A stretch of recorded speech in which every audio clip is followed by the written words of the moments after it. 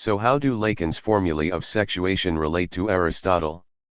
Lacan proposes a reading of the Aristotelian logical square different from the predominant one. He introduces a subtle change into each of the four propositions.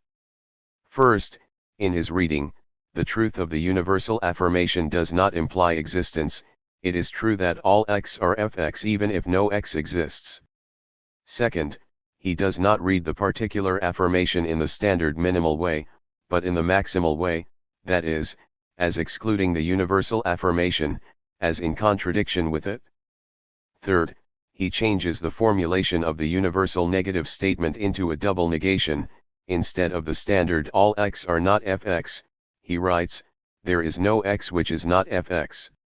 Fourth, he changes the formulation of the negative particular statement, displacing the negation from the function to the quantifier, not some x are not fx, but not all x are fx. What immediately stands out is how contradiction is displaced.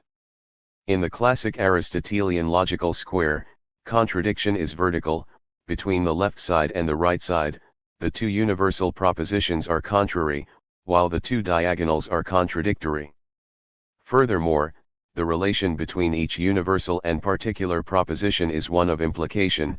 All x are fx implies that some x are fx, and all x are not fx implies that some x are not fx, plus the relation between the two particular propositions is one of compatibility. The standard example, all swans are white and all swans are not white, is contrary. All swans are white and some swans are non-white is contradictory, as well as all swans are non-white and some swans are white. Some swans are white is compatible with some swans are non-white. In the square as rewritten by Lacan, contradictions are only between the upper and the lower levels. All x are fx is in contradiction with there is at least one x which is non-fx, as well as with not all x are fx, and vice versa for there is no x which is not fx. The relationship between the two horizontal couples, the upper and the lower, is, on the contrary, one of equivalence. All x are fx is equivalent to there is no x which is non-fx, and there is at least one x which is non-fx. Is equivalent to not all x are fx. This lesson is crucial. There is no sexual relationship means that there is no direct relationship between the left and the right side, not even that of contrariness or contradiction. The two sides, set side by side, are equivalent, which means they just coexist in a non-relationship of indifference. Contradiction only occurs within each of the sexes, between the universal and the particular of each sexual position. Sexual difference is thus ultimately not the difference between the sexes, but the difference which cuts across the very heart of the identity of each sex, stigmatizing it with the mark of impossibility. If sexual difference is not the difference between the two sexes, but a difference which cuts from within each sex, how then do the two sexes relate to each other? Lacan's answer is indifference. There is no relationship. ILNY pas de rapport sexuel, the two sexes are out of sync. Recall that, on very last page of Seminar 11, Lacan defines the desire of the analyst not as a pure desire, but as a desire to obtain absolute difference. Point 28. In order for the difference to be absolute, it must be a redoubled, self-reflected difference, a difference of differences, and this is what the formulae of sexuation offer, the dynamic antinomy of all and its exception, and the mathematic antinomy of non-all without exception. In other words, there is no direct way to formulate sexual difference. Sexual difference names the real of an antagonism which can only be circumscribed through two different contradictions. Point 29. Let us take a closer look at the first antinomy. Lacan refers here to Peirce's logical square of universal and particular positive and negative propositions, which implies that the truth of a universal affirmative proposition does not imply the existence of a term to which it refers, in contrast to a particular affirmative proposition. Point 30. What are the consequences for psychoanalysis of the purely logical point that the true of a universal affirmation does not imply that a particular element which exemplifies this truth exists? It is true that unicorns have only one horn, but there are nonetheless no unicorns, and if we go by way of a little wild analysis insisting on the phallic value of the single horn growing out of the forehead, This brings us to the paternal phallic authority, to what Lacan calls the name of the father. All fathers are fx is true, but this means that no existing father is really father, that in Hegel's there is no father at the level of his notion. Every father that exists is an exception to the universal notion of father. The order of the function which we introduced here as that of the name of the father is something which has universal value, but, simultaneously, puts on you the charge to control if there is or not a father who fits this function.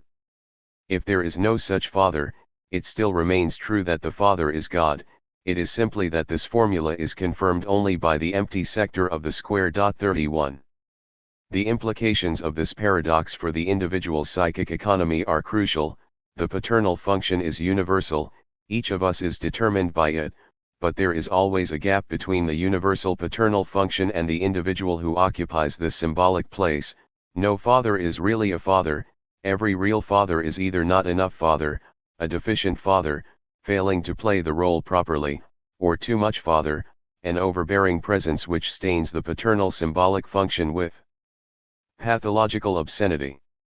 The only father who fully exists is the exception to the universal function, the primordial father external to the symbolic law. 32. Or, a more problematic example, one curious story about Hitler reported in the famous record of his table conversations is that, one morning in the early 1940s, he awoke terrified and then, with tears running down his cheeks, explained to his doctor the nightmare that had haunted him. In my dream, I saw the future overmen. They are so totally ruthless, without any consideration for our pains, that I found it unbearable. The very idea of Hitler, our main candidate for the most evil person of all time, being horrified at a lack of compassion is, of course, weird, but, philosophically, the idea makes sense. What Hitler was implicitly referring to was the Nietzschean passage from Lion to Child. It is not yet possible for us, caught as we are in the reflective attitude of nihilism, to enter the innocence of becoming, the full life beyond justification. All we can do is engage in a self-overcoming of morality through truthfulness. 33. So it is all too easy to dismiss the Nazis as inhuman and bestial. What if the problem was precisely that they remained human, all too human? But let us go further and move to the opposite end of the spectrum, to Jesus Christ. Is not Jesus also a case of the singular exception which implies the inexistence of the universal God? This affirmation of existence as an exception to universal notion cannot but appear anti-Hegelian, Kierkegaardian even. Is not Hegel's point precisely that every existence can be subsumed under a universal essence through notional mediation? But what if we conceive it as the elementary figure of what Hegel called concrete universality? Concrete universality is not the organic articulation of a universality into its species or parts or organs. We approach concrete universality only when the universality in question encounters, among its species or moments, itself in its oppositional determination, in an exceptional moment which denies the universal dimension and is as such its direct embodiment. Within a hierarchical society, the exceptional element are those at the bottom, like the untouchables in India. In contrast to Gandhi, Dr. Ambedkar underlined the futility of merely abolishing untouchability, this evil being the product of a social hierarchy of a particular kind. It was the entire caste system that had to be eradicated. There will be outcasts as long as there are castes. Gandhi responded that, on the contrary, here it was a question of the foundation of Hinduism, a civilization which, in its original form, in fact ignored hierarchy. 34. Although Gandhi and Ambedkar respected each other and often collaborated in the struggle to defend the dignity of the untouchables, their difference here is insurmountable. It is the difference between the organic solution and the truly radical solution. Ambedkar saw clearly how the four-caste structure does not unite four elements which belong to the same order, while the first three castes form a consistent all, an organic triad. The untouchables are, like Marx's Asiatic mode of production, the part of no part, the inconsistent element which, within the system, occupies the place of what the system as such excludes, and, as such, the untouchables stand for universality. Effectively, there are no castes without outcasts. As long as there are castes, there will be an excessive, excremental zero-value element which, while formally part of the system, has no proper place within it. Gandhi obfuscates this paradox, clinging to the possibility of a harmonious structure that would fully integrate all its elements. The paradox of the untouchables is that they are doubly marked by the excremental logic. Not only do they deal with impure excrement, their own formal status within the social body is that of excrement. Hence the properly dialectical paradox: to break out of the caste system, it is not enough to reverse the untouchable status, elevating them into the children of God. The first step should rather be exactly the opposite one, to universalize their excremental status to the whole of humanity. But is there an inconsistency here? First, the claim was that every particular entity is an exception, unfit as an example of its universality. Then we posited the exception as the singular master signifier which holds, within a structure, the place of its lack. The solution lies in the redoubled exception: every particular entity is in the position of an exception with regard to its universality. With regard to the series of normal exceptions, the master signifier which represents the subject is the exception to the exception, the only place of direct universality. In other words, in the master signifier, the logic of exception is taken to its reflexive extreme. The master signifier is totally excluded from the universal order, and, as such, it immediately stands for universality as opposed to its particular content. Such oppositional determination subjectivizes a structure. How? To grasp this logic of subjectivization, one has to introduce the difference between the enunciated and its process of enunciation, that is, Lacan's difference between the subject of the enunciated and the subject of enunciation. The exception with regard to the universal order is the subject itself, its position of enunciation. To put it in somewhat simplistic terms, insofar as universality is in front of me, the object of my thought or speech, I occupy by definition a place of minimal externality with regard to it, no matter how much I locate myself as a residential cogitans, as a determinate object within the reality I am grasping. That tiny spot in my world is not me as the point of self-consciousness, the point from which I speak or think. Of course, all my positive properties or determinations can be objectivized, but not myself as the singular self-reflexive point of enunciation. In this simple but strict sense, the subject is more universal than universality itself. It may be a tiny part of reality, a tiny speck in the great chain of being, but it is simultaneously the singular point encompassing reality as something that appears within its horizon. We experience this exception in a pointed way apropos statements which concern our mortality. Every human is mortal implicitly excludes me as mortal, accepts me from the universality of mortals, although I know very well that I am also mortal. One should take a step further here. Not only is the subject a crack in universality, an X which cannot be located in a substantial totality, there is universality only for the subject. Only from the minimally exempted subjective standpoint can an all, a universality, appear as such, never to someone or something fully embedded in it as its particular moment. In this sense, exception literally grounds universality. Formulae of sexuation: the non-all. What if there is no such exception?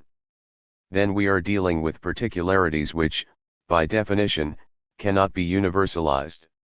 The most interesting case is that of so-called direct democracy in its different forms. Political theorists and activists who today advocate such an approach, fighting for local self-organization against state power and representative democracy, as a rule hold to the utopian idea of a radical revolutionary rupture through which direct democratic self-organization will encompass the entire social body. Typical here is Hart and Negri's Multitude. After describing multiple forms of resistance to empire, the book ends with a messianic note pointing towards the great rupture, the moment of decision when the movement of multitudes will be transubstantiated into the sudden birth of a new world. After this long season of violence and contradictions, global civil war, corruption of imperial biopower, and infinite toil of the biopolitical multitudes, the extraordinary accumulations of grievances and reform proposals must at some point be transformed by a strong event, a radical insurrectional demand. 35 However, at this point, where one would expect some theoretical determination of this rupture, what we get is again a withdrawal into philosophy. A philosophical book like this, however, is not the place for us to evaluate whether the time for revolutionary political decision is imminent. 36 Hart and Negri here make an all too hasty leap. Of course one cannot ask them for a detailed empirical description of the decision, of the passage to the globalized absolute democracy, to the multitude that will rule itself, but what if their justified refusal to engage in pseudo-concrete futuristic predictions masks an inherent notional deadlock or impossibility? That is to say, what one can and should expect is some description of the notional structure of this qualitative jump, of the passage from the multitudes resisting the one of sovereign power to the multitudes annihilating state power and directly becoming the global structuring principle of society. Leaving the notional structure of this passage in a darkness elucidated only by vague homologies and examples from resistance movements only raises the suspicion that this direct, self-transparent rule of everyone over everyone, this democracy tout court, will coincide with its opposite. This is why such generalization is properly utopian. It cannot see its own structural impossibility, how it can only thrive within a field dominated by what it fights against. To better grasp this notion of the non-all, let us turn to a wonderful dialectical joke in Lubitsch's Ninotchka. The hero visits a cafeteria and orders coffee without cream. The waiter replies, "Sorry, but we've run out of cream. Can I bring you coffee without milk?" 37 In both cases, the customer gets straight coffee, but this one coffee is each time accompanied by a different negation, first coffee with no cream, then coffee with no milk. 38 What we encounter here is the logic of differentiality where the lack itself functions as a positive feature, the paradox also rendered nicely by an old Yugoslav joke about Montenegrins. Why does a Montenegrin guy, when going to sleep, put two glasses, one full and one empty, at the side of his bed? Because he is too lazy to think in advance whether he will be thirsty during the night. The point of this joke is that the absence itself has to be positively registered. It is not enough to have a full glass of water, since, if the Montenegrin is not thirsty, he will simply ignore it. This negative fact itself has to be registered. The no need for water has to be materialized in the void of the empty glass. A political equivalent can be found in a well-known joke from socialist-era Poland. A customer enters a store and asks, "You probably don't have butter, or do you?" The answer, "Sorry, but we're the store that doesn't have toilet paper, the one across the street is the one that doesn't have butter." Or consider contemporary Brazil where, during a carnival, people from all classes will dance together in the street, momentarily forgetting their race and class differences, but it is obviously not the same if a jobless worker joins the dance, forgetting his worries about how to take care of his family, or if a rich banker lets himself go and feels good about being one with the people, forgetting that he has just refused a loan to the poor worker. They are both the same on the street, but the worker is dancing without milk, while the banker is dancing without cream. We should supplement the structure of the unsaid that accompanies what is said, of the negation which reverberates in what is asserted, with the symmetrical version of getting more than you asked for in the terms of our joke, of getting coffee with milk when one asked only for a black coffee. Is not this ideological mechanism structurally the same as the relationship between played and unplayed notes in Schumann's Humoresque? The point is that the way ideology cheats is not so much by directly lying, but by engendering the wrong unsaid implication.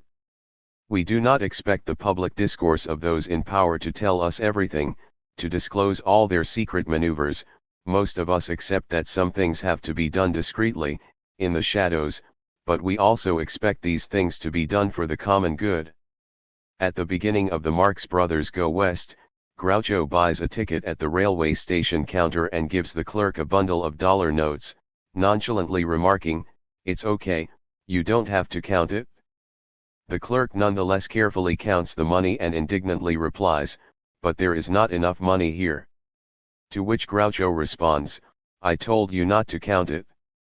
Did not Dick Cheney treat us in a similar way when he said that, in the War on Terror, some things had to be done out of public view in order to get results? When we were shocked to discover the truth about mass killings, torture, etc., but also about Cheney promoting his own business interests. His reply was basically, I told you things have to be done out of public view. Can the underlying logic of these jokes, however, really be reduced to differentiality? Is coffee with no milk instead of coffee with no cream a case of symbolic differentiality, of absence itself counting as a positive feature? In other words, in both cases, what we really get is exactly the same plain coffee, the difference residing only in the purely differential fact that the absence which defines this coffee is the absence of milk instead of the absence of cream, and, as we know from Lacan, there is no absence in the real. Things can be present in the mode of absence only in the symbolic space where something can be missing at its place. 39 What complicates the issue is the double negation at work in coffee. With no milk, this coffee is not just with no milk but not with no cream, and this second negation is not purely symbolic, even if it may appear that what is added is just a new differential opposition. It is coffee with milk which would have functioned differentially, as coffee with no cream, and, within this differential space, coffee not with no cream is simply coffee with cream. Is it then that we have to add another differential opposition, that of coffee with X versus coffee without X? Our thesis is that this last opposition is not symbolic or differential, since it concerns the objet petit, the real of a genus qua which makes coffee an object of desire, that which is in coffee more than coffee itself. Or, as Alenka Zupancic subtly reconstructed the waiter's reasoning, if wants just straight coffee, he should have been indifferent towards what it is without. There is thus a desire at work in his explicit rejection of cream, and, as a good waiter, I should try to follow this desire, since, in this case, coffee without cream is in no way the same as straight coffee.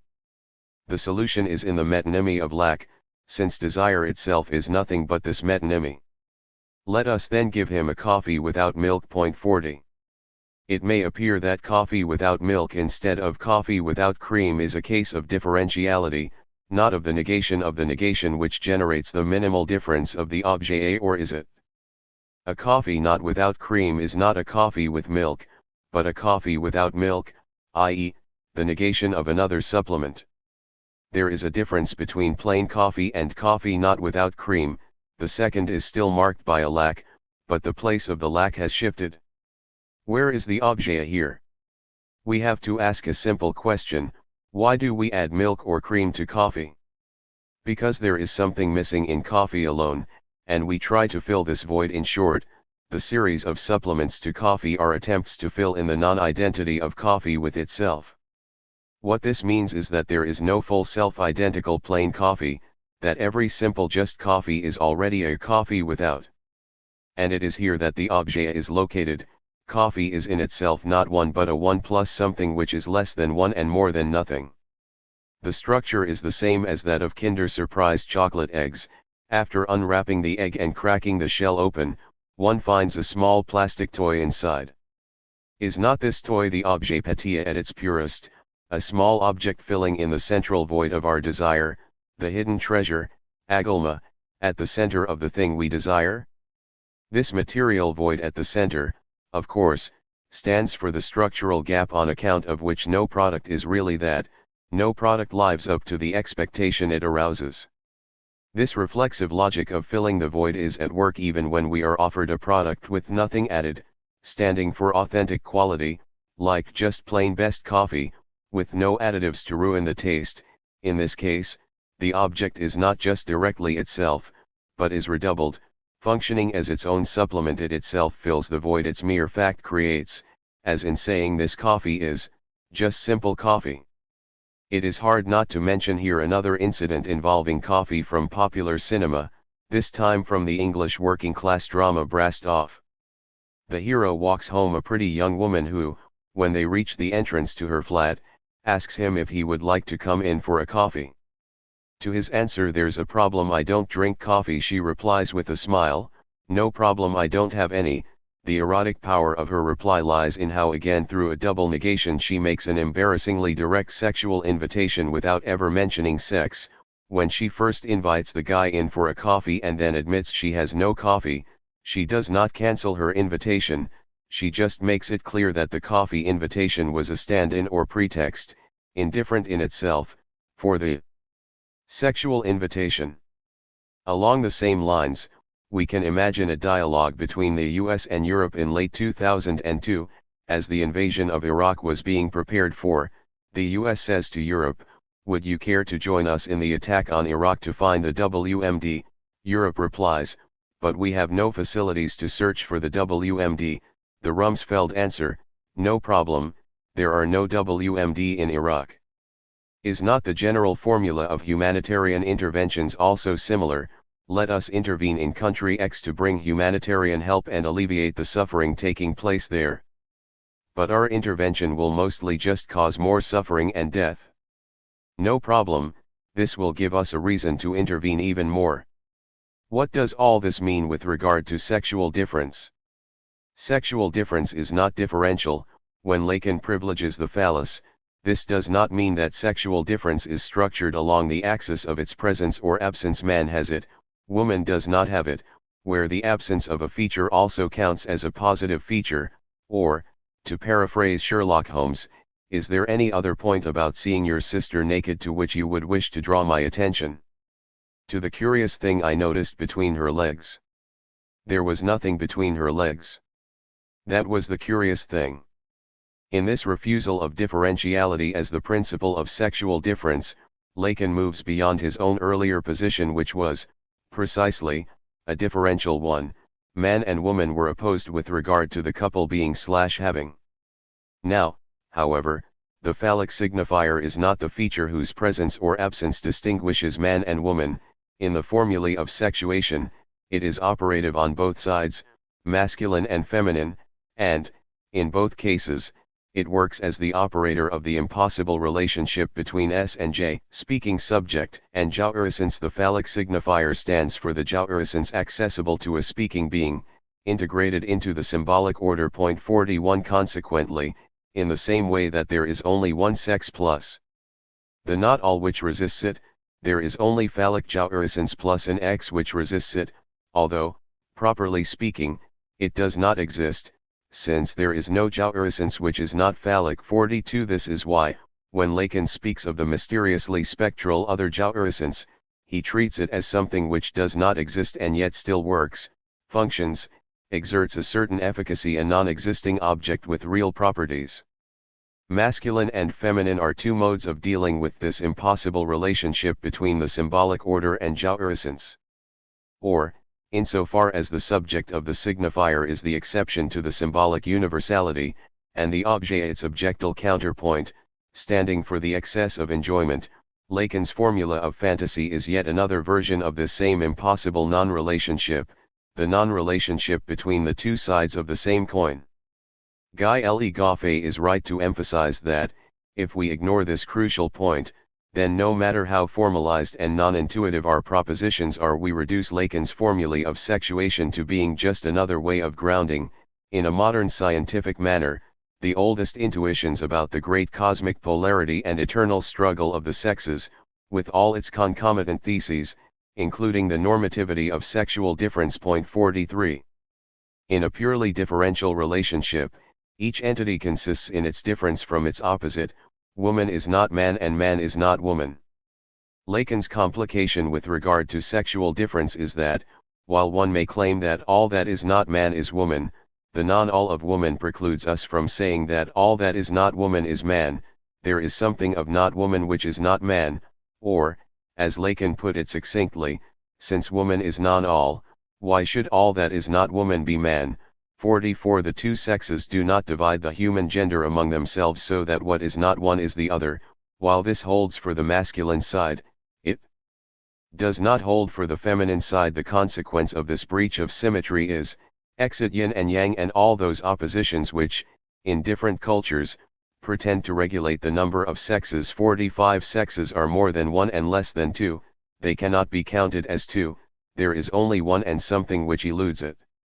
In other words, 1 plus a precedes 1 plus 1. Consequently, what, on the feminine side, contradicts the negative universal, that is, the negative particular of non-all RXFX, is The affirmation of the nothing pursued by Lacan from the very beginning, this nothing which is neither that of Hegel nor that of Freud, the very absence of the subject to whom one could attach a predicate. This affirmation is thus the affirmation of that which exists with regard to a function, without satisfying this function. 46. In other words, since there is no x for which it holds that non-fx, the x which makes the set non-all can only be this nothing itself, the barred subject. This is how we should read the impossible conjunction of and a, the subject is the void, the empty position, a subject without a predicate, while a is a predicate without its proper subject, something like coffee without milk. 47. This notion of the subject as more than one but less than two accounts for why being alone and being solitary are not the same. One can be solitary without being alone insofar as one can still be in company with oneself, with the shadowy double of oneself.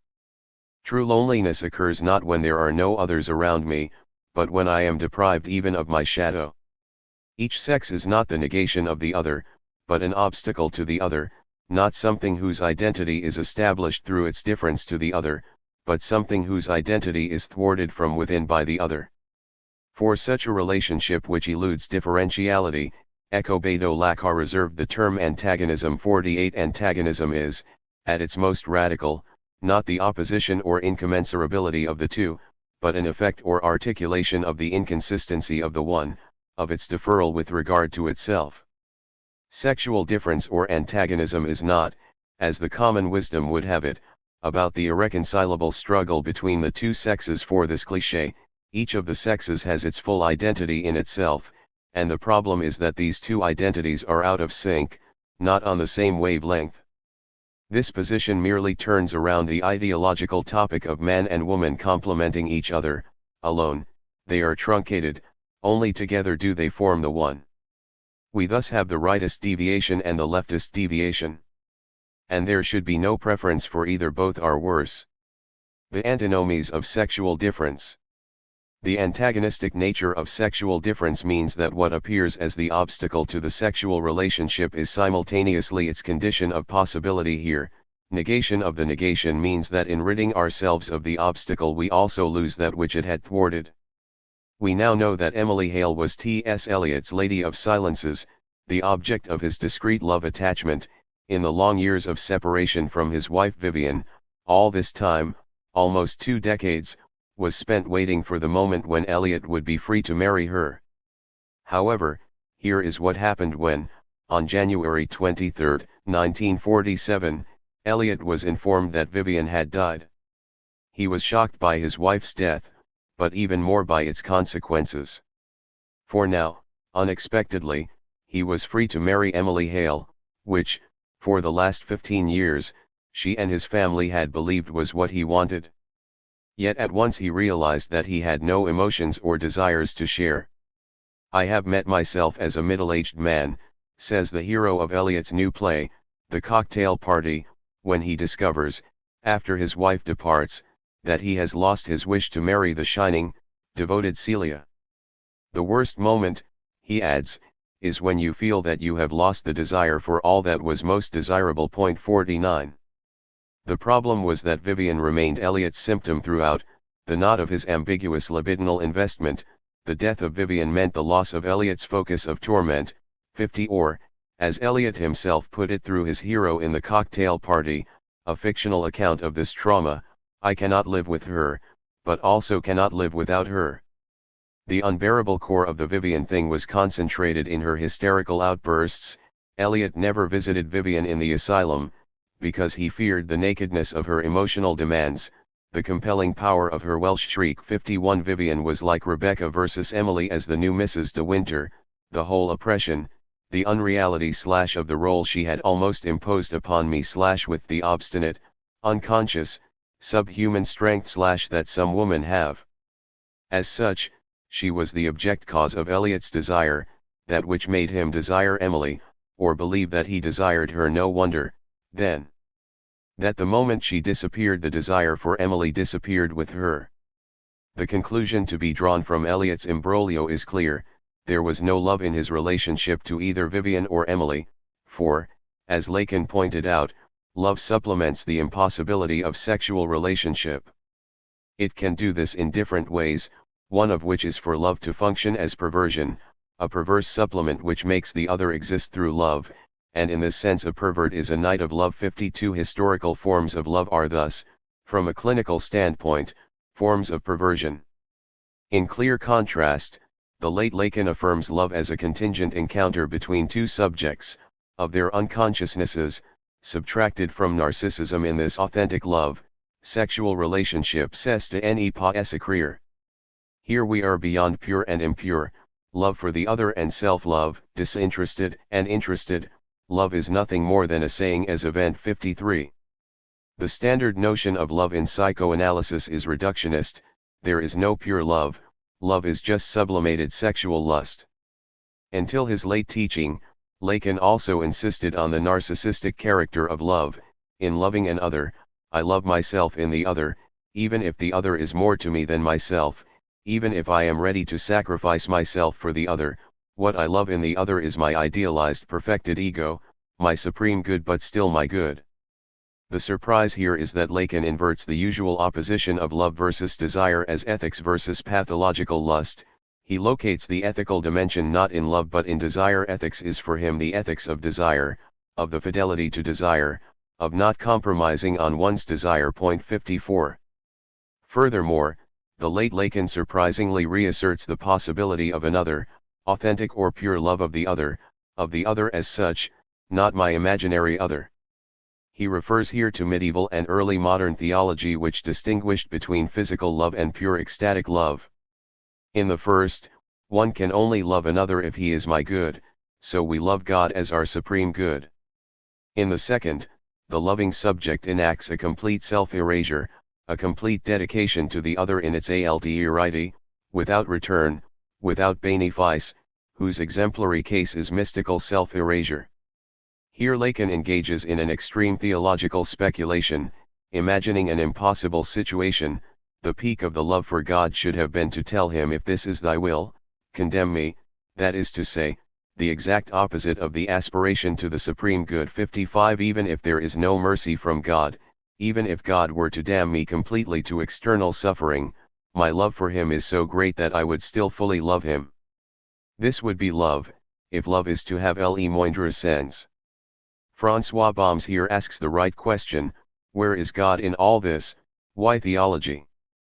As he perceptively notes, pure love must be distinguished from pure desire. The latter implies the murder of its object. It is a desire purified of all pathological objects, as desire for the void or lack itself, while pure love needs a radical other to refer to. 56. This is why the radical other is a necessary correlate of pure love.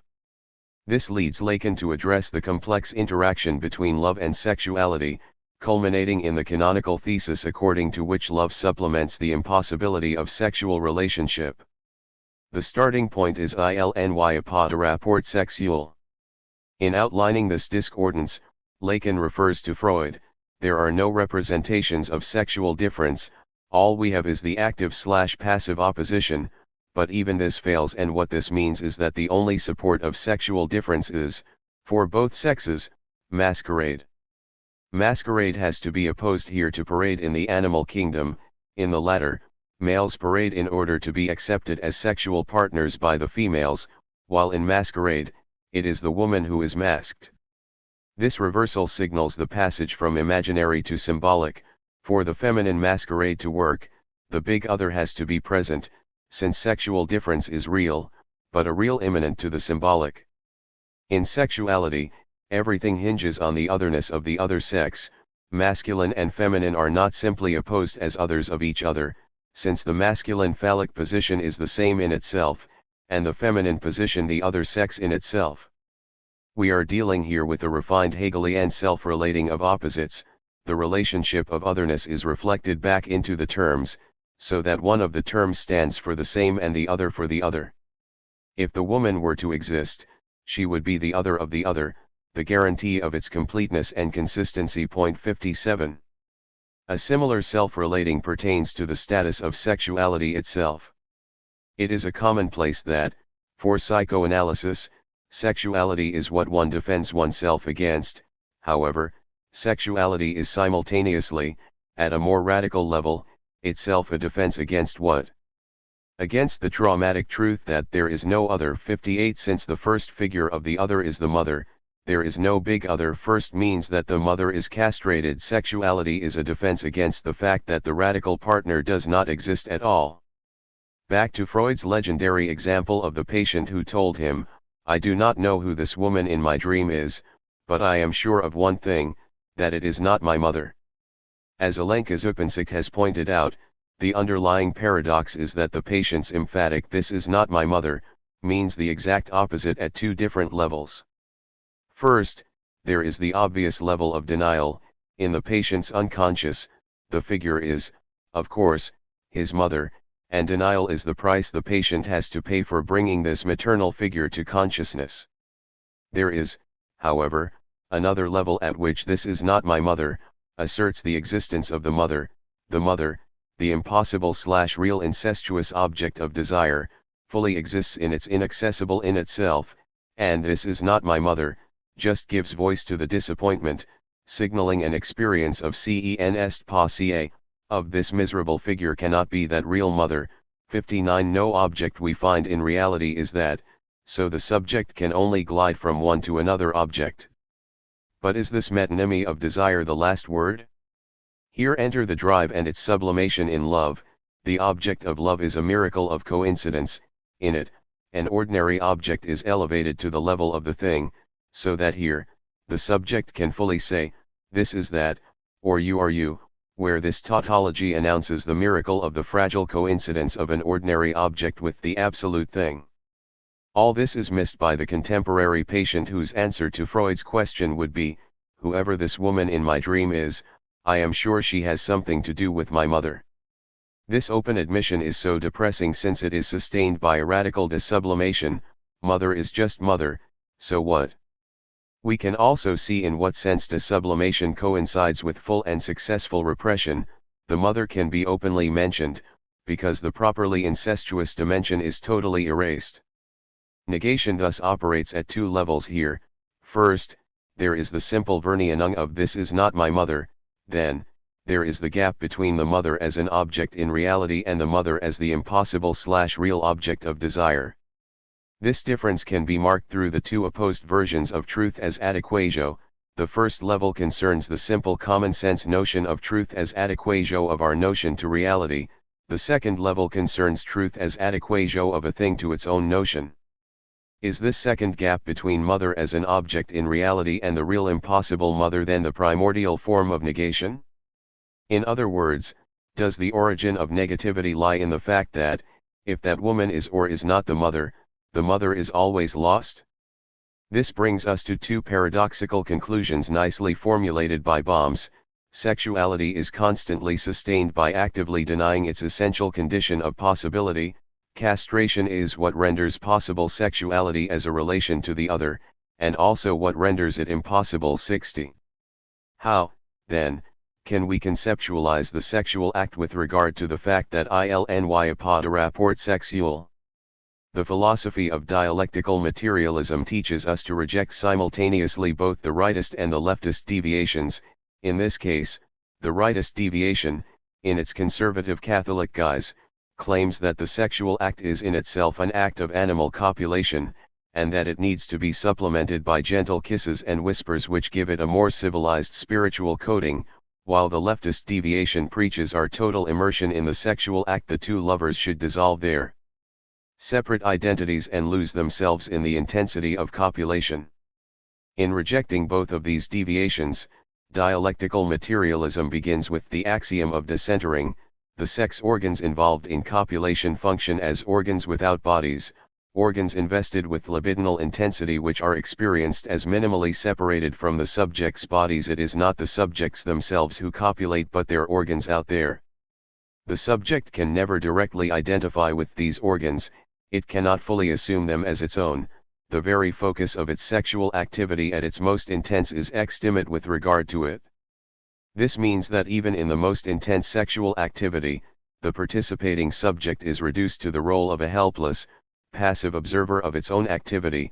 to a gaze fascinated by what is taking place, and it is this coincidence of the most intense activity with a helplessly fascinated passivity which constitutes the subjective attitude of the subject involved in a sexual act. There is more to this passivity than may at first appear. In De Anima, Tertullian provides a delightful description of the sexual act, orgasm included. In the traditional Christian manner, he first endorses the act itself, rejecting it only when it is excessive. The difficulty here, of course, is that with regard to human sexuality proper it is formally impossible to distinguish normal or modest sexual activity from its excessive eroticization. The explanation lies in the inherent reflexivity of sexualization discovered already by Freud. The protective rituals designed to keep excessive sexuality at bay become sexualized themselves, the prohibition of desire reverts into the desire of prohibition, and so on. One can thus imagine a couple reducing their sexual activity to a minimal level, depriving it of all excess, only to find that the minimalism itself becomes invested with an excessive sexual jouissance. Therein lies the obscenity of Tertullian's de facto role. One can imagine a couple, tired of experimenting and orgies, deciding to do it a la Tertullian as a last desperate solution to make sex more exciting. There is no excessive sex because, the moment we enter the human universe, sex itself is an excess. Tertullian then goes on to describe how, in the sexual act, both the soul and the flesh discharge a duty together. The soul supplies desire, the flesh contributes the gratification of it, the soul furnishes the instigation, the flesh affords the realization. The entire man being excited by the one effort of both natures, his seminal substance is discharged, deriving its fluidity from the body, and its warmth from the soul. Now if the soul in Greek is a word which is synonymous with cold, how does it come to pass that the body grows cold after the soul has quitted it? Indeed, I cannot help asking, whether we do not, in that very heat of extreme gratification when the generative fluid is ejected, feel that somewhat of our soul has gone from us? And do we not experience a faintness and prostration along with a dimness of sight? This, then, must be the soul-producing seed, which arises at once from the outdrip of the soul, just as that fluid is the body-producing seed which proceeds from the drainage of the flesh. 61. However, what if we read the claim that, in orgasm, somewhat of our soul has gone from us, not as a transferring of the soul from the father to the future newborn, but ignoring insemination and focusing on the phenomenology of the act itself as a kenotic emptying of the subject's substantial content? What if, in the orgasm, the subject is momentarily deprived of the ballast of its wealth of personality and is reduced to the evanescent void of a pure subject witnessing its own disappearance? Bohm systematized this paradoxical nature of sexuality in a Kantian way, enumerating a series of antinomies of sexual reason.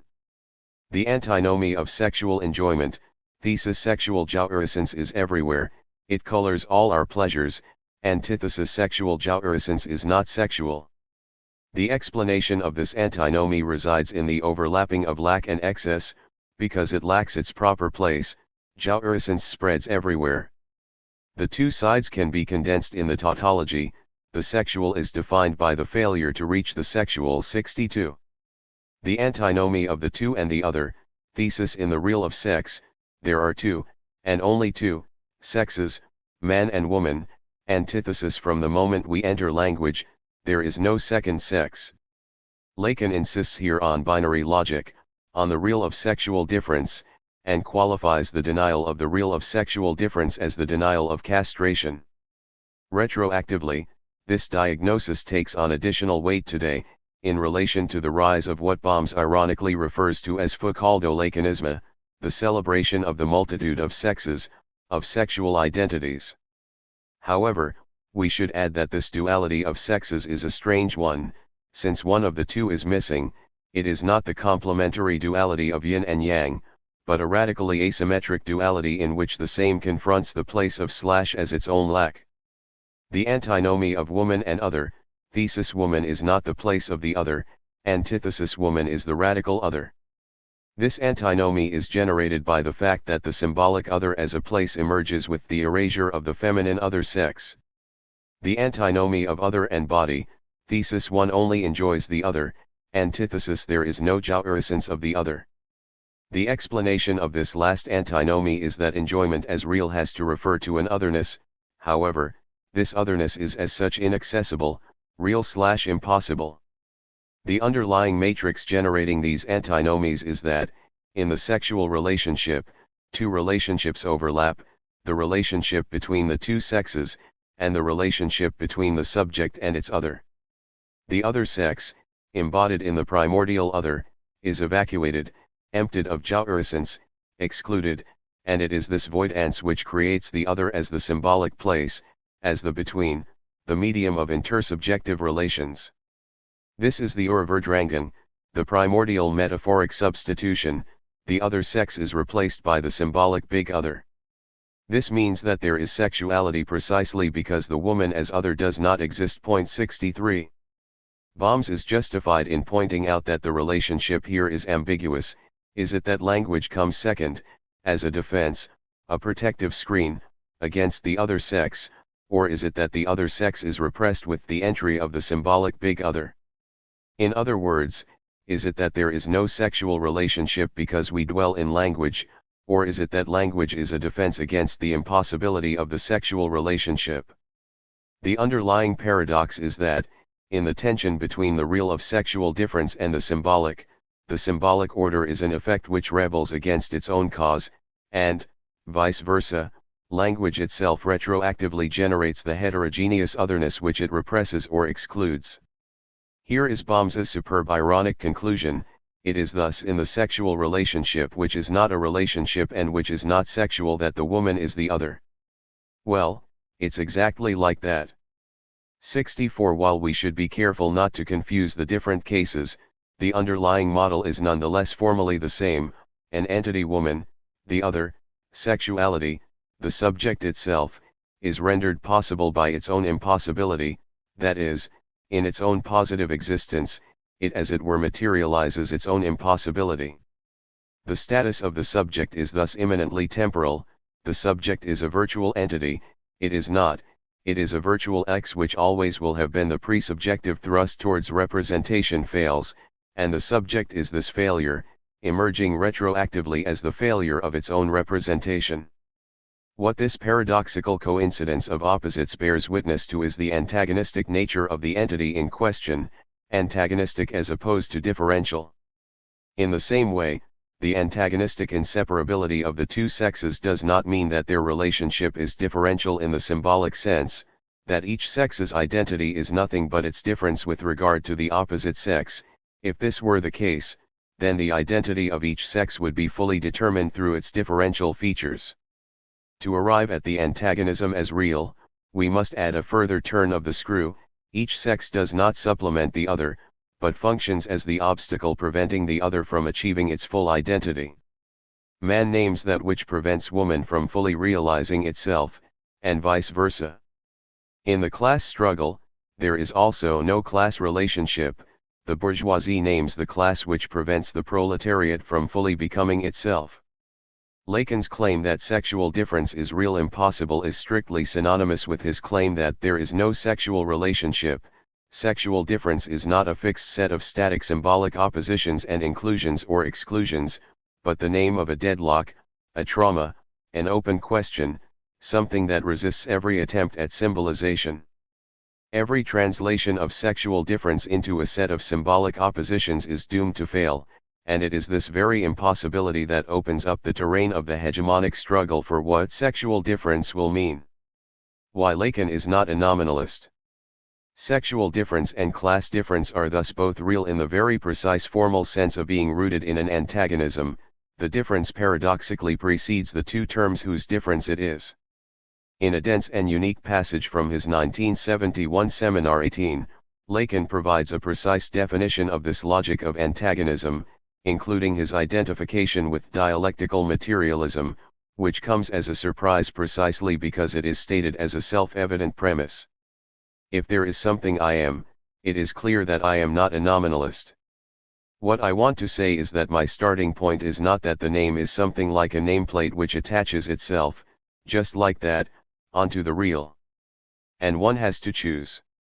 If one is a nominalist, one has to renounce completely dialectical materialism, so that, all in all, I evidently reject the nominalist tradition, which is effectively the only danger of idealism which can arise in a discourse like mine.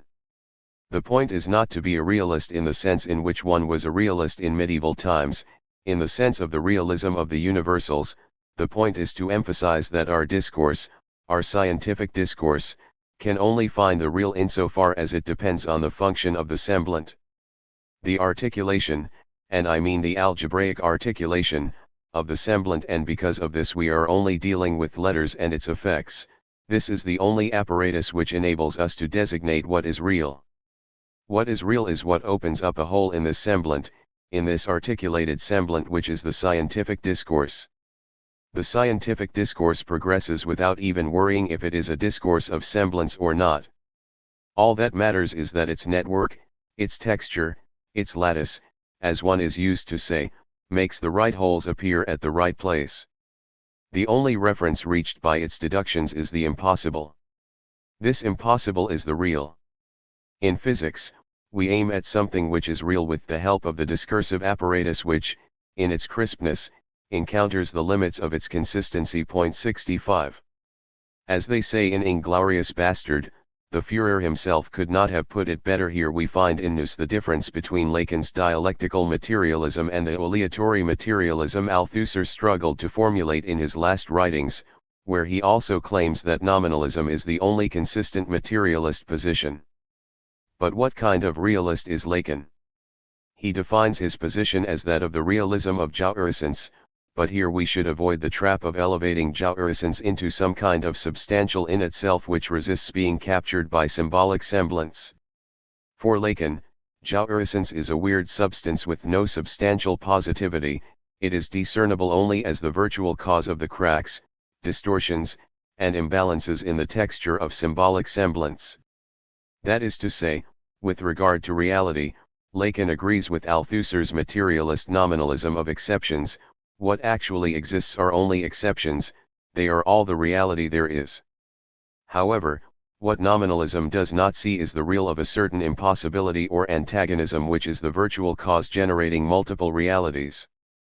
In his book on modernity, Jameson deploys this real in his concise critique of recently fashionable theories of alternate modernities. How then can the ideologues of modernity in its current sense manage to distinguish their product, the information revolution, and globalized, free market modernity from the detestable older kind, without getting themselves involved in asking the kinds of serious political and economic, systemic questions that the concept of a postmodernity makes unavoidable? The answer is simple: you talk about alternate or alternative modernities. Everyone knows the formula by now. This means that there can be a modernity for everybody which is different from the standard or hegemonic Anglo-Saxon model. Whatever you dislike about the latter, including the subaltern position it leaves you in, can be effaced by the reassuring and cultural notion that you can fashion your own modernity differently, so that there can be a Latin American kind, or an Indian kind, or an African kind, and so forth. But this is to overlook the other fundamental meaning of modernity, which is that of a worldwide capitalism itself. 66. The significance of this critique reaches far beyond the case of modernity. It concerns the fundamental limitation of nominalist historicizing. The recourse to the multitude is false not because it does not recognize a unique fixed essence of modernity, but because multiplication here functions as a disavowal of the antagonism that inheres in the notion of modernity as such. Its falsity lies in the fact that it frees the universal notion of modernity of its antagonism, of the way it is embedded in the capitalist system, by relegating this aspect to just one of its historical subspecies. 67. Insofar as this inherent antagonism could be designated as a castrative dimension, and insofar as, according to Freud, the disavowal of castration is represented as the multiplication of phallus representatives, it is easy to conceive such a multiplication of modernities as a form of fetishist disavowal. Jameson's critique of the notion of alternate modernities thus provides a model for the properly dialectical relationship between the universal and the particular. The difference is not on the side of particular content, but on the side of the universal. The universal is not the encompassing container of the particular content, the peaceful medium or background for the conflict of particularities. The universal as such is the site of an unbearable antagonism or self-contradiction, and its particular species are ultimately nothing but so many attempts to obfuscate/reconcile/master this antagonism. In other words, the universal names the site of a problem deadlock, of a burning question, and the particulars are attempted but failed answers to this problem. For example, the concept of the state names a certain problem: how to contain the class antagonism of a society. All particular forms of the state are so many attempts to find a solution to this problem. This is how we should read Lacan's statement that the point is not to be a realist in the medieval sense, but in the sense that our discourse can only find the real insofar as it depends on the function of the semblant. Reality is a semblant, but not in the simple sense that it is a deceptive appearance hiding true being. There is nothing, no true substantial real, behind the veil of phenomenal reality. Reality is a semblant in the sense that its structure already materializes a certain fantasy which obfuscates the real of a social antagonism.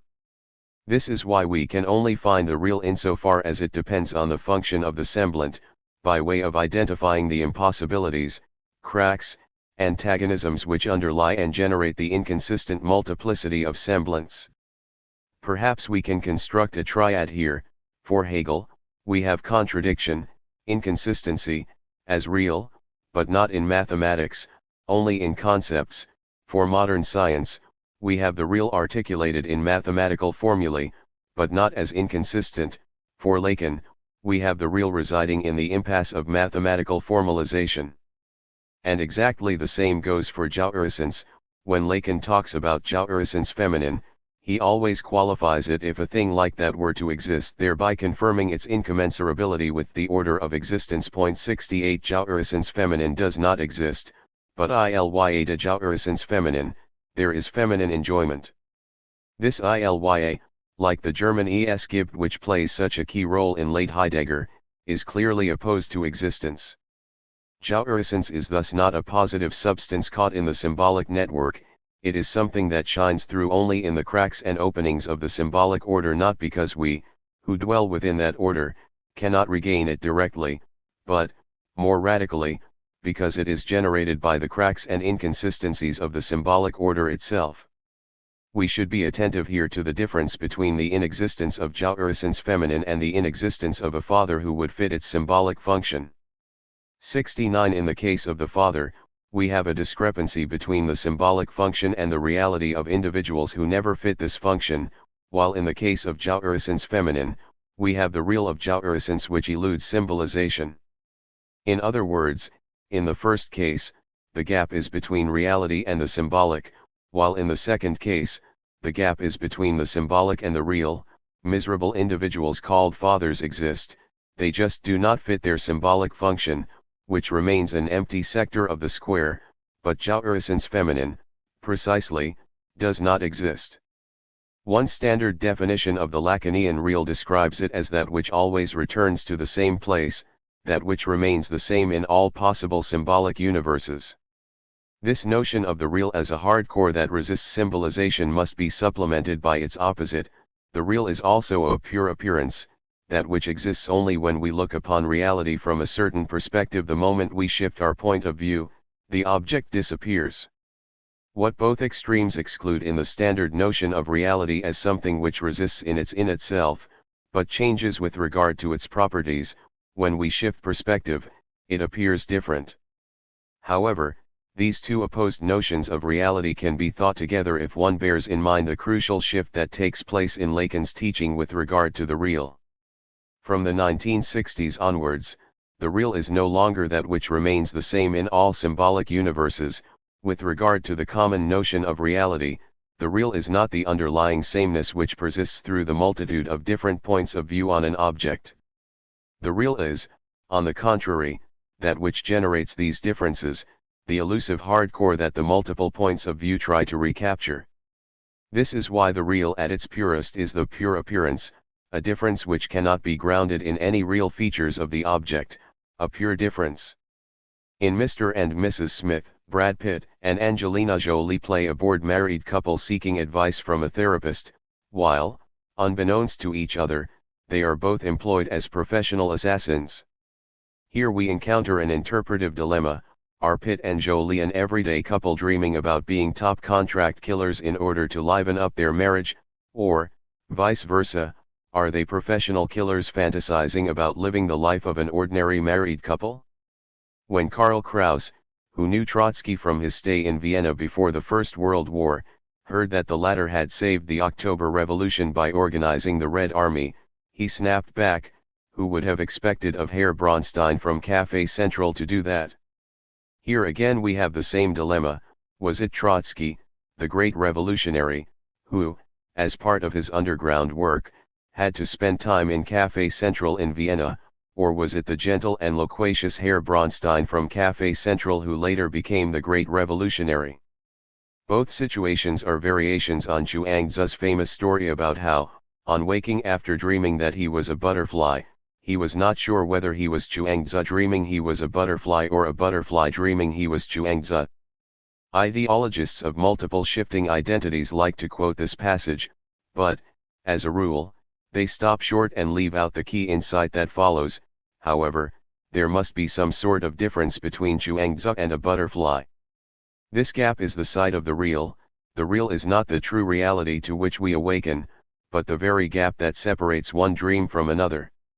On a closer look, however, we can immediately see that there is a further step to be taken here, since the relationship of the two opposites is not symmetrical.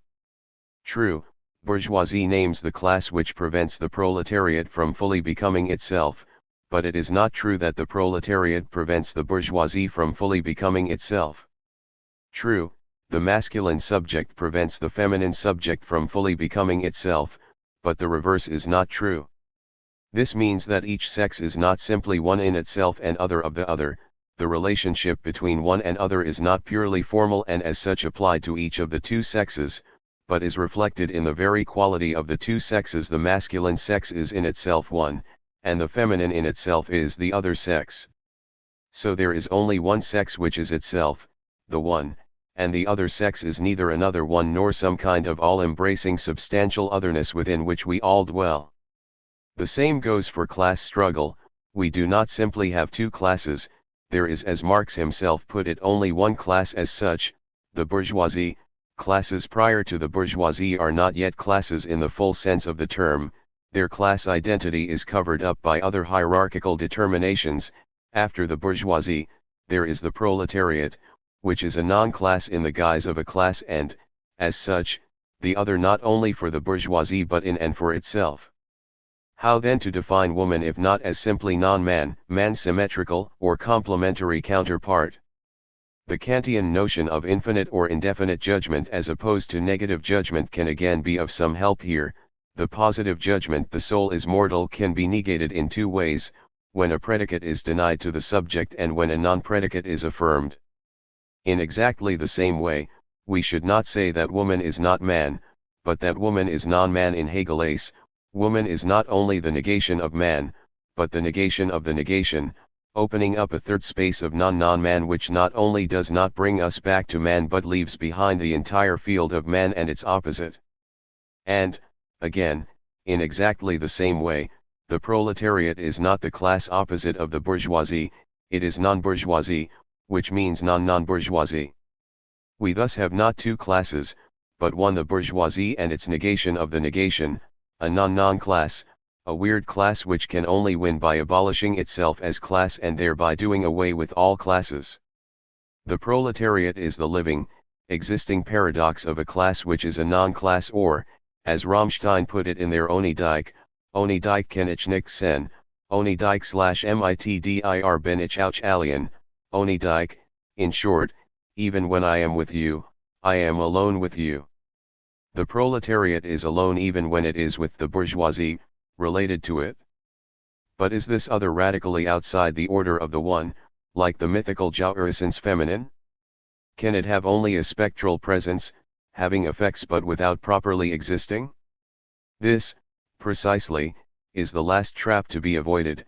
No, the other which is not one is even more here than the one. Women are here, workers are here. What then is their status? Let us go by way of a more general ontological thesis. we get from 1 to 2 because 1 is not fully 1, the emergence of 2 is an attempt by 1 to catch its own excess through its own reduplication. In other words, in the passage from 1 to 2, the split implicit in 1 is explicated. However, this series of 1s 1 plus 1 plus 1 plus, never reaches the 2 of radical otherness, the other which cannot be reduced to another 1. How to reach this otherness? There are two potential traps here: evading the impasse of radical otherness by positing an original multiplicity which is only secondarily constrained by binary logic, elevating otherness, in 11 Asian or some other way, into a substantial force or side which dominates me. Lacan avoids this trap by formulating the antinomy of the other. Thesis: there is the other, the unconscious is the speech of the other, desire is desire of the other is the place of truth presupposed or implied even when we are lying, and so on. Antithesis: there is no other, the other is barred, inconsistent, lacking, the goal of the analysis is to bring the subject to assume the other's inexistence, and so forth. Point 70. To clarify this, we should first note that both thesis and antithesis can be read in three different ways.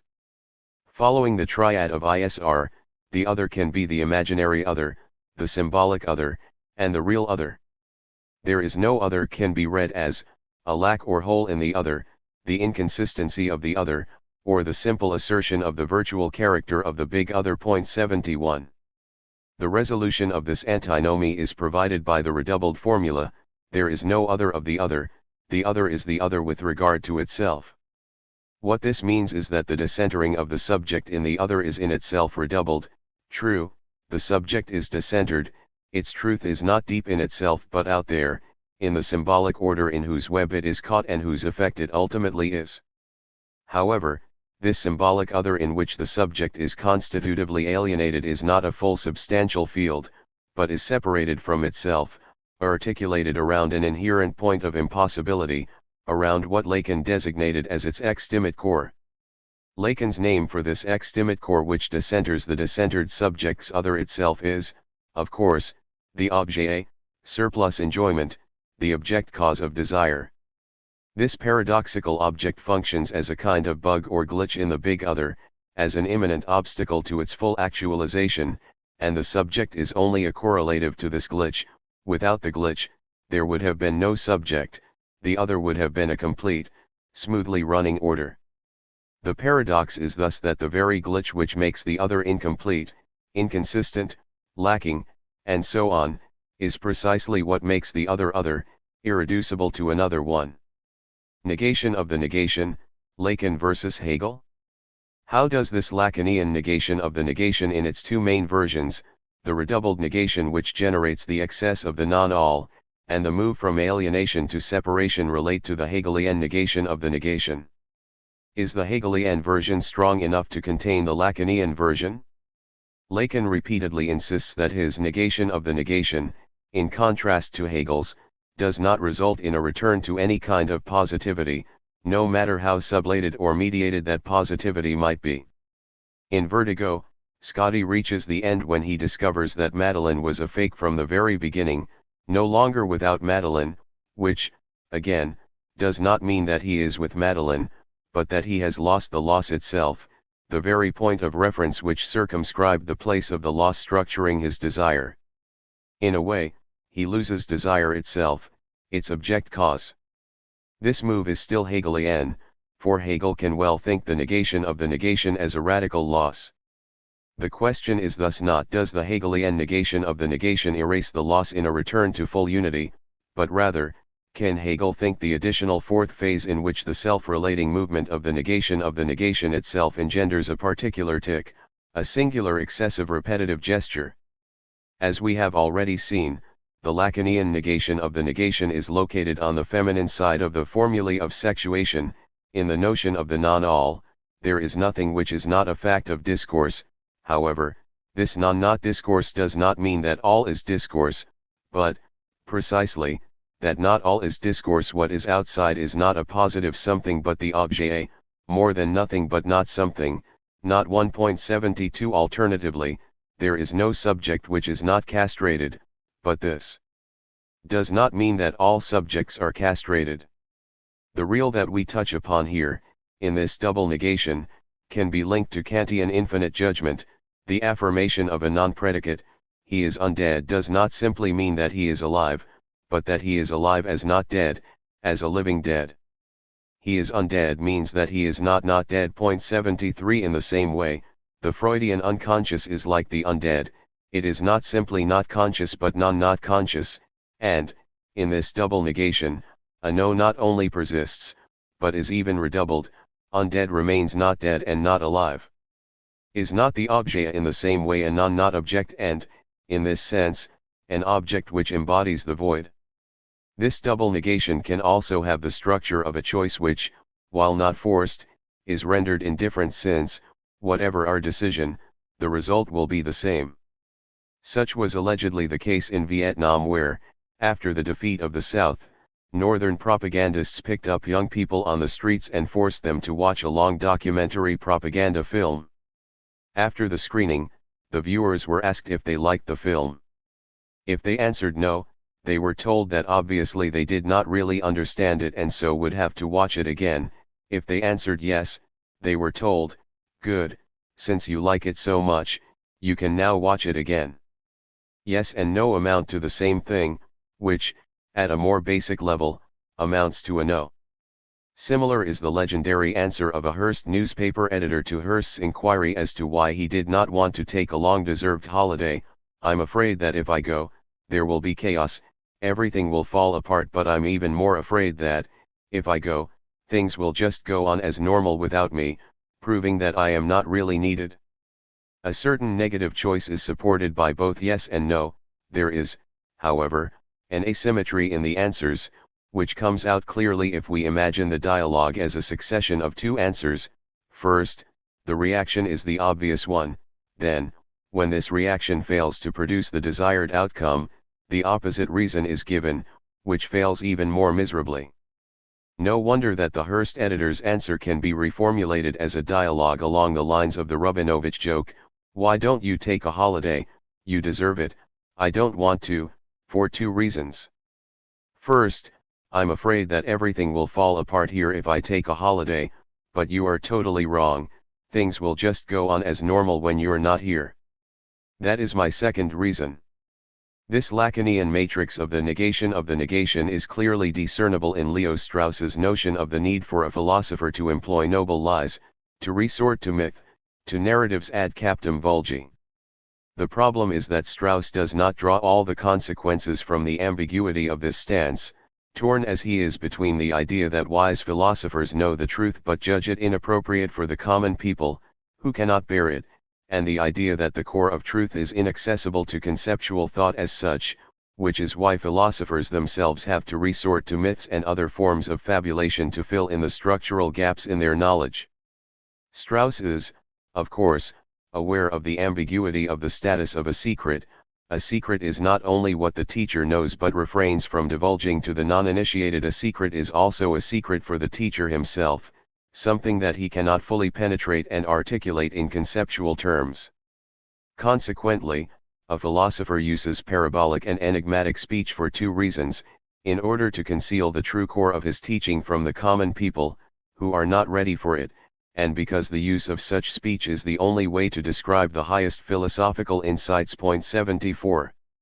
No wonder, then, that Strauss answers in a properly Hegelian way the common-sense reproach according to which, when we are offered an esoteric explanation of a work which is already in itself esoteric, the explanation will be twice as esoteric and, consequently, twice as difficult to understand as the esoteric work itself. Thanks to Maimonides, the secret teaching is accessible to us in two different versions, in the original biblical version, and in the derivative version of Guide. Each version by itself might be wholly incomprehensible, but we may become able to decipher both by using the light which one sheds on the other. Our position resembles then that of an archaeologist confronted with an inscription in an unknown language, who subsequently discovers another inscription reproducing the translation of that text into another unknown language, wrote the guide according to the rules which he was wont to follow in reading the Bible.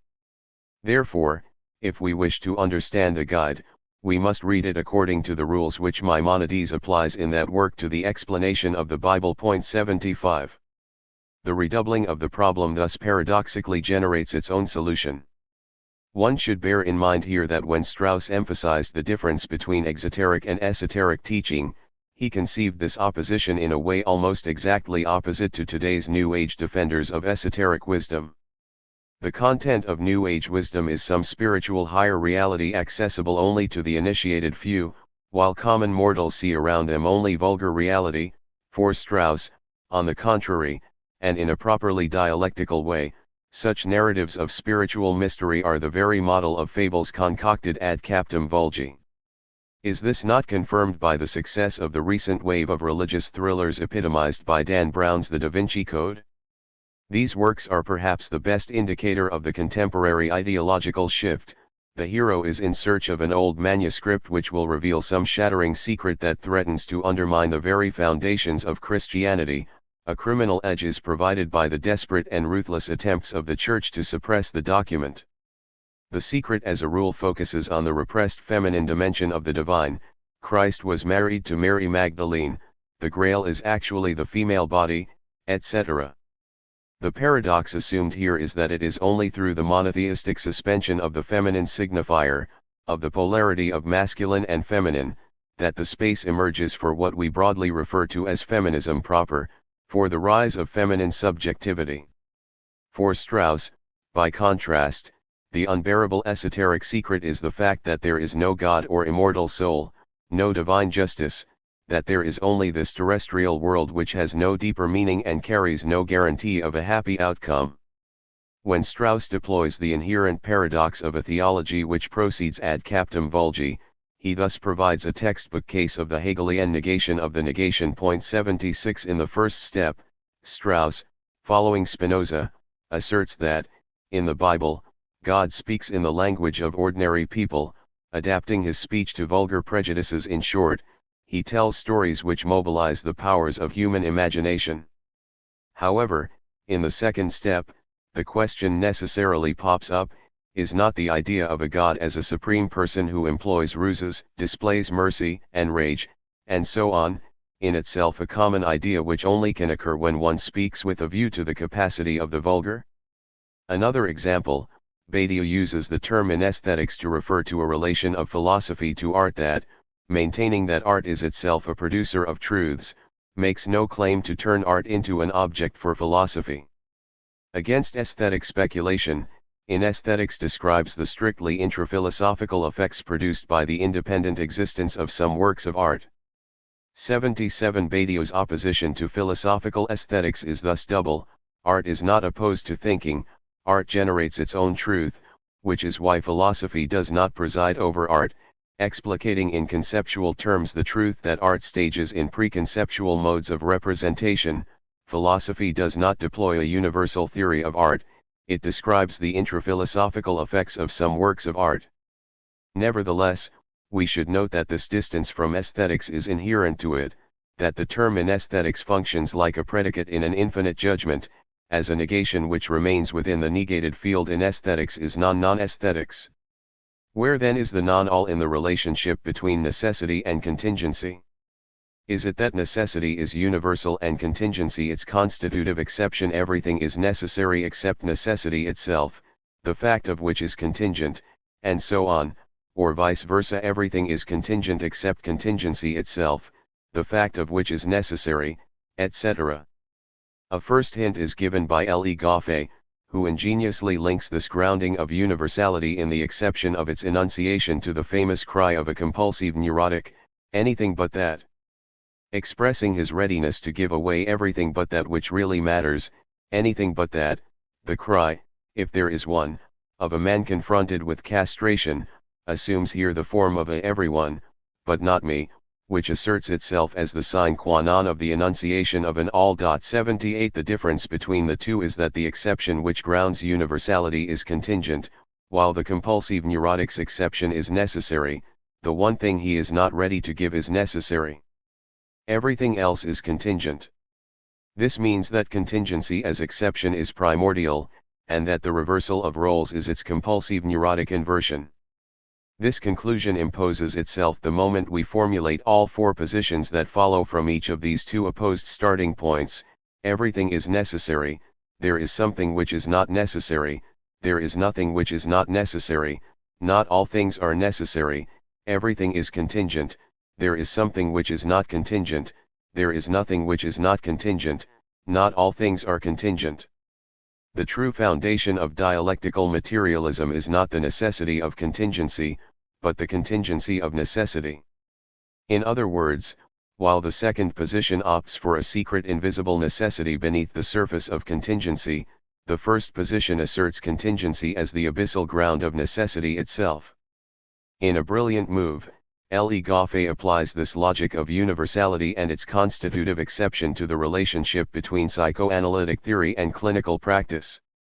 In the standard theoretical view, particular cases are used to verify a general concept. Say, we analyze a concrete case of paranoia and see if it fits our general notion.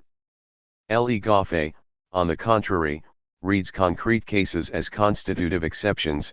Each case rebels against its universality, it never simply illustrates it. However, Le Goffet here all too naively endorses the opposition between conceptual realists and empirical nominalists.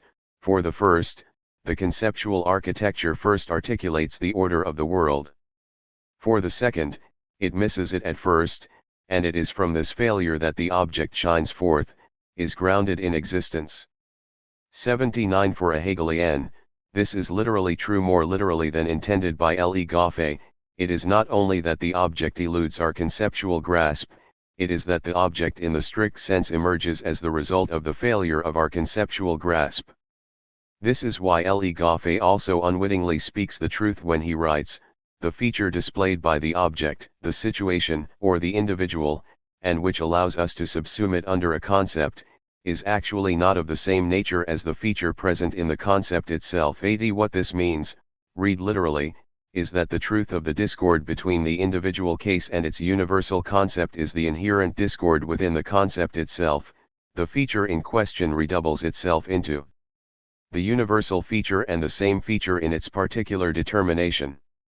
It is because of this nominalist empiricist reading of the logic of exception that Le Goffet misses the opposite aspect of the Freudian relationship between theory and practice, the obverse of the excess of praxis. Psychoanalytic theory is not merely the theory of psychoanalytic practice, but, simultaneously, the theory of the ultimate failure of this practice, a theoretical account of why the very conditions which gave birth to psychoanalysis render it impossible as a profession. Theory here relates to the impossible real core of the practice. Point 81 It is this ultimate failure of the practice that renders its theory necessary. Theory is not simply external to practice, confronting practice as the immense field of reality, the opening of the very gap between theory and practice, the exemption of theory from practice, is in itself a practical act, maybe the most radical one. We can thus articulate the relationship between theory and practice as a square of the formulae of sexuation. On the left side, all cases are subsumed under a universal concept of clinical theory / there exists at least one case which is not subsumed under any universal concept. On the right side, there is no case which is not subsumed under a universal concept / not all cases are subsumed under a universal concept. The feminine side is here the truth of the masculine side. The Lacanian negation of the negation also enables us to see why the logic of carnivalesque suspension is limited to traditional hierarchical societies. With the full deployment of capitalism, it is normal life itself which, in a way, is today carnivalized, with its constant self-revolutionizing, with its reversals, crises, and reinvent ions. How, then, are we to revolutionize an order whose very principle is one of constant self-revolutionizing? This is the problem of the negation, how to negate capitalism without returning to some form of pre-modern stability. Here, again, not capitalism is not a pre-modern order, but also not the overcoming of capitalism the way Marx conceived it, which involved a certain version of the Hegelian Aufhebung, a version of throwing out the dirty bath water and keeping the healthy baby. Therein resides the properly utopian misunderstanding of Aufhebung, to distinguish in the phenomenon both its healthy core and the unfortunate particular conditions which prevent the full actualization of this core, and then to get rid of those conditions in order to enable the core to fully actualize its potential. Capitalism is thus aufgehoben, sublated, in communism, negated but maintained, since its essential core is raised to a higher level. What such an approach blinds us to is the fact that the obstacle to the full deployment of the essence is simultaneously its condition of possibility, so that when we remove the false envelope of the particular conditions, we lose the core itself. Here, more than anywhere, the true task is not to throw away the dirty water and keep the baby, but to throw away the allegedly healthy baby. Recall the paradox of the notion of reflexivity as the movement whereby what has been used to generate a system becomes, through a change in perspective, part of the system it generates. 82 As a rule, this reflexive appearance of the generating movement within the generated system, in the guise of what Hegel called the oppositional determination, takes the form of the opposite. Within the material sphere, spirit appears in the guise of the most inert moment, in the later stage of a revolutionary process. When the revolution starts to devour its own children, the political agents who effectively set the process in motion are relegated to the role of being its main obstacle, as waverers or outright traitors who are not ready to follow the revolutionary logic to its conclusion. Along the same lines, once the socio-symbolic order is fully established, the very dimension which introduced the transcendent attitude that defines a human being, namely sexuality, the uniquely human undead sexual passion, appears as its very opposite, as the main obstacle to the elevation of a human being to pure spirituality, as that which ties him or her down to the inertia of bodily existence. For this reason, the end of sexuality represented by the much vaunted post-human self-cloning entity soon expected to emerge, far from opening up the way to a pure spirituality, will simultaneously signal the end of what is traditionally designated as the uniquely human capacity for spiritual transcendence. For all the celebration of the new enhanced possibilities for sexual life that virtual reality has to offer, nothing can conceal the fact that, once cloning supplements sexual difference, the game is effectively over. 83. There is a non-relationship. So, to conclude, one can propose a unified theory of the formulae of sexuation and the formulae of four discourses. The masculine axis consists of the master's discourse and the university discourse, and the feminine axis of the hysterical discourse and the analyst's discourse. We then have the following series of equations. S1 equals master equals exception, S2 equals university equals universality. $ equals hysteria equals no exception, A equals analyst equals non-all. We can see here how, in order to correlate the two squares, we have to turn one 90 degrees in relation to the other. With regard to the four discourses, the line that separates masculine from feminine runs horizontally, that is, it is the upper couple which is masculine and the lower one which is feminine. 84 The hysterical subjective position allows for no exception, no x which is not fx, while the analyst asserts the non-all not as the exception to all of a master signifier, but in the guise of a which stands for the gap/inconsistency. 85 In other words, the masculine universal is positive/affirmative, while the feminine universal is negative. No one should be left out. This is why the masculine universal relies on a positive exception, while the feminine universal undermines the all from within, in the guise of its inconsistency. This theory nonetheless leaves some questions unanswered. First, do the two versions of the universal cover the entire span of possibilities? Is it not that the very logic of singular universality, of the symptomatic part of no part which stands directly for universality, fits neither of the two versions? Second, and linked to the first, Lacan struggled for years with the passage from there is no relationship to there is a non-relationship. He was repeatedly trying to give body to the difference, to isolate the non-relationship as an indispensable ingredient of the constitution of the subject. 86. Freya drew attention to the ambiguity of the notion of indeterminacy. We should, of course, talk about indeterminacy, but indeterminate is not a qualitative epithet of number, it is rather an adverb modifying indicate. One doesn't say that x designates an indeterminate number, it indicates in an indeterminate way numbers. 87. There is an underlying shift at work here, from indicating in an indeterminate way numbers to designating an indeterminate number, or, to put it in a somewhat simplified way, a shift from designating a broad field of numbers which can occupy the place of x, to a single number which is immediately indeterminate. This direct reification of indeterminacy, where the indeterminacy as such becomes directly the determination of an object, is also at work in the objet, an object which is the lac positivized. When Lacan opposes the one, he targets two of its modalities, the imaginary one and the symbolic one. The problem is there also a one of the real? Is this role played by the yadl unmentioned in Encore, which is a one prior to the differential articulation of the big other, a non-delimitated but nonetheless particular one, a one which is neither qualitatively nor quantitatively determined? There is something of the one designating a minimal contraction, condensation, of the libidinal flow into a syntome. Lacan's ilny apod l'autre is strictly correlative to his yadl un. There is something of the one, insofar as the one of yadl un is an indivisible remainder which makes the sexual relationship inexistent. Yadl un is also strictly correlative to ilny apod rapport sexuel, it is the very object obstacle to this rapport. The one of yadl un is not primarily the mystical all-encompassing one of the infamous oceanic feeling derided by Freud, but a little piece of the real, the excremental remainder which disturbs the harmony of the two. Clarifying this crucial distinction, L. E. Goffey draws our attention to a subtle passage in late Lacan from ilny apod rapport sexuel to ilya du non-rapport, a shift which precisely fits Kant's distinction between negative judgment and infinite judgment. There is no sexual relationship can still be read as a variation on the old motif of the eternal conflict between the sexes.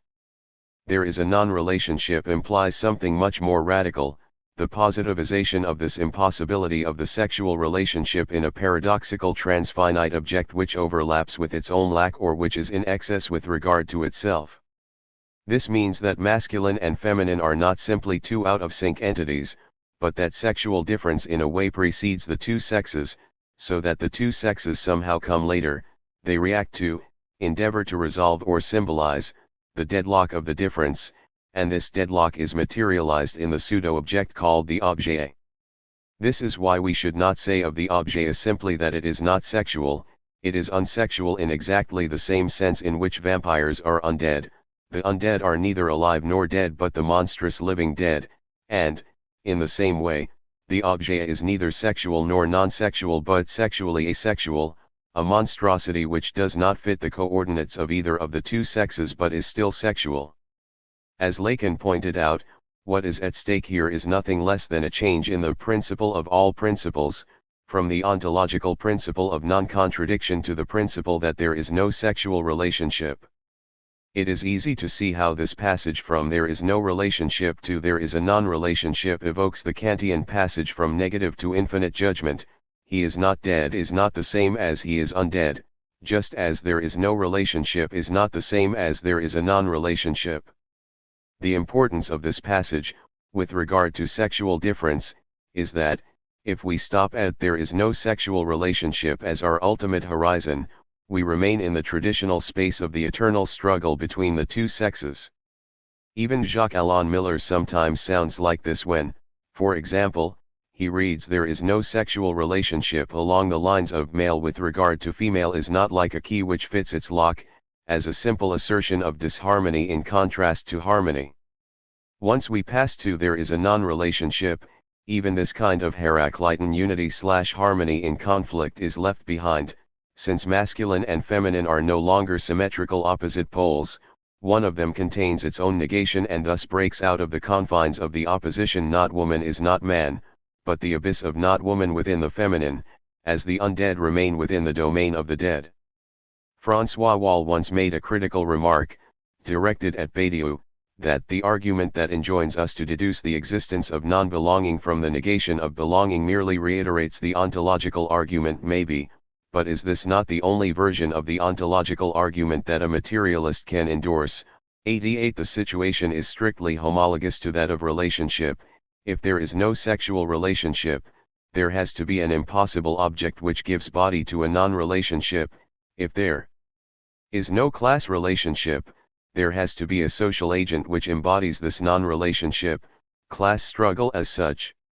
This reversal of there is no relationship into there is a non-relationship, this notion of a paradoxical object in which negativity itself acquires positive existence, is crucial.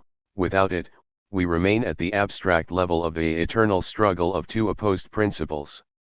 The passage from ilnya pas de rapport sexuel to ilya du non-rapport is also homologous to the passage in Hegel from determinate reflection to reflexive determination, or indeed to the passage in Marxism from materialist dialectics to dialectical materialism. The shift we are dealing with here is the key dialectical shift, the one most difficult to grasp for a negative dialectics in love with explosions of negativity, with all imaginable forms of resistance and subversion, but unable to overcome its own parasitizing on the preceding positive order from the wild dance of the liberation from the system to the system of liberty. Two examples from revolutionary politics should suffice here. It is easy to become enamored of the multitude of freethinkers who blossomed in the pre-revolutionary France of the late 18th century, from libertarians debating in the salons, enjoying the paradoxes of their own inconsistencies, to the pathetic artists amusing those in power with their own protests against power. It is much more difficult to fully endorse the reversal of this unrest in the harsh new order of the revolutionary terror. In a homologous way, it is easy to enjoy the creative unrest of the years immediately following the October Revolution, with suprematists, futurists, constructivists, and so on, competing for primacy in revolutionary fervor. It is much more difficult to recognize in the horrors of the forced collectivization of the late 1920s an attempt to translate this revolutionary fervor into a new positive social order. We should also not confuse the series of Lacan's ilnya pas with the series of en existe pas. En existe pas denies the full symbolic existence of the negated object, while ilnya pas is more radical. It denies the very pre-essential nomadic being of specters and other pre-ontological entities. In short, la femme en existe pas, mais ilya de femme. The same goes for God and the unconscious. God does not exist, but there are gods who haunt us. The unconscious does not exist as a full ontological entity, but it insists in haunting us, which is why Lacan said that the true formula of atheism is God is the unconscious. 89.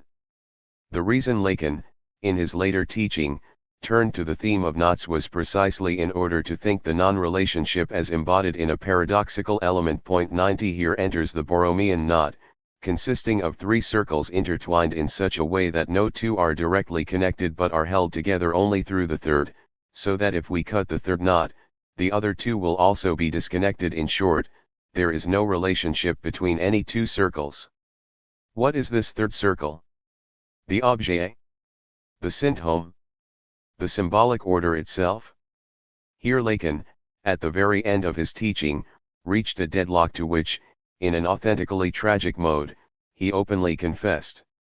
The metaphor of the Borromean knot is, in its most simple state, inadequate.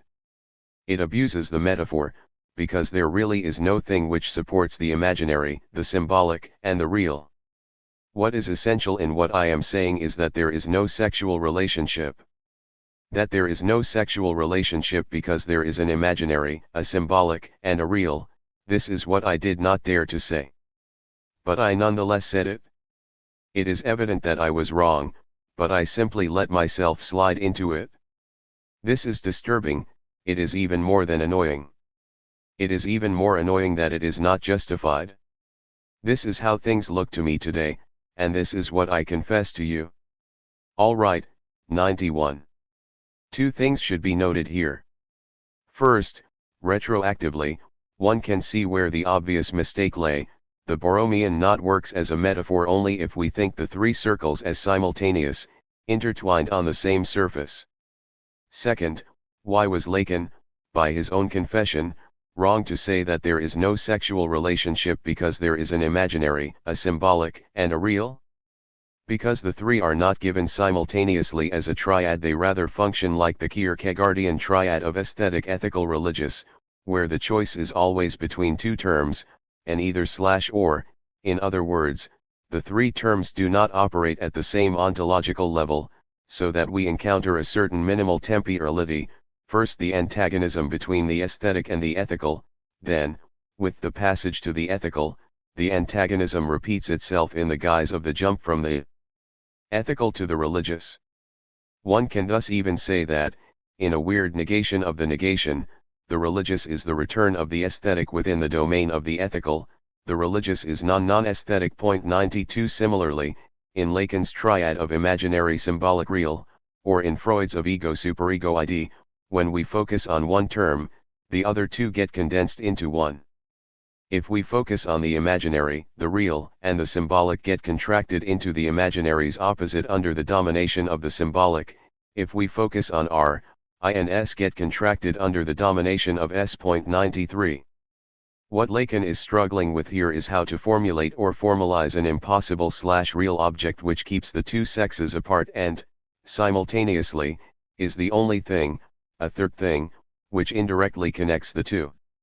Insofar as this object is an obstacle to the identity of each sex, this means that every sex is grounded by its immanent impossibility.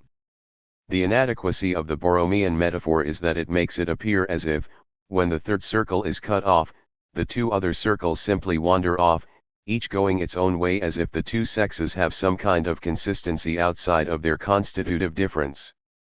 How can we think this dependence of the two sexes outside differentiality? In short, the non-relationship which had the ambition to affirm the absence of relationship loses its support. There is no thing to support such a concept. To conclude, the non-relationship did not find its object, and remains an affirmation which can only be related to its enunciation. 94. But is then every object which gives body to non-relationship a fetish? Are we dealing here with something homologous to the structure of anti-Semitism?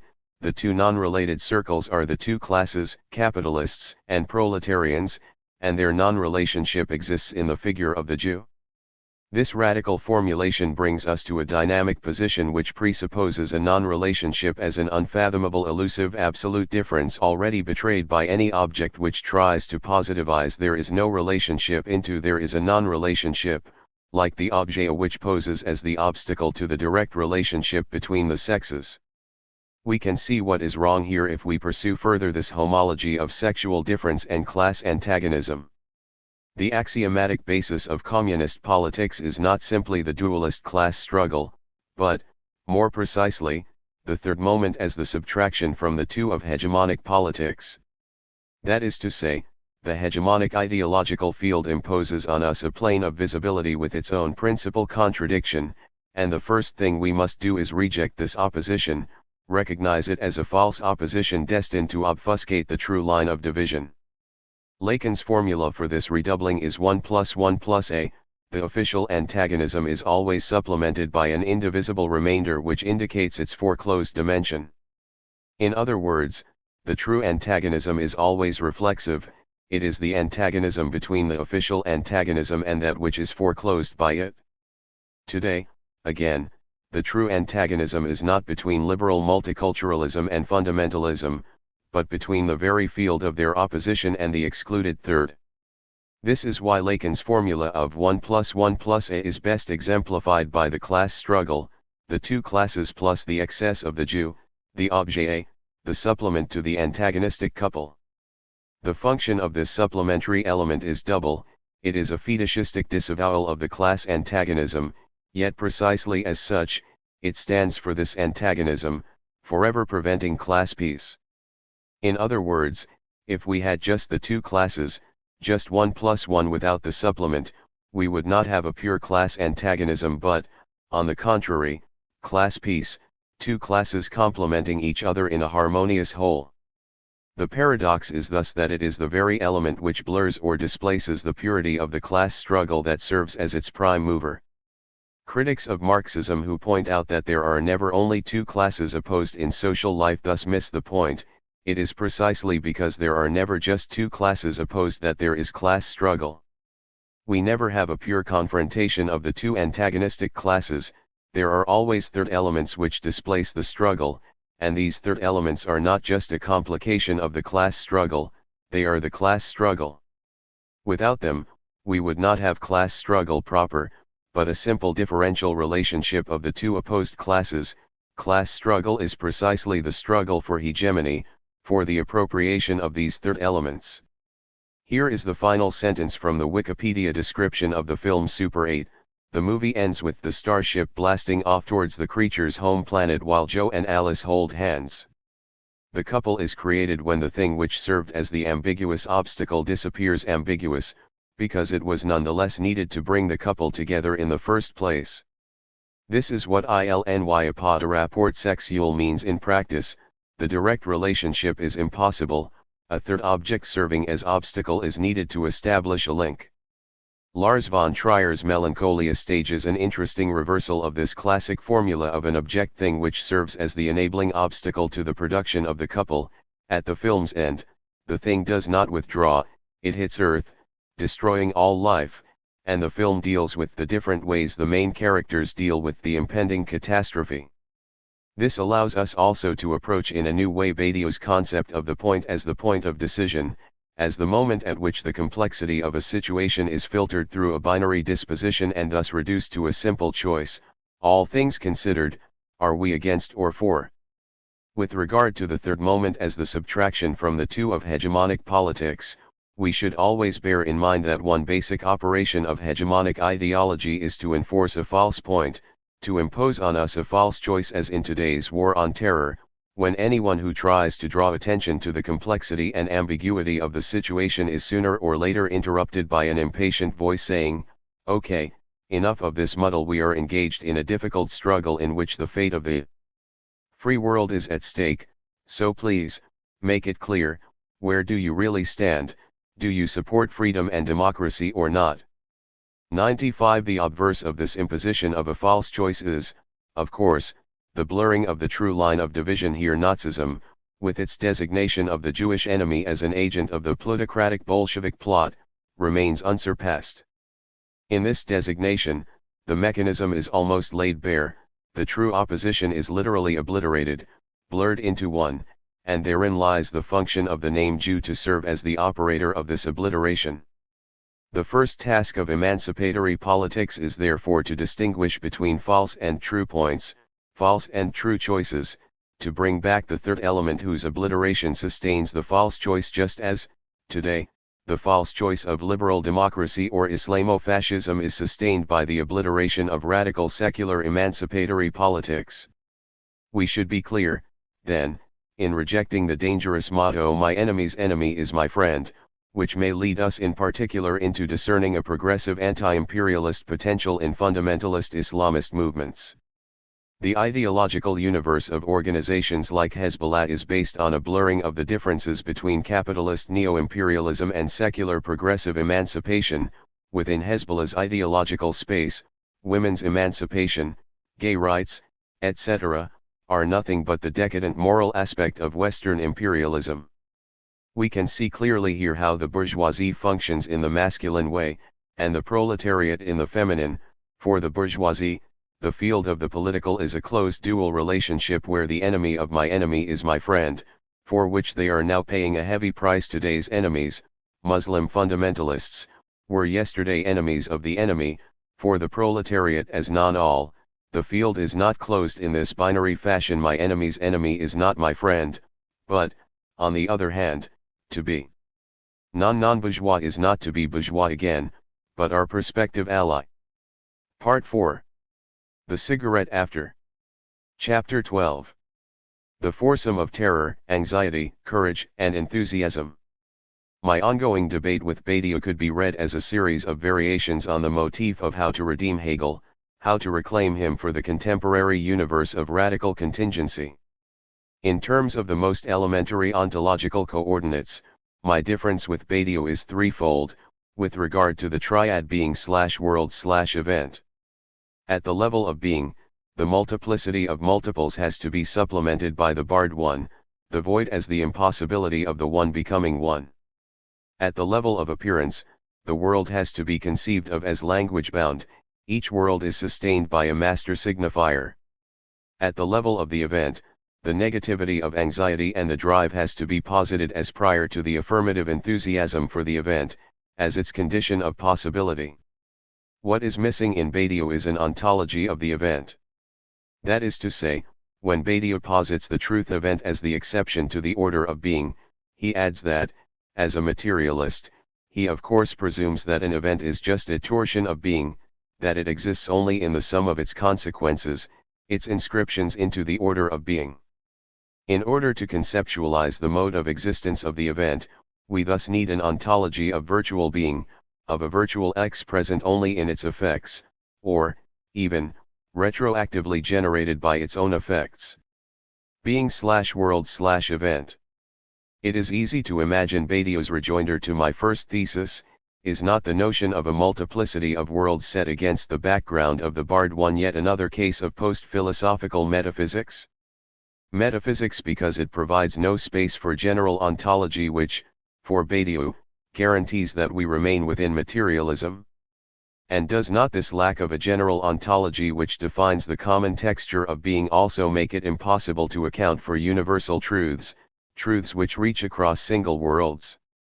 The key point here is how, precisely, we are to conceive the multiplicity of worlds. Let me begin by defending Badiou against a critical point, recently made by Peter Hallward, which concerns the very ontological fundamentals of Badiou's philosophical edifice, the relationship between being and beings. The problem is that Badiou assumes but does not account for the status of the middle and mediating term, the status of beings.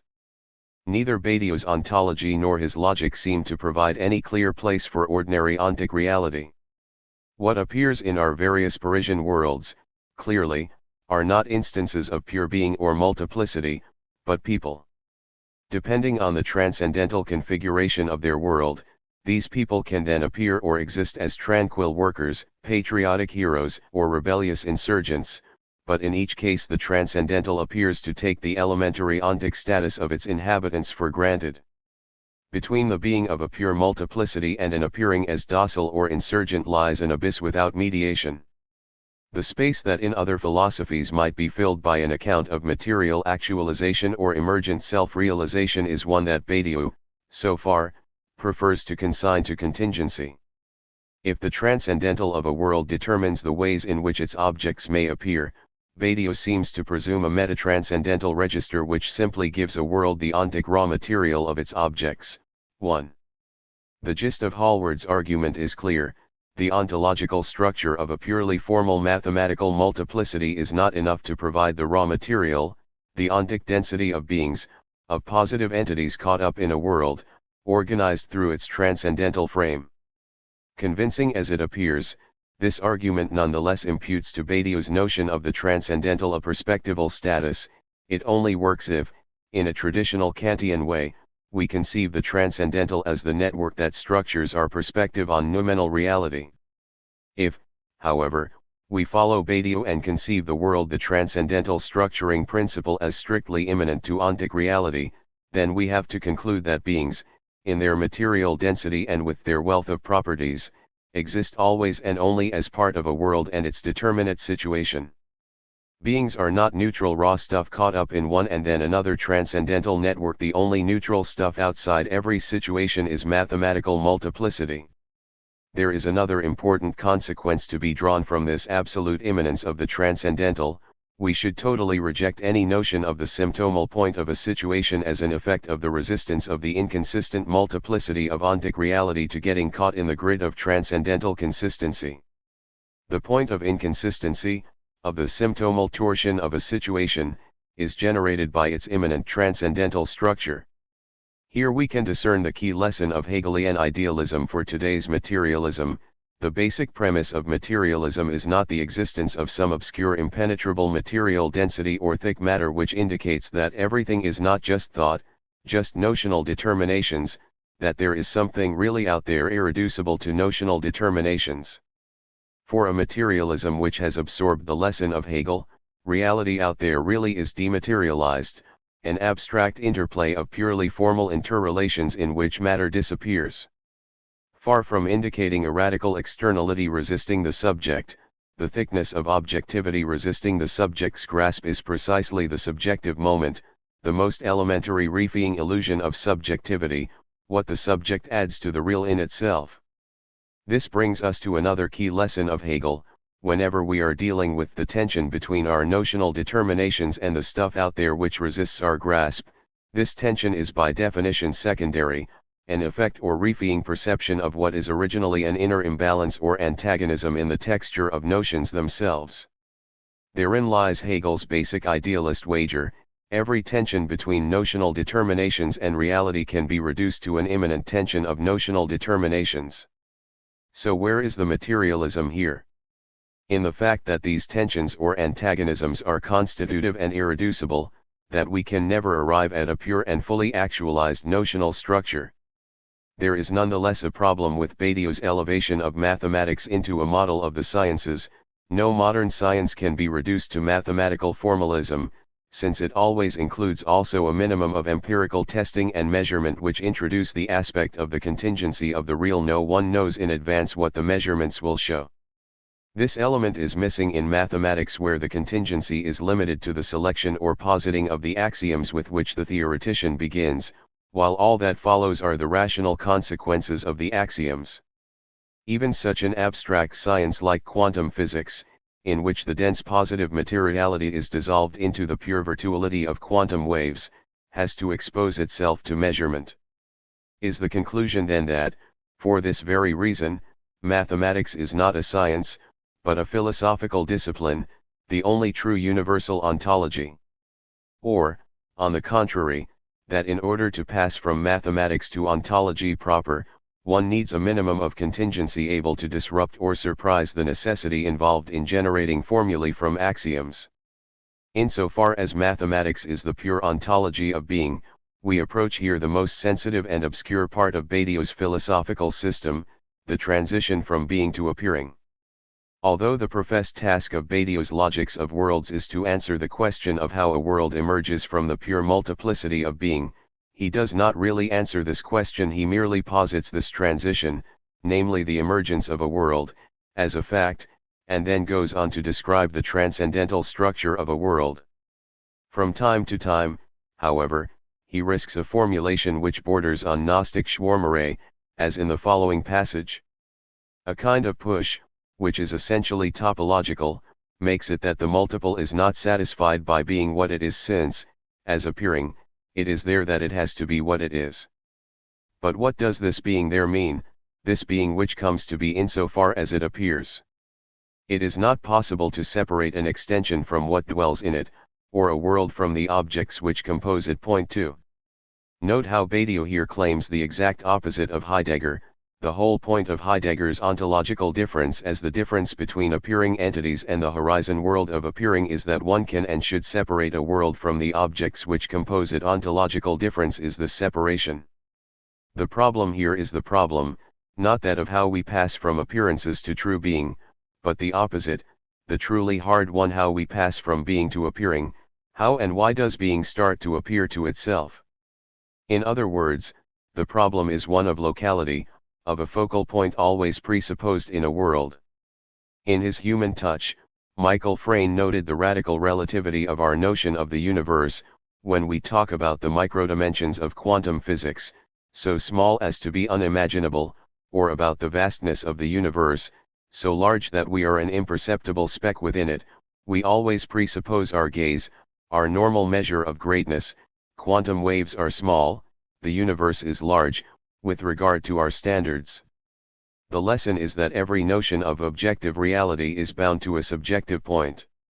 How, then, do we pass from the totally flat and incommensurable or defocalized real to a focused world, to a field constituted through a transcendental measure? Heidegger refuses this problem as, precisely, metaphysical. For him, the horizon of appearing is the ultimate horizon, there is nothing beyond it, only the abyssal play of Aranis, and if we try to reach beyond, we become involved in a nonsensical endeavor to deduce the very ontological horizon of ontic reality from this reality. Ray Brassier is thus right to insist on Badiou's failure to clarify the connection between ontological inconsistency and ontical consistency, that is, the passage from being to a world. Point 3. We should add only a terminological clarification: the consistency of a world is not merely ontic, it is transcendental ontological. For a world is the unity of the ontic and the ontological transcendental horizon, it is the ontic multiplicity given within a certain ontological horizon, while being in itself is purely ontic, ontic without an ontological horizon, given without givenness. In the history of philosophy, the most consistent answer to this question was provided by the German idealists, especially Schelling and Hegel. In his Weltalter manuscripts, Schelling outlined the birth of logos out of the pre-ontological antagonism of drives, while Hegel, in his Logic, tries to demonstrate how appearing emerges out of the immanent inconsistencies of being. In spite of the insurmountable differences between Schelling and Hegel, the two share a key feature: they try to account for the emergence of appearing with reference to some kind of tension or antagonism or contradiction in the preceding order of being. This route, however, is excluded a priori by Badiou, since his axiom is that being as being is absolutely homogeneous, a mathematically thinkable pure multiplicity. For this is why all Badiou can do is offer obscure hints about a kind of push of being towards appearing which belongs more to the Schopenhauerian Gnostic notion of how the abyssal ground of being harbors an obscure inexplicable will to appear. 5 Badiou touches upon the same problem when he explains the fundamental principle of materialism. Every atom of appearing is real. This axiom indicates that, at the atomic level, we can identify the atom of appearing and a real element of the multiple in question. We enter here the deepest considerations of the link between ontology and logic, between being and appearing. To adopt the principle of materialism means to admit that, at a minimal point of appearing, there is a kind of fusion with the being which appears. An atom of appearing is in a way prescribed by a real element of the multiple. 6. But is not this notion of a fusion between appearing and being a pseudo-solution along the lines of Descartes' pineal gland? Is it not the case that, once we are within a world, there is no externality with regard to it, since everything is focalized with regard to its transcendental structure? How, then, can we break out of the prison house of a world? This brings us to our second critical remark: Badiou does not really account for how truths can reach across different worlds. How can we combine this transworldly character of truth with his emphatic claim that every truth is localized, the truth of a certain situation within a world? The key axiom of Badiou's Logics of Worlds concerns the concept of the inexistent of a world. If a multiplicity appears in a world, one element of this multiplicity and only one is an inexistent of this world. 7. A non-existent is an element which is part of a world but participates in it with the minimal degree of intensity, that is, the transcendental structure of this world renders it invisible. The thing is in the world, but its appearing in the world is the destruction of its identity. 8. The classical example is, of course, Marx's notion of the proletariat, which belongs to the existing society but within its horizon is invisible in its specific function. Such an inexistent is, of course, the evental site of a world. When the event occurs, the inexistent passes from minimal to maximal existence, or, to quote the well-known line from the Internationale, we were nothing, we shall be all. As Badiou makes clear, this inexistence is not ontological, but phenomenological. They are here, but invisible in their specific mode of existence. The philosophical question here is, why, exactly, does every world contain a non-existent? Its necessity depends on the axiom of materialism, according to which every atom is real. Perhaps we should see in this dependence a dialectical statement: if the world is regulated at the level of the one, or at the atomic level, by a materialist prescription of the type appearing equals being, then negation is, in the form of an element hid by inexistence. 9. In short, precisely because of the gap between being and appearing, the unity of being and appearing can only appear within the space of appearance in a negative way, in the guise of an inexistent, a one which is not one, an atom which, while part of the world of appearing, is not properly covered by it, participates minimally in it. This inexistent is the point of symptomal torsion of a world. It functions as a universal singular, a singular element which directly participates in the universal, but lacks a determinate place in it. At the formal level of the logic of the signifier, This inexistent is the empty signifier without a signified, the zero signifier which, deprived of all determinate meaning, stands only for the presence of meaning as such, in contrast to its absence, to non-meaning. Its meaning is tautological, it means only that things have meaning, without saying what this meaning is. Levi Strauss, who first theorized this empty signifier, also grounded its necessity in the gap between the irreducible multiplicity of the real and the always limited network of signifiers which try to capture this excess of the real. 10 Or, to refer to Marx's analysis of the commodity form, it is as if, over and above lions, tigers, worms, fishes, and other particular species of animals, there exists animal as such, a direct embodiment of the genus. What the transcendental field of a world obfuscates is that this inexistent which has no place within its world simultaneously stands for the universality of its world. Within the horizon of a world, the inexistent appears simply as a dispersed multiplicity of obscure marginal elements. How, then, does an event change a world whose truth it enacts? Here enters the notion of subtraction.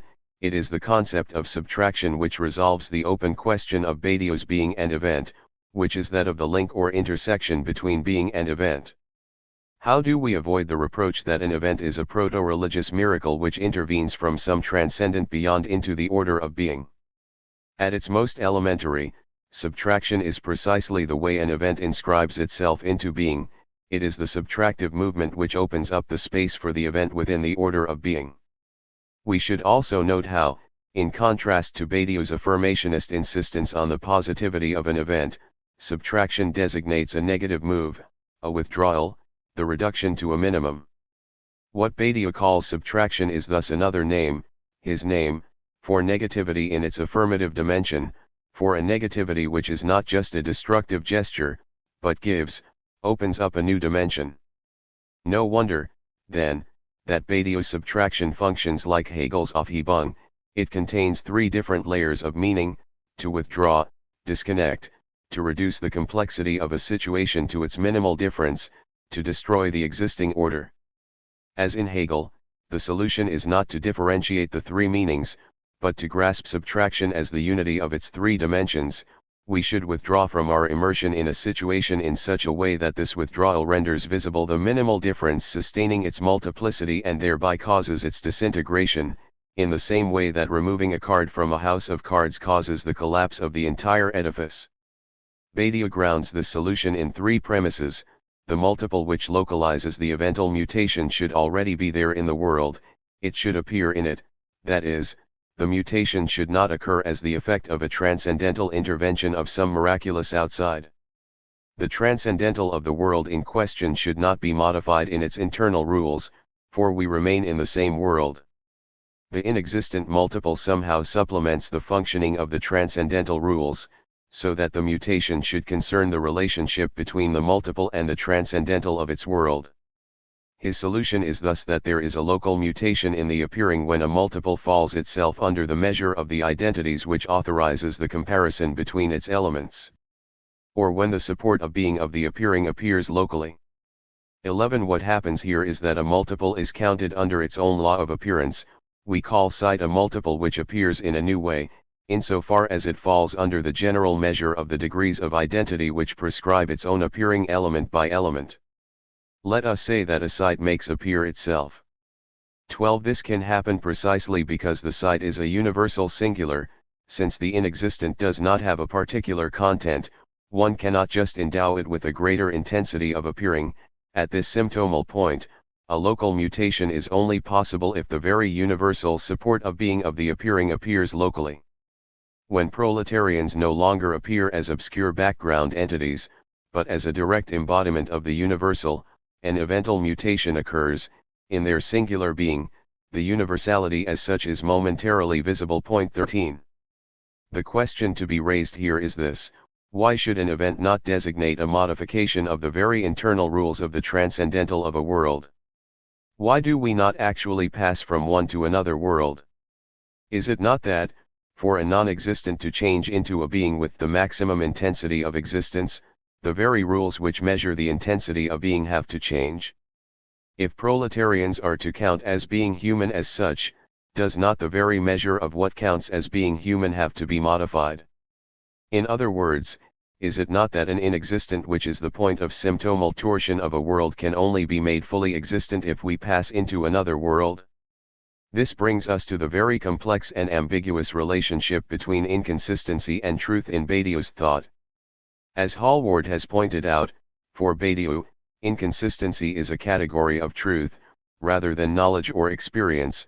Reality is, at its most elementary ontological level, an inconsistent multiplicity that no one can totalize into a consistent unity. 14 Of course, reality always appears to us within a determinate situation, as a particular world whose consistency is regulated by its transcendental features.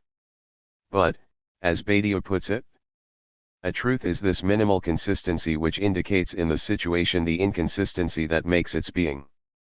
Since the groundless ground of what is presented is inconsistency, a truth will be that which, from within the presented and as a part of the presented, brings forth the inconsistency upon which, ultimately, the consistency of presentation depends. 15. Here is how Hallward deploys the consequences of this notion of truth as inconsistency. Perhaps the two most important general notions that underlie this philosophy of truth are fidelity and inconsistency. However varied the circumstances of its production, a truth always involves a fidelity to inconsistency. The semantic tension between these terms is only apparent.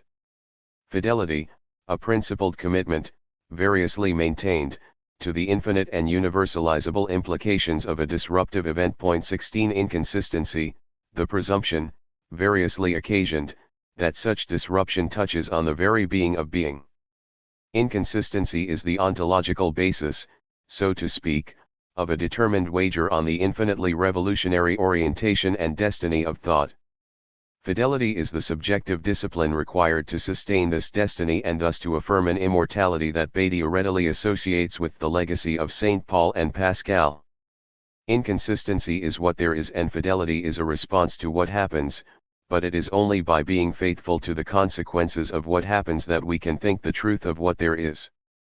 In every case, the truth of the situation is its inconsistency, and a truth does not draw its support from consistency but from inconsistency. 17. The term inconsistency is used here in two senses that are not clearly distinguished. First, there is inconsistency as the true ontological foundation of any multiple being, namely a multiple deployment that no unity can gather. Inconsistency is here the starting point, the zero level of pure presence, that which is subsequently counted as one, organized into a world, that which subsequently appears within a given transcendental horizon. Then, there is inconsistency as the symptomal not of a world, the excess which cannot be accounted for in its terms. A bit of clumsy elementary reasoning may be useful here. If inconsistency is what there is and fidelity is fidelity to inconsistency, does this then mean that the Badiouian fidelity to a truth event is ultimately a fidelity to what there is? Is a truth event then only the intervention of the inconsistent multiplicity into a consistent situation, the index of how every totalizing representation of the inconsistent multiplicity fails to capture it fully? If this is the case, then we are back in the standard post-Hegelian universe of the productivity of a life process which is always in excess over its representations, so that representations are like temporary envelopes which can be discarded when the productive force of presence overgrows them. At this level, inconsistency as the symptomal point of a situation is simply an index of the failure of the situation, an index of the need to drop it. We can even accommodate at this level Badiou's notion of the symptomal point as nothing which becomes all. The symptomal point is the element within a situation which counts for nothing within its coordinates.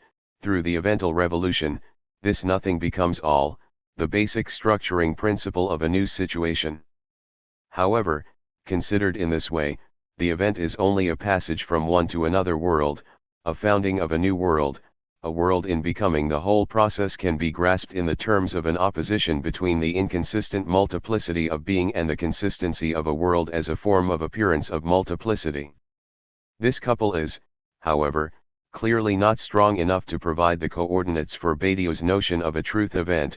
A truth event is not only the revenge of the inconsistency upon a consistent situation, Fidelity to a truth event is a work of imposing a new order onto the multiplicity of being, for truth is a project which is enforced upon the unamable of a situation. In a way, truth is itself even more forcefully imposing than a world. There is no pre-established harmony between being and event, for the enforcing of a truth onto the multiple reality in no way expresses the inner truth of reality itself. Truth, inconsistency, and the symptomal point. There is thus a potential tension between truth as fidelity to inconsistency and truth as enforcing a project upon being, that is to say, the key dilemma is whether it is sufficient to define an event as the intrusion of the inconsistency into a consistent situation, as the return of its repressed in the guise of a symptomal torsion, of an excessive element which formally belongs to a situation but lacks a proper place in it.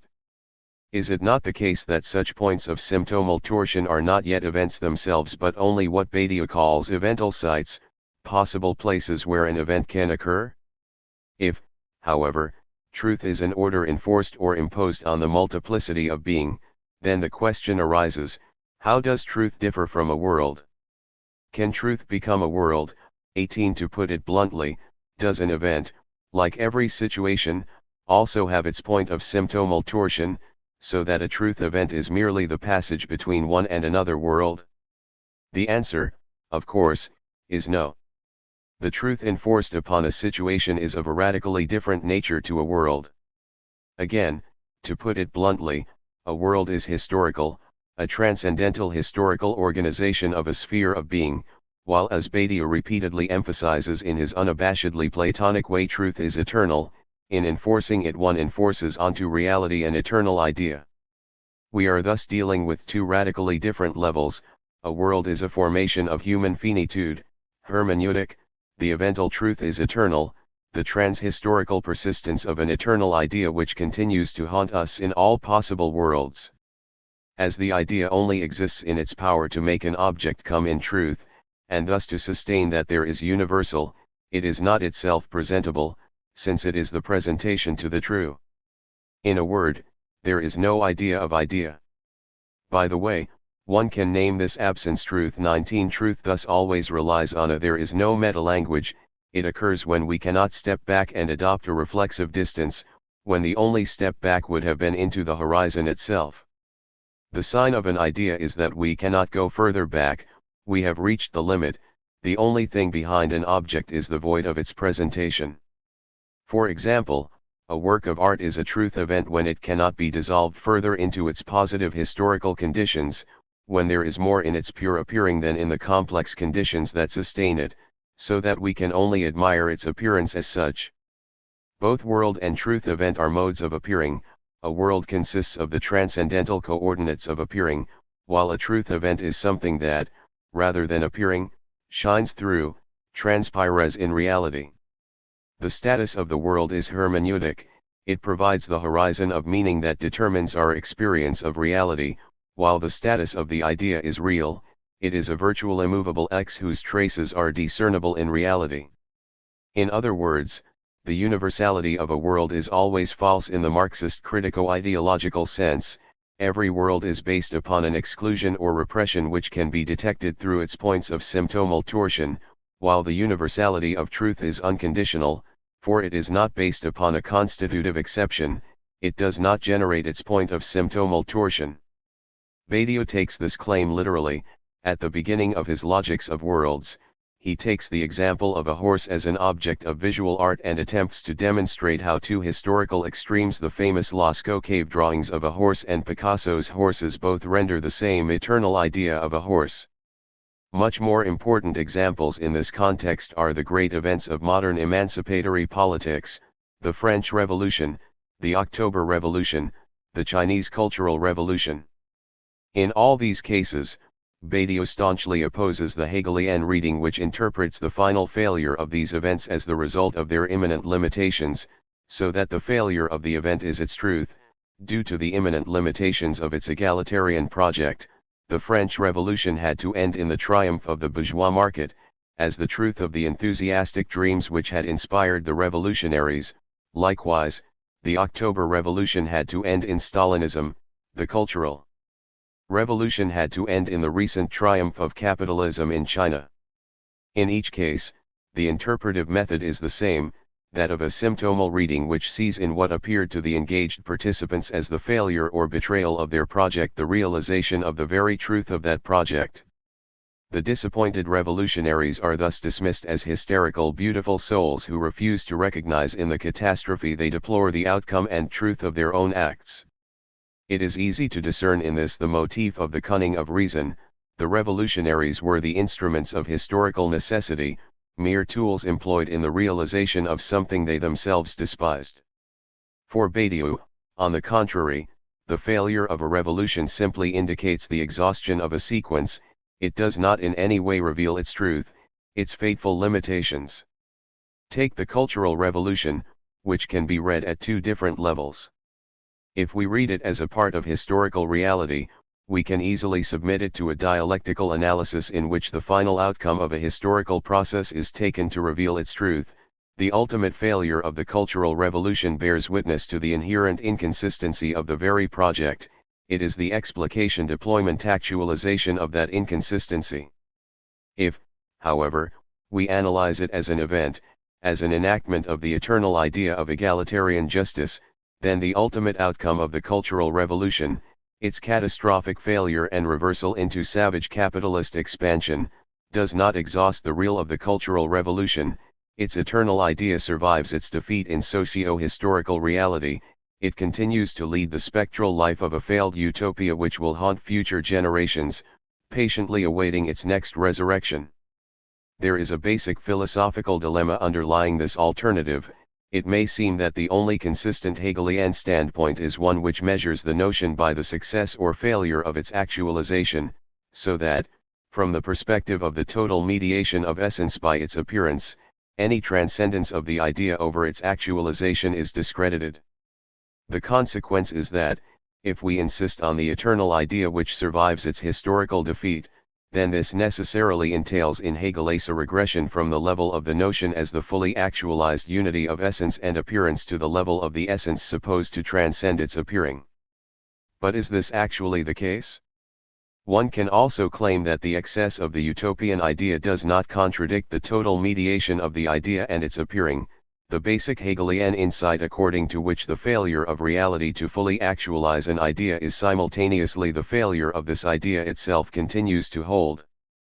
The gap that separates the idea from its actualization signals a gap within this idea itself, but in what, precisely, does this gap consist? The ambiguity of Lacan's motif Kant avec Sada may be of some help here, but only if we reverse the commonplace reading according to which Sadian perversion is the truth of Kant, more radical than Kant, that it draws out the consequences Kant himself did not have the courage to confront. It is not in this sense that Sada is the truth of Kant. On the contrary, Sadian perversion emerges as a result of the Kantian compromise, of Kant's avoidance of the consequences of his breakthrough. Sada is the symptom of Kant. While it is true that Kant retreated from drawing all the consequences of his ethical revolution, the space for the figure of Sada is opened up by this compromise, by Kant's unwillingness to go to the end, to maintain full fidelity to his philosophical breakthrough. Far from being simply and directly the truth of Kant, Sada is the symptom of how Kant betrayed the truth of his own discovery. The obscene Sadian Joursur is a stigma bearing witness to Kant's ethical compromise. The apparent radically of this figure is a mask for its exact opposite. In other words, the true horror is not the Sadian orgy, but the real core of the Kantian ethic itself. To paraphrase Brecht yet again, what is the miserable evil of a Sadian group orgy in comparison with the diabolical evil that pertains to a pure ethical act? Mutatis mutandis, the same goes for the relationship between the Cultural Revolution and contemporary Chinese capitalism as its truth. This outcome is also a sign that Mao retreated from drawing all the consequences of the revolution, for the space for the triumph of capitalism was opened up by this compromise, by Mao's unwillingness to go to the end, to maintain his fidelity to the idea. The symptom functions here in a different way from the symptomal point of a situation. While, in the second case, the symptom indicates the failure or falsity of the situation as such and is thereby its truth, in the first case, the symptom indicates not the failure of the idea as such, but rather the failure of the subject's fidelity to the idea. In the second case, the symptom is the truth of, while in the first case it bears witness to the fact that the subject compromised his desire. Consider another symptom, Richard Wagner's anti-Semitism. The predominant critical cultural studies reading of Wagner interprets his anti-Semitism as the truth of his project, as the key which enables us to identify what is false even in Wagner's most sublime visions and musical achievements. But one can also read it as an indication of Wagner's inconsistency, of his infidelity to his own project, and show how the very narrative and musical texture of his work undermines it. Point 20.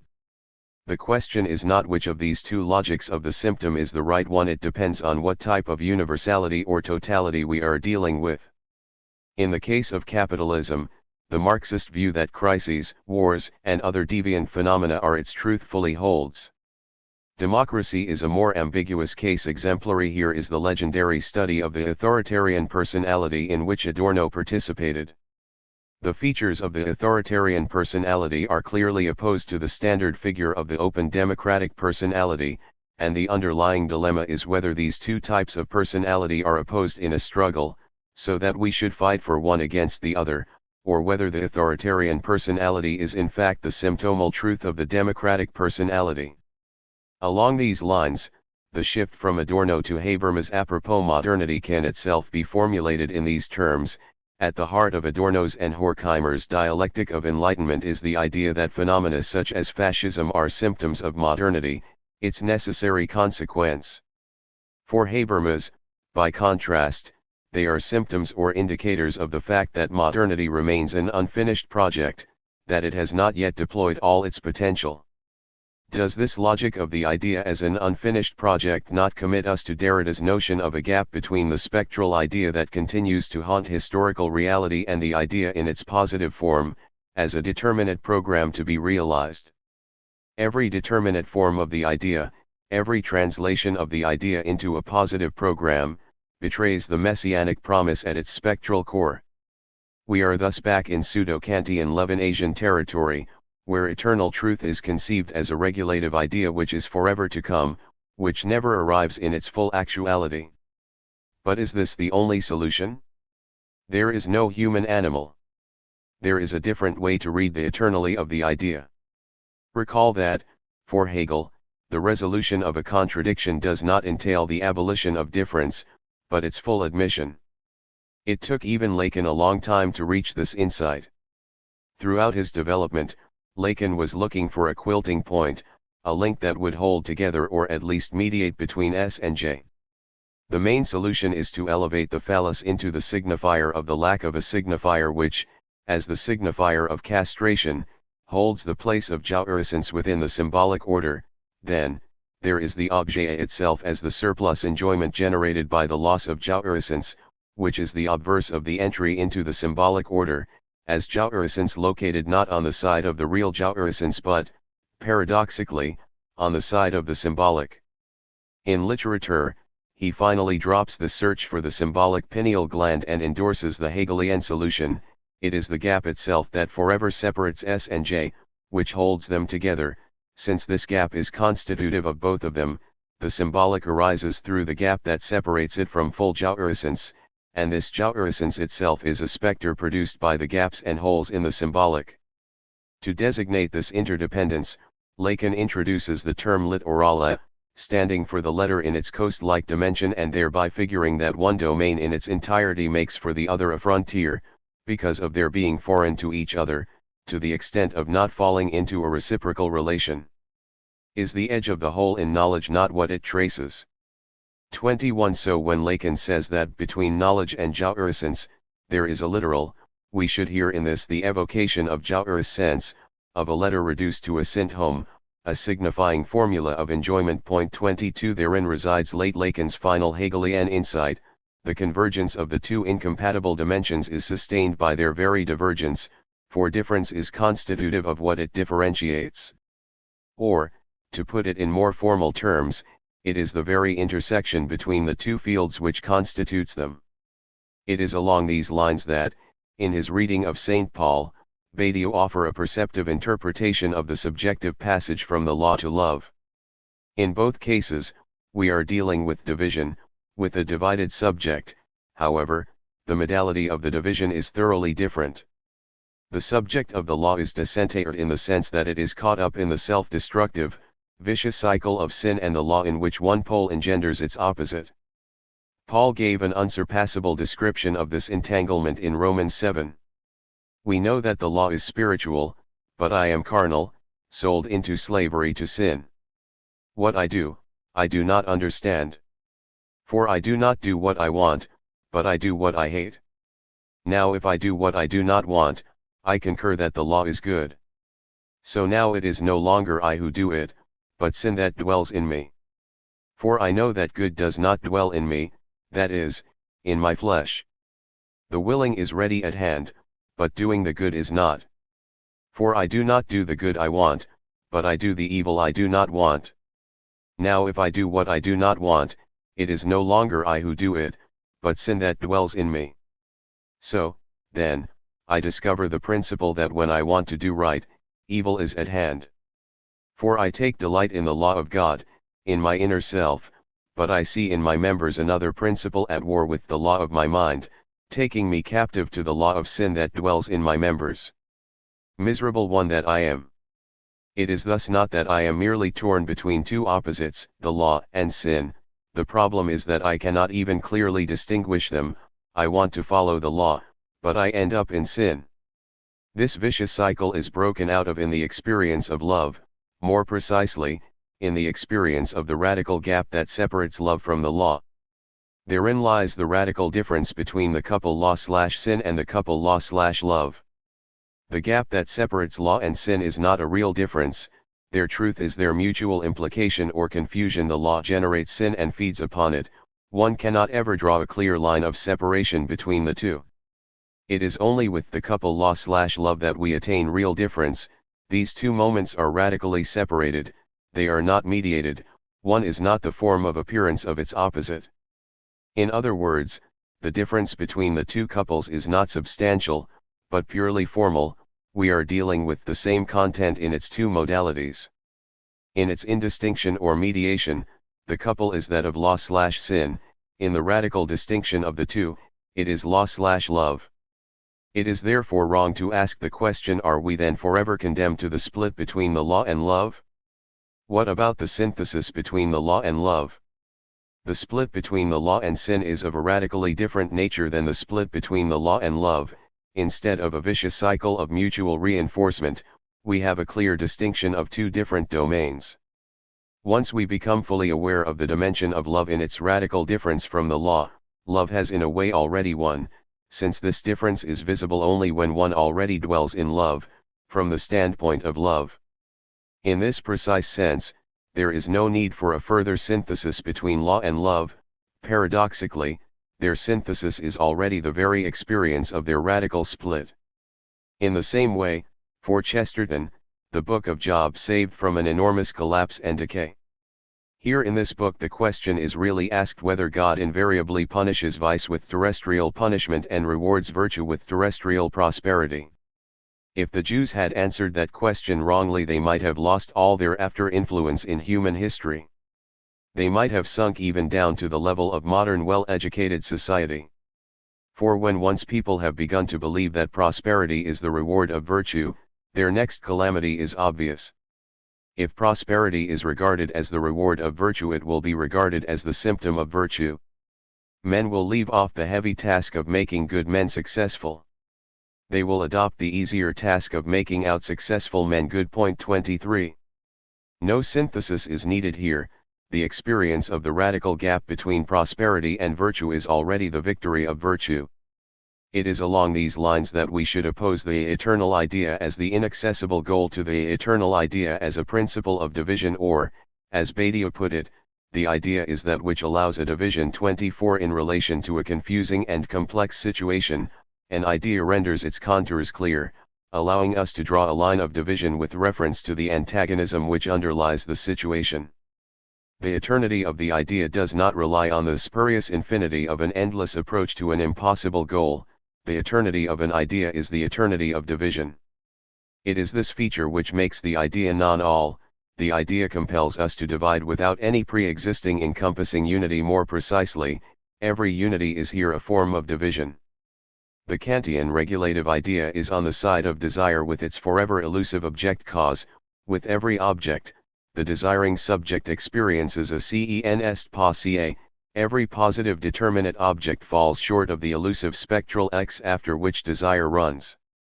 With the idea as the principle of division, by contrast, we are on the side of the drive. The eternity of the idea is nothing other than the repetitive insistence of the drive. However, in the terms of the triad of being/world/event, this solution only works if we add to it another term, a name for the terrifying void called by some mystics the night of the world, the reign of the pure death drive. If an individual belongs to the order of being, if a human is located in a world, and if a subject has its place within the order of an event, a neighbor always evokes the abyss of the night of the world. Our hypothesis is that it is only with reference to this abyss that one can answer the question: how can an event explode in the midst of being? How must the domain of being be structured so that an event is possible within it? Badiou as a materialist is aware of the idealist danger that lurks in the assertion of their radical heterogeneity, of the irreducibility of the event to the order of being. We must point out that in what concerns its material, the event is not a miracle. What I mean is that what composes an event is always extracted from a situation, always related back to a singular multiplicity, to its state, to the language that is connected to it, etc. In fact, so as not to succumb to an obscurantist theory of creation ex nihilo, we must accept that an event is nothing but a part of a given situation, nothing but a fragment of being. 25. However, here we should go further than Badiou himself is prepared to. There is no beyond of being which inscribes itself into the order of being. There is nothing but the order of being. Recall again the paradox of Einstein's general theory of relativity, in which matter does not curve space but is an effect of space's curvature. An event does not curve the space of being through its inscription into it. On the contrary, an event is nothing but this curvature of the space of being. All there is the interstice, the non-self coincidence of being, the ontological non-closure of the order of being. 26 The difference between the event and being is the difference on account of which the same series of real occurrences, which, in the eyes of a neutral observer, are simply part of ordinary reality, are in the eyes of an engaged participant inscriptions of the fidelity to an event. For example, the same occurrences, which to a neutral historian are just violent twists and turns in Russian history, are, for an engaged revolutionary, aspects of the epical event of the October Revolution. But, again, how are we to grasp the thesis that an event is nothing but a part of a given situation, nothing but a fragment of being? Why, if it is a part of the situation, is it then irreducible to the situation? Why cannot it be causally deduced from it? The underlying philosophical choice is here once again, Kant or Hegel, Kantian transcendental finitude or Hegelian speculative infinity. From the Kantian viewpoint, an event appears as irreducible to its situation on account of the radical finitude of the subject who is touched by the grace of an event and engaged in it. Here enters Badiou's distinction between the multiplicity of being and a particular world, a distinction which basically corresponds to Kant's distinction between in itself and for us. As Malassu has demonstrated, the only in itself admissible within our scientific modern universe is the in itself of a radically contingent mathematicist multiplicity, and there are no events at the level of the multiplicity of being. Any talk about events at the level of being would take us back to the pre-modern notion of sense as immanent to reality. But then, again, the very difference of event and being hinges on the finitude of our subjectivity. Ultimately, it is simply that, on account of our finitude, we cannot adopt a neutral view of the infinity of being, a view which would enable us to locate the event as a fragment of being in the totality of being. 27 The only alternative to this Kantian perspective is a Hegelian one. One can and should fully assert creation ex nihilo in a materialist way if one asserts the non-all of reality. From this standpoint, an event is irreducible to the order of being. It is also in itself not just a fragment of being, not because it is grounded in some higher spiritual reality, but because it emerges out of the void in the order of being. It is to this void that suture refers. The only solution here is to admit that the couple being/event is not exhaustive, that there must be a third level. Insofar as an event is a distortion or twist of being, is it not possible to think this distortion independently of the event, so that the event ultimately names a minimal fetishization of the immanent distortion of the texture of being into its virtual object cause? And is not the Freudo-Lacanian name for this distortion the drive, the death drive? Badiou distinguishes man qua mortal human animal from the inhuman subject as the agent of a truth procedure, as an animal endowed with intelligence and able to develop instruments to reach its goals. Man pursues happiness and pleasure, worries about death, and so on, but only as a subject faithful to a truth event does man truly rise above animality. How, then, does the Freudian unconscious fit into this duality of the human animal and the subject? Badiou himself proposed a clear-cut solution. The formal operations of incorporation into the place of the other and of the splitting of the subject constitute under the name of the unconscious the substructure of the human animal, and not the occurrence no matter how rare of the process of a truth that a subjectivated body treats point by point. 28. But this solution should be rejected.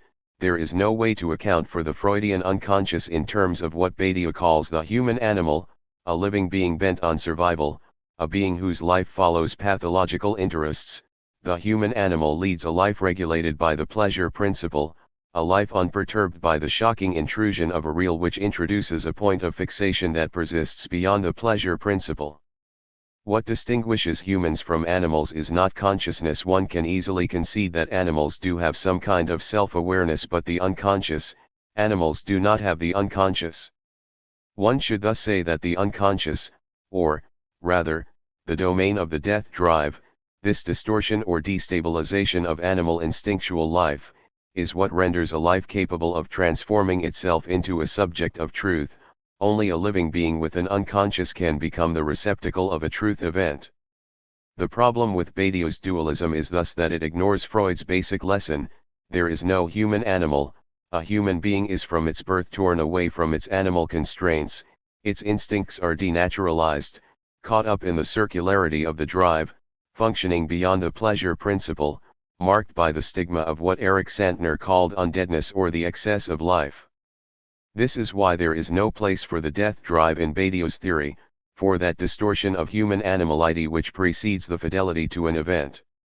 It is not only the miracle of a traumatic encounter with an event which detaches a human subject from its animality, its libido is already in itself detached. 29. No wonder, then, that Badiou has such problems with the notion of the drive that he regularly dismisses it as a morbid obsession, and so forth. 30.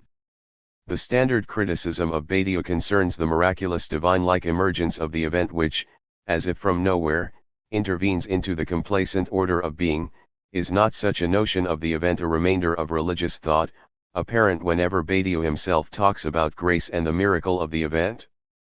Such criticism accepts the order of being with its animal life as given, and then goes on to locate the difference between materialism and idealism in the question: can we materialistically generate the event out of the order of being, or do we proceed like idealists and conceive it as an external intervention into the order of being? In both cases, the finite order of being is accepted as a positive fact. The question is only whether this order can generate the infinite event out of itself.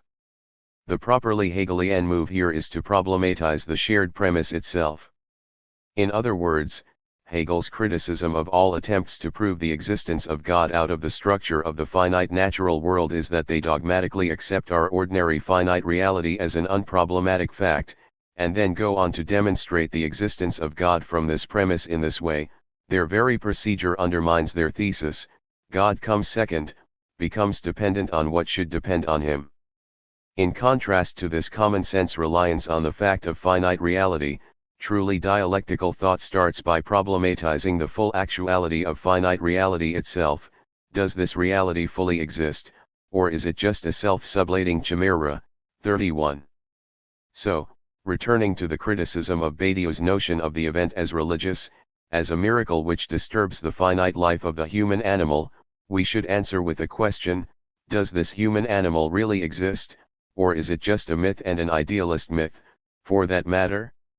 In other words, the basic idealist's strategy is to reduce nature to a primitive level which obviously excludes higher capacities and thereby creates some space for the external intervention of a higher spiritual dimension. Kant is exemplary here. According to him, if one finds oneself shipwrecked along with another survivor, and the largest piece of flotsam around will support only a single person, then moral considerations are no longer valid. There is no moral law preventing me from fighting to death with the other survivor to secure the raft. I can do so with moral impunity. It is here that, perhaps, one encounters the limit of Kantian ethics.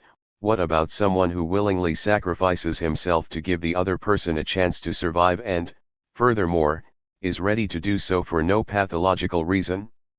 Since there is no moral law commanding him to do so, does this mean that such an act has no ethical status? Does not this strange exception demonstrate that ruthless egotism, a commitment to personal survival and gain, is the silent pathological presupposition of Kantian ethics, that is, that the Kantian ethical edifice can only sustain itself by silently presupposing a pathological image of man as a ruthless utilitarian egotist? Is not Badiou also all too Kantian with his opposition of mere animal life and the miracle of event? The properly dialectical materialist solution here is not, of course, the direct spiritualization of nature in the mode of romantic nature philosophy, but an imminent denaturalization of nature. We should thus, for purely conceptual reasons, expand the opposition of human, animal and subject 32 into 4 basic existential positions: the individual, the human, the subject, the neighbor. A Griamasian semiotic square imposes itself here, with the two axes of human versus inhuman and positivity versus negativity. The individual is a positively attuned human, in contrast to the negatively attuned human. The subject is a positively attuned agent engaged in an overhuman truth process, in contrast to the neighbor attuned to the negative stance of anxiety. Different figures can be located along these lines. For example, Christ is a human subject, combining precarious mortality with a fidelity to truth. Badiou against Levinas. Leszek Kolakowski once wrote that man can be a moral being only insofar as he is weak, limited, fragile, and with a broken heart. This is the liberal core of Levinas's thought, a core to which Butler also subscribes when she focuses on the fragile symbolic status of a human subject, caught in the abyss of decentered symbolic representation, and whose very identity hinges on an external, inconsistent network. It is this precarious status of subjectivity which functions as the zero level of all ethics, the absolute call, the injunction, emanating from the vulnerable neighbor's face. To be an ethical subject means to experience oneself, in one's singularity, as the addressee of that unconditional call, as responsible and responding to it even when one chooses to ignore it. 33.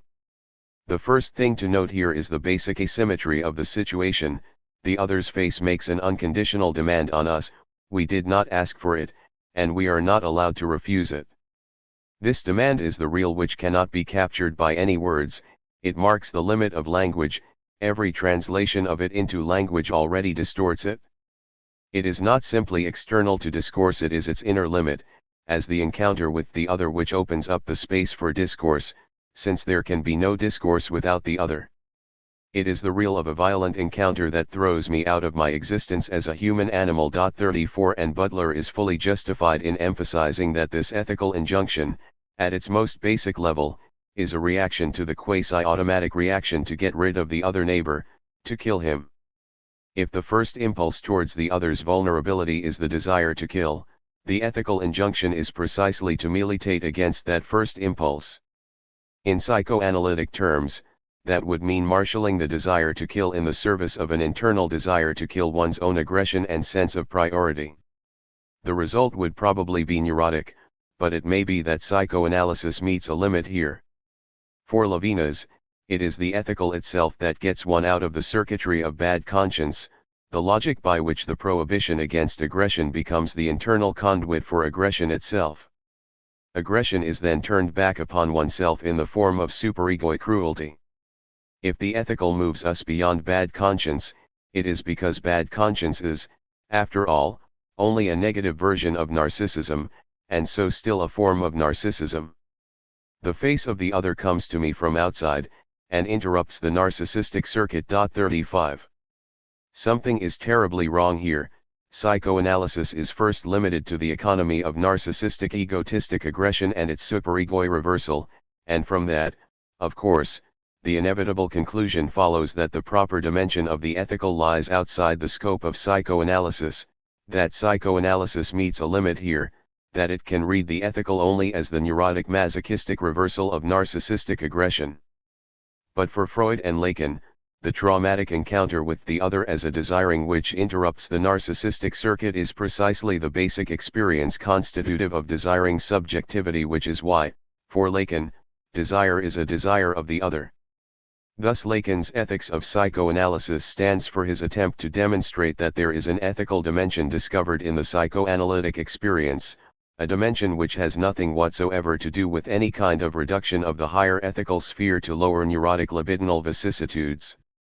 Lacan's option involves neither the aggressive thrust to annihilate the other neighbor thing, nor its reversal into accepting the other as the source of an unconditional ethical injunction. But why not? We should note that, in Levinas's account, it is not me who experiences myself as precarious, but the other who addresses me. This is why, in my very asymmetric subordination to the other's call, in my unconditional responsibility, in my being taken hostage by the other, I assume supremacy over the other. Do we not encounter this wounded precarious other almost daily, in advertisements for charity which bombard us with images of starving or disfigured children crying in agony? Far from undermining the hegemonic ideology, such adverts are one of its exemplary manifestations. Butler shows how the face itself can function as an instrument of dehumanization, like the faces of evil fundamentalists or despots, and how the power regime also decides which faces we are allowed to see as worthy of grief and mourning and which not. It was pictures of children burning from napalm that generated ethical outrage in the US public over Vietnam. Today, the very fragility of the suffering other is part of the humanitarian ideological offensive. What must be added to the precariousness and vulnerability of the ethical subject is the notion of absolute fidelity, the reference to an absolute point of infinity, in accordance with Pascal's well-known thought that man is a tiny speck of dust in the universe, but at the same time infinite spirit. Fragility alone does not account for ethics. The gaze of a tortured or wounded animal does not in itself make it an ethical subject. The two minimal components of the ethical subject are its precarious vulnerability and its fidelity to an immortal truth. It is only this presence of an immortal truth that makes human vulnerability different from that of a wounded animal. Furthermore, to these two, we should also add the demonic immortality whose Freudian name is the drive, the very core of the neighbor thing. 36. But, again, cannot this fidelity be understood precisely as a fidelity to the call of the vulnerable other in all its precariousness? The answer is not that the ethical agent should also experience his or her own fragility. The temptation to be resisted here is the ethical domestication of the neighbor, or what Levinas effectively did with his notion of the neighbor as the abyssal point from which the call of ethical responsibility emanates. Levinas deploys the notion of the subject as constituted by its recognition of an unconditional ethical call engendered by the experience of injustices and wrongs. The subject emerges as a reaction to the traumatic encounter with the helpless suffering other. This is why it is constitutively disintegrated, not autonomous, but split by the ethical call, a subject defined by the experience of an internalized demand that it can never meet, a demand that exceeds it. The paradox constitutive of the subject is thus that the demand that the subject cannot meet is what makes the subject, so that the subject is constitutively divided, its autonomy always usurped by the heteronymous experience of the other's demand. My relation to the other is not some benign benevolence, compassionate care, or respect for the other's autonomy, but is the obsessive experience of a responsibility that persecutes me with its sheer weight. I am the other's hostage. 37. My elementary situation is thus that of an eternal struggle against myself. I am forever split between egotistic rootedness in a particular familiar world around which my life gravitates, and the unconditional call of responsibility for the other, the I which arises in enjoyment as a separate being having a part in itself, the center around which its existence gravitates, is confirmed in its singularity by purging itself of this gravitation, and purges itself interminably. 38 Levinas likes to quote Dostoevsky here, "We are all responsible for everything and guilty in front of everyone, but I am that more than all others." The underlying cruelty is that of the superego, of course. What is the superego?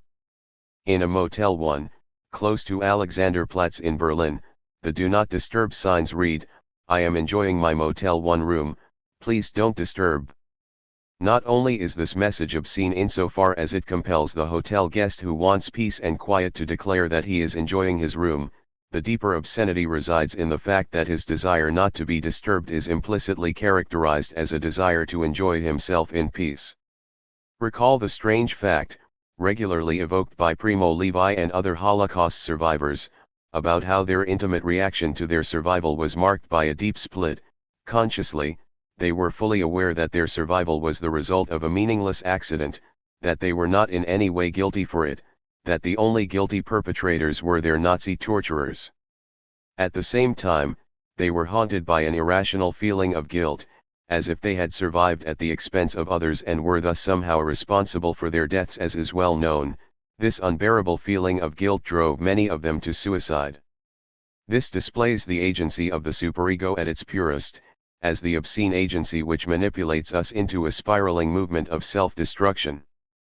The function of the superego is precisely to obfuscate the cause of the terror constitutive of our being human, the inhuman core of being human, the dimension of what the German idealists called negativity and Freud called the death drive.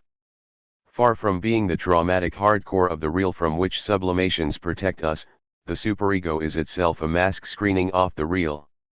For Levinas, the traumatic intrusion of the radically heterogeneous real thing which disintegrates the subject is identical with the ethical call of the good, while, for Lacan, on the contrary, it is the primordial evil thing, something that can never be sublated into a version of the good, something which forever remains a disturbing cut. Therein lies the revenge of evil for our domestication of the neighbor as the source of the ethical call. The repressed evil returns in the guise of the superego's distortion of the ethical call itself. But there is a further question to be raised here: is the opposition between fellow man and neighbor the ultimate horizon of our experience of others? It is clear that for Levinas the face is not the name for my fellow man with whom I can empathize, who is like me, my semblant, but the name for a radical facelessness, for the real of the abyss of an otherness whose intrusion destabilizes every homeostatic exchange with others. However, does not the very fact that Levinas can use the term face to designate its opposite, the faceless abyss of the other, point to the link between the two, to the fact that they belong to the same field? Is not the faceless abyss of the neighbor a faceless beyond engendered by the face itself, the face's inherent overcoming, like the terrifying image which is too strong for our eyes, which closes down the very dimension of what can be seen? Insofar as, for Lacan, the face functions as an imaginary lure, the real of the faceless neighbor is the imaginary real, the question is thus whether there is another, symbolic, real. What emerges if, in a vague homology, we push the symbolic as far as the same self-cancelling into which the face is pushed to give rise to the faceless abyss of the neighbor? What would be the status of the human individual as a symbolic real? What emerges at this point is the subject, the Cartesian cogito which, according to Lacan, is none other than the subject of the unconscious. No wonder that Lacan refers to this subject as an answer of the real. It emerges when the symbolic is pushed to the limit of its impossibility, of its immanent real. This subject is totally desubstantialized, coinciding with its own failure to be. It is a mere cut, a gap, in the order of being. If the axis fellow man/neighbor remains our ultimate horizon, we have to abandon the dimension of universality. The neighbor is a singular abyss which resists universality. But is it then the case that the non-universalizable neighbor is the ultimate horizon of our ethico-political activity? Is the highest norm the injunction to respect the neighbor's otherness? No wonder Levinas is so popular today among leftist multiculturalist liberals who improvise endlessly on the motif of impossible universality. Every universality is exclusive, it imposes a particular standard as universal. The question to be posed here is whether every ethical universality is really based on the exclusion of the abyss of the neighbor, or whether there is a universality which does not exclude the neighbor. The answer is, yes, the universality grounded in the part of no part, the singular universality exemplified in those who lack a determined place in the social totality, who are out of place in it and as such directly stand for the universal dimension. From terror to enthusiasm. While the neighbor is non-universalizable, the subject is universal. This universality is no longer a universality founded on an exception, it is the universality of a gap, a cut, not the underlying universal feature shared by all particulars, but the cut of an impossibility which runs through them all. Reading Badiou retroactively from this standpoint, we can discern how he does already offer an implicit reply to this question in his early masterpiece The Theory of Subject, where he deploys his own four fundamental concepts, the four fundamental subjective affective attitudes towards the real. He opposes two couples, the Sophoclean couple of terror and anxiety, and the Aeschylean couple of courage and justice. On the grounds of internal consistency, I propose to replace justice with enthusiasm, for the reasons I shall now outline. Often cited is the chorus from Antigone about man being the most demonic of all creatures, as a being of excess, a being that violates all proper measure. However, it is crucial to bear in mind the exact location of these lines. The chorus intervenes immediately after it becomes known that somebody has defied Creon's order and performed the funeral ritual on Polyneices' body. It is this act which is perceived as a demonic excessive act, and not Creon's prohibition. Antigone is far from being the placeholder of moderation, of respect for proper limits, against Creon's sacrilegious hubris. This is what makes problematic Badiou's reading of Creon as the figure who stands for the law's inner excess over itself, laid bare in Superegoi Fury. Creon is the name of the superego, the deregulated law destroyed and, by its own native essence, returned as an excess over the place that it prescribes. Antigone is the name of anxiety, that is, the principle of the infinity of the real which is unplaceable in the regulated finitude of the place. From this point of view, Antigone and Creon, although antagonists in the play, accomplish the same process, the formation of the Sophoclean tragic subject. 39. Bostiels, who recently took over this reading, specifies this dimension of the law as that of the violence registered by the tautology. The law is the law. This element of excess and destruction is what Badiou calls the non-law in the law, which as such lies revealed in the ferocity of the superego injunction, reduced to a pure you must, or to redundancies of the type the law is the law. The non-law is what manifests itself as the affirmative of the law. For this reason the superego can be simultaneously the index of the law and of its destruction.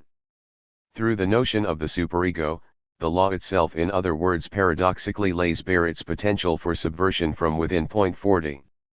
However, is it not that, in the central confrontation between Antigone and Creon, it is the former who stands for the tautology, the law is the law, while Creon is a pragmatic realpolitiker who gives reasons for his prohibition of Polyneices' funeral? Antigone's only answer to all this is a repeated variation on I insist. I stick to my rule. As we have said, Badiou supplements the Sophoclean couple anxiety superego with the Aeschylean couple of courage and justice. While the Sophoclean universe remains caught in the cycle of violence and revenge, Aeschylus opens up the possibility of a new law which will break the cycle. However, Badiou insists that all four are necessary constituents of a truth event: the courage of the size Zion of the laws, the anxiety of an opaque persecution, the superego of the bloodthirsty Irenaeus, and finally justice according to the consistency of the new four concepts to articulate the subject. 41. The actuality of Aeschylus is attested by The Suppliants, a play which tackles the problem of how to deal with those seeking refuge from tyranny. The suppliants are the 50 daughters of Danaus. They arrive at Argos fleeing the 50 sons of King Aegyptus, who wish to marry them. The king of Argos is reluctant to accept them, fearing the wrath of Aegyptus and war with Egypt. However, the popular assembly of the city overrules him and the suppliants are given shelter. What the people display here is courage and a sense of justice. Badiou proposes his own tetrad of the four fundamental concepts of the truth event. his own version of Lacan's four fundamental concepts of psychoanalysis. Bastils also notes that, in Logiques des Mondes, Badiou returns to this tetrad, with a small but significant change. The superego is replaced by terror as a necessary constituent of every truth event in politics as well as in other domains. No truth happens without some form of terror, none of that which overcomes the finitude in the human animal, subordinating it to the eternity of the true by its incorporation to a subject in becoming, has ever been able to occur without anxiety, courage, and justice. But no more, as a general rule, without terror. 42. There are many deeply relevant insights in this tetrad, from the assertion of the inevitable role of terror in emancipatory politics to the crucial distinction between heroism and justice. If heroism is the subjective figure of facing up to the impossible, then courage is the virtue of endurance in the impossible. Courage is not the point itself, it is holding on to the point. What demands courage is holding on, in a different duration from the one imposed by the law of the world. 43. Heroism without courage is limited to a momentary pathetic suicidal gesture followed by the conformist sobriety of returning to the common sense of everyday life. The truly difficult thing is to persist courageously in fidelity to the event. Furthermore, Badiou's tetrad allows for a very pertinent diagnosis of our contemporary predicament. I believe that this subjective figure, whose dialectic is built on anxiety and the superego, always prevails in times of decadence and disarray, both in history and in life. 44. Or, to quote Bastiles's perspicuous paraphrase, the Sophoclean dominant of our times can be seen as a symptom of the fact that once courage and justice are dismissed as so many illusions of dogmatic voluntarism, what we are left with are precisely only the twin dispositions of anxiety and terror, that is to say, an excessive dimension of the real as too much that at the same time exposes the fragility and precariousness of the law qua non-law. 45. The problem which persists here is double. First, is justice really a term which belongs to the same series of emotional responses to the encounter of a truth? Does locating it in this series not subjectivize it too much? A possible alternative candidate would have been enthusiasm. In other words, insofar as anxiety and courage form a pair of opposites, do not terror and enthusiasm form another symmetrical couple?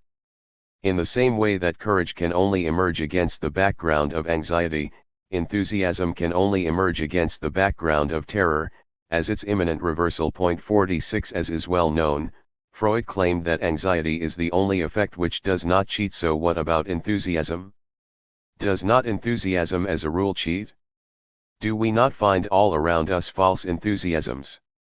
Here we should recall that enthusiasm can only emerge against the background of terror. It is this background which as it were guarantees its authenticity, locates it into the relation to the real, and distinguishes it from the false enthusiasm. Second, can terror really be conceived as replacing the superego? It is true that, according to the vague notion of totalitarian terror, the state does not function as a constrained legal power, but as an unconstrained exercise of a superego agency which makes you all the more guilty the more you are innocent. However, to put it in somewhat simplified terms, not only is terror, for Badiou, an unavoidable aspect of the subjective relating to a truth, he also goes to the end and insists that terror is present in all radical emancipatory politics, ironically referring to his own politics as the search for a good terror. So it is not only that the experience of terror is always part of the attitude of the subject awed by the intrusion of a truth that derails its daily life. Recall Heiner Müller's famous motto, "The first appearance of the new is the dread." Much more radically, terror is a legitimate part of every radical democratic politics. Its ruthless exercise of popular justice cannot but appear as terror. And it is absolutely crucial to distinguish this emancipatory terror in both its aspects, the subjective experience as well as the exercise of power, from the superego excesses of legal power, the excess of non-law at the very heart of the law. Whatever Crean stands for, opportunistic realpolitik or the superego excess of legal power, he definitely does not stand for emancipatory terror. Correcting Badiou, we should thus propose a new third series of the four fundamental concepts of emancipatory politics: anxiety, courage, Terror, enthusiasm. Heidegger already developed in detail this point about anxiety, when the very basis of our existence is shattered by terror, when a mere ontic fear changes into anxiety, when we are confronted with the ontological void of our being, we are violently torn out of what Badiou calls our utilitarian hedonistic animal life. Although such an out-of-joint experience of radical dislocation is not yet an event, it is its necessary precondition. Only a dislocated subject, a subject torn out of its life world, can recognize itself as the addressee of an event and courageously commit itself to a fidelity to its truth. There is, however, a difference with Badiou to be drawn out here. While for him the experience of anxiety, of out-of-jointness, of negativity in general, is a precondition of the event, its retroactive negative shadow, as it were, we must confer on it a stronger, more autonomous role. Negativity is the primordial ontological fact.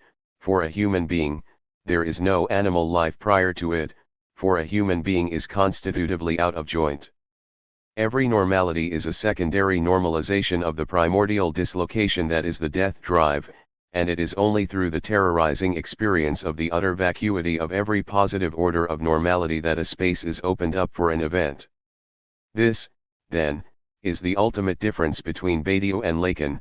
Badiou's starting point is an affirmative project and the fidelity to it, while, for Lacan, the primordial fact is that of negativity, and the fidelity to a truth event is secondary, a possibility whose space is opened up by negativity.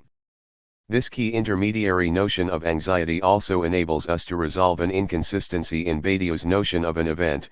If an event is self-referential in the sense that it includes its own nomination, how is it that Badiou can distinguish different modes of subjectivity which are simultaneously modalities of how the subject relates to the event? We should thus drop the notion that truth, as opposed to knowledge, is something that only an engaged gaze, the gaze of a subject who believes in it, can see. In his Logiques de Mons, Badiou himself corrected his thesis that there is a truth event only for those who recognize themselves in it. While a truth is always the truth of a particular historical situation, it affects the entire situation. Badiou elaborates 4 possible responses to an event: the faithful subject, the reactive subject, the obscure subject, and resurrection. Perhaps this list should be complicated a little, so that there are 6 responses in all.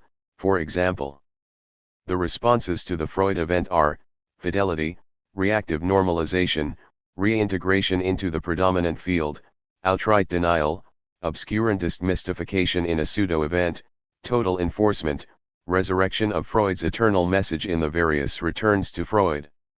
The responses to a love event are: fidelity, normalization, reintegration, outright rejection of the evental status, thorough rejection of sexual love, obscurantist suicidal passion à la Tristan, resurrected love. The responses to the Marxism event are: fidelity, reactive reintegration, outright denial of the evental status, catastrophic total counterattack in the guise of a pseudo-event, total enforcement of the event, which ends up in an obscure disaster, renewal of Marxism. So how do and coexist? This brings us to a further hypothesis: an event is necessarily missed the first time. True fidelity is only possible in the form of resurrection. As a defense against revisionism, Freud did not see the full significance of his discovery. It was only Lacan's return to Freud that allowed us to get to its core, or, as Stanley Cavell put it apropos Hollywood comedies of remarriage, the only true marriage is the second marriage. 47. When Badiou describes the interaction of the different subjective types which define a historical sequence, he emphasizes how, contrary to what Hegelian dialectics and dogmatized Marxism claim, the historical present doesn't coincide with the present of the body of truth. 48. In every historical present, the body of truth coexists and interacts with those who react to the truth event by trying to reinscribe it into the field of pre-evental processes, and those who struggle to destroy the body of truth. While for Hegelians and vulgar Marxists, every historical epoch is under the sign of one single notion. However, does not the Marxist notion of the non-synchronicity of the synchronous, of the coexistence within the same epoch of segments which belong to different stages, indicate the very same interaction? This is precisely the point of the Marxist concept of articulation, of how, with the rise of the new, the old gets refunctionalized and assumes a different role in the new totality. Furthermore, contrary to misleading appearances, does not Hegel's notion of totality also aim at the same complex articulation? But back to Badiou, if an event exists only for those engaged within it, how can we sustain the notion of a subjectivity which denies the event? Does denying it imply that the event already in some sense exists for the denying subject? My hypothesis is that anxiety here plays the crucial role. An event always occurs within a world, within its transcendental coordinates, and its emergence affects the entirety of that world. No one can really ignore it. For example, the post-evental liberal who tries to prove that there was no event, that the October Revolution was just a quirk of Russian history, is not the same as the pre-evental liberal, since he is already mediated by the event, reacting to it. It is one thing not to know something, another thing to act as if one does not know it. The event in its first emergence causes anxiety, since by definition it shatters the transcendental coordinates of a world. It is this anxiety which affects everyone, all subjects of a world, and denying or ignoring the event, trying to reintegrate it into the coordinates of the world, etc., are reactions triggered by this anxiety, reactive ways of coping with the event's traumatic impact. But only an authentic subjective fidelity to the event succeeds in converting anxiety into enthusiasm. It displays the courage to confront or accept the event in its full traumatic impact, and to transform this anxiety into the enthusiasm of emancipatory struggle. In this precise sense, anxiety is the necessary background of enthusiasm. There is no enthusiasm without anxiety. Enthusiasm does not begin in itself, it is formally the result of the conversion of anxiety. This is also why Badiou is justified in designating regressive reactions to the event as modes of subjectivity. The emergence of subjectivity is not limited to the enthusiastic endorsement of the event, but to anxiety, and anxiety as the first reaction to the event is universal. It affects the entire field of the world shattered by an event. The reference to anxiety also enables us to formulate the inner limit to each of the post-evental truth procedures which follow the triad of true, beautiful, good. Science concerns the true, art the beautiful, and politics the good. The fourth procedure, love, does not operate at the same level. It is more fundamental and universal than the others. 49 The structure is therefore not that of the four, but of 3+1, a feature perhaps not emphasized enough by Badiou. Not only psychoanalysis, philosophy, and religion also belong to love is love, then, Badiou's Asiatic mode of production, the category into which he throws all truth procedures which don't fit the other three modes, as well as the underlying structuring principle of the entire field. 50. In each truth domain, anxiety signals the encounter with a minimal difference which hinders the absolute reduction or purification, that is, which is simultaneously the condition of possibility and the condition of impossibility of the domain in question. In science, ontological difference, which prevents the scientistic reduction of the object of knowledge to a positive entity. In politics, class difference, which prevents the political project from fulfilling itself in a new non-antagonistic, harmonious society. In love, sexual difference, which stands for the impossibility of the sexual relationship, and, in art, the minimal gap between art and daily life which condemns to failure all modernist attempts to unite the two. Each time the difference persists, however, each time, the point is not to respect the limit but to push through to the end in order to encounter the minimal difference, to push through the cognitivist reduction of man to a brain machine to discover the negativity of the death drive, to push through the modernist unification of art and life to discover the minimal difference between the two dimensions, to push through love to confront the limit of sexual difference. Likewise, one must push through a revolutionary process to the end in order to confront the insurmountable antagonism. Badiou wrote recently of the real as such, the real of there is no, the real as the impossibility of a relationship, or, let us risk the philosopheme, pure being as unbound multiplicity. Or the void. 51 He poses here a problematic sign of equality between the Lacanian real and his own real, ignoring the key difference, the Lacanian real is not simply a void of unbound multiplicity. What is missing here is precisely the there is no, which, for Lacan, is not only a there is no relationship between unbound elements of a multiplicity, but the extreme of an antagonism which inextricably binds together the antagonism's two aspects. There is no sexual relationship does not mean that there is a multiplicity of unbound or unrelated sexual positions, i.e., that there is no common measure between the masculine and the feminine positions. Sexual difference is rather impossible because it is, in a sense, prior to both positions. Masculine and feminine are the two ways to symbolize the deadlock of sexual difference. This misunderstanding has crucial consequences for how Badiou formulates the core of Lacan's anti-philosophy, his basic reproach to philosophy, summarized by Badiou in the following. Philosophy is a subversion of three by the two. Philosophy refuses to accept that the three is irreducibly originary, that it cannot be reduced to the two. This is, I think, the reason for the continuous and complex controversy between Lacan and Hegel, since Hegel proposes a position of the three which is necessarily engendered by the two. Which two? The two of contradiction. It is with regard to this position that Hegel is for Lacan the most philosophical of philosophers. Point 52. One is tempted to invert this reproach. It is philosophy which passes all too quickly from the one to the three, refusing to think the two as the inherent impossibility of the one. The primordial form of the two is that of the cosmic sexualized polarity. With philosophy, this polarity is reduced to the one generating the totality of being out of itself.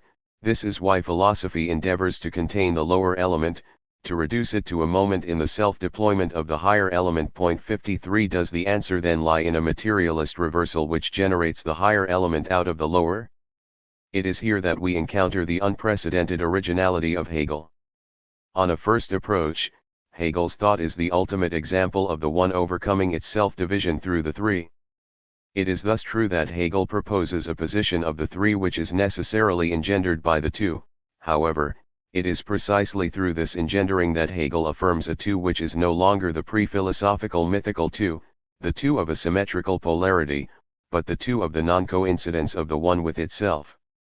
This is why, when Badiou asserts Lacan's anti-Kantianism, he misrecognizes the Hegelian nature of Lacan's distance towards Kant. Here is how Badiou answers the key question: how does Lacan escape Kantianism? If the real is subtracted from knowing, we enter the critical speech which tells us that the real is unknowable, and which limits knowledge to phenomena. Finally, reality would be the phenomenal donation of things, and the real its point of inaccessibility to which one simply relates through the act, i.e., to which one has a practical relationship. There is a prescriptive, not a cognitive, relationship towards the real. The real gives itself in practical reason, in the categorical imperative, and not in theoretical reason which structures phenomena. There are readings of Lacan and of Kant, Slovene readings which go in this direction, and which are very forceful. As far as I am concerned, I think that Lacan avoids the critical trap, and that he is in no way Kantian. His gesture is not to propose that the real is unknowable, or that it is knowable. Lacan's thesis asserts the exteriority of the real to the antinomy of knowing and ignoring. The real as such does not rely on the alternate categories of knowing and ignoring. It relies on what Lacan tries to invent under the name of demonstrating. 54. For Lacan, the real can only be demonstrated through formal logic, not in a direct way, but negatively, through a deadlock of logical formalization. The real can only be discerned in the guise of a gap, an antagonism. The primordial status of the real is that of an obstacle, the absent cause of a failure, a cause which has no positive ontological consistency in itself but is present only through and in its effects. To put it succinctly, one tries to formalize the real, one fails, and the real is this failure. This is why, in the Lacanian real, opposites coincide. The real is simultaneously what cannot be symbolized and the very obstacle which prevents the symbolization. And this coincidence, the coincidence of a thing with the very obstacle which prevents our access to it, in other words this overlapping of epistemological failure and ontological impossibility, is profoundly Hegelian. Badiou and anti-philosophy. How does this difference between Badiou and Lacan affect Badiou's delimitation of anti-philosophy? The basic motif of anti-philosophy is the assertion of a pure presence irreducible to and excessive with regard to the network of philosophical concepts or representations. The surprise is that Badiou, who coined this critical term, retains a strange solidarity with anti-philosophers on account of his unproblematic reliance on the coupled presence and representation. The great theme of post-Hegelian anti-philosophy is the excess of the preconceptual productivity of presence over its representation. Representation is reduced to the mirror of representation, which reflects in a distorted way its productive ground. Post-Hegelian philosophy started off with this fundamental claim: symbolic representations which were traditionally considered as access to the truth and to the real of being do in fact alienate us from being and deform it. And classical philosophy was suddenly recognized as the queen of this representative misrepresentation. Indeed, if one were to name one central issue that distinguishes the rise of modern thought, it is perhaps none other than precisely the issue of representation, its profound interrogation, and the whole consequent turn against representation. This is perhaps most perceptible in art, which frontally attacked the notion of art as representation. In politics, this also was a central issue: who represents the people and how they can be properly represented. Why are some represented and some not? And what if the very idea of representation is the source of society's evils and its alienation? The realm of politics is especially interesting in this respect, since the introduction of a representative system coincided with the very questioning of its pertinence. Something similar took place in respect to the generic procedure of love, a simultaneous demand that love be properly represented by the institution of marriage, and a massive observation that this is in fact impossible, i.e. that marriage can never truly represent the real of love. 55. In so-called post-structuralism, the relation between the two terms is inverted. Presence itself is denounced as the illusory result of a dispersed productive process defined as anti-presence, as a process of self-differing, and so on. However, the encompassing framework remains that of production versus representation, of a productive process occluded by / in the false transparency of its representation. With regard to Badiou, the problem is how to relate the couple of presence and representation to the triad of being / world / event, more precisely, insofar as being names the presence of inconsistent multiplicity and world its representation, its organization into a consistent situation regulated by its immanent transcendentals. How to conceive the event with regard to the couple of presence and representation? Where, then, does the flaw in Badiou's account reside? Badiou reacted to the obscure disaster of the fall of the socialist regimes and, more generally, to the exhaustion of the revolutionary event of the 20th century by taking a step from history to ontology. It is important to note how it was only after this obscure disaster that Badiou started to play with the double meaning of the term state, the state of things, and state as the apparatus of social power. The danger of this move is that, by establishing a direct link, a short circuit, as it were, between a particular historical form of social organization and a basic ontological feature of the universe, it ontologizes or eternalizes the state as a form of political organization. State becomes something we should resist, subtract ourselves from, act at a distance from, but simultaneously something which can never be abolished. Is not this step from history to ontology, from the state qua political apparatus to the state qua state of things, this short circuit wherein state equals state, an elementary ideological operation? This overblown notion of the state, which effectively tends to overlap with the state in the broadest sense, is effectively Badiou's symptom. Along these lines, at a conference on communism in London in March 2009, Judith Balso claimed that opinions themselves are part of the state. The notion of the state has to be overexpanded in this way precisely because the autonomy of civil society with regard to the state is ignored, so the state has to cover the entire economic sphere, as well as the sphere of private opinions. As a consequence of this short circuit, Badiou gets caught in the typical Kantian ambiguity apropos the question of whether abandoning the form of party state, subtracting oneself from state, acting in the interstices of state, is an a priori necessity of radical emancipatory politics as such, or just the expression of a certain historical moment, that of the global defeat of radical politics? In other words, when Badiou interprets the failure of the Cultural Revolution as the exhaustion of the Leninist party state revolutionary paradigm, does he mean that this paradigm was appropriate for its period and is no longer appropriate for our period, or does he mean that our historical moment has the privilege of giving us an insight into a universal feature of radical emancipatory politics which was obfuscated in previous epochs? Badiou is ambiguous here. Sometimes he implies that we are dealing with a succession of historical epochs, and sometimes that we are dealing with an a priori necessity. To put it another way, the problem with state representation is not that it contaminates or mystifies the presence of the productive real, but quite the opposite, it constitutes this presence. The state does not contaminate the apolitical spheres of the economy, of private life, of sexuality, etc., rather it constitutes them as apolitical or pre-political. The ultimate task of state apparatuses is to depoliticize these spheres, to regulate their apolitical status by means of coercive and ideological apparatuses. This is why, in a properly Marxist perspective, the ill-famed withering away of the state does not aim at a depoliticization of society, but at its radical and thorough politicization. One does not abolish the state by getting rid of its excess in a transparent harmonious self-organization of society, but by abolishing the specter of apolitical spheres, by demonstrating how there is nothing which is not political, up to and including people's most intimate dreams. No wonder, then, that in accordance with his reliance on the couple presence and representation, Badiou exempts as a malicious afterthought, one is tempted to say subtracts the economy from the domain of truth. Does this exemption not also imply that the economy is a sphere of productive presence prior to its representation?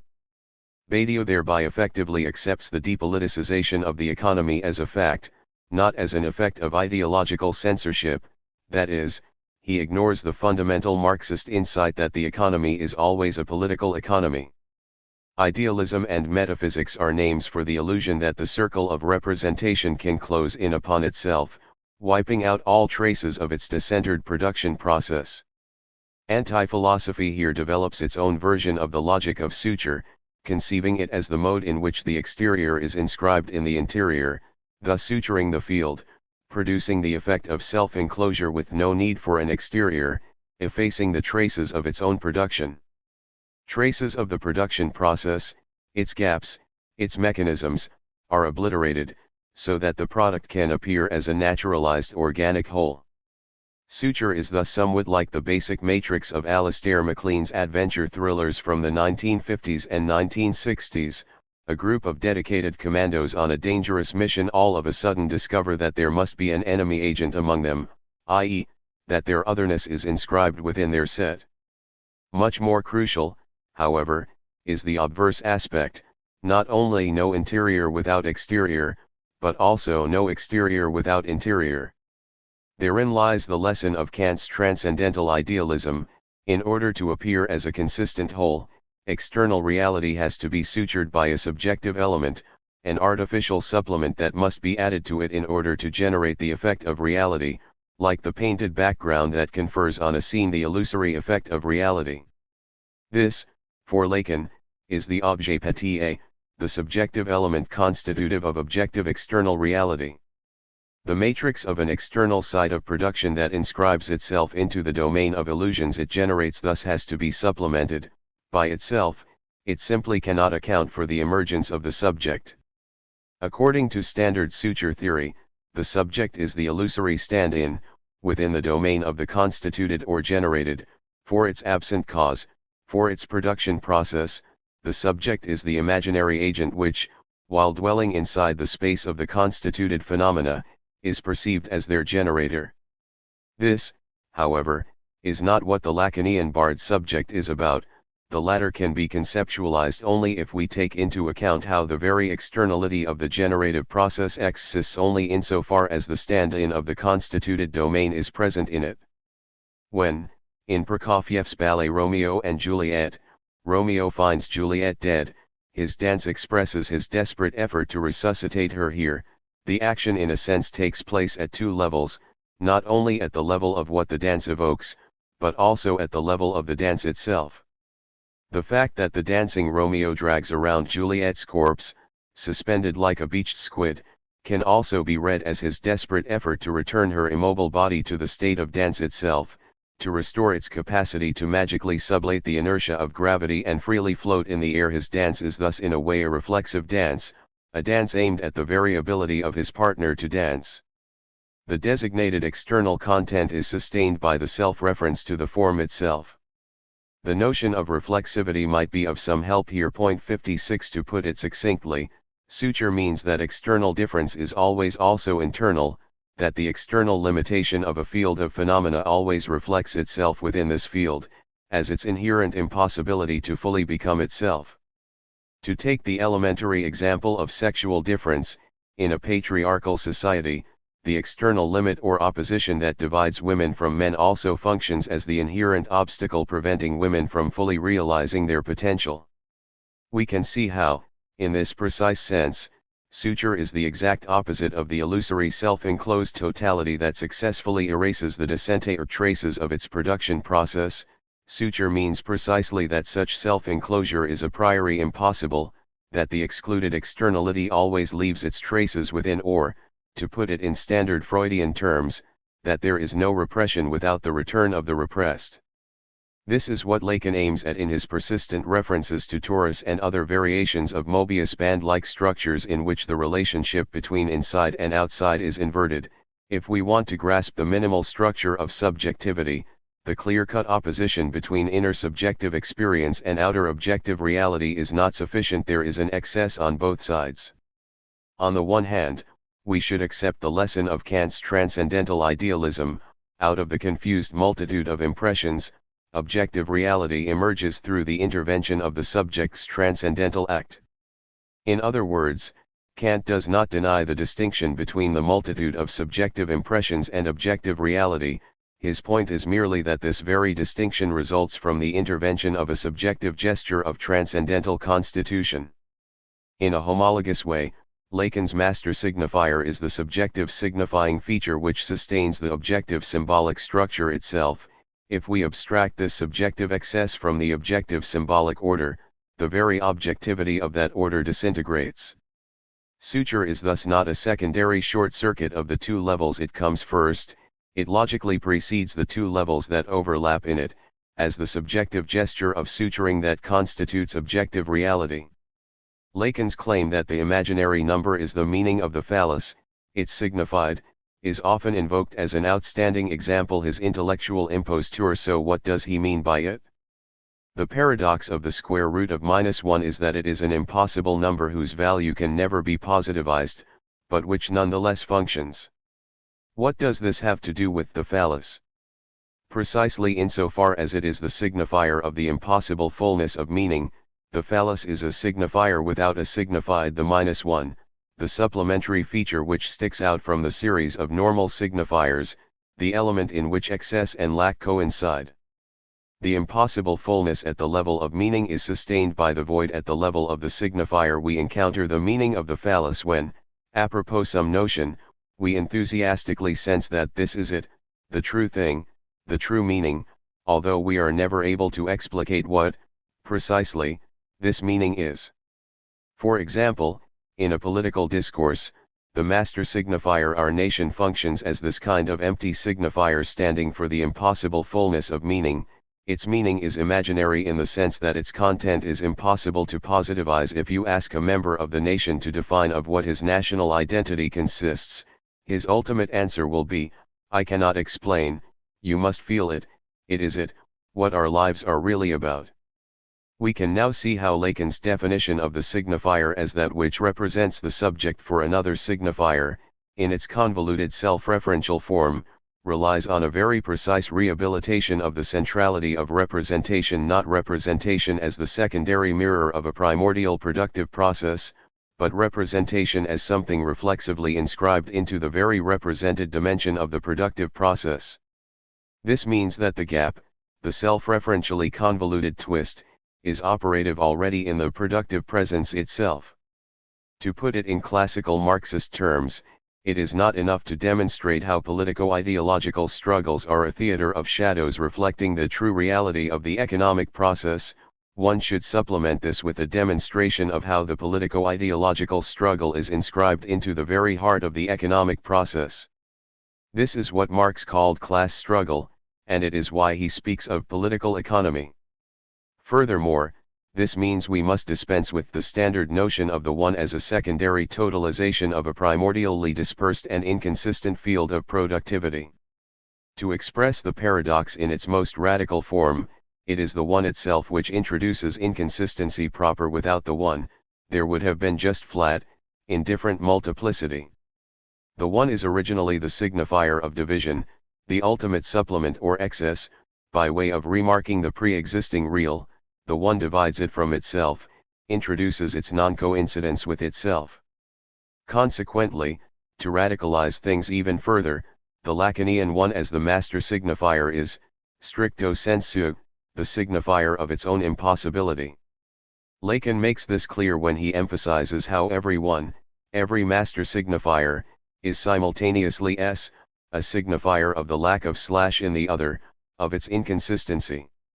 So it is not only that there is the other because the one can never fully coincide with itself, there is one because the other is barred, lacking, inconsistent. Lacan's S1, the famous master signifier or phallic signifier, is, paradoxically, the only way to write that one is not and that what is the void that constitutes the original disjunction in the midst of every count for one. The count for one is always already two. S1 is the matheme of what one can describe as the one is not. It writes that the one is not by presenting the very thing that prevents it from being one. This is what S1 says, the one is not, yet what is not a pure multiple, but two. This is perhaps Lacan's crucial insight. If there is something on which one could lean in order to leave the ontology of the one behind, this something is not simply the multiple, but a 2.57. Everything hinges on this crucial point. Deconstructionist or historicist democratically materialist anti-philosophy extols multiplicity and abhors binary logic, seeing in the two just a mirror-like redoubling of the one. Materialist dialectics knows that multiplicity without the two is just a multiplicity of ones, the monotonous night of a plurality in which all cows are black. What the anti-philosophical extolling of multiplicity misses is the non-coincidence of the one with itself, the non-coincidence which makes the one the very form of appearance of its opposite. It is not only that the complexity of its situation undermines every one much more radically, it is the very oneness of the one which redoubles it, functioning as an excess over the simple one. The function of void is crucial here. What explodes every one from within is not a complexity which subverts its unity, but the fact that a void is a part of every one, the signifier one, the signifier which unifies or totalizes a multiplicity, is the point of the inscription into this multiplicity of its own void. Or, in terms of the Deleuzian minimal difference, an actual identity is always sustained by a virtual minimal difference. The same point can be made with regard to the shift in the status of the excess. In the standard space of anti-philosophy, excess names the excess of productive presence over its representation, that X which eludes the totalization through representation. But once we acknowledge the gap in the space of productive presence itself, the excess becomes the excess of representation itself which always already supplements productive presence. A simple political reference will make this point clear. The master at the center of a social body, the one who totalizes it, is simultaneously the excess imposed on it from outside. The whole struggle of the power center against the marginal excesses threatening its stability can never obfuscate the fact, visible once we accomplish a parallax shift of our view, that the original excess is that of the central one itself. As Lacan would have put it, the one is always already extimate with regard to what it unifies. The one totalizes the field it unifies by condensing in itself the very excess that threatens the field. We encounter here the same self-relating move of redoubled negation as in the case of the law as universalized crime. We pass from the excess with regard to the field of representation to the excess of representation itself, that is, to the representation itself as an excess with regard to what it represents. Italo Calvino's A King Listens focuses on the sense of hearing. In an anonymous kingdom, the royal palace becomes a giant ear, and the king, obsessed and paralyzed by fears of rebellion, tries to hear every tiny sound that reverberates through the palace: servants' footsteps, whispers and conversations, fanfare, trumpets at ceremonies, the sounds of the city on the outskirts of the palace, riots, etc. 58. He cannot see the source of the sounds, but is obsessed by interpreting their meaning and the destiny they predict. This state of interpretive paranoia only seems to come to a halt when he hears something that completely enchants him. Through the window the wind carries the singing voice of a woman, a voice of pure beauty, unique and irreplaceable. For the king it is the sound of freedom. He steps out of the palace into the open space and mingles with the crowd. The first thing to bear in mind here is that this king is not a traditional monarch, but a modern totalitarian tyrant. The traditional king does not care about his environment, he arrogantly ignores it and leaves worrying about plots to his ministers. It is the modern leader who is obsessed by plots to rule. Is to interpret is a perfect formula of Stalinism, the system of an endless paranoid hermeneutics. So when the king is seduced by the pure feminine voice of immediate life pleasure, this is obviously a fantasy, precisely the fantasy of breaking out of the closed circle of representations and rejoining the pure outside, that which needs no interpretation but merely gives body to the voice which enjoys its own exercise. What is missing here is the way the innocent externality of the voice is itself already reflexively marked by the mirror of interpretive representations, which is why one can imagine an alternative ending to the story. When the king exits the palace, following the voice, he is immediately arrested. The feminine voice was a trick used by the plotters to lure the king out of the safety of the palace.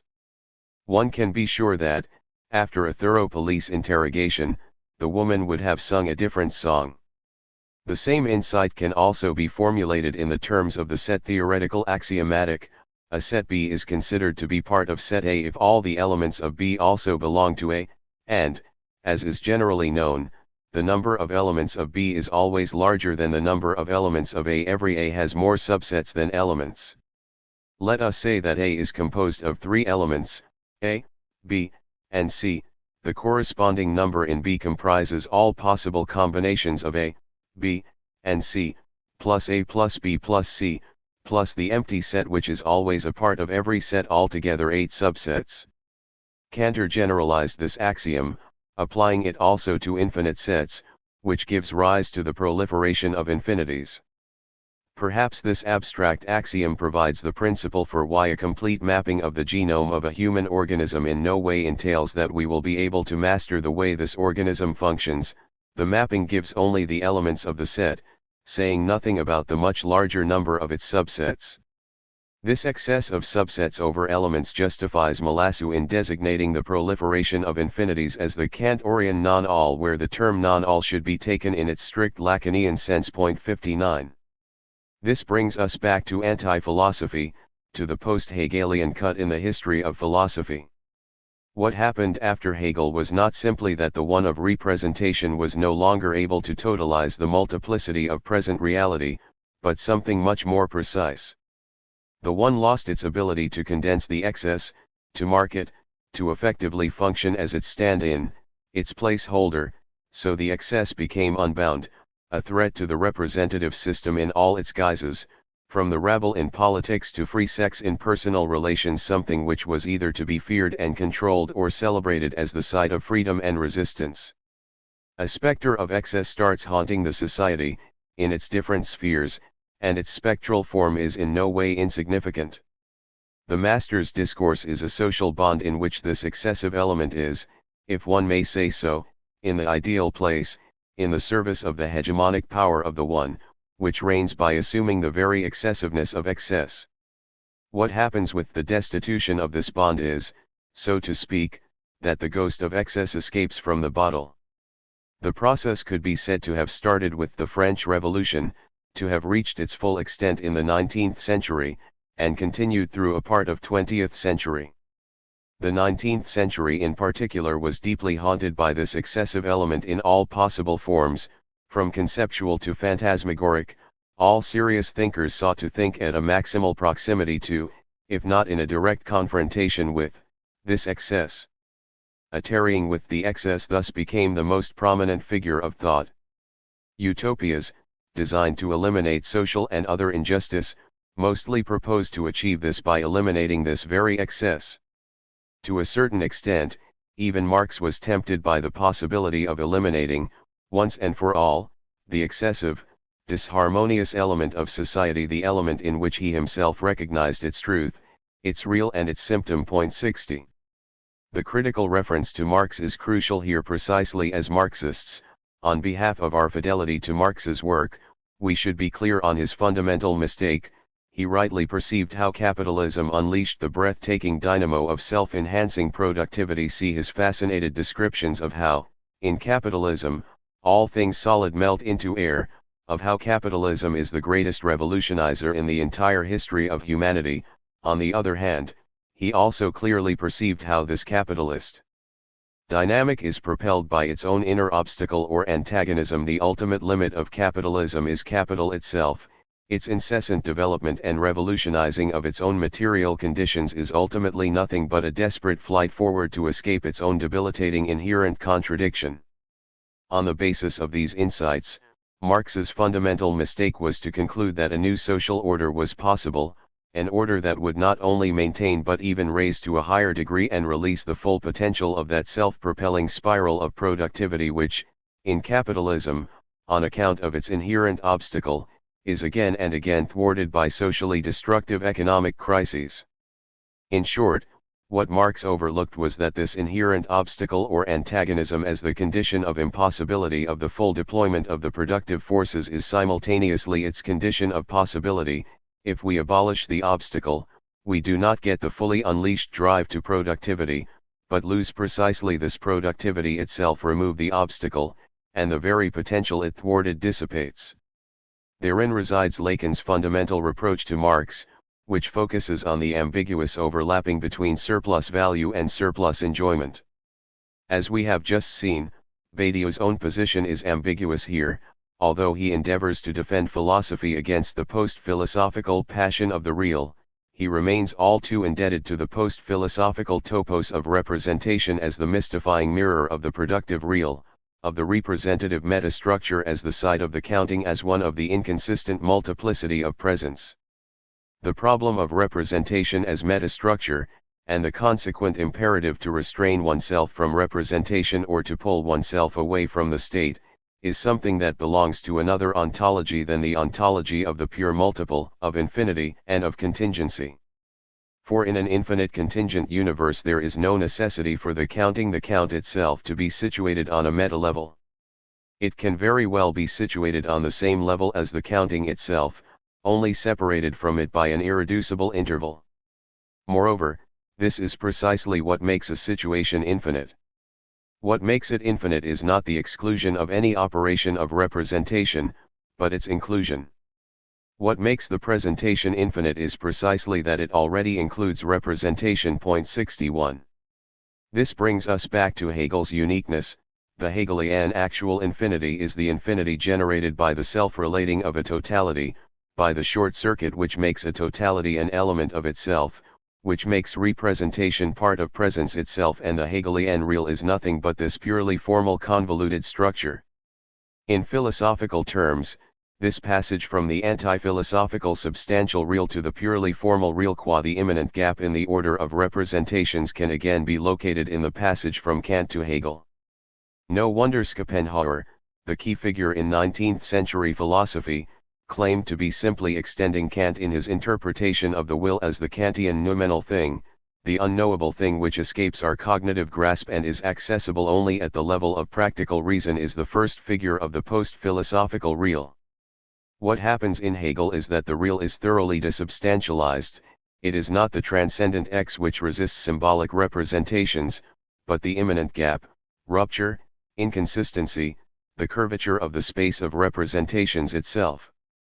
As such, Hegel's thought stands for the moment of passage between philosophy as the master's discourse, the philosophy of the one that totalizes the multiplicity, and anti-philosophy which insists on the real as that which escapes the grasp of the one. On the one hand, he clearly breaks with the metaphysical logic of counting for one. On the other hand, he refuses to admit any excess external to the field of notional representations. For Hegel, totalization in one always fails, the one is always already in excess with regard to itself, is itself the subversion of what it purports to achieve, and it is this tension internal to the one, this two-ness which makes the one one and simultaneously dislocates it, which is the motor of the dialectical process. In other words, Hegel effectively asserts that there is no real external to the network of notional representations. However, the real does not disappear here in the global self-relating play of symbolic representations, it returns with a vengeance as the immanent gap, the obstacle, on account of which representations can never totalize themselves, on account of which they are non-all 62. It is crucial not to confuse this Hegelian overcoming of the couple presence/representation in the true infinity of speculative self-relating with the standard deconstructionist move of demonstrating how the fullness of presence is always already corroded from within by the gap in representation, and so on. As we have seen, the difference between the two positions is condensed in the different status each gives to the subject. For deconstruction, the subject is the self-identity to be deconstructed, while from a Hegelian perspective, the subject is the name for the reflexive gap in the substance. Furthermore, we should also not confuse the anti-philosophical excess which escapes representation with the traditional philosophico-theological motif of the divine absolute beyond the order of beings, epikeina tes ousias. The notion of a divine absolute beyond representation is a constant from Plato's supreme good to the Neoplatonist one. Orthodox Christianity tries to close this gap between the divine excess and the space of representation with its unique notion of the icon. For the Orthodox Christians, the fact that the immaterial God took flesh in the form of Jesus Christ makes it possible to depict the Son of God in human form. Since Christ himself is an icon of God, the Incarnation cancels the Old Testament prescriptions against making images. Not only is Christ the image of the invisible God, people are also made in God's image and can therefore be considered living icons. To avoid the charge of idolatry, the Orthodox theologians emphasized that when a person venerates an image, the intention is to honor the person depicted, not the substance of the icon. As Saint Basil the Great said, "If I point to a statue of Caesar and ask you who is that, your answer would properly be, it is Caesar. When you say such you do not mean that the stone itself is Caesar, but rather, the name and honor you ascribe to the statue passes over to the original, the archetype, Caesar himself." This is also why, in the Eastern Orthodox tradition, only flat or bas-relief images are used. The sensual quality of three-dimensional statues is taken to glorify the human aspect of the flesh rather than the divine nature of the spirit. The highest form of icon is acheiropoieta, an icon that has allegedly come into existence miraculously, not made by a human painter, but the result of a mysterious emanation from the depicted object itself, and so seen as especially authoritative as to the true appearance of the subject. An icon thus points beyond itself to the divine presence that dwells within it, exactly contrary to the anti-philosophical notion of an excess which functions as a rupture destabilizing the harmonious continuity of a representative image. In other words, the excess in an icon is that of divine transcendence, of the invisible spirit that reverberates in or through what we see, while the anti-philosophical excess is an excess of immanence over transcendence, like the stains in the early modernist paintings of Van Gogh or Munch, the overpresent blotches of heavy color whose dense non-transparency draws attention to itself and thus disrupts the smooth passage of the eye towards the represented content. The same ambiguity holds for Deleuze who, between the logic of sense and anti-Oedipus, regresses to the logic of productive presence and its representation. 63 This logic, which clearly dominates the entire notional apparatus of anti-Oedipus with its opposition of molecular and molar, of production and its theater of representation, can be discerned in the radically changed status of one of Deleuze's key concepts, that of the pseudo-cause. Since anti-Oedipus is a study of capitalism, no wonder that the supreme example it gives of a pseudo-cause is capital itself. Deleuze refers here to the well-known section in the first volume of Marx's Capital dealing with the passage from money to capital. With this passage, money as substance becomes money as subject, the abstract universality of money becomes the concrete universality of a self-mediating or self-engendering movement.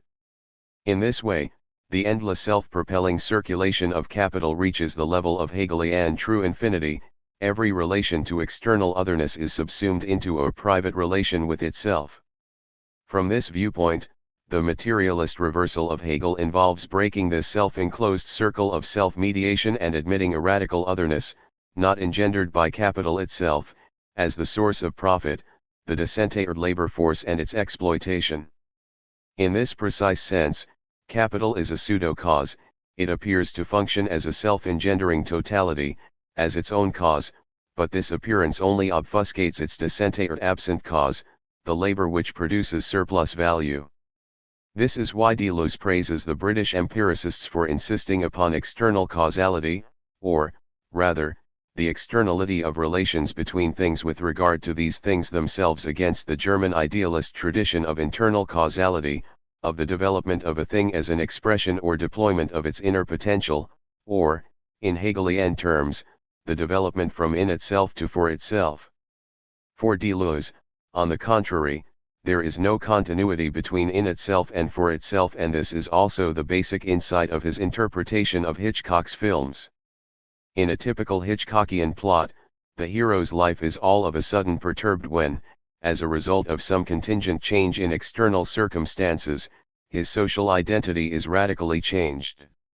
Are things really as simple and clear as this, however? This Deleuzian formula only works if we remain within the field of the opposition between presence and representation. Only then does the pseudo-cause appear as the point of suture of the field of representation, as the imaginary cause which completes the self-sufficient circularity of the sphere of representation and thus obfuscates its disinterested real causes. This use of pseudo-cause displaces and obfuscates Deleuze's original use of the concept. The notion of pseudo-cause was introduced as an answer to a precise problem in his ontology of the virtual: how to combine the unambiguous affirmation of the virtual as the site of production which generates constituted reality with the no less unambiguous statement that the virtual is produced out of the actual. Multiplicities should not be conceived as possessing the capacity to actively interact with one another through these series. Deleuze thinks about them as endowed with only a mere capacity to be affected, since they are, in his words, impassive entities, impassive results. The neutrality or sterility of multiplicities may be explained in the following way. Although their divergent universality makes them independent of any particular mechanism, they do depend on the empirical fact that some causal mechanism or another actually exists. They are not transcendent but immanent entities. Deleuze views multiplicities as incorporeal effects of corporeal causes, that is, as historical results of actual causes possessing no causal powers of their own. On the other hand, as he writes, to the extent that they differ in nature from these causes, they enter, with one another, into relations of quasi-causality. Together they enter into a relation with a quasi-cause which is itself incorporeal and assures them a very special independence. Unlike actual capacities, which are always capacities to affect and be affected, virtual affects are sharply divided into a pure capacity to be affected and a pure capacity to affect. 64. The concept of a quasi-cause is what prevents a regression into simple reductionism. It designates the pure agency of transcendental causality. Take Deleuze's own example from his Cinema 2, the time image, the emergence of cinematic neorealism. One can, of course, explain neorealism in terms of a set of historical circumstances. However, there is here an excess in the emergence of the new. Neorealism is an event which cannot simply be reduced to its material or historical causes, and the quasi-cause is the cause of this excess, the cause of that which makes an event irreducible to its historical circumstances. One can also say that the quasi-cause is a second-level cause, the meta-cause of the very excess of the effect over its causes. This is how what Deleuze says about being affected should be understood, insofar as the incorporeal event is a pure affect, and insofar as the new can only emerge if the chain of its corporeal causes is not complete. We must postulate, over and above the network of corporeal causes, a pure, transcendental, capacity to affect. This is also why Lacan so much appreciated the logic of sense. Is not the Deleuzian quasi-cause the exact equivalent of Lacan's objet petit? This pure, immaterial, spectral entity which serves as the object cause of desire? We should be very precise here in order not to miss the point. Deleuze is not affirming a simple psychophysical dualism a la someone like John Searle. He is not offering two different descriptions of the same event. It is not that the same process can be described in a strictly naturalistic way, as a neuronal and bodily process embedded in its actual causality, and also from within, at the level of meaning, where the causality is a pseudo-causality. In such an approach, the material-corporeal causality remains complete, while the basic premise of Deleuze's ontology is precisely that corporeal causality is not complete. In the emergence of the new, something occurs which cannot be properly described at the level of corporeal causes and effects. The quasi-cause is not an illusory theater of shadows, like that of the child who thinks he is magically making a toy move, unaware of the mechanical causality which actually does the work. On the contrary, the quasi-cause fills in the gap of corporeal causality. In this strict sense, and insofar as the event is the sense event, the quasi-cause is nonsense as inherent to sense. If a statement could be reduced to its sense, it would fall into reality. The relationship between sense and its designated reality would simply be that of objects in the world. Nonsense is that which maintains the autonomy of the level of sense, of its surface flow of pure becoming, with regard to the designated reality. Does this not bring us back to the unfortunate phallic signifier as the pure signifier without a signified? Is not the Lacanian phallus precisely the point of nonsense that sustains the flow of sense? As such, the phallus is the transcendental signifier, the nonsense within the field of sense which distributes and regulates the series of sense. Its transcendental status means that there is nothing substantial about it. The phallus is the semblance par excellence. What the phallus causes is the gap that separates the surface event from bodily density. It is the pseudo-cause that sustains the autonomy of the field of sense with regard to its true, effective, bodily cause. We might recall here Adorno's observation that the notion of transcendental constitution is the result of a kind of perspectival inversion. What the subject perceives as his constitutive power is actually his impotence, his incapacity to reach beyond the imposed limitations of his horizon. The transcendental constitutive power is a pseudo-power representing the flip side of the subject's blindness to the true bodily causes. The phallus qua cause is the pure semblance of a cause. There is no structure without the phallic moment as the crossing point of the two series, as the point of the short circuit at which, as Lacan puts it in a very precise way, the signifier falls into the signified. The point of nonsense within the field of sense is the point at which the signifier's cause is inscribed into the field of sense. Without this short circuit, the signifier's structure would act as an external bodily cause and would thus be unable to produce the effect of sense. On that account, the two series always contain a paradoxical entity that is doubly inscribed, a surplus of the signifier over the signified and the lack of the signified. 65. The pseudo-cause is thus not a mere quasi-cause, an illusory cause in contrast to real causes. Rather, it gives body to the gap in the order of real causes. This is what complicates the simplistic notion of suture as the placeholder for the absent production process within the order of representations. Along these lines, Badiou proposes to situate the couple Sartre-Althusser along the axis of the cause versus causality. While Althusser conceived the field of history as determined by a complex adjectival structural causality, Sartre opposed this reduction and focused on causes in the sense of points of reference which motivate political subjects. Lacan also insists on a cause as opposed to causality, although in a sense very different from that of Sartrean subjective engagement. For him, a cause is that which interrupts the regular exercise of causality, that which is eccentric with regard to the causal chain. 66. In this sense, the ultimate cause for Lacan is the objet petit, the object cause of desire, or even, behind and beneath it, the cause thing itself. With regard to the chain of causality, this cause is, again, a pseudo-cause. To return to the Marxist reference to Hegel, no wonder that from Marx himself through Lukács to the Frankfurt School this reference is profoundly ambiguous, oscillating between two extremes, the notion of Hegel's logic as the speculative mystified articulation of the logic of capital, and the notion of Hegel's logic as the idealist mystified logic of the revolutionary process of emancipation. 67 We find this ambiguity already in Marx himself, who, in the above quoted passage from Capital, presents capital as a Hegelian self-generating concrete universality, while, in the famous fragment on the pre-capitalist modes of production from the Grundrisse, he conceives the entire historical process in Hegelian terms as a gradual emergence of an alienated subjectivity which, through the communist revolution, will unite itself with its substantial presuppositions. 68. From his early writings, Marx succumbs to the temptation of formulating alienation and class society in terms of a mirror reversal of the proper relation of causality. In capitalism, the subject is enslaved to its own product, dead labor rules over living labor, the predicate becomes the subject of its own true subject, the effect becomes the cause of its own cause. What if, however, this capitalist reversal is grounded in a more fundamental reversal constitutive of subjectivity as such? What if subjectivity is an effect which retroactively posits its cause, a predicate reversed into subject? With regard to the topic of productive presence and its representation, this means that there is no subject of presence which precedes representation, the subject is as such an effect of representation.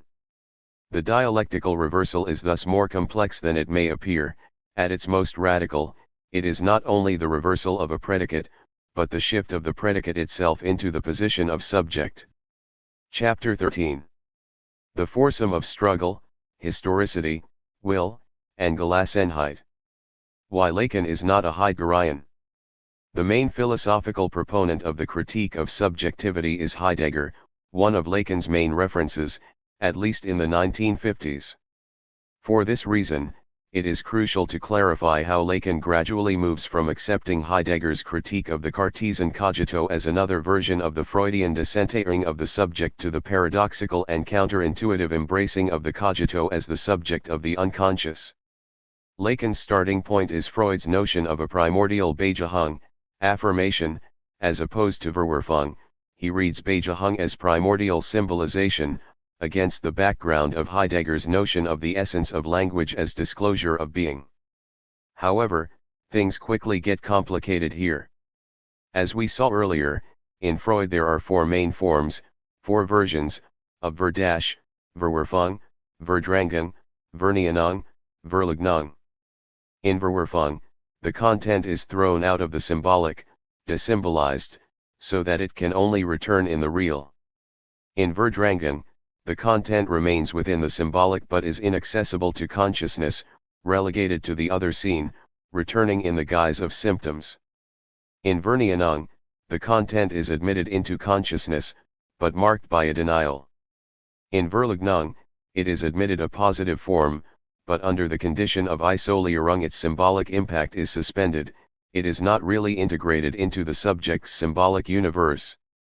Take the signifier mother. If it is foreclosed or rejected, it simply has no place in the subject's symbolic universe. If it is repressed, it forms the hidden reference of symptoms. If it is denied, we get the by now familiar form whoever that woman in my dream is, she is not my mother. If it is disavowed, the subject talks calmly about his mother, conceding everything, but remains unaffected by the impact of this admission. It is easy to see how the violence of exclusion gradually diminishes here, from radical ejection, through repression and denial to disavowal, where the subject can openly, without denial, talk about it. All four forms already presuppose that the symbolic order is in place, since they deal with how some content relates to it. Consequently, a more radical, transcendental question must be raised here, that of the negativity which founds the symbolic order itself. Is what Freud called Verdrängung a candidate for this role?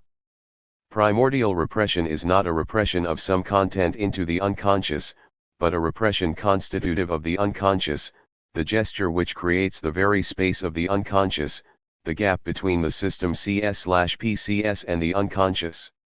Here we must proceed very carefully. This primordial separation of the I from the unconscious, which generates all the standard anti-Cartesian variations, should not be conceived only as the separation of the I from the unconscious substance.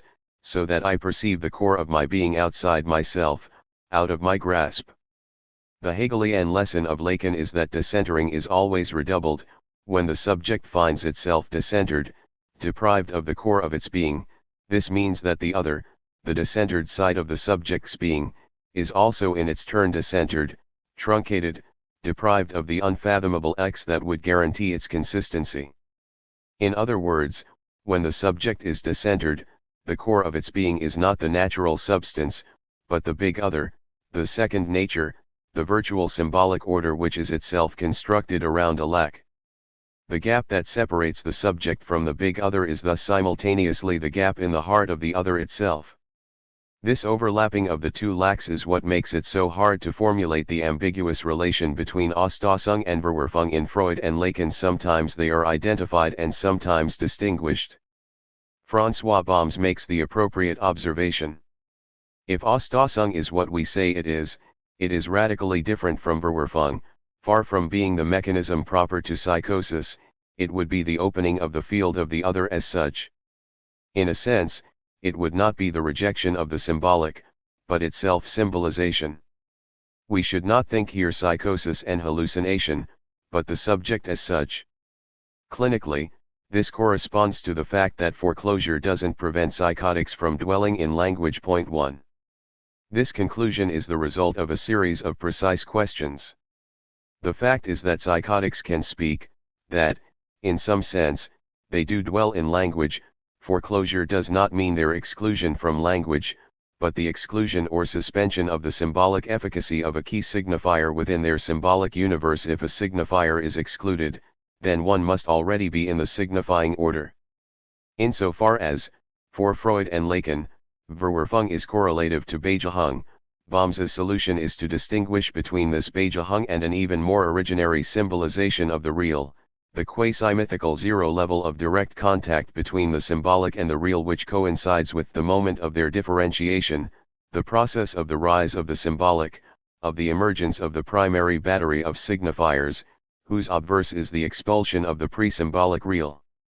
When the wolf man, at the age of 1, observed his parents' coitus a tergo, it left in his mind a memory trace. It was symbolized, but it was just retained as a libidinally neutral trace. Only after 3 more years or so after Wolfman's sexual fantasies had been awakened and he had become intrigued by where children come from was this trace bejat, properly historicized, activated in his personal narrative as a way of locating himself in the universe of meaning. Psychotics accomplish the first step, they inhabit the symbolic order. What they are unable to do is to subjectively or performatively engage in language, to historicize their subjective process, in short, to accomplish the Beijahung. As Balmes perceptively noted, it is for this reason that the lack occurs at a different level in psychosis. Psychotics continue to dwell in the dense symbolic space of the primordial full big other.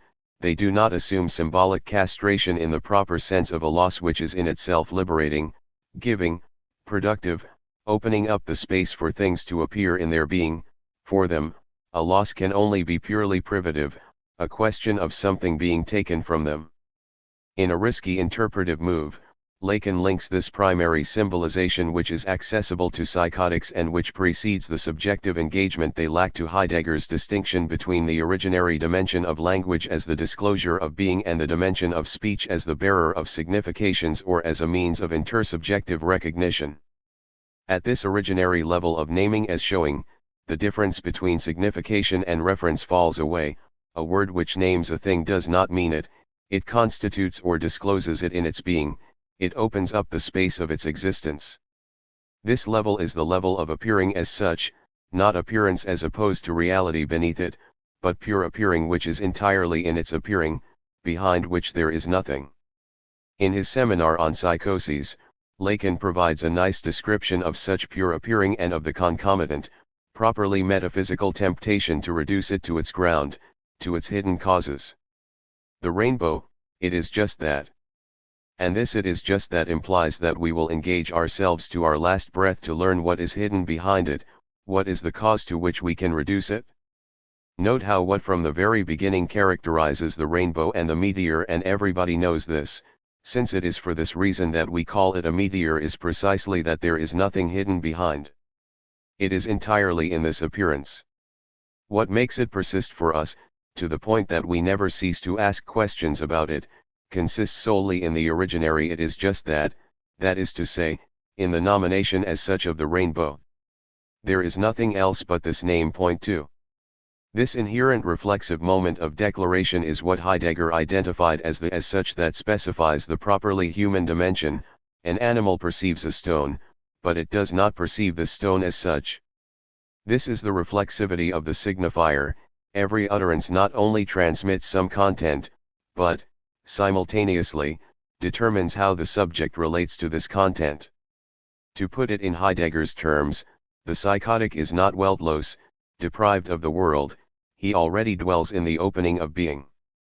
This reading, however, as is often the case with Lacan, is accompanied by its opposite, by a reading which attributes to psychotics access to a higher level of symbolization and deprives them of the lower basic level.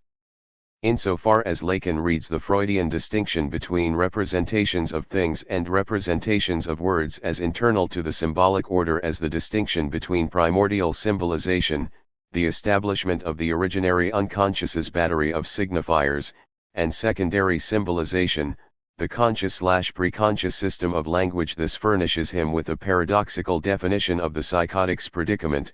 A psychotic is not one who regresses to a more primitive level of representations of things, who treats words as things, as is commonly said. He is, on the contrary, someone who precisely disposes of representations of words without representations of things. Point 3. In other words, a psychotic can use language in a normal manner, but what he lacks is the unconscious background which gives the words we use their libidinal resonance, their specific subjective weight and color. Without this background, psychoanalytic interpretation is powerless, inoperative. In psychosis, truth is without effect, which doesn't prevent the psychotic from saying it better than anyone else, for this is also one way to understand Lacan's misleadingly eccentric claim that normality is a species of psychosis. Our normal common-sense definition of language is that it is an artificial secondary system of signs we use to transfer pre-existing information, and so on. What this definition ignores is the underlying level of subjective engagement, the position of enunciation. The paradox of the psychotic is that he is the only one who fully fits this definition, that is, who effectively uses language as a neutral secondary instrument which does not concern the speaker's very being. Certain signifiers do not pass into the unconscious writing, and this is the case with the paternal signifier in psychosis. This does not preclude their presence at the preconscious level, as we can see in the case of the signifiers which we call foreclosed in psychosis and which are at the subject's disposal in his language. Point 5. This oscillation seems to indicate that there is something wrong with the solution of distinguishing the two levels, the level of primary symbolization and the level of Beijahung/Verwerfung.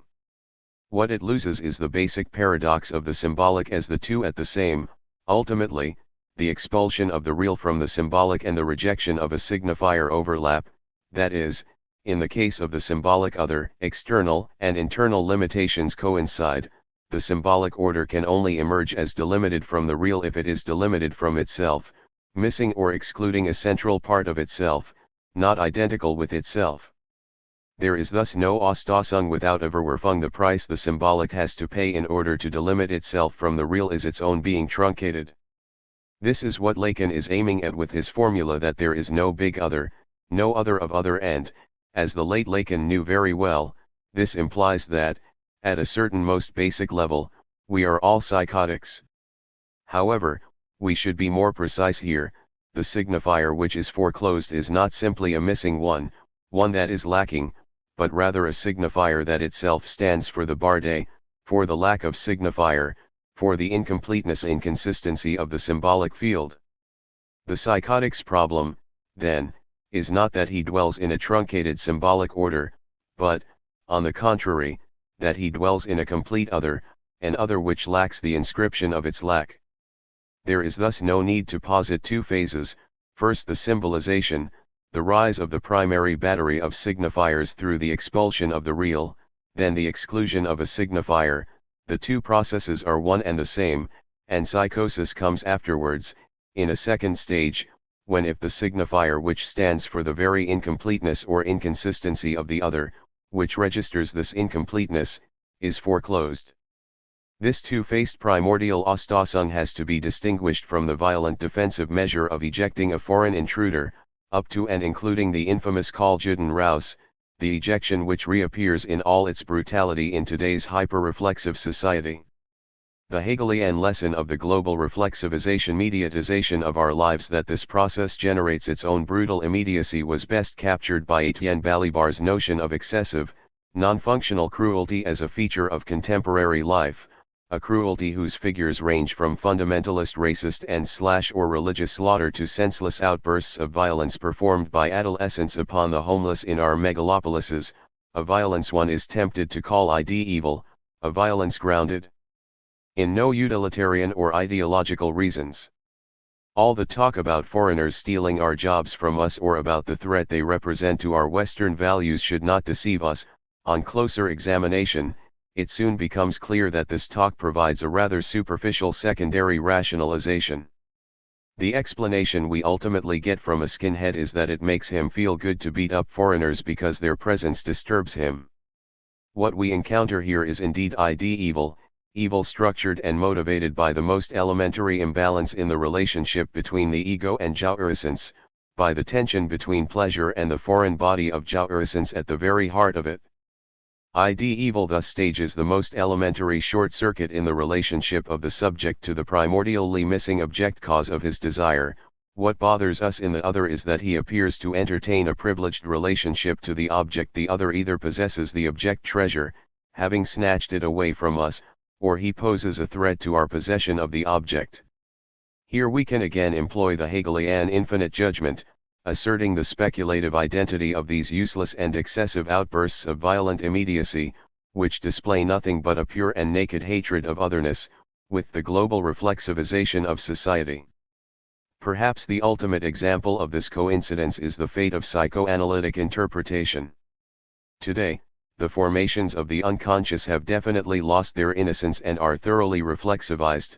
The free associations of a typical educated analysand consist for the most part of attempts to provide a psychoanalytic explanation of their disturbances, so that one is quite justified in saying that we have not only Jungian, Kleinian, Lacanian interpretations of the symptoms, but symptoms themselves which are Jungian, Kleinian, Lacanian, that is, whose reality involves an implicit reference to some psychoanalytic theory.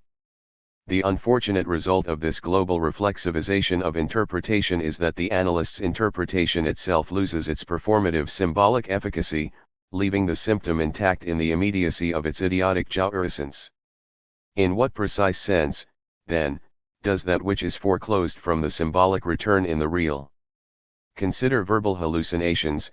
Their content is massively symbolic, and they are, at the level of their ordinary meaning, fully understood by the subject. So, again, in what sense do they belong to the real? Two interconnected features make them real: isolation and certitude. They are foreclosed in the precise sense that they do not exist for the subject. They exist, persist, and impose themselves outside the symbolic texture. They are isolated from their symbolic context, which is by definition one of trust and supposition, the context in which every presence arises against the background of its possible absence, every certitude is accompanied by a possible doubt, and in which one ultimately has to rely on a basic wager to trust the symbolic order. In religion proper, one does not know God, but one risks trusting in Him, believing in Him. A psychotic, on the contrary, proceeds like the Slovene punk group Labak, who, when asked during an interview about their relation to God, answered with reference to the "In God We Trust" printed on every dollar note, "Like you Americans, we believe that God exists, but, unlike you, we do not trust Him." Or, as Bombs puts it succinctly, it is not that psychotics believe in the voices they hear, they simply believe them. 6 This is why psychotics have an absolute certitude about the voices they hear. They do not trust them, of course, they take them as evil voices which want to hurt them, but they simply know that the voices are real. This absolute certitude itself make them real. Hegel versus Heidegger. It is time to talk about the late Hegel. If there is something which is little known, it is the last period of Hegel's thought in Berlin. 7. Far from confirming Hegel's philosophy as a conservative Staatsphilosoph, it was during his last years in Berlin that Hegel, after a long effort, provided the definitive formulation of his key insights. This point should be insisted upon especially in response to one standard critique of Hegel, first formulated by the young Hegelians, concerning the so-called contradiction between Hegel's dialectical method and his system. While the method approaches reality in its dynamic development, discerning in every determinate form the seeds of its own destruction and self-overcoming, the system endeavors to render the totality of being as an achieved order in which no further development is in view. 8. In the 20th century, interpretations of Hegel developed under Heidegger's influence. This contradiction between the logical and the historical acquires a more radical underpinning. What they try to outline is a more fundamental ontological frame which is simultaneously both the source of Hegel's dialectical systematizing and what the latter betrays. The historical dimension is here not simply the fact of the unending evolution of all life forms, nor the philosophical opposition between the young Hegel who tries to grasp the historical antagonisms of social life and the old Hegel who compulsively steamrollers all content with his dialectical machine, but rather the inherent tension between Hegel's systematic drive of notional self-mediation/sublation and a more original ontological project which, following Heidegger, Alexander Koyer describes as the historicity of the human condition oriented towards the future. 9. The root of what Hegel calls negativity is the future is what is not. The power of negativity is ultimately identical to the power of time itself, this force which corrodes every firm identity. The proper temporality of a human being is thus not that of linear time, but that of engaged existence. A man projects his future and then actualizes it by way of a detour through past resources. This existential root of negativity is, according to Koyer, obfuscated by Hegel's system, which abolishes the primacy of the future and presents its entire content as the past sublated in its logical form. The standpoint adopted here is not that of engaged subjectivity, but that of absolute knowing. A similar critique of Hegel was deployed by Alexander Kojève and Jean Hippolyte. What they all try to formulate is a tension or antagonism at the very core of Hegel's thought which remains unthought by Hegel not for accidental reasons, but necessarily, which is why, precisely, this antagonism cannot be dialecticized, resolved, or sublated through dialectical mediation. What all these philosophers offer is thus a critical schizology of Hegel. 10. It is not difficult to recognize in this vision of the future-oriented temporality of the engaged subject the traces of Heidegger's assertion of finitude as the unsurpassable predicament of being human. It is our radical finitude which exposes us to the opening of the future, to the horizon of what is to come, for transcendence and finitude are two sides of the same coin. No wonder, then, that it was Heidegger himself who proposed the most elaborate version of this critical reading of Hegel. Not the Heidegger of Senuendizeit, but the later Heidegger, who tries to decipher the unthought dimension in Hegel through a close reading of the notion of the experience of consciousness in the phenomenology of spirit. Heidegger reads Hegel's famous critique of Kantian skepticism through his own interpretation of parousia as the epical disclosure of being. Parousia is the way the absolute is always already disclosed to us prior to any active effort on our part, that is, the way this disclosure of the absolute grounds and directs our very effort to grasp it, or, as the mystics and theologians say, you would not be searching for me if you had not already found me. Here is the passage including the key claim that the absolute itself wishes to be beside us, with us, present to us, to disclose itself to us, which Heidegger reads as Hegel's own formulation of the old Greek notion of parousia. If the absolute were only to be brought on the whole nearer to us by agency, without any change being wrought in it, like a bird caught by a lime stick, it would certainly scorn a trick of that sort, if it were not in its very nature, and did it not wish to be, beside us from the start. 11. Rather than dismissing this claim as evidence of how Hegel remains a prisoner of the metaphysics of presence, we should draw attention, first, to the fact that Heidegger himself offers a further variation on this same topic with his notion of Dasein as das des Essens, the there of being itself, which means that being itself needs man as its only there, and that, in this sense, in spite of its withdrawal, it also wants to be with us. Furthermore, this wish to be with us is more enigmatic and complex than it may appear. It can be conceived, again, along the lines of Kafka's parable Before the Law, when the man from the country finally learns that the door was there only for him and that now, upon his death, it will be closed.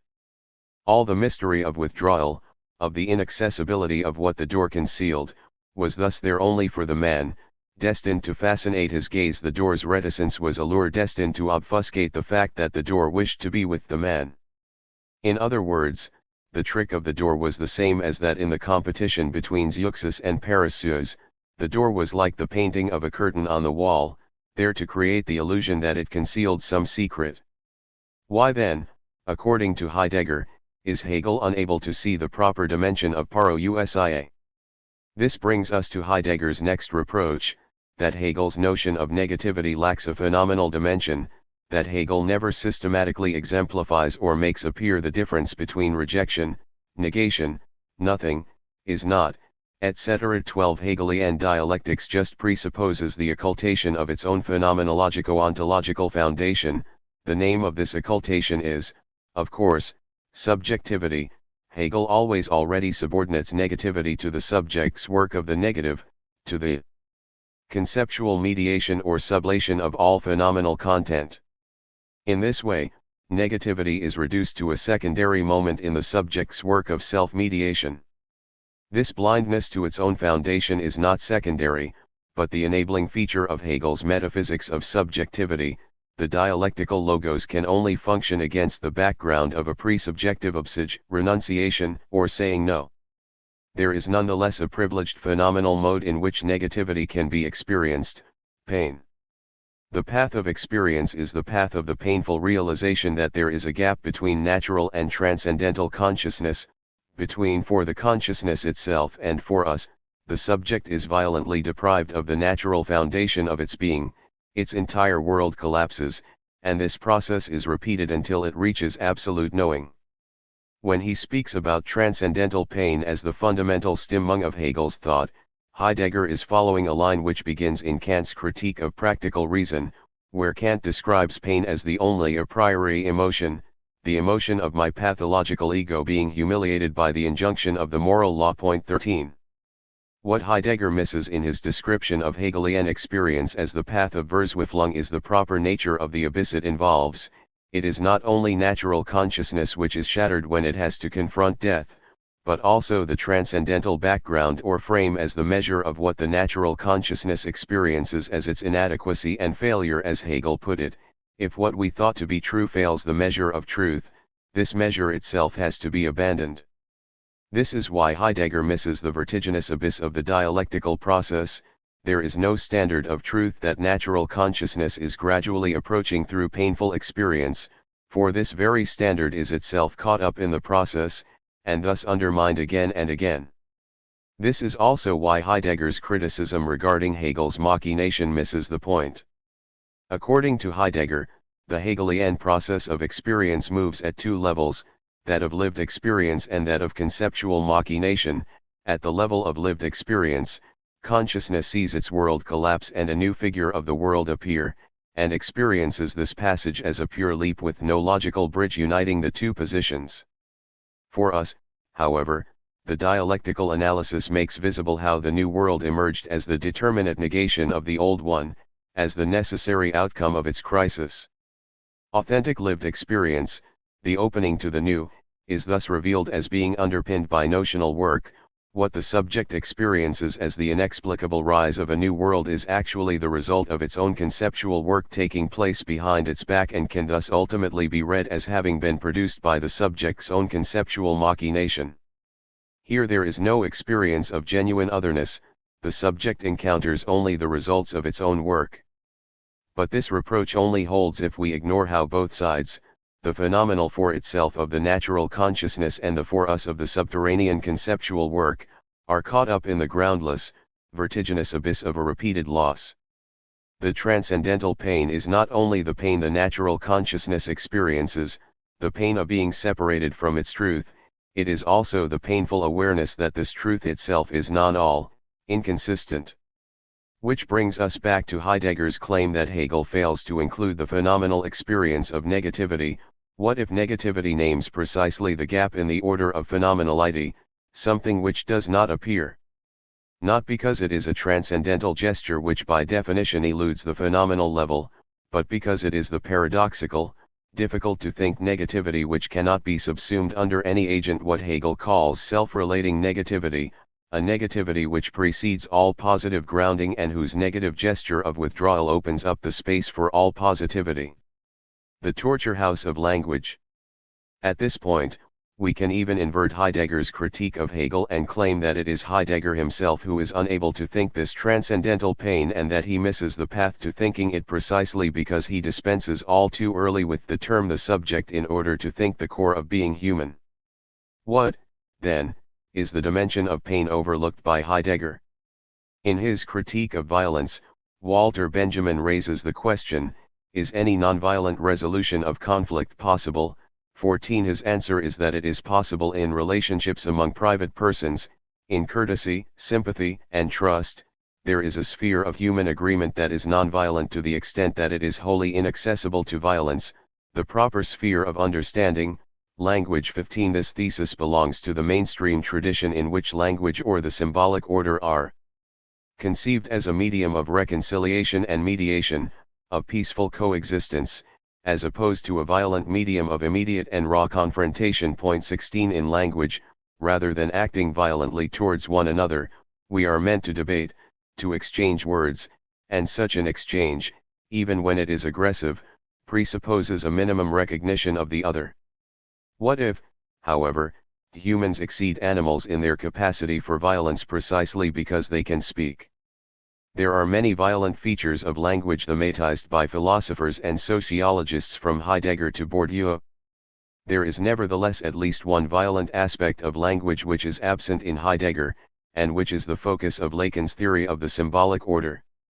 Throughout his work, Lacan varies Heidegger's motif of language as the house of being. Language is not man's creation and instrument, it is man who dwells in language. Psychoanalysis should be the science of language inhabited by the subject. 17. Lacan's paranoid twist, his additional Freudian turn of the screw, comes with his characterization of this house as a torture house. In the light of the Freudian experience, man is a subject caught in and tortured by language. 18. The military dictatorship in Argentina from 1976 to 1983 invented a grammatical peculiarity, a new passive use of active verbs. When thousands of leftist political activists and intellectuals disappeared, never to be seen again, tortured and killed by the military, who denied any knowledge of their fate, they were referred to as disappeared, where the verb was used not in the simple sense that they had disappeared, but in an active transitive sense, they were disappeared. In the Stalinist regime, a similar irregular inflection affected the verb to step down, when it was publicly announced that a high-up member of the nomenklatura had stepped down from his post, and everyone knew it was really because he had lost out in the struggle between different cliques. People said he had been stepped down again. An act normally attributed to the affected person is reinterpreted as the result of the non-transparent activity of another agent.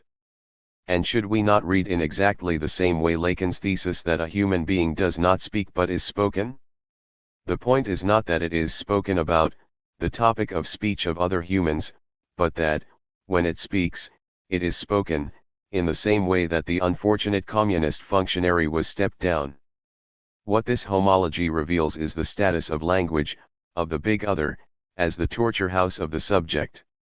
We usually take a subject's speech with all its inconsistencies as an expression of his or her inner turmoil, ambiguous emotions, and so forth. This holds even for a literary work of art. The task of a psychoanalytic reading is supposed to be to unearth the inner psychic turbulence which found its coded expression in the work of art. But something is missing in this classical account. Speech does not only register or express dramatic psychic life, the entry into speech is in itself a traumatic fact. This means that we should include in the list of traumas that speech tries to cope with the traumatic impact of speech itself. The relationship between psychic turmoil and its expression in speech should thus also be reversed. Speech does not simply express or articulate psychic troubles. At a certain key point, psychic turmoil itself is a reaction to the trauma of dwelling in the torture house of language. The prison house of language is thus also a torture house. All the psychopathological phenomena described by Freud, from conversion symptoms inscribed into the body up to complete psychotic breakdowns, are scars of this permanent torture. So many signs of an original and irremediable gap between the subject and language, so many signs that man can never be at home in his own home. This is what Heidegger ignores, this dark side of our dwelling in language, and this is why there can be no place for the real objectessence in Heidegger's edifice, since the torturing aspect of language concerns primarily the vicissitudes of the libido. It is also why, in order to get the truth to speak, it is not enough to suspend the subject's active intervention and let language itself speak. As Elfriede Jelinek put it with extraordinary clarity, language should be tortured to tell the truth. Language must be twisted, denaturalized, extended, condensed, cut, and reunited, made to work against itself. Language as the big other is not an agent of wisdom to whose message we should attune ourselves, but a medium of cruel indifference and stupidity. The most elementary form of torturing one's language is called poetry. Think of what a complex form like a sonnet does to language. It forces the free flow of speech into a Procrustean bed of fixed forms of rhythm and rhyme. But what about Heidegger's procedure of listening to the soundless word of language itself, of bringing out the truth that already dwells within it? No wonder that the late Heidegger's thinking is poetic. Can one imagine a torture more violent than what he does in, say, his famous reading of Parmenides's proposition thinking, speaking and being are the same? To extract the intended truth from it, he has to refer to the literal meaning of words, to counterintuitively displace the accent and scansion of the sentence, to translate single terms in a strongly interpretative descriptive way, and so on. From this perspective, late Wittgensteinian ordinary language philosophy, which sees itself as a kind of medical cure, correcting the erroneous use of ordinary language which gives rise to philosophical problems, wants to eliminate precisely this torturing of language which would force it to deliver the truth. Does the same not apply to cinema? Does not cinema also force its visual material to tell the truth through torture? First, there was Eisenstein's montage of attractions, the mother of all cinematic torture, a violent cutting of continuous shots into fragments which are then reunited in a thoroughly artificial way, a no less violent reduction of the whole body or scene to close-ups of partial objects which float around in the cinematic space, cut off from the organic whole to which they belong. Then there is Tarkovsky, Eisenstein's great enemy, who replaced the frantic Eisensteinian montage with its opposite, a stretching out of time, a kind of cinematic equivalent of the rack, the classic torture machine designed to stretch the victim's limbs. We can thus characterize Tarkovsky's polemic against Eisenstein as a dispute between two professional torturers over the relative merits of different devices. This is also the ultimate reason why, against Heidegger's historicization of the subject as the agent of technological mastery in the modern age, against his replacement of the subject with Dasein as the name for the essence of being human, Lacan stuck to the problematic term the subject. When Lacan implies that Heidegger misses a crucial dimension of subjectivity, his point is not the silly humanist argument that Heidegger excessively passivizes man, turning him into an instrument of the revelation of being and thus ignoring human creativity, and so forth.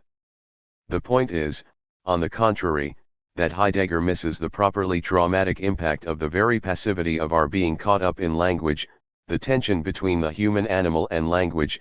There is a subject because the human animal does not fit language, the Lacanian subject is the tortured, mutilated subject. Althusserians strongly insist on the constitutive double meaning of the term subject, as the active transcendental agent, creator of reality, and as the passive agent submitted to a legal state order or, to give it a more general Lacanian twist, subjected to the big other. Here, however, Lacan adds a much more radical dimension of passivity, as he puts it in his seminar on the ethics of psychoanalysis, the subject is that the real which suffers from the signifier. The most elementary dimension of the subject is not activity, but passivity, enduring something. Here is how Lacan locates rituals of initiation which make a violent cut into the body, mutilating it. The rituals of initiation assume the form of the changing of form of these desires, of conferring on them in this way a function through which the subject's being identifies itself or announces itself as such, through which the subject, if one can put it this way, fully becomes a man, but also a woman. The mutilation serves here to orientate desire, enabling it to assume precisely this function of index, of something which is realized and which can only articulate itself, express itself, in a symbolic beyond, a beyond which is the one we today call being, a realization of being in the subject. Point 19. The gap that separates Lacan from Heidegger is here clearly discernible precisely on account of their proximity, of the fact that, in order to designate the symbolic function at its most elementary, Lacan still uses Heidegger's term being. In a human being, desires lose their mooring in biology, they are operative only insofar as they are inscribed within the horizon of being which is sustained by language. However, in order for this transposition from the immediate biological reality of the body to the symbolic space of language to take place, it has to leave a mark of torture on the body in the form of its mutilation. It is thus not enough to say that the word became flesh. What we must add is that, in order for the word to inscribe itself into flesh, a part of that flesh, the proverbial Shylockian pound, has to be sacrificed. Since there is no pre-established harmony between the word and flesh, it is only through such a sacrifice that the flesh becomes receptive for the word. This brings us, finally, to the topic of jouissance. Philippe Lacaille-Labart located very precisely the gap that separates Lacan's interpretation of Antigone from Heidegger's. What is totally missing in Heidegger is not only the dimension of the real of jouissance, but, above all, the dimension of the between two deaths which designates Antigone's subjective position after she is excommunicated from the polis by Creon. In an exact symmetry with her brother Polynices, who is dead in reality but denied the symbolic death, the rituals of burial, Antigone finds herself dead symbolically, excluded from the symbolic community, while biologically and subjectively still alive. In Agamben's terms, Antigone finds herself reduced to bare life, to a position of homo sacer, whose exemplary case in the 20th century is that of the inmates of the concentration camps. The stakes of this Heideggerian omission are thus very high, since they concern the ethico-political crux of the 20th century, the totalitarian catastrophe in its extreme deployment. The omission is thus quite consistent with Heidegger's inability to resist the Nazi temptation. The between two deaths is the hell which our century realized or still promises to realize, and it is to this that Lacan replies and to which he wants to make psychoanalysis responsible. Did he not say that politics is the whole of metaphysics? The scene with Heidegger and there is one is in its entirety located here. Point 20. This also accounts for the disturbing ambiguity of Heidegger's description of death in extermination camps as no longer authentic death, involving the individual's assumption of its own death as the possibility of its highest impossibility, but just another anonymous industrial technological process. People do not really die in the camps, they are just industrially exterminated. Heidegger thus obscenely suggests that the victims murdered in the camps somehow did not die authentically, thereby translating their utter suffering into subjective non-authenticity. The question he fails to raise is precisely how they subjectivized their predicament. Their death was indeed an industrial process of extermination for their executioners, but not for themselves. Bohms here makes an acute observation. It is as if Lacan's implicit clinical reproach to Heidegger's existential analytic of Dasein as being towards death is that it is appropriate only for neurotics and fails to account for psychotics. Point 21. A psychotic subject occupies an existential position for which there is no place in Heidegger's mapping, the position of someone who in a certain sense survives his own death. Psychotics no longer fit Heidegger's description of Dasein's engaged existence. Their life no longer involves freely engaging in a futural project against the background of assuming one's past, their life is beyond care, their being is no longer directed towards death.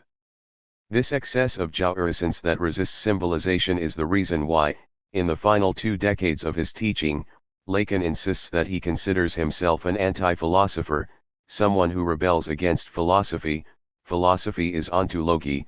Its basic premise is, as Parmenides, the first philosopher, had already put it, thinking and being are the same. There is a mutual accord between thinking and being. Up to and including Heidegger, the being philosophy had in mind was always the being whose house was language, the being sustained by language, the being whose horizon was opened by language, or, as Wittgenstein put it, the limits of my language are the limits of my world. Against this ontological premise of philosophy, Lacan focuses on the real of jouissance as something which, though far from being simply external to language, resists symbolization, remains a foreign kernel within it, appearing as a rupture, cut, gap, inconsistency, or impossibility. I challenge any philosopher to account now for the relation that there is between the emergence of the signifier and the way jouissance relates to being. No philosophy, I say, meets us here today. The wretched aborted freaks of philosophy which we drag behind us from the beginning of the last century as habits that are falling apart, are nothing but a way of dancing around rather than confronting this question, which is the only question about truth and which is called, and named by Freud, the death drive, the primordial masochism of jouissance. All philosophical speech escapes and withdraws here. Point 22. It is in this sense that Lacan describes his position as the realism of jouissance. The natural enemy of this realism is, of course, Hegel's panlogism, dismissed by Lacan as the climax of ontology, of philosophical logic as the total explanation of being, through which being loses its opacity and becomes totally transparent. But, as we have seen, things with Hegel are not so simple. Following Lacan's own formulae of sexuation, is not the obverse of Hegel's basic thesis, there is nothing which is not logos, the assertion of a non-all not all is logos, or logos is not all, since it is corroded and truncated from within by antagonisms and ruptures, and never fully itself? Perhaps Lacan was somehow obscurely aware of all this, as implied in the above-quoted passage by the curious and unexpected limitation of his brutal dismissal of philosophy to the wretched aborted freaks of philosophy which we drag behind us from the beginning of the last century, that is, to post-Hegelian thought. In other words, the more obvious thing to say would have been that it is precisely post-Hegelian thought which breaks with ontology, asserting the primacy of a translogical will or life in the anti-logos that runs from late Schelling through Schopenhauer to Nietzsche. It is as if Lacan had here learned Heidegger's lesson. Marx's formula being determines consciousness is not radical enough. All the talk about the actual life of engaged subjectivity as opposed to mere speculative thought remains trapped within the confines of ontology, because being can only arise through logos. The difference with Heidegger is that Lacan, instead of accepting this accord between being and logos, tries to move beyond it, to a dimension of the real indicated by the impossible juncture between the subject and jouissance. No wonder, then, that with regard to anxiety Lacan prefers Kierkegaard to Heidegger. He perceives Kierkegaard as the anti-Hegel for whom the paradox of Christian faith signals a radical break with the ancient Greek ontology. Faith is an existential leap into what can only appear as madness, a crazy decision unwarranted by any reason. Kierkegaard's God is really beyond being, a God of the real, not the God of philosophers. Which is why, again, Lacan would accept Heidegger's famous statement, from the 1920s, when he abandoned the Catholic Church, that religion is a mortal enemy of philosophy, but he would see this as all the more reason to stick to the core of the real inherent in the religious experience. The Lacanian subject names a gap in the symbolic, its status is real. This is why, as Bohms pointed out in his crucial seminar on the logic of the fantasy, after more than a decade of struggling with Heidegger, Lacan accomplishes his paradoxical and totally unexpected move from Heidegger back to Descartes, to the Cartesian cogito. There really is a paradox here. Lacan first accepts Heidegger's point that the Cartesian cogito, which grounds modern science and its mathematicist universe, heralds the highest forgetting of being, but for Lacan, the real of jouissance is precisely external to being, so that what was for Heidegger the argument against the cogito becomes for Lacan the argument for it. The real objectessence can only be approached when we exit the domain of being. This is why, for Lacan, not only is the cogito not to be reduced to the self-transparency of pure thought, but, paradoxically, the cogito is the subject of the unconscious, a gap or cut in the order of being in which the real objectessence breaks through. Of course, this cogito is the cogito in becoming, not yet the residential cogitans, the thinking substance which fully participates in being and in the logos. In the seminar on the logic of fantasy, Lacan reads the truth of Descartes' cogito ergo sum more radically than in his earlier seminars, where he played endlessly on variations of subverting the subject. He began with decentering being in relation to thought. I am not where I think, the core of my being is not in my consciousness. However, he quickly became aware that such a reading only paves the way for the irrationalist Lebensphilosophie topic of life deeper than mere thinking or language, which runs counter to Lacan's basic thesis that the Freudian unconscious is structured like a language, that is thoroughly rational or discursive. So he moved on to a much more refined I think where I am not, which decenters thinking with regard to my being, the awareness of my full presence. The unconscious is a purely virtual other place of a thought which escapes my being.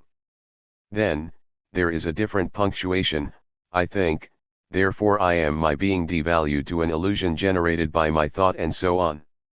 What all these versions share is their accent on the gap that separates cogito from sum, thought from being. Lacan's aim was to undermine the illusion of their overlap by pointing to a fissure in the apparent homogeneity of thinking being. It was only towards the end of his teaching that he asserted their overlap a negative one, for sure. In other words, Lacan finally grasps the most radical 0 point of the Cartesian cogito as the point of the negative intersection between being and thinking, the vanishing point at which I don't think and I am not. I am not a substance, a thing, an entity. I am reduced to a void in the order of being, to a gap, a bead. Point 23. I do not think. Here, again, Lacan paradoxically accepts Heidegger's thesis that science does not think but for him. This precisely means that it breaks out of the frame of ontology, of thinking as logos correlative to being. As pure cogito, I do not think, I am reduced to pure thought which coincides with its opposite, that is, which has no content and is as such non-thinking. The tautology of thinking is self-cancelling in the same way as is the tautology of being, which is why, for Lacan, the I am that which I am announced by the burning bush to Moses on Mount Sinai indicates a God beyond being, God as real. Point 24. The importance of this Lacanian assertion of the cogito is that, with regard to the couple language world, it assures a point external to it, a minimal point of singular universality which is literally worldless, transhistorical. This means we are condemned to our world, to the hermeneutic horizon of our finitude, or, as Gadamer put it, to the impenetrable background of historical prejudices which predetermine the field of what we can see and understand. Every world is sustained by language, and every spoken language sustains a world. This is what Heidegger was aiming at with his thesis on language as the house of being. Is this not effectively our spontaneous ideology? There is an endlessly differentiated, complex reality which we, the individuals and communities embedded within it, always experience from the particular, finite perspective of our historical world. What democratic materialism furiously rejects is the notion that there can be an infinite universal truth which cuts across this multitude of worlds in politics. This supposedly entails a totalitarianism which imposes its truth as universal. This is why we are told to reject, for example, the Jacobins, who imposed onto the manifold nature of French society their universal notions of equality and other truths, and thus necessarily ended in terror. So there is another version of the democratic materialist axiom: all that takes place in today's society is a consequence of the dynamic of postmodern globalization, or of the reactions and resistances to it, to which materialist dialectics adds its proviso, with the exception of the radical emancipatory politics of truth. Of course, the only way for us to articulate this truth is within language by way of torturing language. As Hegel already knew, when we think in language against language. This brings us back to Benjamin. Could we not apply his distinction between mythic violence and divine violence to the two modes of violence we were dealing with? The violence of language to which Heidegger refers is mythic violence. It is a sprachbildende Gewalt, a language-forming violence. To paraphrase Benjamin's definition of mythic violence as statsbildende, the force of mythos as primordial narrativization or symbolization, or, to put it in Badiou's terms, the violent imposition of the transcendental coordinates of a world onto the multiplicity of being. The violence of thinking is, on the contrary, a case of what Benjamin calls divine violence. It is sprachzerstörend, a language-destroying twisting of language that enables the trans-symbolic real of a truth to transpire in it. The rehabilitation of Descartes is thus only a first step. It should be followed with the rehabilitation of Plato. Furthermore, the answer to Benjamin's question with which we began is not simply negative. There is a language which is outside violence, but Benjamin looks for it in the wrong place. It is not the language of peaceful communication among subjects, but the language of pure mathematics, this joyful study of multiplicities. Should we still call it language? Lacan's answer was no. He played with terms like matheme or writing. An alternative Heidegger. This excess of the cogito over its historicization also enables us to approach in a new way the ambiguous status of evil in Heidegger. In his seminar on Schelling's treatise on freedom, Heidegger has to admit a dimension of radical evil which cannot be historicized, that is, reduced to the nihilism of modern technology. It is to the merit of Brett Davis that he has analyzed in detail this deadlock in Heidegger's thought. The period between Being and Time and the Nietzsche seminars of the late 1930s was Heidegger's most productive period of research when, having accepted the ultimate failure of his original project, he began looking for a new beginning. Presenting the conclusion of this search in the Nietzsche seminars, Heidegger established his grand narrative of the history of the West as the history of the oblivion of being, and it was only at this point that he historicized will as the defining feature of modern subjectivity and its violent nihilism. 25 It is against this background that accounts of Heidegger's engagement with Nazism are usually given, an engagement most palpable in On the Essence and Concept of Nature, History, and State, Heidegger's seminar of the winter semester of 1933-4, in which he was still captivated by the nihilist decisionism of the will. The starting point for our reading is that a certain dimension which opened up another potential path was lost in the elaboration of what one is tempted to call late Heideggerian orthodoxy. It is thus important to return to Heidegger's texts between Being and Time and the Nietzsche seminars and treat them not just as transitional works, but as containing a potential which became invisible with the establishment of the orthodoxy. True, in some sense, these texts remain Heidegger's lowest point, more or less coinciding with his Nazi involvement. Our thesis, however, is that these same texts open up possibilities which point in an entirely different direction, towards a radical emancipatory politics. Although not pursued by Heidegger himself, these possibilities haunt his texts of the 1930s as an ominous spectral shadow. In the U.S. presidential elections of 2000, Al Gore, who it was generally thought would win, unexpectedly lost to George W. Bush. In the years following, Gore often ironically referred to himself as the guy who was once the future U.S. president, a case of the future logged into the past, of something that was to come but which unfortunately did not come. In the same way, the Heidegger of the mid-1930s was a future communist. His involvement with the Nazis was not a simple mistake, but rather a right step in the wrong direction, for Heidegger cannot be simply dismissed as a German folkish reactionary. 26. Let us then take a closer look at On the Essence and Concept of Nature, History, and State. 27 Heidegger's starting point involves an immediate transposition of the ontological difference between an entity and its being onto the relationship between a people and its state. The state is a way of being and a kind of being of the people. The people is the entity whose being is the state. This gesture may appear problematic from within Heidegger's own field.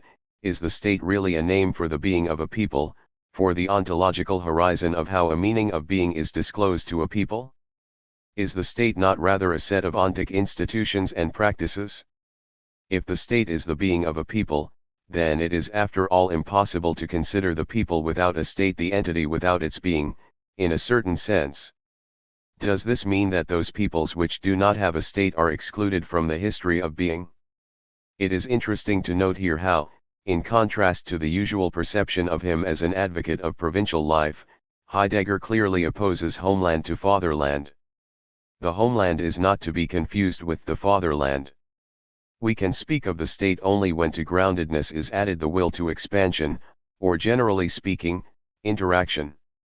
A homeland is something I have on the basis of my birth.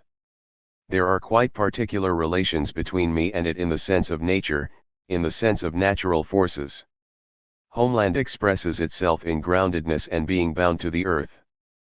But nature works on the human being, grounds him, only when nature belongs as an environment, so to speak, to the people whose member that human being is. The homeland becomes the way of being of a people only when the homeland becomes expansive, when it interacts with the outside, when it becomes a state. For this reason, peoples, or their subgroups who do not step out beyond their connection to the homeland into their authentic way of being into the state are in constant danger of losing their peoplehood and perishing. This is also the great problem of those Germans who live outside the borders of the Reich. They do have a German homeland, but they do not belong to the state of the Germans, the Reich, so they are deprived of their authentic way of being. Remember that these lines were delivered in 1934. Do they not imply that the way to resolve this great problem is to annex to the Reich the homeland of those Germans living outside the German state, and thus to enable them to fully participate in their authentic way of being? Heidegger continues with his analysis: what happens to a people when it decides to form a state? We should further inquire into what we understand by people, since, in the French Revolution, the answer was also, the people.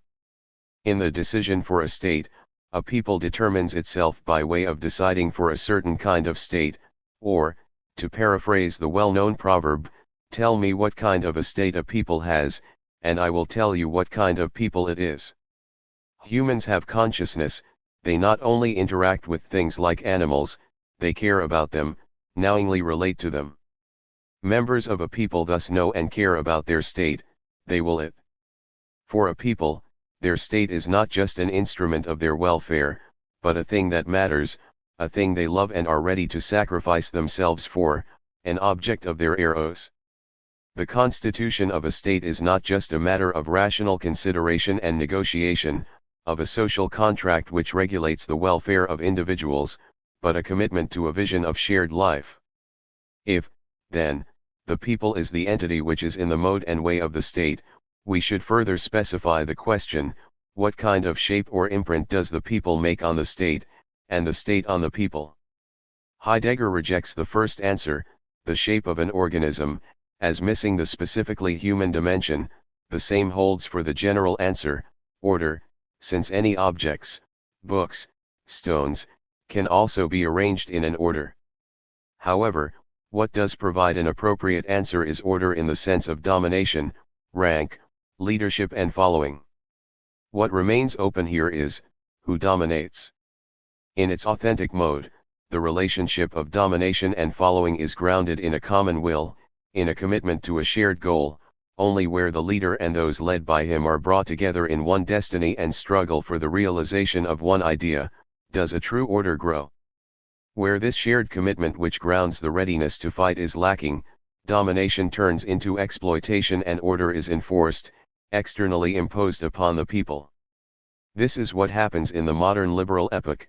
The state order is reduced to an abstract notion of order. The state becomes Hobbes's Leviathan imposed on the people as the agent of absolute sovereignty which, instead of expressing the deepest will of the people, monopolizes all violence and acts as the force of law constraining the will of individuals.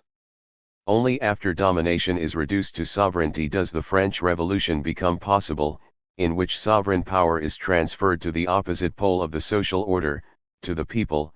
The essence of the French Revolution can be properly understood and explained only from the principle of sovereignty in absolutism, as its counter-phenomenon. In Germany itself, the living unity of the state and the people began to disintegrate with Bismarck. We have heard that a people, in addition to needing a leader, also needs a tradition that is carried on by a political nobility. The Second Reich fell prey to an irreparable collapse after Bismarck's death, and not only because Bismarck failed to create this political nobility. He was also incapable of regarding the proletariat as a phenomenon that was justified in itself, and to lead it back into the state by reaching out to it with understanding. To the obvious counter-argument that, in Bismarck's Germany, the Junkers continued to play a much larger public role than in other European states and, furthermore, that Bismarck precisely did reach out to the proletariat with the first elements of a welfare state, Heidegger would have probably answered that Bismarck's Germany was a modern authoritarian bureaucratic state par excellence. In absolutism as well as in liberal democracy, the unity of will between the leader and the people is thus lost, the state moves between the two extremes, sovereign absolute power experienced by the people as an external authority, and the service or instrument of civil society, fulfilling tasks necessary for the smooth running of social life in which individuals follow their own interests. In both cases, the authentic expression of the people's will by their leader is unthinkable. The question of the consciousness of the will of the community is a problem in all democracies, a problem which can only become fertile when the will of the leader and the will of the people are recognized in their essential character. Our task today is to direct the basic relationship of our communal being towards this actuality of people and leader, where the two are one in actuality, since they cannot be separated.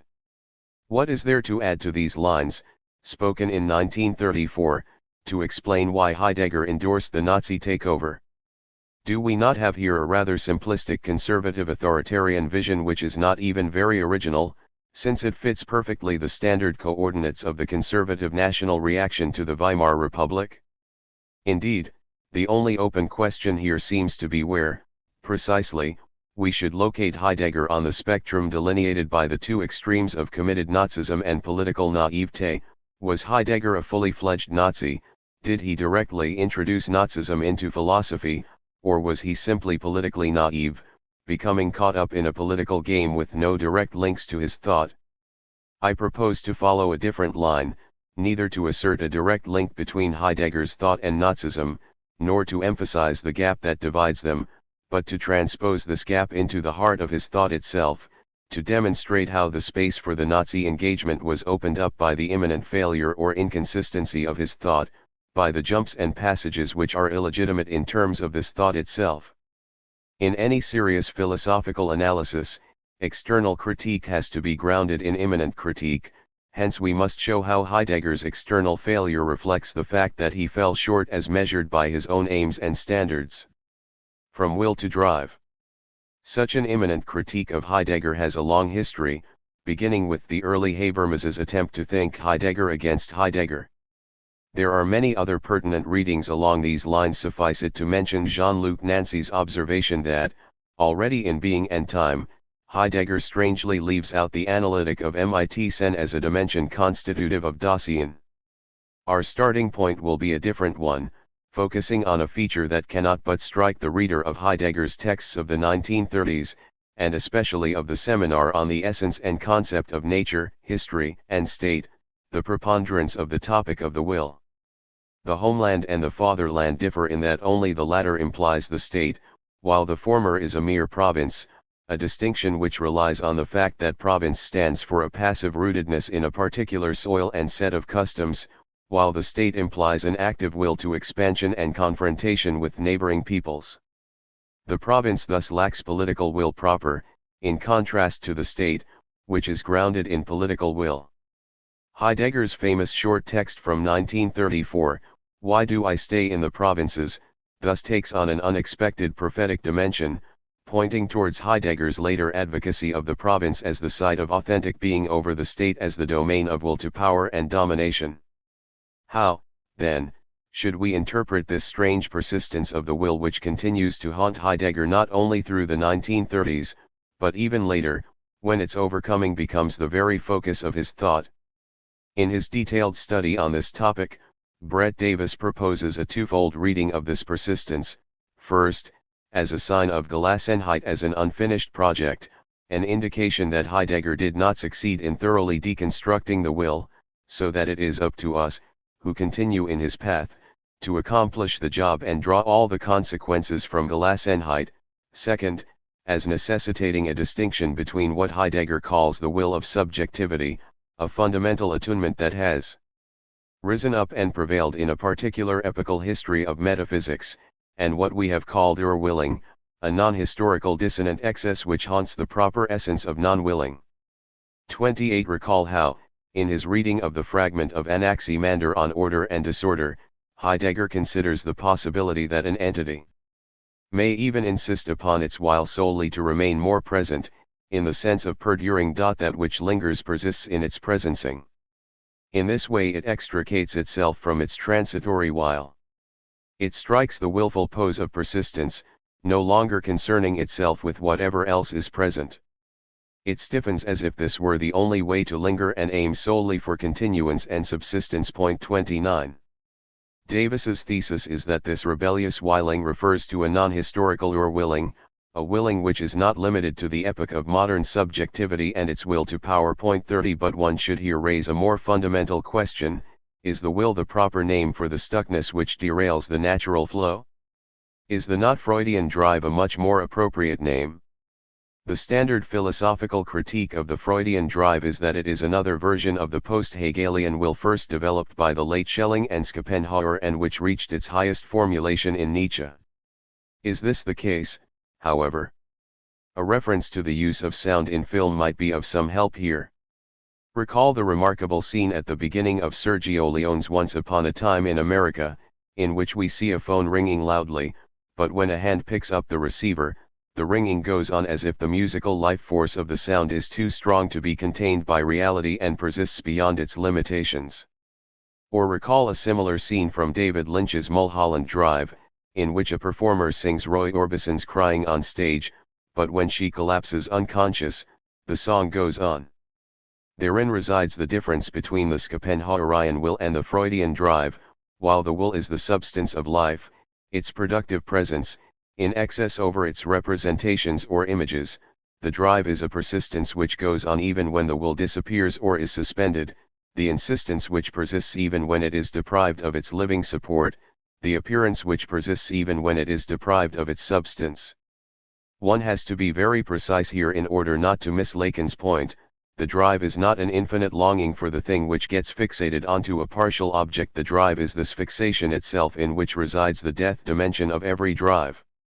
The drive is not a universal thrust which breaks and is then broken up, it is this break itself, a break on instinct, its stuckness, as Eric Santner would say. 31 The elementary matrix of the drive is not one of transcending all particular objects towards the void of the thing, but that of our libido getting stuck on a particular object, condemned to circulate around it forever. In trying to designate the excess of the drive, its too muchness, one often resorts to the term animality, what Deleuze called the becoming animal of a human being, rendered in an exemplary way in some of Kafka's stories. The paradox here is that one uses the term animality for the fundamental movement of overcoming animality itself, the working over of animal instincts. The drive is not instinct but its denaturalization. There is, however, a deeper logic to this paradox. From within the established human universe of meaning, its own founding gesture is invisible, indiscernible from its opposite, so that it has to appear as its opposite. This, in simple terms, is the basic difference between psychoanalysis and Christianity. While both agree that the life of the human animal is disrupted by the violent intrusion of a properly metaphysical immortal dimension, psychoanalysis identifies this dimension as that of sexuality, of the undead drive as opposed to the animal instinct, while Christianity sees in sexuality the very force which drags humans towards animality and prevents their access to immortality. Such is the unbearable news of psychoanalysis, not its emphasis on the role of sexuality as such, but its rendering visible the metaphysical dimension of human sexuality. The paradox of Christianity is that, in order to uphold its edifice, it has to violently suppress this metaphysical dimension of sexuality, to reduce it to animality. In other words, this violent despiritualization of the key dimension of being human is the truth of the Christian elevation of human spirituality. Unfortunately, Hegel does the same in his theory of marriage as does Heidegger too. The standard idealist question, is there life after death, should be countered by the materialist question, is there life before death? This is the question Wolf Biermann asked in one of his songs. What bothers a materialist is, am I really alive here and now, or am I just vegetating, as a mere human animal bent on survival? When am I really alive? Precisely when I enact the undead drive in me, the too muchness of life. And I reach this point when I no longer act directly, but when it whose Christian name is the Holy Spirit acts through me. At this point, I reach the absolute. The next, and crucial, step is to see how this stuckness is not just a consequence of our human deficiency or finitude, of our inability to grasp pure being from our partial perspective. Rather, this stuckness bears witness to a strife at the very heart of being itself. Deeply pertinent here is Gregory Fried's reading of Heidegger's entire opus through the interpretive lens of his reference to Heraclitus's Polemos from the latter's famous fragment 53, War is both father of all and king of all. It reveals the gods on the one hand and humans on the other, makes slaves on the one hand, the free on the other. 32 It is not only that the stable identity of each entity is temporary, that they all sooner or later disappear, disintegrate, return to the primordial chaos. Their identity itself emerges through struggle, for stable identity is something that must be gained through an ordeal. Even class struggle is already present here, in the guise of the war which makes slaves on the one hand, the free on the other. There is, however, a further step to be taken with regard to Polemos. It is easy to posit struggle as father of all and then elevate this struggle itself into a higher harmony, in the sense that being becomes the hidden concord of the struggling poles, like a cosmic music in which the opposites harmoniously echo each other. So, to put it bluntly, is this strife part of the harmony itself, or is it a more radical discord, one which derails the very harmony of being?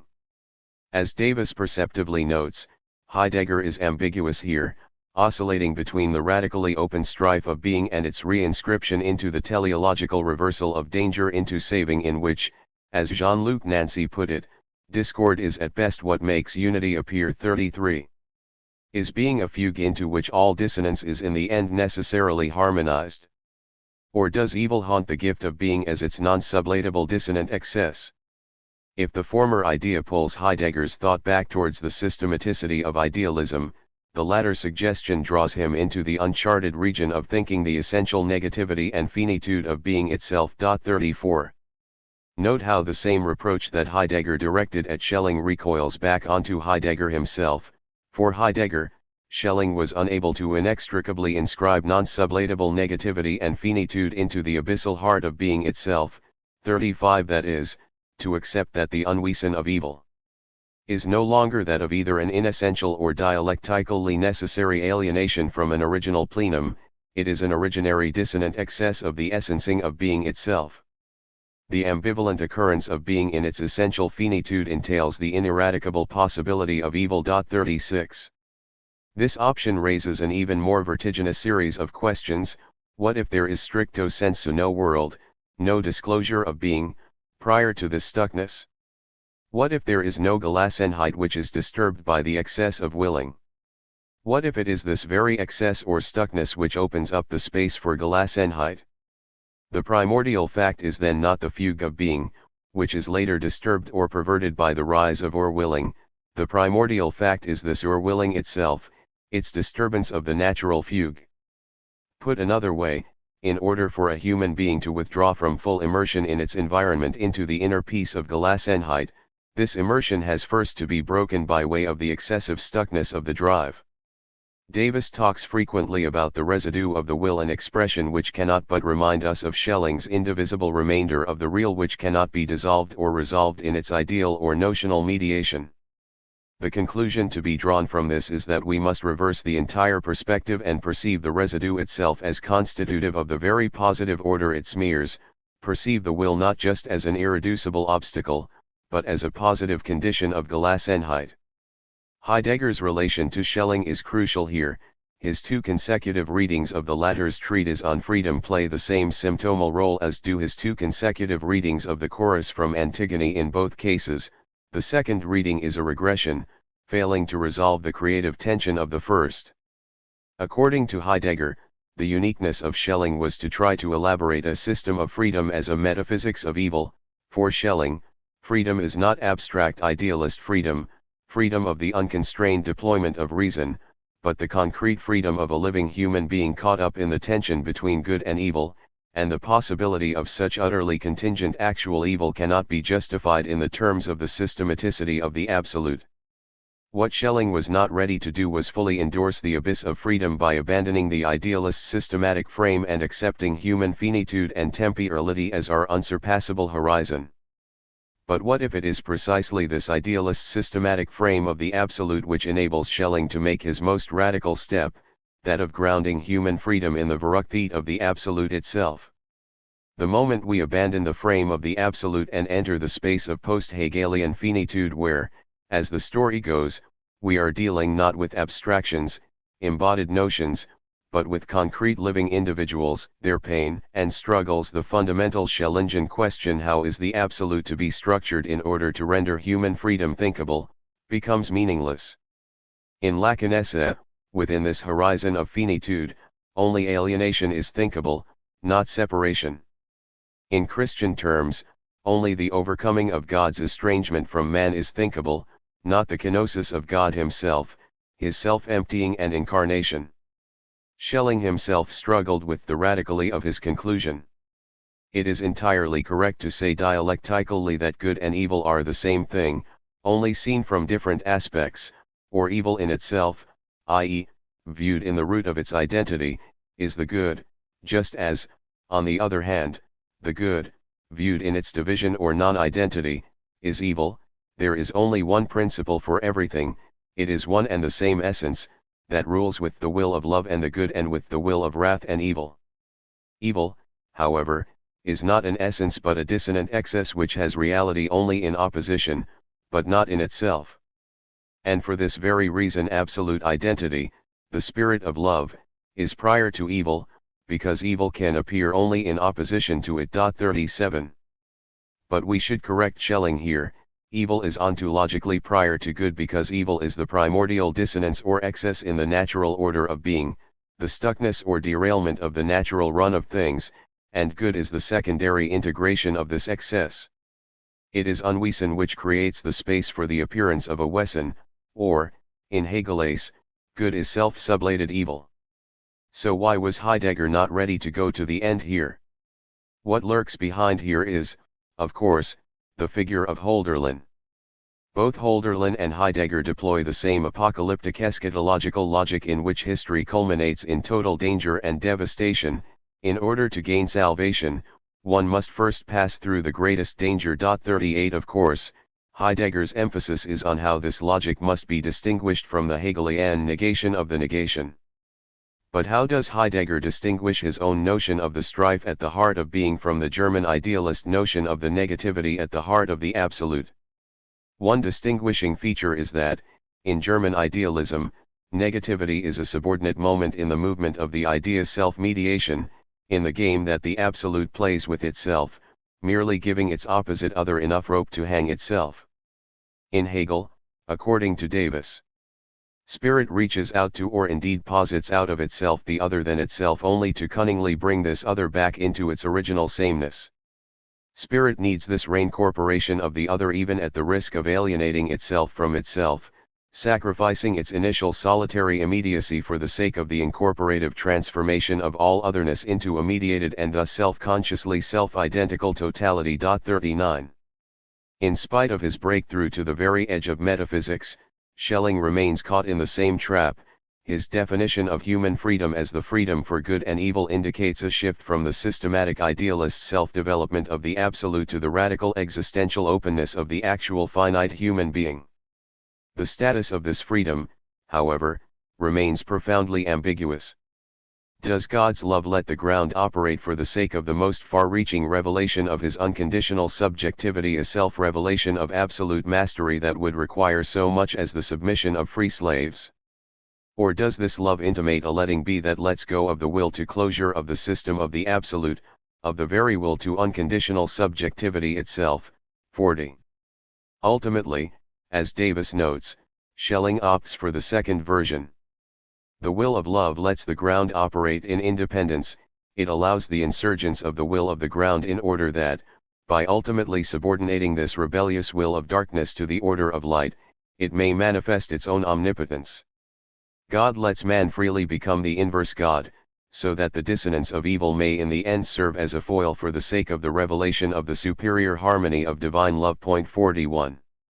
Because of this limitation, Schelling's bold attempt to think a system of freedom as a metaphysics of evil in the end falls back into a systematicity of the absolute. Evil is required and justified for the sake of the revelation of the omnipotence of the divine will of love. 42. In contrast to Hegel and Schelling, so the argument goes, Heidegger's strife is not the cunning game of being self-mediation, but a genuinely open game in which nothing guarantees the outcome, since the strife is primordial and constitutive and there is no reconciliation that would abolish it. But is this scheme adequate? With regard to Hegel, it misses the key aspect of the dialectical process, the transubstantiation which marks the dialectical reversal. The sameness to which the process returns after alienation is not substantially the same as the initial sameness, it is another sameness which totalizes the dispersed moments. This is why alienation or negation is irreducible. What happens in the negation of the negation is the accomplishment of negation. In it, the immediate starting point is definitively lost. So there is no single absolute subject to cunningly play the game of self-alienation with itself. The subject emerges, is constituted, through alienation. Insofar as the starting point is the immediacy of nature, spirit returns to itself in internalizing itself from the externality of nature, and it constitutes itself through this return to itself. Or, to put it in the traditional terms of good versus evil, the Hegelian good is not the absolute that mediates or sublates evil, it is evil itself which gets universalized and thus reappears as good. Hegel's vision here is even more radical than that of the open strife of good and evil. For him, this strife is inherent to evil, it is evil, and good names merely the partial and fragile self-sublations of evil. The non-historical core of historicity. What we confront here is the problem of historicity at its most radical, a historicity which goes all the way down and cannot be reduced to the deployment or revelation in history of a non-historical absolute. In a way, the true care from Senuendizide to the late Heidegger is the shift from ahistorical formal transcendental analysis to radical historicity. 43. To put it in terms of German idealism, Heidegger's achievement is to elaborate a radically historicized transcendentalism. Heideggerian historicity is the historicity of transcendental horizons themselves, of the different modes of the disclosure of being, with no agent regulating the process. Historicity happens as an es gibt, the radically contingent abyss of a world game. 44. This radical historicity reaches its definitive formulation with the shift from being to awareness, which thoroughly undermines the idea of being as a kind of supersubject of history, sending its messages or epochs to man. Awareness means that being is nothing but the chiaroscuro of these messages, nothing but the way it relates to man. Man is finite, and awareness also, the very structure of finitude, the play of clearing or concealment with nothing behind it. It is just the impersonal it, there is. There is an unhistorical dimension at work here, but what is unhistorical is the very formal structure of historicity itself. 45. It is this emphasis on radical historicity that forever separates Heidegger from so-called Oriental thought. In spite of the similarity of Gelassenheit to Nirvana and so on, the attainment of the zero level of Nirvana is meaningless within the horizon of Heidegger's thought. It would mean something like doing away with all shadows of concealment. 46. Like Kafka's man from the country who learns that the door is there for him only, Dasein has to experience how being needs us, how our strife with being is being's strife with itself. What Heidegger calls awareness is the event arrival of truth, of a new hermeneutic horizon within which beings appear as what they are. Being is, for Heidegger, the sense of being. Heidegger's ontological difference is the difference between beings and their non-ontic horizon of meaning. Some readers interpret ontological difference in terms of essence versus existence as the difference between what things are and the mere fact that they are, and point out that metaphysics overlooks this difference when it subordinates being to some essential entity. But, as Heidegger makes clear in his letter on humanism, such a Sartrean reversal which asserts the priority of existence over essence remains within the confines of metaphysics. For Heidegger, the point of ontological difference is precisely that to draw such a line of separation between mere existence and its horizon of sense is impossible. Radical historicity means that being is always already disclosed in a horizon of meaning, never as pure neutral being. So when Badiou writes that a poem is not a guardian of being, as Heidegger thought, but the exposition in language of the resources of appearing, he is, from the Heideggerian standpoint, constructing a false and meaningless opposition. What Heidegger calls being is the truth of being, the specific disclosure of a world as the horizon of appearing. Point 47. We can measure here the distance that separates Heidegger's notion of ontological difference from Badiou's. We know that Heidegger linked the destiny of metaphysics to the misunderstanding of the ontological difference which is thought as the difference between being and entities. If one interprets entities as the there of being, or as the worldly localization of a pure multiple, or as the appearing of the multiple being which is in any case possible, one can say that what Heidegger calls ontological difference concerns the immanent gap between mathematics and logics. In order to follow Heidegger, it would thus be appropriate to call metaphysics every orientation of a thought which confounds under the same idea mathematics and logics. Point 48. A brief note of explanation: for Badiou, mathematics is the only true ontology, the science of being as such, in itself, which consists of pure multiplicities of multiplicities against the background of a void, while a logic is always the logic of a world, the immanent structure of the transcendental coordinates of a certain mode of appearing of entities. For Badiou, the multiplicity of worlds is irreducible, and there is no higher unifying matrix that would allow us to deduce one from the other, or to mediate them into a higher totality. Therein resides the fateful limitation of Hegel's logic. There is no place in Heidegger for such a notion of ontological difference. Heidegger's ontological difference is the difference between appearing entities and the ontological horizon of their appearing, and, from this perspective, entities outside their appearing are a pre-ontological X whose status is totally ambiguous and non-thematized. A closer analysis reveals how the radical historicity embraced by the late Heidegger resolves a deadlock which had haunted the analysis of Dasein in Senuende Zeit, in which two couples echo each other without fully overlapping. First, there is the opposition between Zuhanden and Vorhanden, between being engaged in the world and adopting towards it the attitude of a disengaged observer, which is an ontologically secondary mode. Then, we have the opposition between authentic Dasein and its Verfallenheit into Das Man, between choosing one's project through assuming one's mortality, and non-authentic obedience to the anonymous. This is what one does. How, exactly, are these two couples related? Obviously, they form a kind of semiotic square whose terms are disposed along the two axes of authentic versus inauthentic and engagement in the world versus withdrawal from the world. There are two modes of engagement, authentic being in the world and inauthentic Das Man, and there are two modes of withdrawal, the authentic assumption of one's mortality through anxiety and the inauthentic distance of the subject towards objectivized reality. The catch is, of course, that the two inauthentic modes overlap. Inauthentic engagement involves technological manipulation in which subject stands opposed to external reality. Heidegger sometimes hints at a link between Das Man and the reduction of things to Vorhanden objects of theory. This, however, implies the standard doubtful presupposition that our most common Verfallenheit into Das Man is structured by the metaphysical categories, almost a kind of the Hegelian infinite judgment, a coincidence of opposites, here, of the most vulgar and superficial following the predominant trend of what one is supposed to do and think, and of the high speculative end.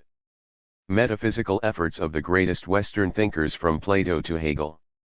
The most succinct definition of modern technology is precisely that it paradoxically unites Verfallenheit, immersion in worldly affairs, the will to dominate, with theoretical distance. Objects of technology are not Zuhanden, they are Vorhanden. Technological reason is theoretical, not practical. The first task of Senuendizeit is to provide a phenomenological description of the immediacy of everyday Dasein, not yet contaminated by the traditional metaphysical categorical apparatus, where metaphysics talks about objects endowed with properties. A phenomenology of everyday life sees things which are always already ready to use, part of our engagement, components of a meaningful world structure, where metaphysics talks about a subject who relates to the world, or is opposed to objects. In the world, phenomenology sees a human being always already in the world, engaged with things, and so on. The idea here is that traditional metaphysics struck by phenomenology is a kind of secondary screen, an imposed network covering up the true structure of everyday life. The task is thus to dispense with the metaphysical prejudices and describe phenomena the way they are in themselves. However, since our predominant philosophical attitude is already deeply infected by metaphysics, such a pure phenomenological description is the most difficult task, requiring the hard work of ridding ourselves of traditional metaphysics. Heidegger thus searches for the conceptual apparatus that would sustain such a description in different sources, from Paulinian early Christianity to Aristotelian phronesis. Heidegger's own life offers an ironic comment on this tension between the immediacy of everyday life and its metaphysical misreading. It seems that, in his final years at least, he returned to Catholicism, since he left instructions that he should be buried as a Catholic, with a church funeral.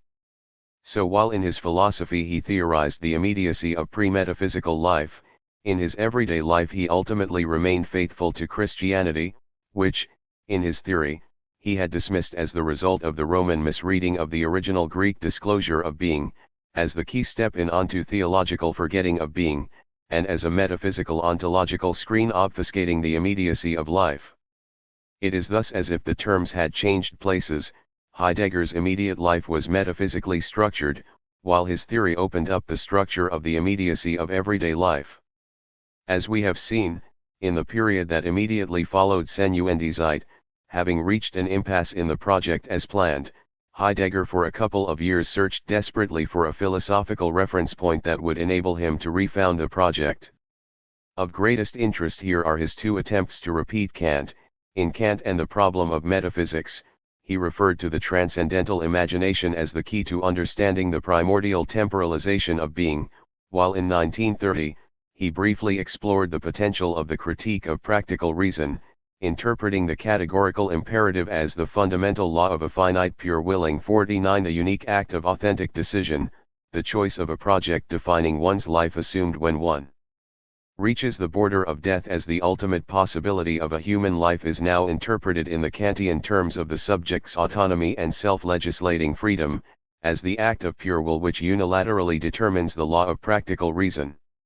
Heidegger was well aware that Kant would reject such a formulation, since, from the standpoint of his universalist rationalism, it smacks too much of voluntaristic self-will. The pure practical will does not arbitrarily create its own law, it discovers it as the a priori transcendental structure of every ethical activity.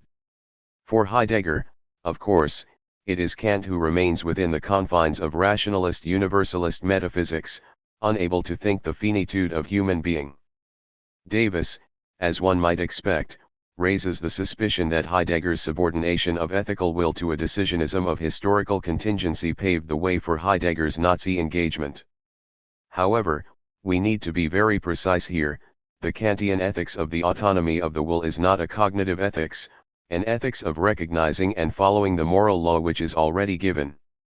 Heidegger is basically right in his reading of Kant. In an ethical act, I do not just follow my duty, I decide what my duty is. But it is precisely for this reason that Kant totally rejects any form of sacrificial deferred willing, of deferring one's will to the will of the state or of a leader. Moral autonomy means precisely that I have to stand fully behind my duty, that I can never assume the perverse position of being the instrument of the other's will. The problem with Heidegger here is that, paradoxically, he is not subjectivist decisionist enough. His early decisionism is all too much the obverse of responding to following a preordained destiny. Radical subjectivism and universalism are not opposed, they are two aspects of the same position of singular universality, What both are opposed to is the particular historical destiny of a community. This is where the possibility of following Hitler arises, when we recognize in him not the voice of universal reason, but the voice of a concrete historical destiny of the German nation. The great shift that occurs in Heidegger's thinking from the 1930s onwards lies in the radical historicization of this opposition. Traditional metaphysics is no longer a false screen covering up the structure of everyday life, but the elaboration of the epical, historically specific, fundamental attunement which provides the structure for our lives. All great metaphysics ultimately is a phenomenological ontology of the historical immediacy of everyday Dasein. Aristotle provided the ontology that structured the everyday experience of Greek citizens. The philosophy of modern subjectivity provides the structure of willing, domination, and inner experience, which is the structure of our daily lives in modern dynamic capitalist societies. Stepping out of metaphysics is thus no longer just a matter of seeing through the obfuscating network and perceiving the true nature of everyday life, but a matter of historical change in the fundamental attunement of everyday life itself. The turn in philosophy from traditional metaphysics to post-metaphysical phenomenology is part of the world historical turn in being itself. The naive question to be asked here is this: how are figures like Meister Eckhart, Angela Sile-Suze, and Hölderlin possible? How are their intimations of a non-metaphysical dimension possible in the space of such radicalized historicity? Do they not suggest the possibility of a non-historical access to the history of metaphysics, an access which both critically calls into question the seamless rule of its epochs and affirmatively suggests the possibility of participating in a transition to an other beginning beyond the closure of metaphysics in the technological will-to-will? 50. The same should be asked apropos everyday life.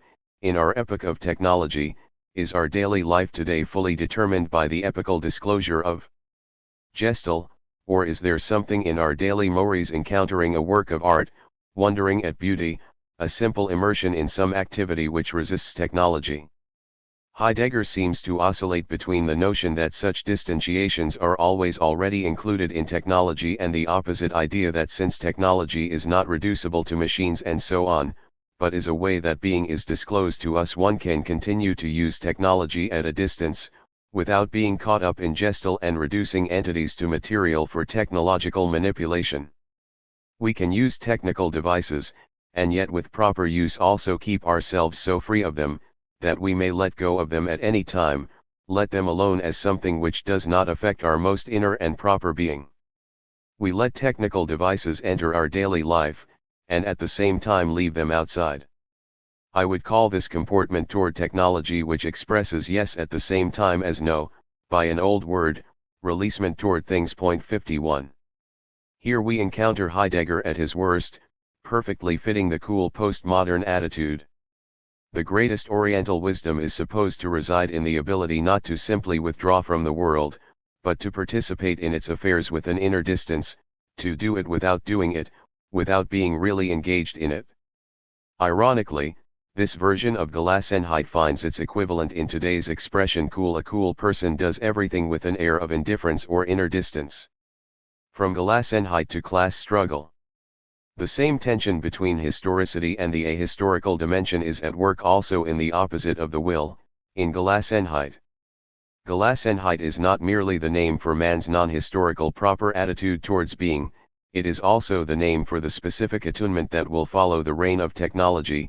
The will is not only the name for the epoch of modern subjectivity, but also the name for an eternal temptation, possibility of unwesen, that is part of the humanity of man. More precisely, Gelassenheit works at three levels of temporality. It is always already here as constitutive of being human, it is to come as the predominant attitude with the other beginning after the turn, it is here and now as a possibility that each of us can actualize in our attitude and behavior, thus preparing the way for the other beginning. 52. How are we to resolve the ambiguity of Heidegger's attempt to go through metaphysics? Is the goal to reach its hidden beginnings, or to move beyond it to a radically new beginning, the other beginning which leaves behind the entire history of metaphysics? Note that a homologous ambiguity is at work in Derrida, who often varies the motif that the end of the age of the sign is discernible on the horizon, although this age will perhaps never pass. we will never leave it behind. Today, the metaphysics of presence has reached closure, but still we will never be able to step out of it. The entire deadlock of deconstruction is condensed in this strange temporality of the endlessly postponed consummation of the end of metaphysics, as if we are condemned to dwell endlessly in the limbo of the end of time. This, perhaps more than democracy, is the true Derridean to come, always to come, never fully here. 53 There are basically only two ways to resolve this deadlock. Either the exit out of metaphysics is in itself a wrong notion, so that this dwelling in the end of time is the only non-metaphysical position available, or one defines metaphysics itself as the desire to exit a field of containment, so that, paradoxically, the only way to truly exit metaphysics is to renounce this desire, to fully endorse one's containment. How then are we to get out of this impasse? A reference to Kierkegaard is pertinent here. The new is repetition. One can only retrieve the first beginning by way of a new one which brings out the lost potential of the first. If this is the case, however, what happens with radical historicity? Radical in the sense that being is nothing but the events of the epochal history of being, that there is no substantial being behind this, that only partially discloses itself in the game of disclosure or withdrawal. Being itself is finite or historical in the sense that it is only as the temporal events of revealing/concealing. The history of being is, on the one hand, the continuity of an increasing withdrawal of being, and yet, on the other hand, being is nothing but this continuous movement of revealing/concealing, granting in withdrawal. 54. Shall we say then that history is nothing but the epochal deployment of the strife/negativity in being itself? That the modern will to power is nothing but a historical actualization of a potential that dwells in the non-historical structure of being itself?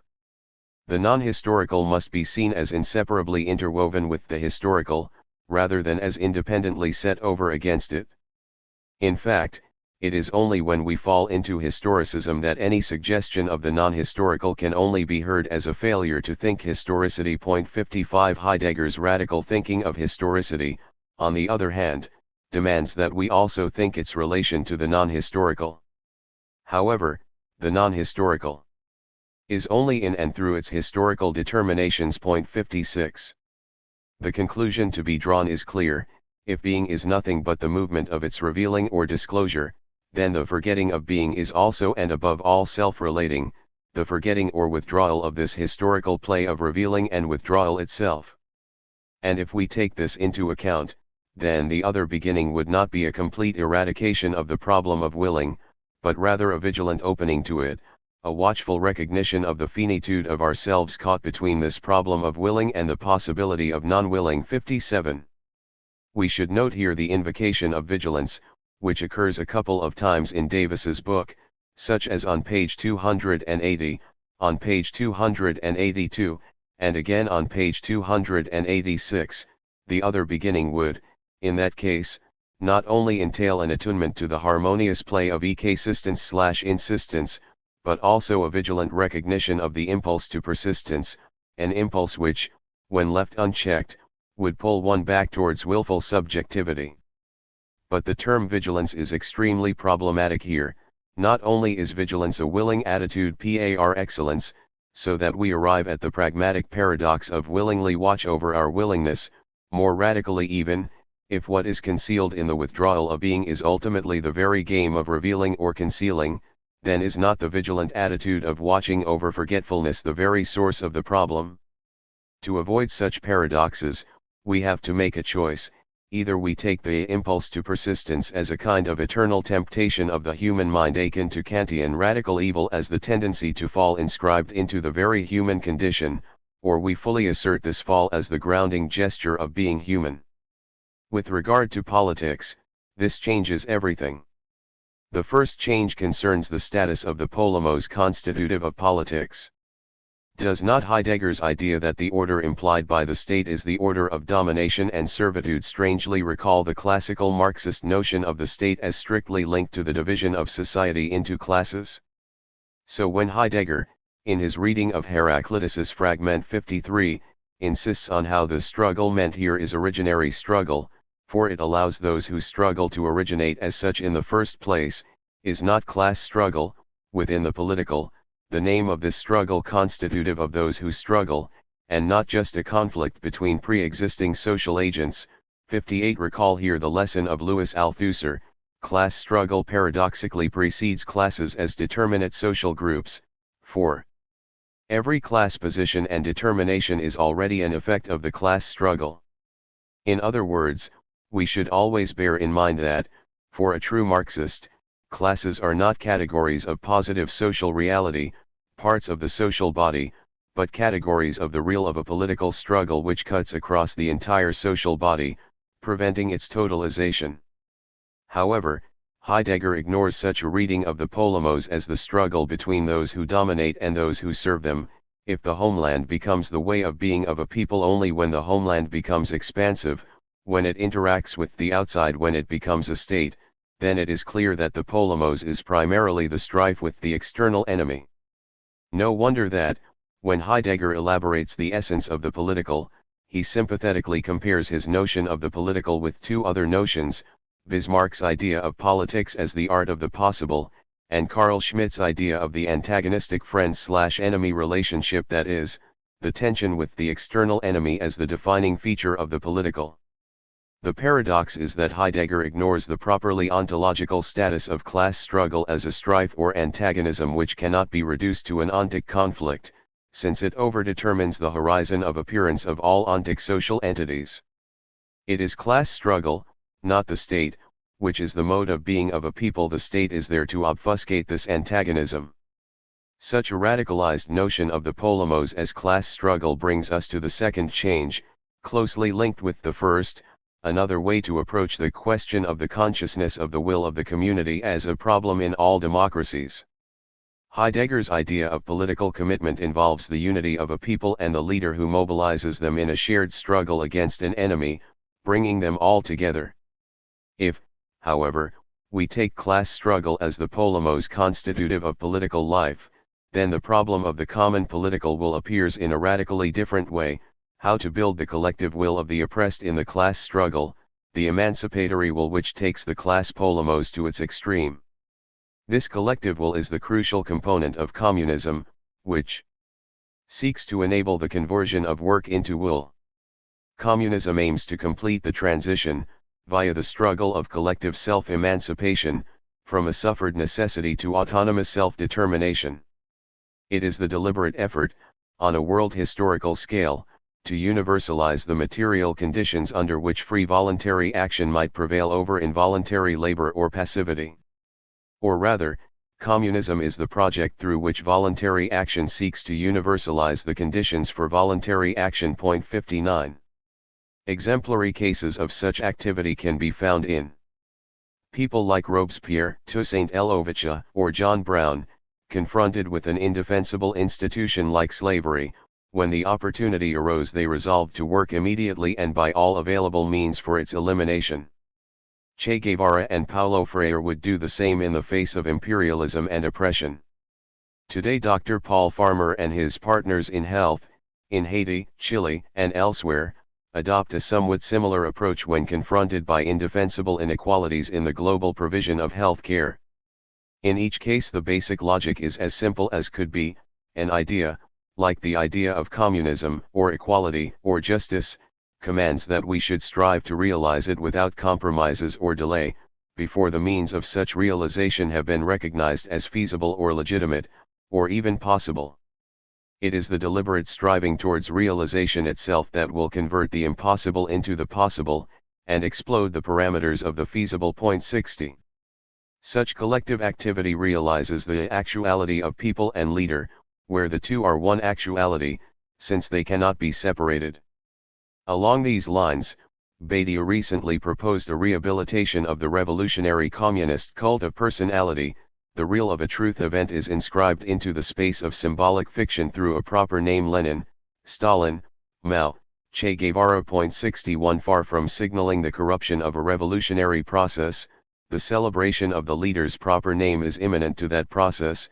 To put it in somewhat crude terms, without the mobilizing role of a proper name, the political movement remains caught. In the positive order of being rendered by the conceptual categories, it is only through the intervention of a proper name that the dimension of demanding the impossible, of changing the very contours of what appears as possible, arises. What if this essential possibility of communism, ignored by Heidegger himself, and not Heidegger's continuing hidden fidelity to fascism, is the truth of his ill-famed doubts about democracy in his posthumously published Der Spiegel interview? How can a political system accommodate itself to the technological age, and which political system would this be? I have no answer to this question. I am not convinced that it is democracy. 62. How are we to read this statement? The obvious reading would be that, for Heidegger, a more adequate political response to the technological age than liberal democracy is probably some kind of totalitarian socio-political mobilization in the Nazi or Soviet style.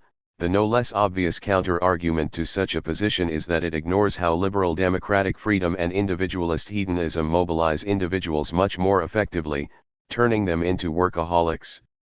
One can wonder as to whether Heidegger was right to suggest, as he did in the Der Spiegel interview, that democracy is perhaps not the most adequate response to technology. With the collapse of fascism and of Soviet communism, the liberal model has proven to be the most effective and powerful vehicle of the global spread of technology, which has become increasingly indistinguishable from the forces of capital. 63. But it would also be easy to reply that the rise of so-called capitalism with Asian values in the last decade unexpectedly justifies Heidegger's doubt. This is what is so unsettling about contemporary China, the suspicion that its authoritarian capitalism is not merely a remainder of our past, a repetition of the process of capitalist accumulation which in Europe took place from the 16th century to the 18th, but a sign of the future. What if it signals that democracy, as we understand it, is no longer a condition and driving force of economic development, but rather its obstacle? Nevertheless, we can take the risk of reading Heidegger's statement on democracy in a different way.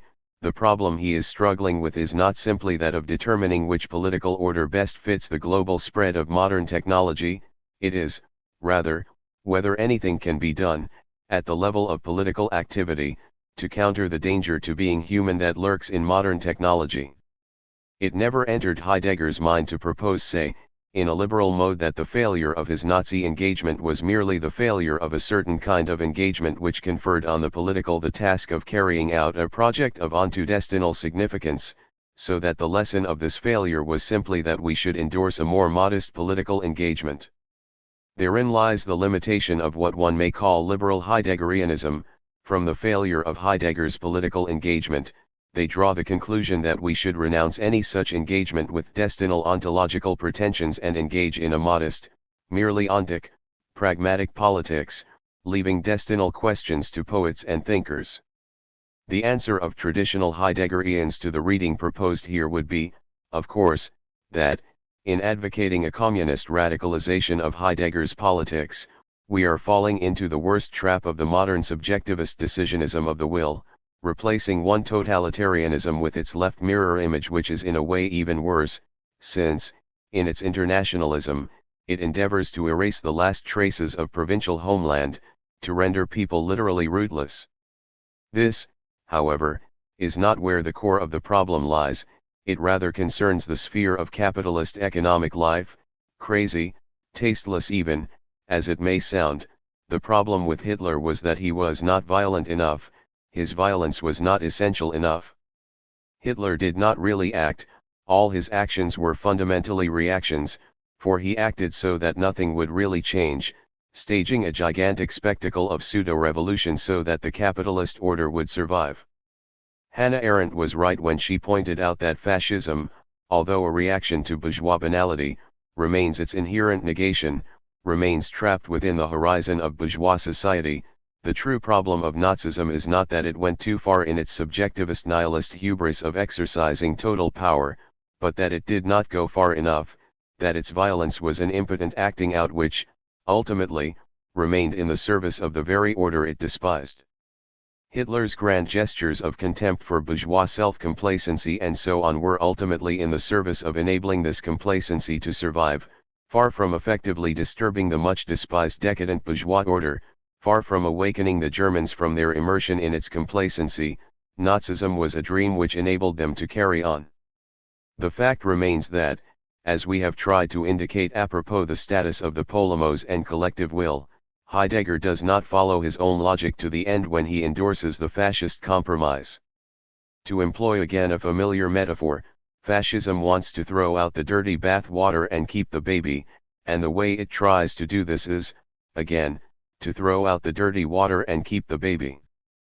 But what should be done is the exact opposite, to throw out both babies and keep the dirty water of radical struggle. The paradox is thus that, in order to save Heidegger from Nazism, we need more will and struggle and less Gelassenheit. 64. This, then, is our true choice when we read Heidegger's pro-Nazi seminars from 1933-4, do we engage in sanctimonious criticism and gloat in the Besserwisserei of our later historical position, or do we focus on the missed potential in these seminars, raising the difficult question of how to resuscitate them in an era when, after the great failure of the 20th century communist project, the problems to which communism tried to find an answer are still with us? Chapter 14. The Ontology of Quantum Physics. Is not what Badiou calls the event, at its most basic, the very rise of representation or appearing out of the flat stupidity of being? So that the event proper is the for itself of the in itself of appearing? Insofar as appearing is always appearing for a thought, we can go further and say that the rise of a thought as such is an event, as Badiou likes to say, thought as such is communist. The key question is thus, how is thought possible in a universe of matter, how can it arise out of matter? Like thought, the subject is also immaterial, its oneness, its self-identity, is not reducible to its material support. I am precisely not my body, the self can only arise against the background of the death of its substantial being, of what it is objectively. So, again, how can one explain the rise of subjectivity out of the incomplete ontology? How are these two dimensions to be thought together? We should apply here something like a weak anthropic principle. How should the real be structured so that it allows for the emergence of subjectivity? This confronts us with a hard choice. Is the void of subjectivity a particular domain of the universal incompleteness/void of reality, or is that incompleteness already in itself a mode of subjectivity, such that subjectivity is always already part of the absolute, and reality is not even thinkable without subjectivity? It is at this precise point that Ray Brassier criticizes me for choosing the second, transcendental, option, unable as I am to think the void of being as such without subjectivity. From my standpoint, however, Brassier is here following Malassu, who pays a fateful price for his suspension of the transcendental dimension, the price of a regression to a naive ontology of spheres or levels in the style of Nikolai Hartmann, material reality, life, thought. This is a move which is to be avoided at all costs. The ontological problem. The first step in resolving this deadlock is to invert the standard realist notion of an ontologically fully constituted reality which exists out there independently of our mind and is then only imperfectly reflected in human cognition. The lesson of Kant's transcendental idealism should be fully absorbed here. It is the subjective act of transcendental synthesis which transforms the chaotic array of sensual impressions into objective reality. Shamelessly ignoring the objection that we are confounding ontological and empirical levels, here we must invoke quantum physics. It is the collapse of the quantum waves in the act of perception which fixes quantum oscillations into a single objective reality. And, furthermore, this point must be universalized. Every figure of reality is rooted in a determinate standpoint. Even at a level closer to us, we know how different reality appears to a frog or a bird. Starting with the different tapestry of colors, each living being perceives its own reality. And one should push this insight to the extreme of Cartesian doubt. The very notion of greatness should be relativized. How do we know that our Milky Way is not just a speck of dust in another universe? Why, when we think about aliens, do we always accept that, though they may be smaller or larger than us, they nonetheless live in a world which is proportionally of the same order of greatness as ours? Perhaps aliens are already here, but just so large or so small that we do not even notice each other. Remember that thought itself exists only for beings which think, but also only for beings of a physical grandeur comparable to ours. If we were to observe ourselves from too close, there would be no meaning or thought discernible in our acts, and our brain would be just a tiny piece of living matter. Point 1. It is against this background that one can make out the contours of what can perhaps only be designated by the oxymoron transcendental materialism. All reality is transcendentally constituted, correlative to a subjective position, and, to push this through to the end, the way out of this correlationist circle is not to try to directly reach the in itself, but to inscribe this transcendental correlation into the thing itself. The path to the in itself leads through the subjective gap. Since the gap between for us and in itself is immanent to the in itself, appearance is itself objective, therein resides the truth of the realist problem of how can we pass from appearance for us to reality in itself. It may appear that the basic defining feature of materialism is a common-sense trust in the reality of the external world. We do not live in the fancies of our imagination, caught up in its web. There is a rich and full-blooded world open to us out there. But this is the premise any serious form of dialectical materialism has to do away with. There is no objective reality, every reality is already transcendentally constituted. Reality is not the transcendent hardcore that eludes our grasp, accessible to us only in a distorted perspectival approach, it is rather the very gap that separates different perspectival approaches. The real is not the inaccessible X, it is the very cause or obstacle that distorts our view on reality, that prevents our direct access to it. The real difficulty is to think the subjective perspective as inscribed in reality itself. It is true that, at the most elementary level of the natural sciences, epistemological shifts and ruptures should not be directly grounded in ontological shifts or ruptures in the thing itself. Not every epistemological limitation is an indication of ontological incompleteness. The epistemological passage from classical physics to the theory of relativity did not mean that this shift in our knowledge was correlated to a shift in nature itself, that in Newton's times nature itself was Newtonian and that its laws mysteriously changed with the arrival of Einstein at this level. Clearly, it was our knowledge of nature that changed, not nature itself. But this is not the whole story. There is nonetheless a level at which the epistemological break of modern physics is to be correlated to an ontological shift, the level not of knowledge, but of truth as the subjective position from which knowledge is generated. What is totally lacking in Malassu is the dimension of truth in its opposition to knowledge, truth as that self-reflective engaged or practical knowledge which is validated not through its adequatio rei but through the way it relates to the subject's position of enunciation. This is the dimension Malassu ignores in his critical account of the transcendental, since, for him, there is no truth outside knowledge, the transcendental is dismissed as a deceptive lure. Is it not possible to define Hegel's premise as the claim that all knowledge can be ultimately generated from truth? Hegel tries to overcome Kantian formalism, the irreducible gap that separates the transcendental form from its heterogeneous contingent content, by deploying their total mediation, that is, by reducing objective knowledge to a reified or naturalized form of appearance of the dialectical truth. The standard scientific argument is that there is a limit to this procedure.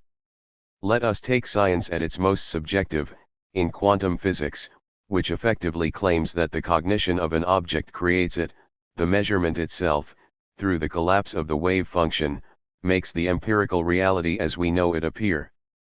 It would nonetheless be wrong to claim that the great revolutions in the history of physics or of biology are simultaneously the transformation of its object, in the same way that, for George Lukács, the proletariat's acquiring of self-consciousness changes its object. The most we can say with regard to the natural sciences is that, as Lukács put it, nature itself is a historical category, that our basic understanding of what counts as nature changes with the great historical breaks. In the absolutist 17th century, nature appeared as a hierarchical system of species and subspecies. In the dynamic 19th century, characterized by capitalist competition, nature appears as the site of the evolutionary struggle for survival. In the 20th century, nature was as a rule perceived through the lenses of systems theory, and it is already a commonplace to draw a parallel between the shift to the autopoietic, self-organizing dynamic of natural processes in recent decades and the passage to new forms of the capitalist dynamic following the decline of the centralized welfare state. However, it would be a far and fateful step to conclude from such historical mediations of our notion of nature that, in the course of fundamental historical changes, nature itself also changes. When Einstein's theory replaced Newton's, no one would have claimed that this reflected or registered a homologous change in its object of cognition, in nature itself. What Einstein did was offer a deeper and more adequate scientific theory of nature. Nature did not become ontologically indeterminate with the rise of quantum physics. The discovery of the principle of uncertainty means that it always was like that, and no matter how strongly historically mediated these scientific discoveries are, they refer to some reality external to the historical process. To a transcendental philosopher, it is clearly too easy to apply here the well-known distinction between the conditions of discovery for a certain scientific theory and the conditions of its validity. The ontological claims of a scientific theory are stronger, being ultimately incompatible with their historicist or transcendental relativization. To claim that modern physics is part of the male-dominated culture of domination and exploitation is one thing, but to say that its basic underlying premises are formed in advance by this culture is definitely saying too much. And, as Malassu has pointed out, the classic transcendental claim that the validity of every objective natural science is constrained by the a priori horizon which constitutes its domain, i.e., that its theories are valid and meaningful only within this horizon, also goes too far. The difficult problem is how to think the relationship between scientific knowledge and historical truth if neither of them can be reduced to the other. Perhaps the solution is nonetheless provided by Hegel. Hegel will appear to be deducing or generating all knowledge from the self-relating truth process only if we conceive his system as a closed circle of necessary deductions. The moment we fully take into account the radical retroactivity of the dialectical process, deduction itself becomes a retroactive ordering of a contingent process. Take, for example, the impossibility of reconciling relativity theory and quantum physics in a consistent theory of everything.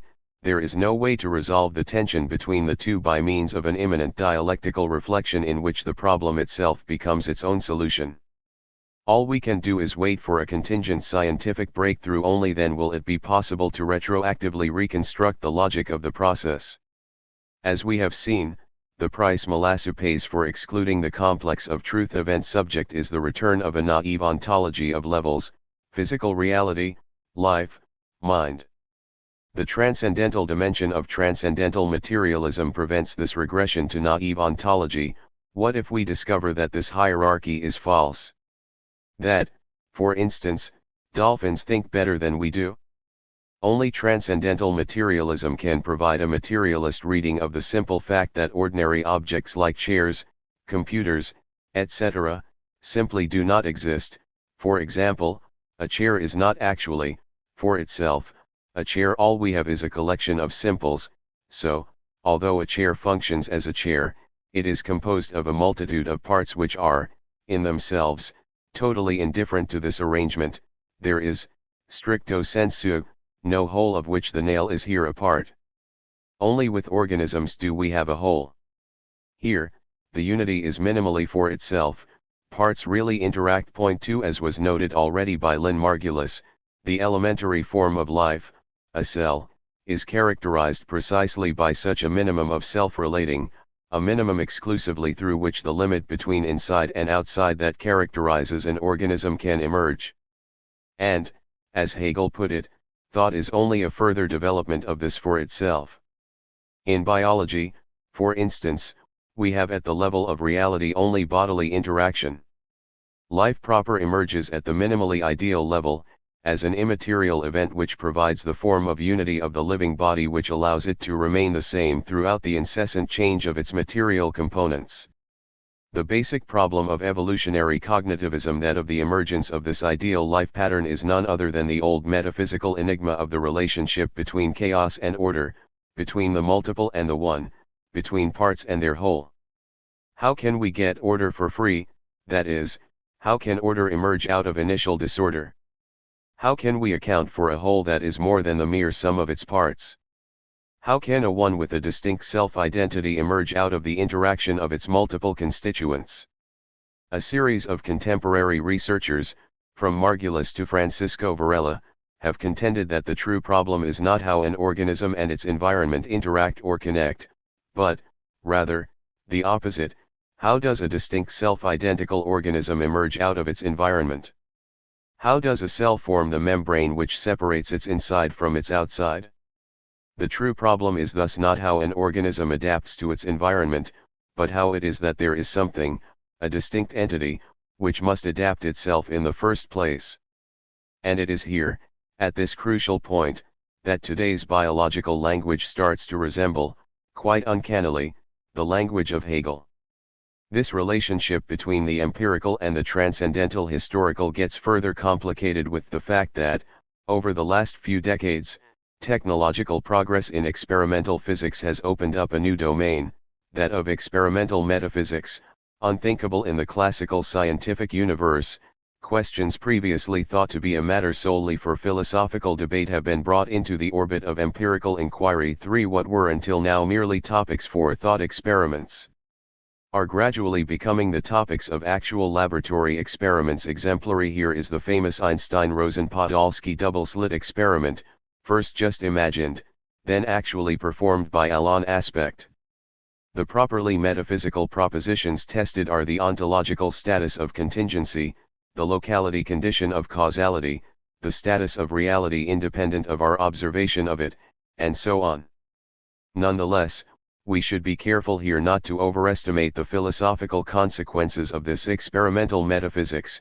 The very possibility of empirically testing so-called metaphysical propositions bears witness to a radical break which cannot be accounted for in empirical terms.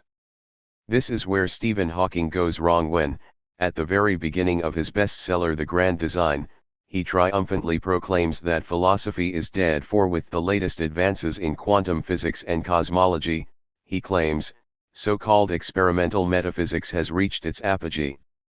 Upon a closer look, of course, we soon discover that we are not quite there yet, almost, but not quite. Furthermore, it would be easy to reject this claim by demonstrating the continuing pertinence of philosophy for Hawking himself.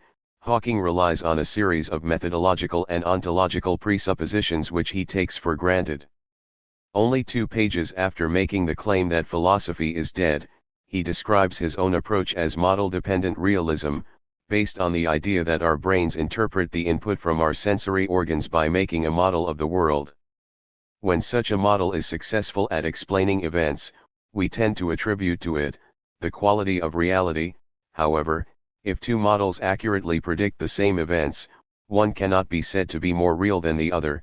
Rather, we are free to use whichever model is most convenient. 5. If ever there was a philosophical position, this is one. Not to mention the further fact that this model-dependent realism is simply too weak to do the job assigned to it by Hawking, that of providing the epistemological frame for interpreting the well-known paradoxes of quantum physics, their incompatibility with common-sense ontology. However, in spite of all these problematic features, we should admit that quantum physics and cosmology do have philosophical implications, and that they do confront philosophy with a challenge. 6. Similar here is the position of Nicholas Fern, whose symptom is discernible already from the contents list of his book. The longest chapter is an umbrella chapter covering everything that is excluded by the horizon of the book, by its choice of what philosophy is. 7. The duality in the chapter title is significant: postmodernism as the outside and pragmatism as the inscription of this outside within the field of analytical cognitive thought. The book's abiding theme is the gradual transposition of philosophical problems into scientific ones. Philosophy, caught in insoluble dilemmas, reaches maturity when it cancels or overcomes itself by posing its problems in scientific terms. General ontology thus becomes quantum physics cum theory of relativity, epistemology the cognitive account of our acquisition of knowledge, ethics the evolutionist inquiry into the rise of moral norms and their adaptive function. This is how Fern elegantly accounts for the fact that, in some philosophical disciplines, approaches out of tune with current scientific thinking tend to proliferate, This is what one would expect in a field that has been vacated by philosophy's regular armies and left to partisans who refuse to accept defeat. 8. In short, once the problem is fully transposed into terms which in principle make its scientific solution possible, there is no more work for philosophers to do on it. The serious ones among them will move elsewhere, while those who remain are simply partisans of the old positions resisting the inevitable defeat and, paradoxically, their very predominance is another sign of that defeat. Fern's example is that of the problem of free will versus natural determinism. The fact that most philosophers today who work in this field are incompatibilists simply signals that compatibilists have already won the battle with their naturalistic account of how freedom can be united with determinism, so they have better things to do than reoccupy secured ground. 9. How are we to escape from this impasse? Adrian Johnston is right to emphasize the engaged character of Badiou's philosophy, its readiness to take risks by engaging itself on behalf of particular scientific, political, and artistic achievements. Badiou's thought is not a distanced reflection, it courageously jumps into the world and links its fate to the fate of a scientific discovery, political project, love encounter, and so on. This readiness of a philosopher to involve himself with an impure, contingent, historical pathological stain is what Badiou is aiming at when he speaks about science, art, politics, and love as the four conditions of philosophy, and it is in this sense that one should also read Lenin's statement that, with every great scientific discovery, the definition of materialism changes radically. Today, the scientific discovery which needs philosophical rethinking is quantum physics. How are we to interpret its ontological implications whilst avoiding the double trap of superficial pragmatic empiricism and obscurantist idealism? Lenin's materialism and empirio-criticism has to be thoroughly rewritten, firstly by abandoning the aforementioned naive notion of fully constituted material reality as the sole true reality outside our minds. This notion of material reality as all relies on the overlooked exception of its transcendental constitution. The minimal definition of materialism hinges on the admission of a gap between what Schelling called existence and the ground of existence. Prior to fully existent reality, there is a chaotic non-all proto-reality, a pre-ontological, virtual fluctuation of a not yet fully constituted real. This pre-ontological real is what Badiou calls pure multiplicity, in contrast to the level of appearances, which is the level of reality constituted by the transcendental horizon of a world. This is why, in a strange reversal of the standard distribution of predicates, contemporary idealism insists on corporeality, on the unfathomable density and inertia of matter, while materialism is more and more abstract, reducing reality to a process rendered in mathematical formulae and formal permutations of elements. 10. Franz Brentano, from whom Husserl took the notion of intentionality, proposed the concept of teleosis in order to resolve Zeno's paradox of movement. Teleosis stands for the virtual orientation of an actual point.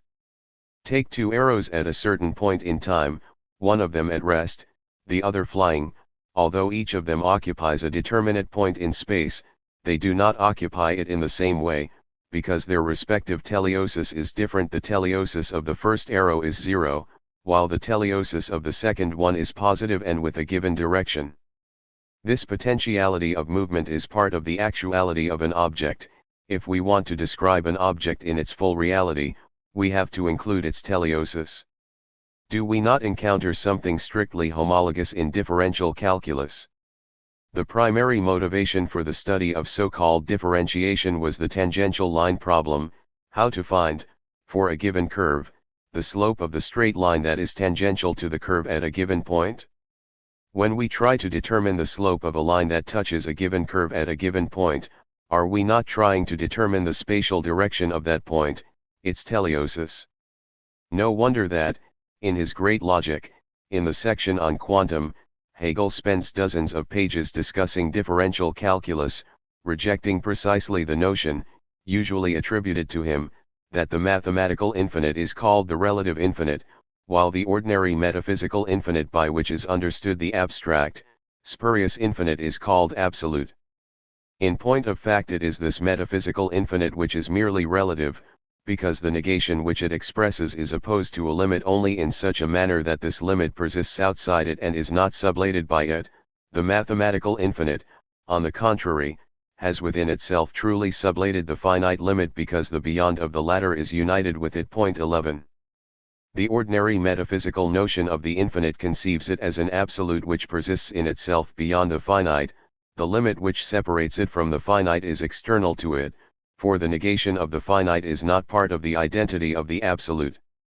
In the case of the mathematical infinite, on the contrary, the infinite is not something outside the series of finite numbers, but the infinity of this very series.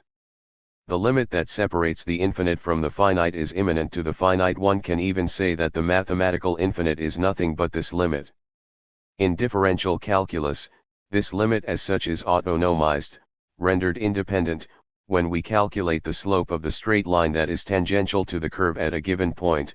We effectively calculate the slope of a given point of the curve, the spatial direction of something whose spatial length is reduced to the infinitely small, to 0. This means that, in the result of differential calculus, we have a quantitative relationship between two terms whose quantity is reduced to 0, that is, we have a quantitative relationship which remains after the quantity of the two relata is abolished, but when we subtract the quantity of an entity, what remains is its quality. So the paradox of differential calculus is that the quantitative relationship expressed in its result functions as a quality, the so-called infinitesimals express the vanishing of the sides of the ratio as quanta, and what remains is their quantitative relation solely as qualitatively determined. 12. And since, for Hegel, time is the sublation of space, we can also say that teleiosis is the inscription of time into space in the sense of space-time, of time as another dimension of space. Teleiosis supplements the three dimensions which determine the spatial position of an object with the virtual and temporal dimension of its spatial movement. A purely spatial definition which immobilizes its object produces a non-actual abstraction, not a full reality. The unfinished character of reality which compels us to include the virtuality of teleiosis in the definition of an object is thus not its limitation, but a positive condition of its actual existence. The same holds also for large historical objects. The definition of a nation should include its past and future, its memories and illusions. To paraphrase an old critic of Renan, a nation is a group of people united by a mistaken view about the past, a hatred of their present neighbors, and dangerous illusions about their future. Each historical form is a totality which encompasses not only its retroactively posited past, but also its own future, a future which is by definition never realized. It is the imminent future of this present, so that, when the present form disintegrates, it undermines also its past and its future. 13. This is also how we should understand diffraction in relation to the blurred edges of an object, not in the common-sense manner which tells us that, upon a closer look, its lines of demarcation are imprecise, but in the sense that the virtuality of an object's future movements are part of that object's reality. We can see from this example that, if for no other reason, Lenin's gesture should be repeated in the context of denouncing spiritualist appropriations of quantum physics. For example, there is no direct link or even a sign of equation between freedom and quantum indeterminacy. Simple intuition tells us that if an occurrence depends on pure chance, if there is no causality in which to ground it, this in no way makes it an act of freedom. Freedom is not the absence of causality. It occurs not when there is no causality, but when my free will is the cause of an event or decision, when something happens not without cause, but because I wanted it to happen. On the opposite side, Dennett proceeds all too quickly in naturalizing freedom, that is, in equating it with inner necessity, with the deployment of an inner potential. An organism is free when no external obstacles prevent it from realizing its inner inclinations. Again, simple intuition tells us that this is not what we mean by freedom. To avoid succumbing to similar speculations about how, according to quantum physics, mind creates reality and so on, the first thing to keep in mind is that the propositions of quantum physics only function within a complex apparatus of mathematical formalization. If one directly confronts its paradoxical implications with our commonsensical ontology, ignoring the apparatus of mathematical formalization, the way is then open for New Age mysticism. The second thing to bear in mind, however, is that the quantum universe is not mathematical in the sense of involving the imminent development of the consequences of initial axioms, but rather thoroughly scientific in the sense of relying on measurements and thereby exposing itself to the contingency of empirical content. This is why scientific common sense dismisses questions about the ontological implications of quantum physics as irrelevant to science. It is a common view among many of today's physicists that quantum mechanics provides us with no picture of reality at all. The formalism of quantum mechanics, on this view, is to be taken as just that, a mathematical formalism. This formalism, as many quantum physicists would argue, tells us essentially nothing about an actual quantum reality of the world, but merely allows us to compute probabilities for alternative realities that might occur. Point 14. There is a moment of truth in this dismissal. Translating quantum phenomena into a larger context to impress the public is wrong and misleading. In our reality, objects do not occupy two places at once, and so on. However, the ontological question persists, even if it remains unanswered. What is the ontological status of the phenomena covered by quantum formulae? While obviously not part of our daily reality, they must have a status which cannot be reduced to the scientist's imagination or discursive constructs. The so-called Copenhagen interpretation of quantum mechanics, associated with Bohr, gave rise to a plethora of other interpretations which tried to resolve what was seen as its deadlock. These included the collapse of the wave function by consciousness or by gravity, the idea that the wave function never collapses, since all possibilities are actualized in different worlds, the non-local hidden variables theory which restores determinism, decoherence, which accounts for the collapse by way of the interaction of the object with its randomly fluctuating environment, and so on. All these attempts should be read following the model of diffraction, as attempts to renormalize the traumatic ontological shock of quantum physics.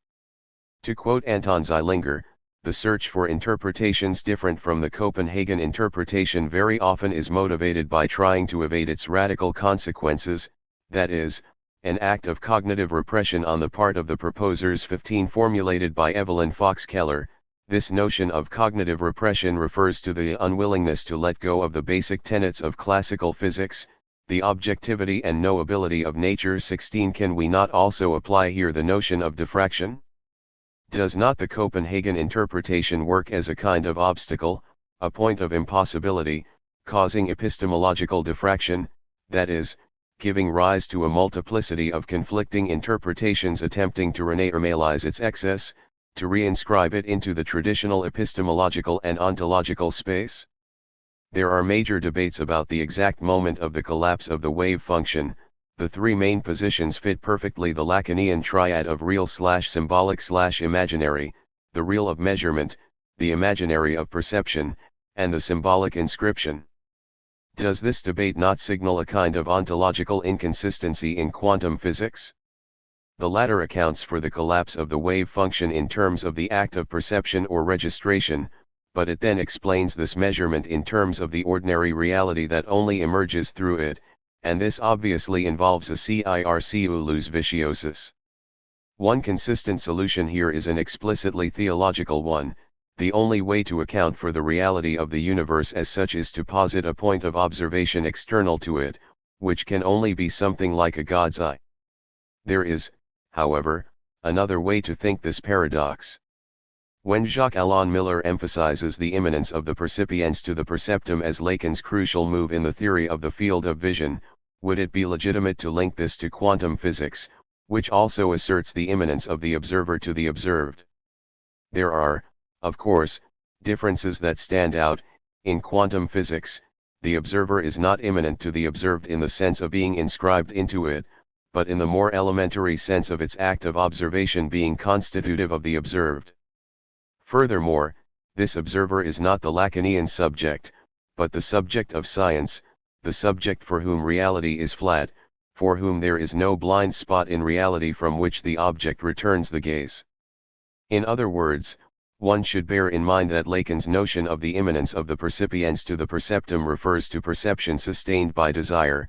The point in the perceived picture from which the object returns the gaze is the impossible point at which the object cause of desire is located. It is the objectal counterpoint to the subject's desire, what attracts me in you more than yourself, and is as such only perceivable, indeed only exists, for a perception sustained by desire. Quantum physics clearly has weird ontological consequences. The origin of this weirdness is the duality of wave and particle, which arose out of an enigma noted by de Broglie when he tried to conceive the electron as a particle. If an electron in a hydrogen atom were a compact particle, how could it possibly know the size of an orbit in order to follow only those orbits allowed by Bohr's by now famous formula? 17. Bohr's solution to the ontological status of complementarity is that the microscopic system, the atom, in and of itself. We must always include in our discussion implicitly at least the different macroscopic experimental apparatuses used to display each of the two complementary aspects. All is then fine, because it is ultimately only the classical behavior of such apparatus that we report. Although physicists talk of atoms and other microscopic entities as if they were actual physical things, they are really only concepts we use to describe the behavior of our measuring instruments. Point 18. It is crucial that this description be given in the plain language used to talk about everyday external reality. Consequently, it is tempting to apply here the early Althusserian distinction between the real object and the object of knowledge. The only real objects we are dealing with in quantum physics are the objects of ordinary reality. The entire quantum sphere has no ontological status proper, it is merely an object of knowledge, a conceptual construct whose function is to provide the formulae to explain the behavior of measuring objects which are part of ordinary reality. It is thus strictly nonsensical to speak about quantum processes as constituting an autonomous sphere of being. In reality, there are no objects which can be in two places simultaneously, etc. All there is ontologically is our ordinary reality. What is beyond are only mathematical formulae which give a certain credibility to what our instruments measure, not any kind of insight into what nature is trying to tell us. 19. Our experience of everyday reality thus remains the phenomenological background and foundation of quantum theory.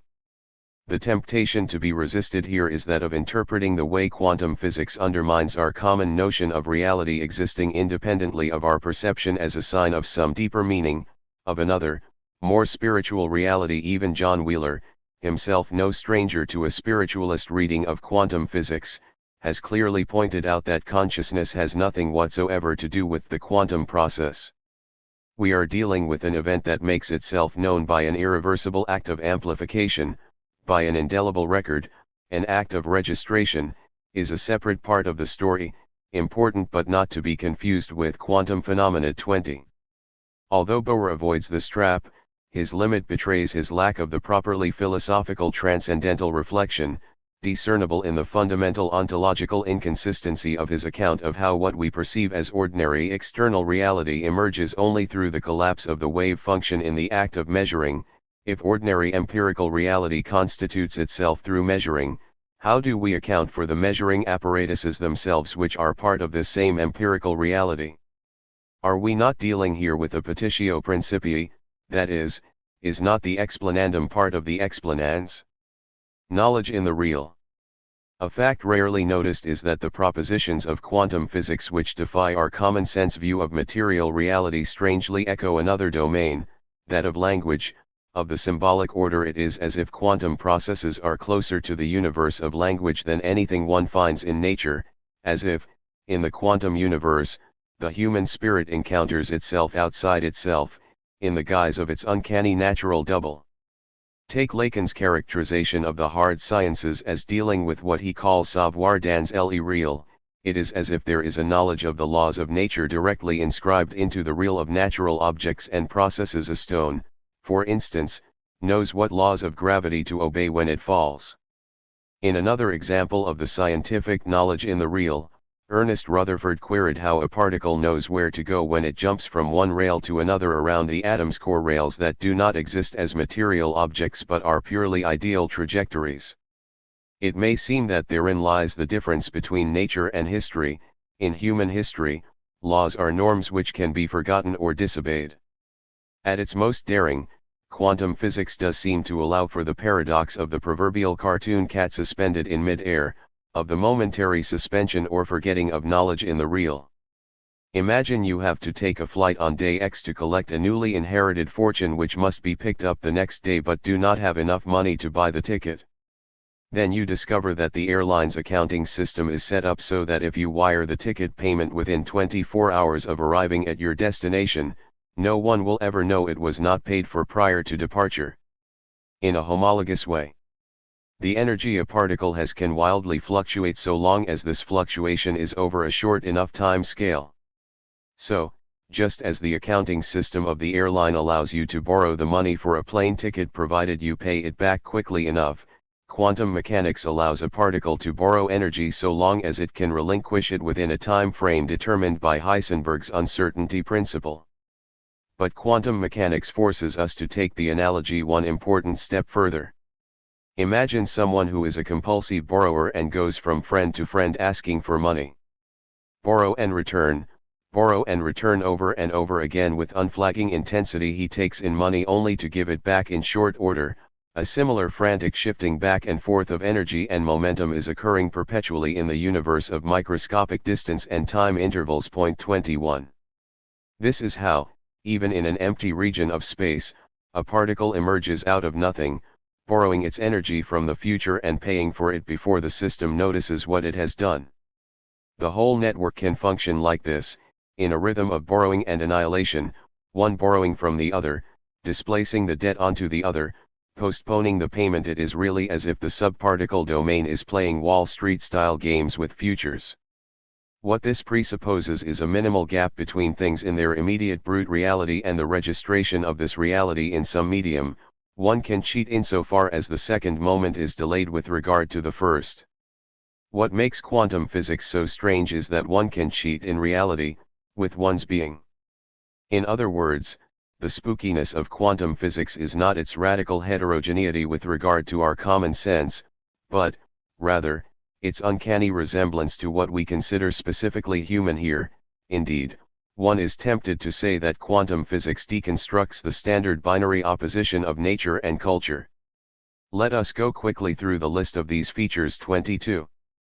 Within the symbolic order, possibility as such possesses an actuality of its own, that is, it produces real effects. For example, the father's authority is fundamentally virtual, a threat of violence. In a similar way, in the quantum universe, the actual trajectory of a particle can only be explained if one takes into account all of its possible trajectories within its wave function. In both cases, the actualization does not simply abolish the previous panoply of possibilities.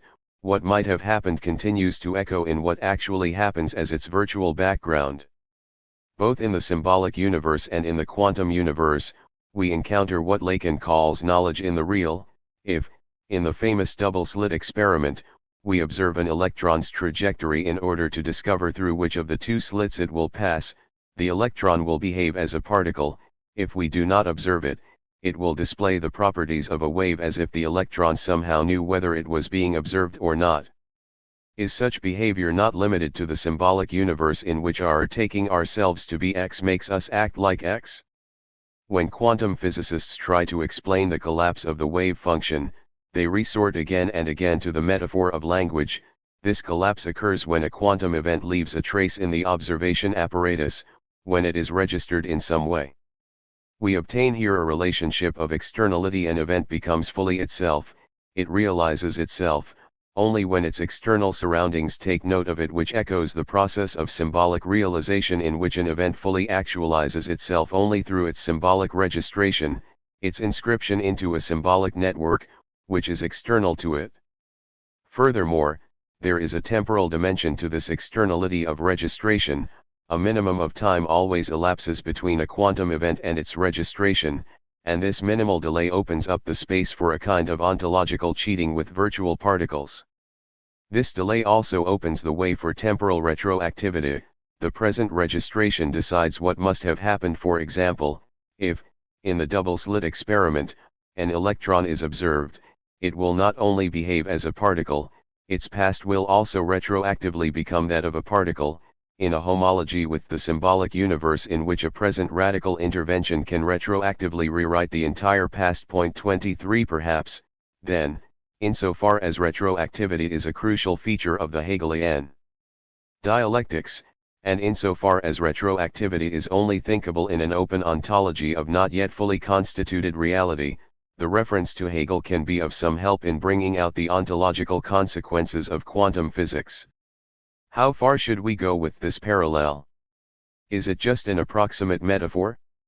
Does it bear witness to the fact that our entire comprehension of reality is already overdetermined by the symbolic order, so that even our grasp of natural reality is always already structured like a language? Or should we risk a step further and claim that there is something which strangely recalls symbolic structures already present in physical reality itself? If we do draw that conclusion, then the entire spontaneous philosophical ideology of the gap that separates nature from culture has to be abandoned. According to this spontaneous ideology, nature stands for the primacy of actuality over potentiality. Its domain is the domain of the pure positivity of being, where there are no lacks in the strict symbolic sense. If, however, we take the ontological consequences of quantum physics seriously, then we have to suppose that the symbolic order pre-exists in a wild natural form, albeit in what Schelling would have called a lower potency. We thus have to posit a kind of ontological triad of quantum proto-reality, ordinary physical reality, and the immaterial virtual level of sense events. How are these three aspects related? The basic feature of symbolic reality is its ontological incompleteness, its non-all. It has no immanent consistency.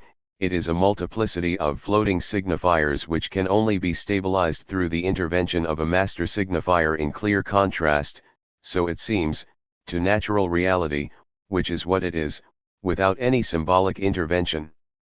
But is this so? Is not the key ontological consequence of quantum physics that quantum proto-reality also needs a homologous quilting point to stabilize itself into the ordinary reality of everyday objects and temporal processes? We thus encounter here also the gap between the inconsistent proto-reality and the decentered agency of its registration which constitutes it as full reality. Here too, reality is not fully itself, but decentered with regard to itself. It becomes itself retroactively, through its registration. In philosophy, this gap is prefigured in Schelling's distinction between existence and the ground of existence, between reality and proto-reality. Let us backtrack here. In what does Schelling's philosophical revolution consist? According to the standard academic Dasein, Schelling broke out of the idealist closure of the notion self-mediation by way of asserting a more balanced bipolarity of the ideal and the real. Negative philosophy must be supplemented by positive philosophy, which deals with the positive order of existence. In nature as well as in human history, the ideal rational order can only thrive against the background of the impenetrable ground of irrational drives and passions. The climax of philosophical development, the standpoint of the absolute, is thus not the sublation of all reality in its ideal notion, but the neutral medium of the two dimensions. The absolute is ideal real.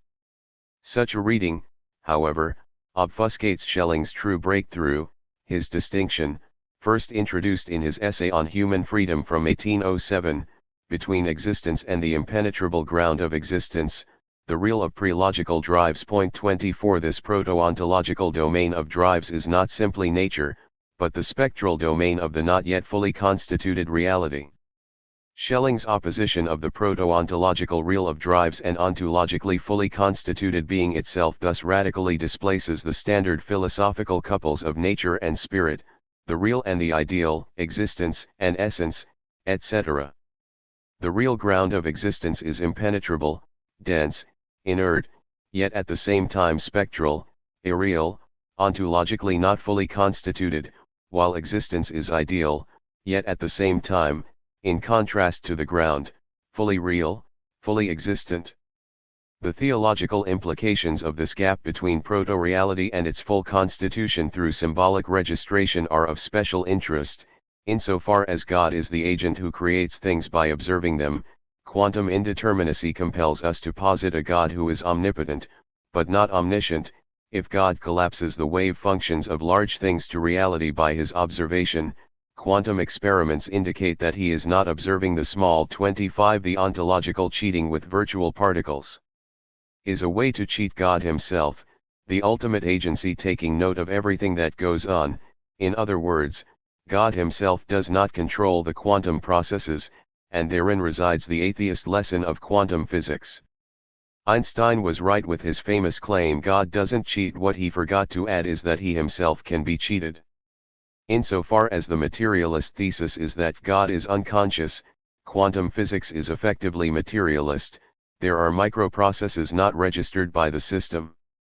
Let us recapitulate the quantum measurement paradox. In the double-slit experiment, when particles are sent through the slits one by one, they nevertheless, if they are not observed, form the pattern of a wave. Since the wave pattern presupposes the interaction of particles, and since, in this experiment, each particle travels alone, with what does it interact? Does it inhabit a synchronous atemporal space where it can interact with past and future? Or does it interact with itself? This brings us to the notion of superposition. The particle interacts with itself, so that it simultaneously takes all possible paths, which are superimposed on one another.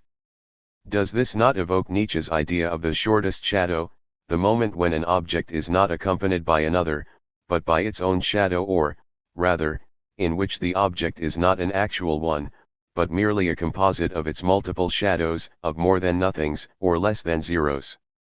The enigma of the double-slit experiment is thus triple. Even if we shoot the electrons individually, one after the other, they will, if we do not measure their path, form a wave pattern. But how can they? With what does each individual electron interact? Even if we measure the path after the electrons have already passed through the slits, the pattern still depends on our measurement. But how can it, when the measurement takes place after the passage through the slit? It seems as though we can retroactively change the past. Even if we do not enact measurement at all, the mere fact that the measurement apparatus is there makes the electron behave as a particle. But how can it, when it was in no way affected by the measurement apparatus? There are, again, two deviant approaches to this enigma, the spiritualist one, and over-hasty naturalization. The basic enigma is the following: insofar as the result of our measurement depends on our free choice of what to measure, the only way to avoid the implication that our observation creates reality is either to deny our free will or to adopt a Malebranchian solution. Point 26. The eternal naive realist question, how does objective reality look without me, independently of me, is a pseudo-problem, since it relies on a violent abstraction from the very reality it attempts to grasp. Objective reality as a mathematicist set of relations is for us the result of a long process of conceptual abstraction. This does not devalue the result, making it simply dependent on our subjective standpoint, but it does involve a paradox. Objective reality is a real which cannot be experienced as reality. In its effort to grasp reality independently of me, mathematicist science erases me from reality, ignoring the way I am part of this reality. The true question is therefore how I emerge in objective reality. As materialists, we should take into account two criteria that an adequate answer should meet. The answer should be genuinely materialist, with no spiritualist cheating. We should accept that the ordinary mechanistic materialist notion of objective reality will not do the job. It is here that quantum physics enters the stage. The paradoxes of the double-slit experiment clearly demonstrate that the proto-real domain of quantum waves and particles is obviously not reducible to our standard notion of external reality. Its properties do not fit our notion of material objects and processes which take place out there. However, the domain of quantum waves and particles is no less obviously a meaningless real. Here we must take into account the subtle difference between Heisenberg's uncertainty principle and Bohr's complementarity, the difference between merely epistemological and fully ontological incompleteness. While Heisenberg's point is that we cannot establish the simultaneous position and momentum of a particle because the very act of measurement intervenes in the measured constellation and disturbs its coordinates, Bohr's point is a much stronger one concerning the very nature of reality itself. Particles in themselves do not have a determinate position and momentum, Thus we should abandon the standard notion of objective reality populated by things equipped with a fully determined set of properties. For Heidegger, ontological difference is ultimately grounded in our finitude. What Heidegger calls the event is the ultimate abyss out of which being reveals itself to us in a multitude of historically destined horizons, and being discloses or withdraws itself because not all beings open to us. To put it bluntly, there is a difference between worldly entities and the horizon of their disclosure because entities disclose themselves to us within a horizon which is always rooted in our finitude. Here, however, we should repeat the move from Kant to Hegel. Heidegger never confounds the ontological disclosure of entities with their ontic production. For him, the idea of humans as the being there of the disclosure of being does not mean that entities exist only for humans, not independently of them. If all of humanity were to be wiped out, entities would still be there as they were prior to the emergence of man, they would just not exist in the full ontological sense of appearing within a horizon of being. But what if we transpose ontological difference into the thing in itself, and conceive it as the ontological incompleteness of reality? What if we posit that things in themselves emerge against the background of the void or nothingness, the way this void is conceived in quantum physics, as not just a negative void, but the portent of all possible reality? This is the only truly consistent transcendental materialism which is possible after the Kantian transcendental idealism. For a true dialectician, the ultimate mystery is not why is there something rather than nothing, but why is there nothing rather than something. How is it that, the more we analyze reality, the more we find a void? What this amounts to is that ontological difference should not be limited to the finitude of human beings to whom entities appear within the given horizon of a world, that is, against the background of withdrawal, in the inextricable mixture of disclosure and veil. This structure of reality as non-all is to be taken in fully ontological terms. It is not that, within our finite horizon, the in itself of reality always appears against the background of its withdrawal and concealment. Reality is in itself non-all. In other words, the structure of disclosure or concealment, the fact that things always emerge out of their background void truncated, never fully ontologically constituted, is that of reality itself, not only of our finite perception of it. Therein, perhaps, lies the ultimate philosophical consequence of quantum physics, that what its most brilliant and daring experiments demonstrate is not that the description of reality it offers is incomplete, but that reality itself is ontologically incomplete, indeterminate. The lack that we take as an effect of our limited knowledge of reality is part of reality itself. In a properly Hegelian way, then, it is our very epistemological limitation which locates us in the real. What appears as the limitation of our knowledge is the feature of reality itself, its non-all. Again, what this means is that the move from Kant to Hegel should be repeated apropos Heidegger. Heidegger's history of being is ultimately a historically radicalized version of Kantian transcendentalism. For Heidegger, the history of being is the history of epochal disclosures of the sense of being destined to man. As such, this history is the ultimate limit of what we can know. Every knowledge of ours already presupposes and moves within a historically given disclosure of being. The abyssal play of these disclosures which just happen is as far as we can go. The ontological implication of quantum physics is not that we can go further and penetrate reality in itself, but that the limitation posited by Heidegger belongs to the in itself itself. Is this not the underlying implication of the quantum concept of nothingness as pregnant with a multiplicity of entities which can emerge out of it, that is, out of nothing? Reality in itself is nothingness, the void, and out of this void, partial, not yet fully constituted constellations of reality appear. These constellations are never all, they are always ontologically truncated, as if visible only from a certain limited perspective. There is only a multiplicity of truncated universes. From the standpoint of the all, there is nothing but the void. Or, to risk a simplified formulation, objectively there is nothing, since all determinate universes exist only from a limited perspective. The clearest answer to the enigma what happened before the Big Bang, that singular point at which all physical laws are suspended, is therefore, nothing. For Paul Davies, a partisan of this view, the Big Bang is the absolute beginning of time. It did not happen in time, it created time itself, so the question what happened before, is as meaningless as the question what is farther north than the North Pole.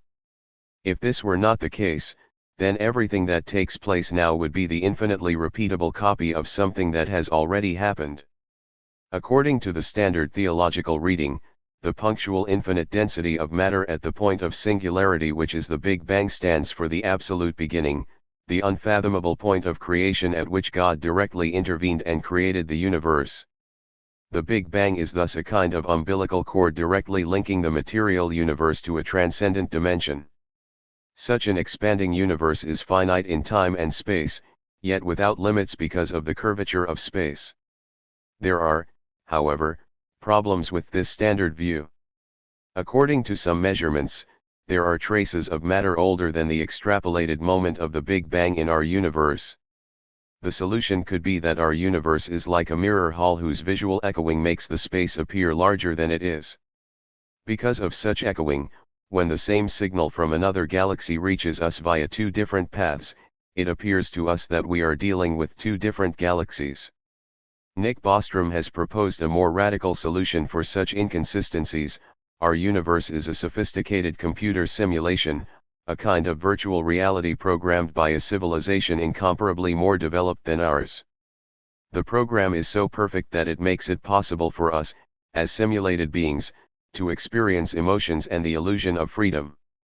From time to time, however, there are glitches in the system system violates its own rules, and we experience the effects as miracles or UFOs. Point 27. This version basically reads as a secularized theological scenario, with the difference that our Creator is not a supernatural being but just another, much more developed, natural species.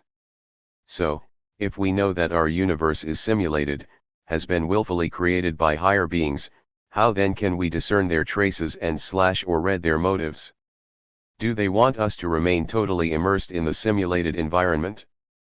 If yes, is this because they are testing us, epistemologically or ethically? 28. Were we created for fun, as a work of art, as part of a scientific experiment, or for some other reason? Can we imagine living in a simulated world without a creator's intention? What this solution does is transpose the gap between our phenomenal universe and its noumenal beyond into that universe itself, redoubling it into two universes. Our phenomenal universe is virtualized, reduced to a simulation by agents operating in another, much more developed, true universe. The next logical step is to multiply the phenomenal universes themselves, without invoking a quasi-divine privileged universe. Along these lines, Neil Turok and Paul Steinhardt proposed a new version of the multiple worlds theory, according to which our four-dimensional reality stands in relation to true reality the way a two-dimensional surface stands in relation to our three-dimensional reality. There are more dimension and parallel universes, we just cannot perceive them. According to this model, the Big Bang resulted from a crash between two such parallel universes. Such a crash does not create time, it just resets the clock of a universe. The next logical step after that is to transpose this multiplicity into a temporal succession within the same universe. Along these lines, Martin Bojo-Wald replaced the Big Bang with the Big Bounce, the time-space continuum from time to time tears apart. The ensuing collapse brings about a new Big Bang, in which the density of quantum forces causes a kind of amnesia of the universe. All information about what went on before the Big Bang is erased, thus with every new Big Bang the universe wipes out its past and starts again ex nihilo. Finally, there is the Stephen Hawking hypothesis of irrational time, which dispenses with the very notion of the Big Bang. The curvature of time means that, like space, time has no limit, although it is finite. The idea of the Big Bang results from applying to the universe the logic of a single linear time and thus extrapolating to a zero point, where in truth there is merely an endless circular movement. Do not these five versions form a complete series of possible variations? Are we not dealing here with a systematic series of hypotheses like the set of the relations between the one and the being deployed and analyzed by Plato in the second part of his Parmenides? Perhaps contemporary cosmology needs such a Hegelian conceptual systematization of the underlying matrix that generates the multitude of actually existing theories. Does this take us back to the ancient Oriental wisdom according to which all things are just ephemeral fragments which emerge out of the primordial void and will inevitably return back to it? Not at all.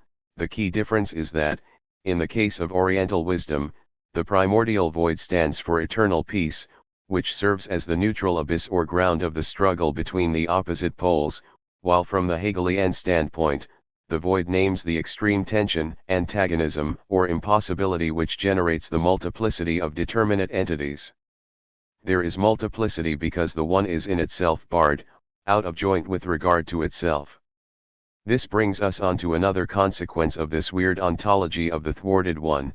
The two aspects of a parallax gap are never symmetrical, for the primordial gap is between something and nothing, and the complementarity between the two aspects of the gap functions so that we have first the gap between nothing and something, and only then, in a second time, a second something that fills in the void, so that we get a parallax gap between two somethings. For example, in Lacan's formulae of sexuation, the feminine formulae have a priority. It is only in the second moment that the dynamic antinomies enter as attempts to resolve the deadlock of the mathematical antinomies. One can venture that the same holds for the antinomy between waves and particles. In our spontaneous scientific ontology, we take chaotic waves and fluidity to be more elementary than firmly outlined and delimited objects. Reason imposes on the chaotic fluidity clear forms which, upon closer inspection, reveal themselves to be blurred, affected by the chaos of matter. It is against this spontaneous image that the radical nature of quantum physics should be measured. Its ontology is the exact opposite, for in it, continuous fluidity is a feature of the higher level, while, when we approach reality in its microscopic dimension, we discover that it is actually constituted of discrete parts. One should not underestimate the denaturalizing effect of this reversal. The universe all of a sudden becomes something artificially composed from building blocks. It is as if, getting too close to a person, we discover that they are not a real, organic person but are composed of tiny Lego bricks. In our common sense view, on the contrary, the particle has precedence over the wave.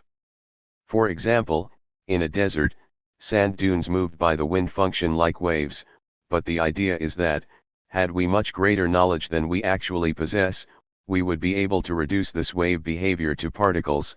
Even the largest sand dune is ultimately just a composite of small grains.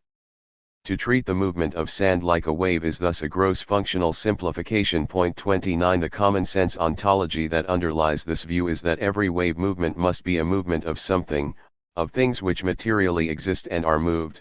Waves do not properly exist, they are a property or event which happens to something that exists. The quantum revolution here not only posits the original irreducible duality of waves and particles, within this duality, it privileges the wave. For example, it proposes a shift from understanding waves as interactions between particles to understanding particles as nodal points in the interaction of waves. For quantum physics, waves thus cannot be reduced to a property of particles. This is also why Bohr claims that quantum physics deals with phenomena, not things which stand behind phenomena as their substantial support. The entire traditional problem of distinguishing between properties which belong to things in themselves and properties which merely appear to belong to things because of our perceptive apparatus is thus undermined.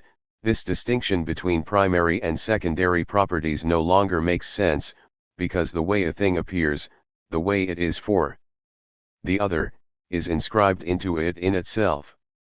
To add insult to injury, the very appearance of things, as substantial entities, is the result of the collapse of the wave function through perception, so that the common sense relationship is again turned around.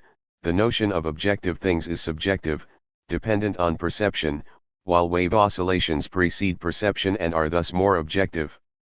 The key task is then to interpret this incompleteness without abandoning the notion of the real, that is, to avoid the subjectivist reading of the fact that the act of measurement itself co-constitutes what it measures.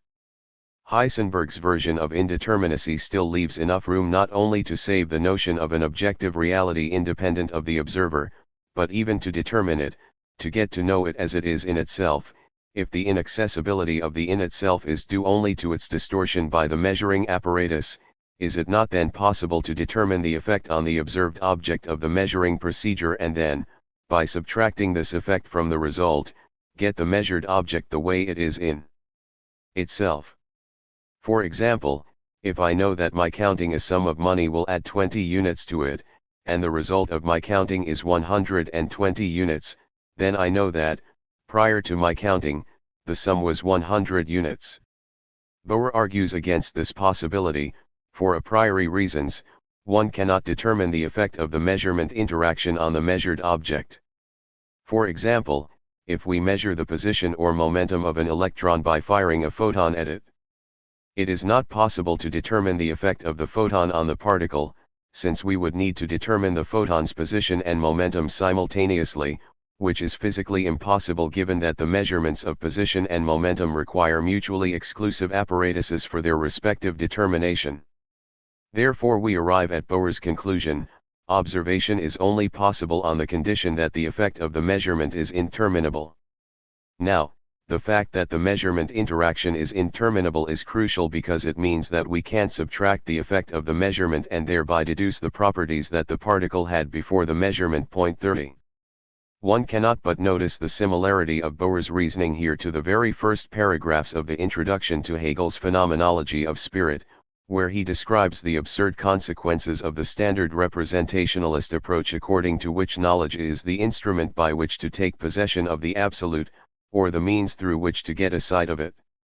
If knowledge is the instrument by which to get possession of absolute reality, the suggestion immediately occurs that the application of an instrument to anything does not leave it as it is for itself, but rather entails in the process, and has in view, a molding and alteration of it. Or, again, if knowledge is not an instrument which we actively employ, but a kind of passive medium through which the light of the truth reaches us, then here, too, we do not receive it as it is in itself, but as it is through and in this medium. In either case we employ a means which immediately brings about the very opposite of its own end, or, rather, the absurdity lies in making use of any means at all. It seems indeed open to us to find in the knowledge of the way in which the instrument operates, a remedy for this parlous state, for thereby it becomes possible to remove from the result the part which, in our idea of the absolute received through that instrument, belongs to the instrument, and thus to get the truth in its purity. But this improvement would, as a matter of fact, only bring us back to the point where we were before.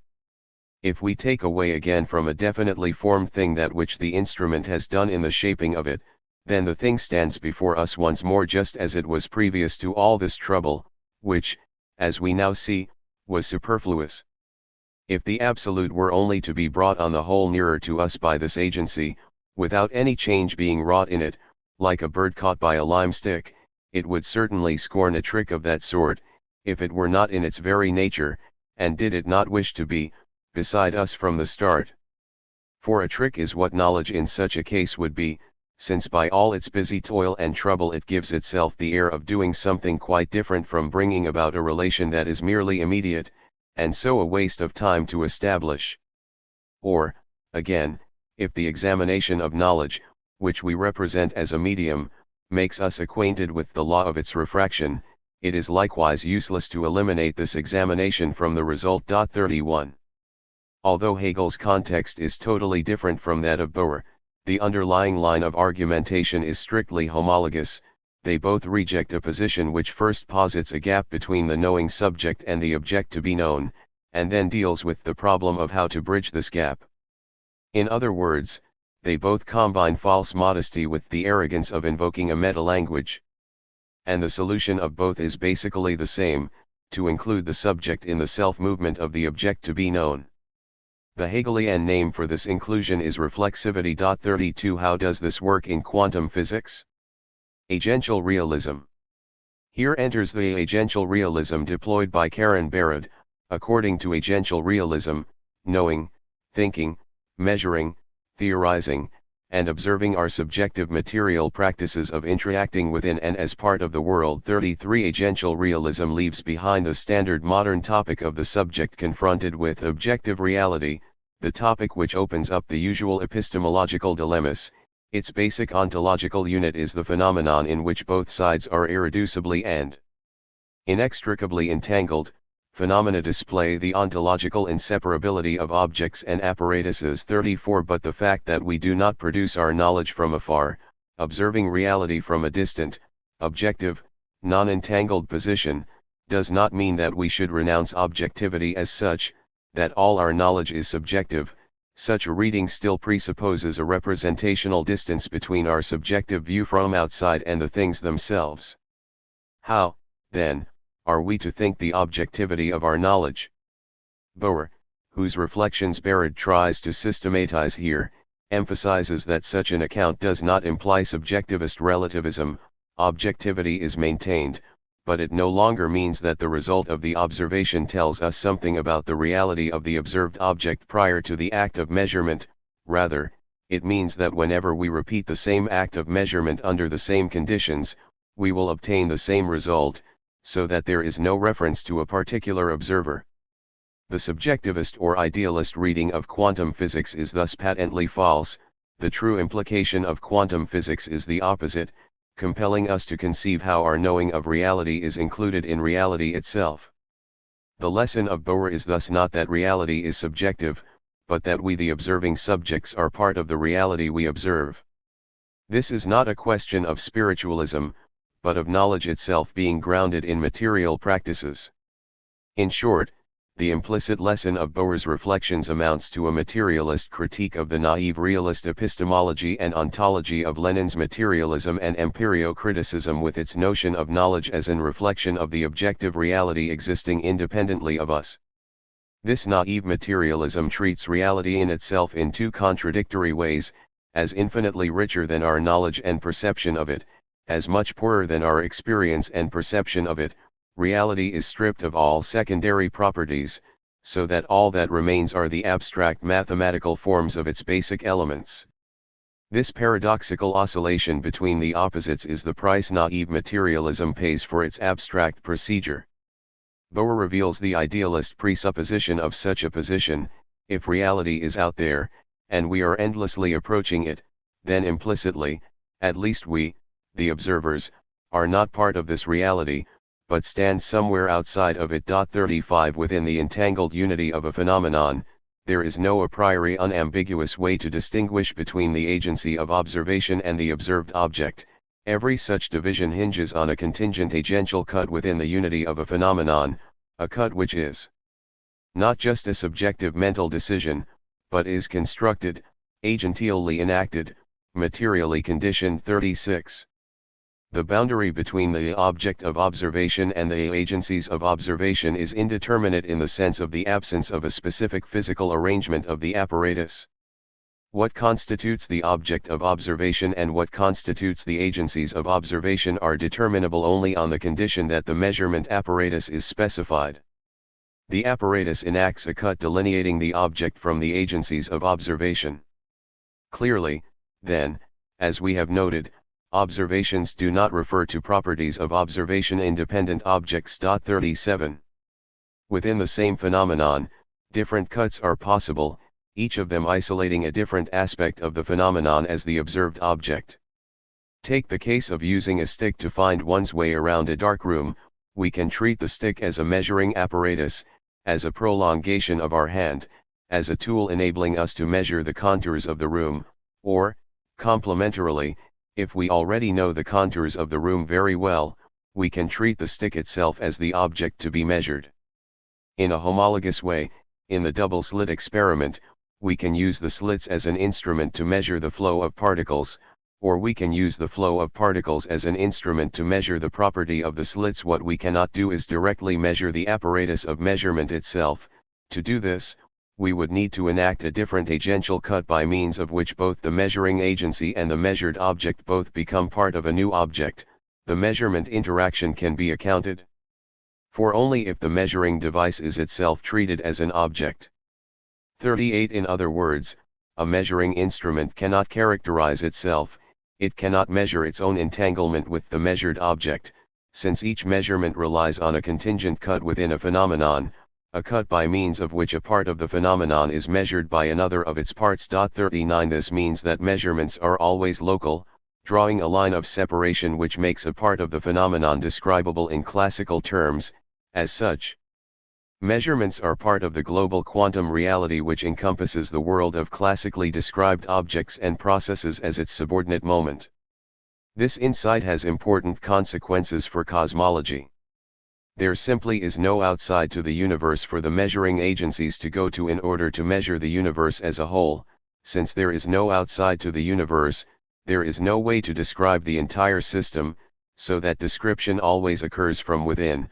Only one part of the world can be made intelligible to itself at a time, because the other part of the world has to be the part that it makes a difference to. Point 40.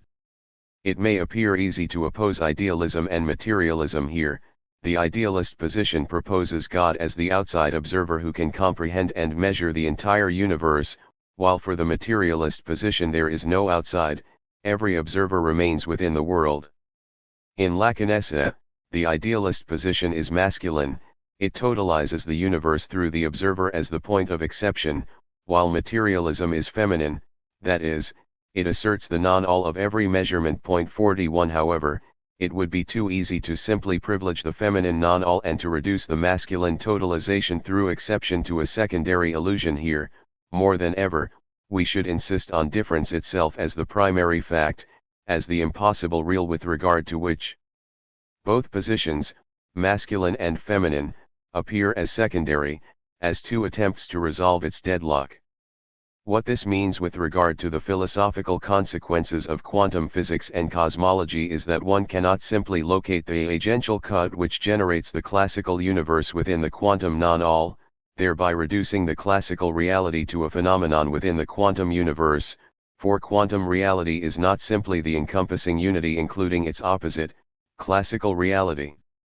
Here also, we must be attentive to the frame within which quantum reality appears to us.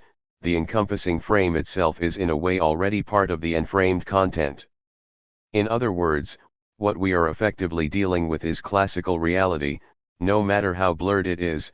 The wave functions and all other quanta are ultimately something we reconstruct as the cause of the measurements we observe and register in strictly classical terms. What we encounter here is the paradox elaborated by Louis Dumont as constitutive of hierarchy. The higher ontological order has to appear within the perspective of the lower order as subordinated to the latter. As its effect in this case, quantum reality which is ontologically higher has to appear, within this reality, as something subordinated to it and grounded in it. And it is not enough to dismiss this reversal as merely epistemological. Here again we should transpose the epistemological reversal back into ontology and ask the key question: why is this reversal necessary for the ontological sphere itself? 42. The answer is that we have to presuppose a more radical cut which already traverses the non-all. The structure of sexual difference is already that of diffraction. The difference itself precedes the two entities between which it differentiates.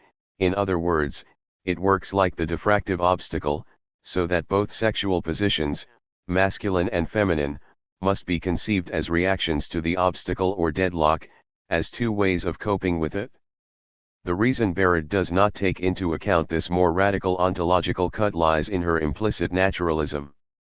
Fully versed in Butler's and Foucault's discourse theories, Barrett emphasizes how the apparatuses which provide the frame for agential cuts are not just material, in the immediate sense of being part of nature, but are also socially conditioned, always reliant on a complex network of social and ideological practices.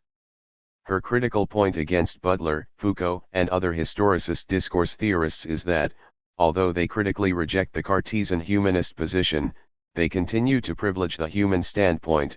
Their historicism limits history to human history, to the complex network of discursive practices and formations which determine the horizon of intelligibility. The gap between history and nature persists in their work, offering only yet another version of the standard anti-naturalist motif of nature as a historically conditioned discursive category. What counts as natural ultimately depends on historical discursive processes. Barrett here risks a fateful step further into a full naturalization of the very notion of discourse, rejecting humanist remains in Bauer's epistemology. Her agential realist account argues that intelligibility is an ontological performance of the world in its ongoing articulation. It is not a human-dependent characteristic, but a feature of the world in its differential becoming. Knowing entails specific practices through which the world is differentially articulated and accounted for. In some instances, non-humans emerge as partaking in the world's active engagement in practices of knowing. 43. Barrett's radical ontological conclusion is thus that matter and meaning are mutually articulated. 44. Discursive practices are the material conditions for making meaning. In my post-humanist account, meaning is not a human-based notion, rather, meaning is an ongoing performance of the world in its differential intelligibility. 45. She mentions a primitive, brainless deep-sea organism whose entire surface mirrors light changes and triggers an escape motion when these changes are read as dangerous, an example of the mutual articulation of meaning and matter. But Barrett's conclusion nonetheless works all too smoothly. True, it liquidates the last humanist remains, that is, it removes the final vestiges of what Malassu calls transcendental correlationism, but the price it pays is that of ontologizing correlation itself by locating meaning directly in nature, in the guise of the unity of apparatuses and objects. The problem here is the implied continuity of the line leading from the natural correlation between organism and its environment to the structure of meaning proper to the symbolic order. In nature, differences make differences. There are agential cuts which establish a difference between the series of causes and the series of effects. An organism measures its environment and reacts accordingly. Nonetheless, what is missing is a short circuit between the two series of differences, a mark belonging to the series of effects which retroactively inscribes itself into the series of causes. Deleuze's name for this paradoxical mark is dark precursor, a term he introduces in Difference and Repetition. Thunderbolts explode between different intensities, but they are preceded by an imperceptible dark precursor, which determines their path in advance, but in reverse, as though intagliated. 46. As such, the dark precursor is the signifier of a meta-difference. Given two heterogeneous series, two series of differences, the precursor plays the part of the differentiator of these differences.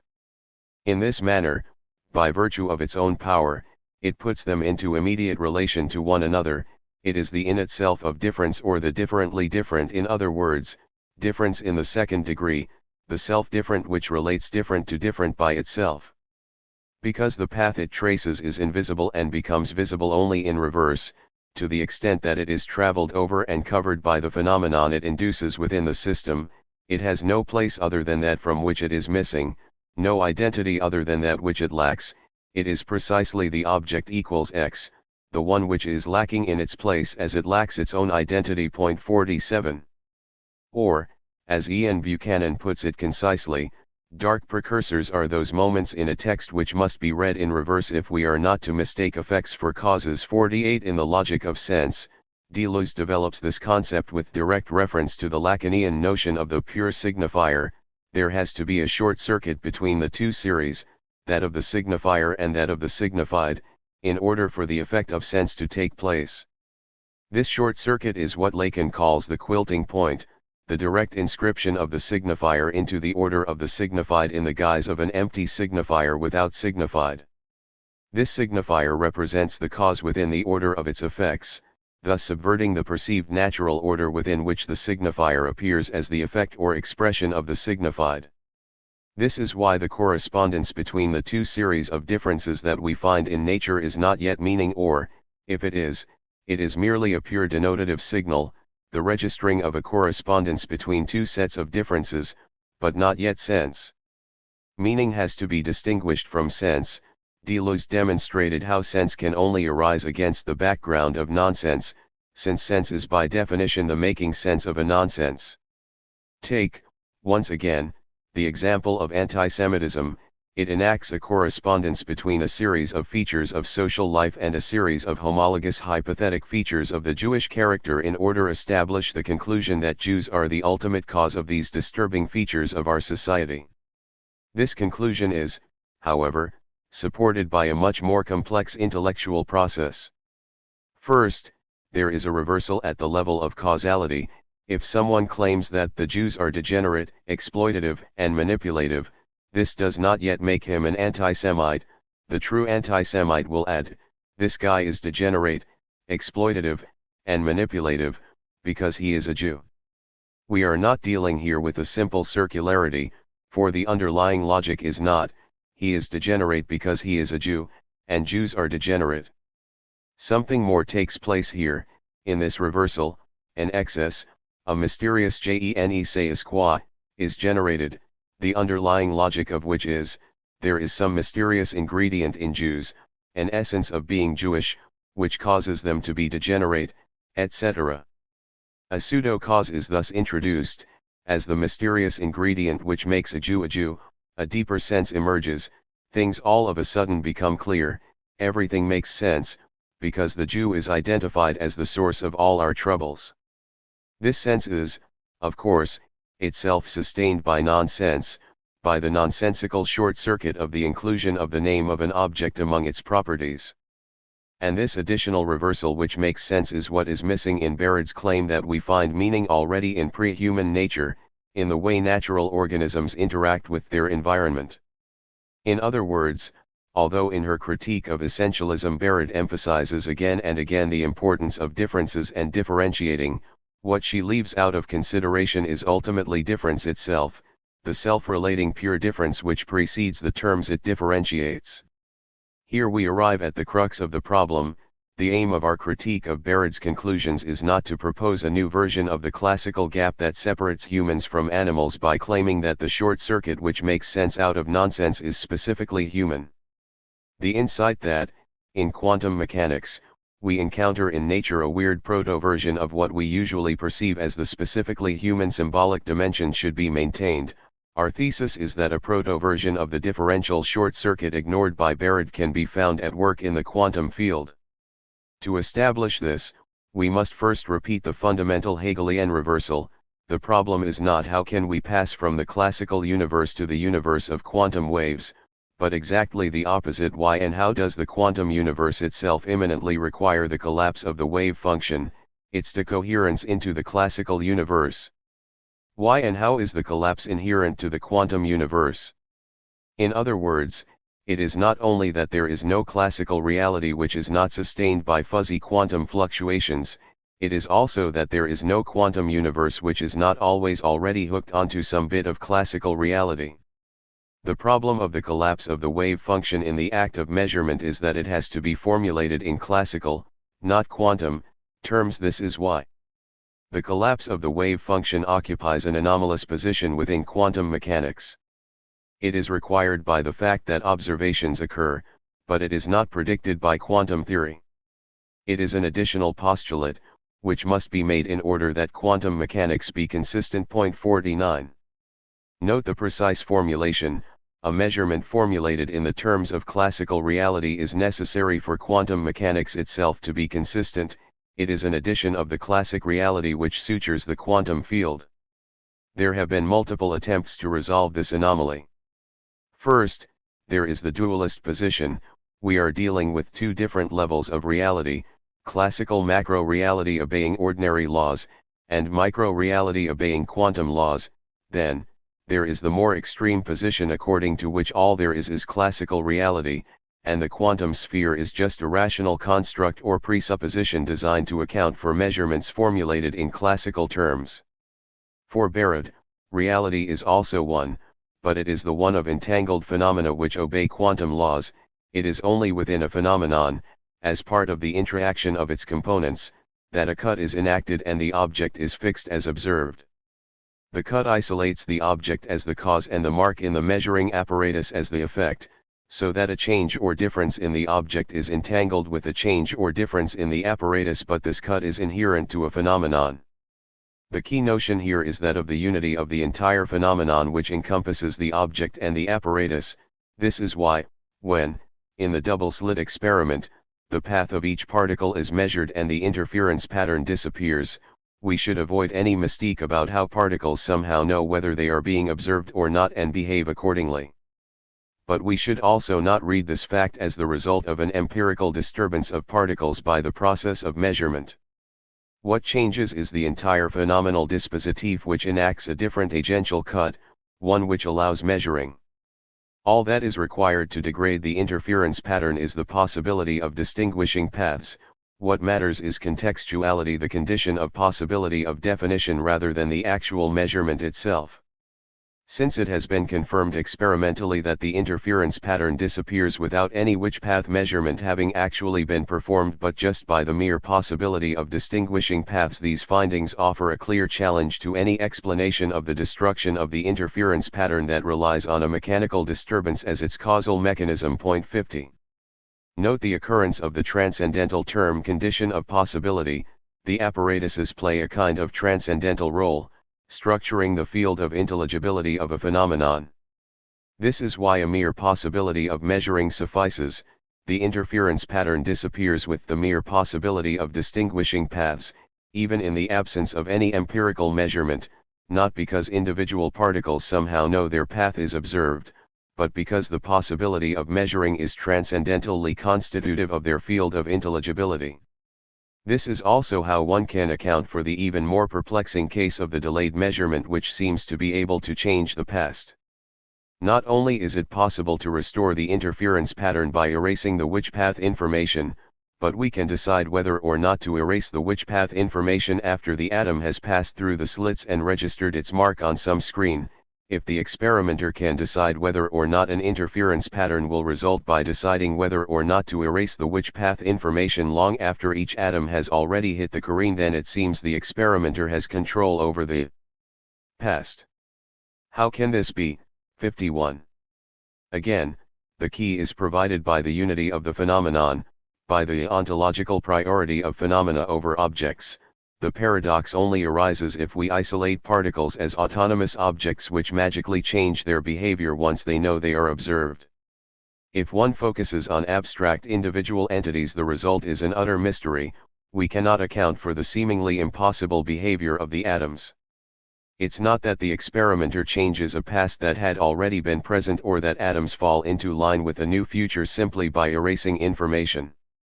The point is that the past was never simply there to begin with, and the future is not simply what will unfold.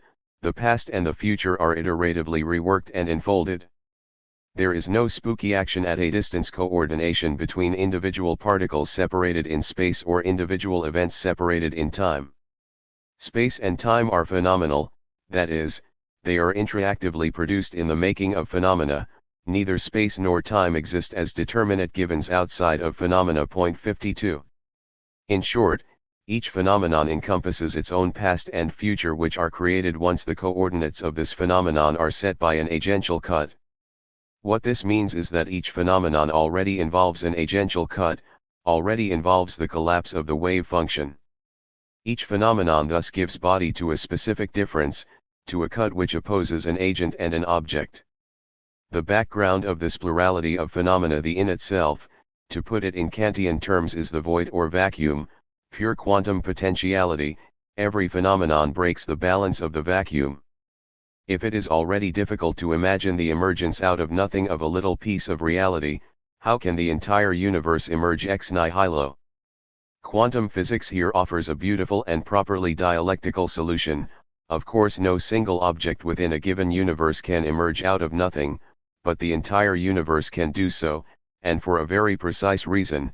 One requirement any law of nature must satisfy is that it dictates that the energy of an isolated body surrounded by empty space is positive, which means that one has to do work to assemble the body, otherwise there would be no reason that bodies could not appear anywhere and everywhere. Empty space would therefore be unstable. If the total energy of the universe must always remain zero, and it costs energy to create a body, how can a whole universe be created out of nothing?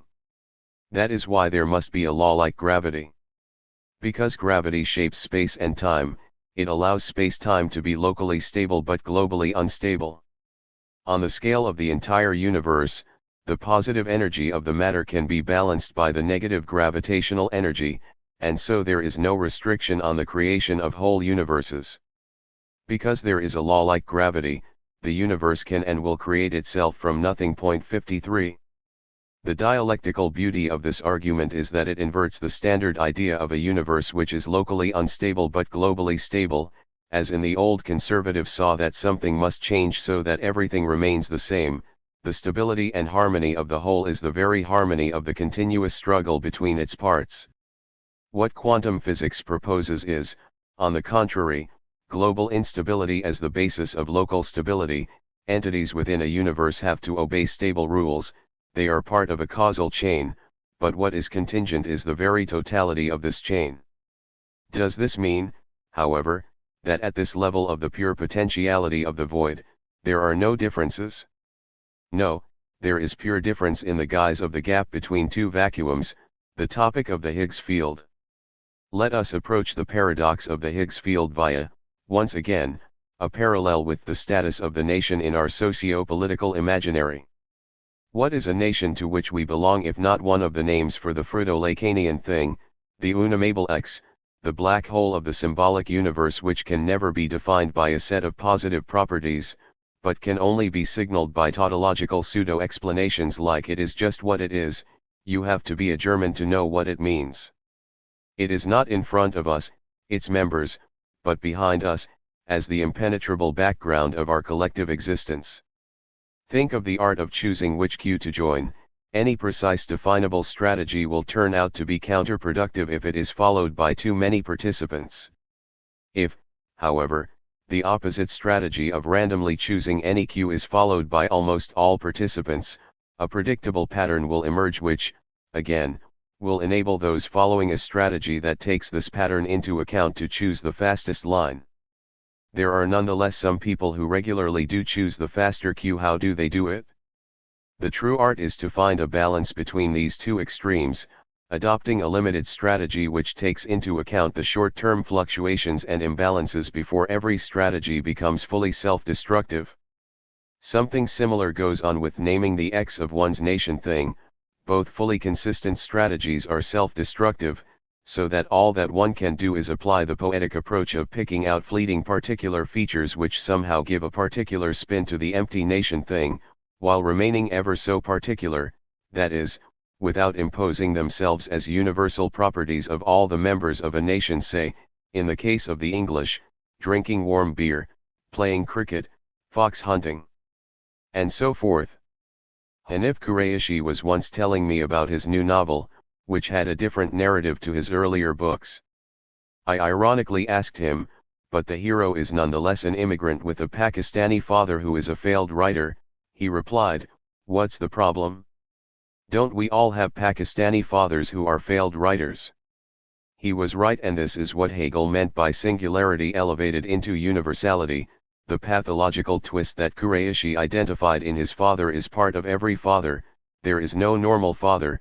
Everybody's father is a figure who failed to live up to his expectations and thus left to his son the task of settling his symbolic debts. In this sense, Kureishi's Pakistani failed writer is a universal singular, a singular standing in for universality. This is what hegemony is about, this short circuit between the universal and its paradigmatic case. It is not enough to say that Kureishi's own case is one in a series of cases exemplifying the universal fact that being a father is yet another impossible profession. One should take a step further and claim that, precisely, we all have Pakistani fathers who are failed writers. In other words, let us imagine being a father as a universal ideal which all empirical fathers endeavor to approach but ultimately fail to reach. This means that the true universality is not that of the ideal being a father, but that of failure itself. The Pakistani failed writer is Kureishi's name for the father thing, giving it a specific spin. It is poets who are the original spin doctors. Therein also resides the art of naming a nation thing, to invent or name such specific spins which give a flavor of the nation thing while maintaining a proper distance towards it, thereby respecting its unnamability. Such is the art, or one of them, of the poets. The parallel with modern cosmology reveals more than one might expect here. Insofar as the nation thing functions as a kind of semiotic black hole, we should bring into play the notion of the event horizon. In general relativity, the event horizon designates a boundary in space-time, the area surrounding the black hole, beyond which events cannot affect an outside observer. Light emitted from inside the horizon can never reach the observer, so that anything that passes through the horizon from the observer's side is never seen again. Where is the equivalent of a poetic nomination of the nation thing? Perhaps in so-called Hawking radiation, a thermal radiation predicted by Stephen Hawking in 1975 to be emitted by black holes. Quantum effects allow black holes to emit black body radiation from just beyond the event horizon. This radiation does not come directly from the black hole itself, but is the result of virtual particles being boosted by the black hole's gravitation into becoming real particles. Vacuum fluctuations cause a particle-antiparticle pair to appear close to the event horizon of a black hole. One of the pair falls into the black hole whilst the other escapes, and to an outside observer it would appear that the black hole has just emitted a particle. Are not poetic nominations of a thing something like this? To an outside observer, it appears that the nation thing itself has emitted this nomination. One is tempted to go even further with this parallel and include in it the Higgs boson, a hypothetical elementary particle which is the quantum of the Higgs field, a paradoxical field which acquires a non-zero value in empty space. This is why the Higgs boson is also called the God particle. It is a something of which the nothing itself is made, literally the stuff of nothing. So too the Freudian thing, the stuff of nothing. The two vacuums. The Higgs field undermines the standard New Age appropriations of the quantum void as the nothing all, a pure potentiality at the abyssal origin of all things, the Plotinian formless over one in which all determinate ones disappear. The Higgs field controls whether forces and particles behave differently or not. When it is switched on, symmetries are broken between elementary particles, and their complex pattern of differences emerges. When it is switched off, forces and particles are indistinguishable from one another. The system is in a state of vacuum. This is why particle scientists search so desperately for the Higgs particle, sometimes referring to it as the God particle. This particle is the equivalent of what Lacan calls the objet petit, the object cause of desire, namely the cause disturbing the symmetry of a vacuum, the X which breaks the symmetry and introduces differences. In short, nothing less than the cause of the passage from nothing to something. How is this miraculous particle even thinkable in a materialist way? How can we avoid here the obscurantist idea of a mystical cause of all objects? 54. The materialist solution is very precise, and it concerns the key paradox of the Higgs field. As with every field, Higgs is characterized by its energy density and by its strength. However, it is energetically favorable for the Higgs field to be switched on and for the symmetries between particles and forces to be broken. 55. In short, when we have the pure vacuum, the Higgs field still has to spend some energy. Nothing comes for free. It is not the 0 point at which the universe is just resting in itself in total release. The nothing has to be sustained by an investment of energy. In other words, energetically, it costs something to maintain the nothing. Maybe some theosophical traditions are on the right track here, such as the Talmudic idea that, prior to creating something, God had to create nothing, to withdraw, to clear the space for creation. This paradox compels us to introduce a distinction between two vacuums.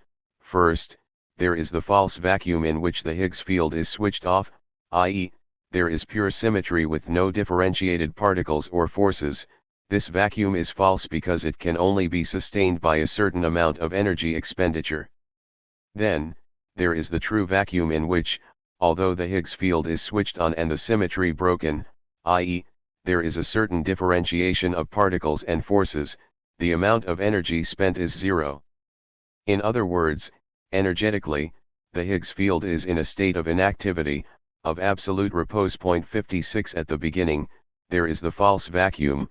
This vacuum is disturbed and the symmetry is broken because, as with every energetic system, the Higgs field tends towards the minimization of its energy expenditure.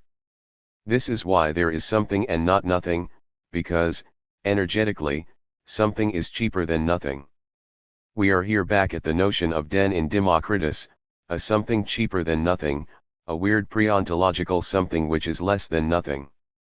It is thus crucial to distinguish between the two nothings, the nothing of the pre-ontological den, of less than nothings, and the nothing posited as such, as direct negation. In order for something to emerge, the pre-ontological nothing has to be negated, has to be posited as a direct/explicit emptiness, and it is only within this emptiness that something can emerge, that there can be something instead of nothing.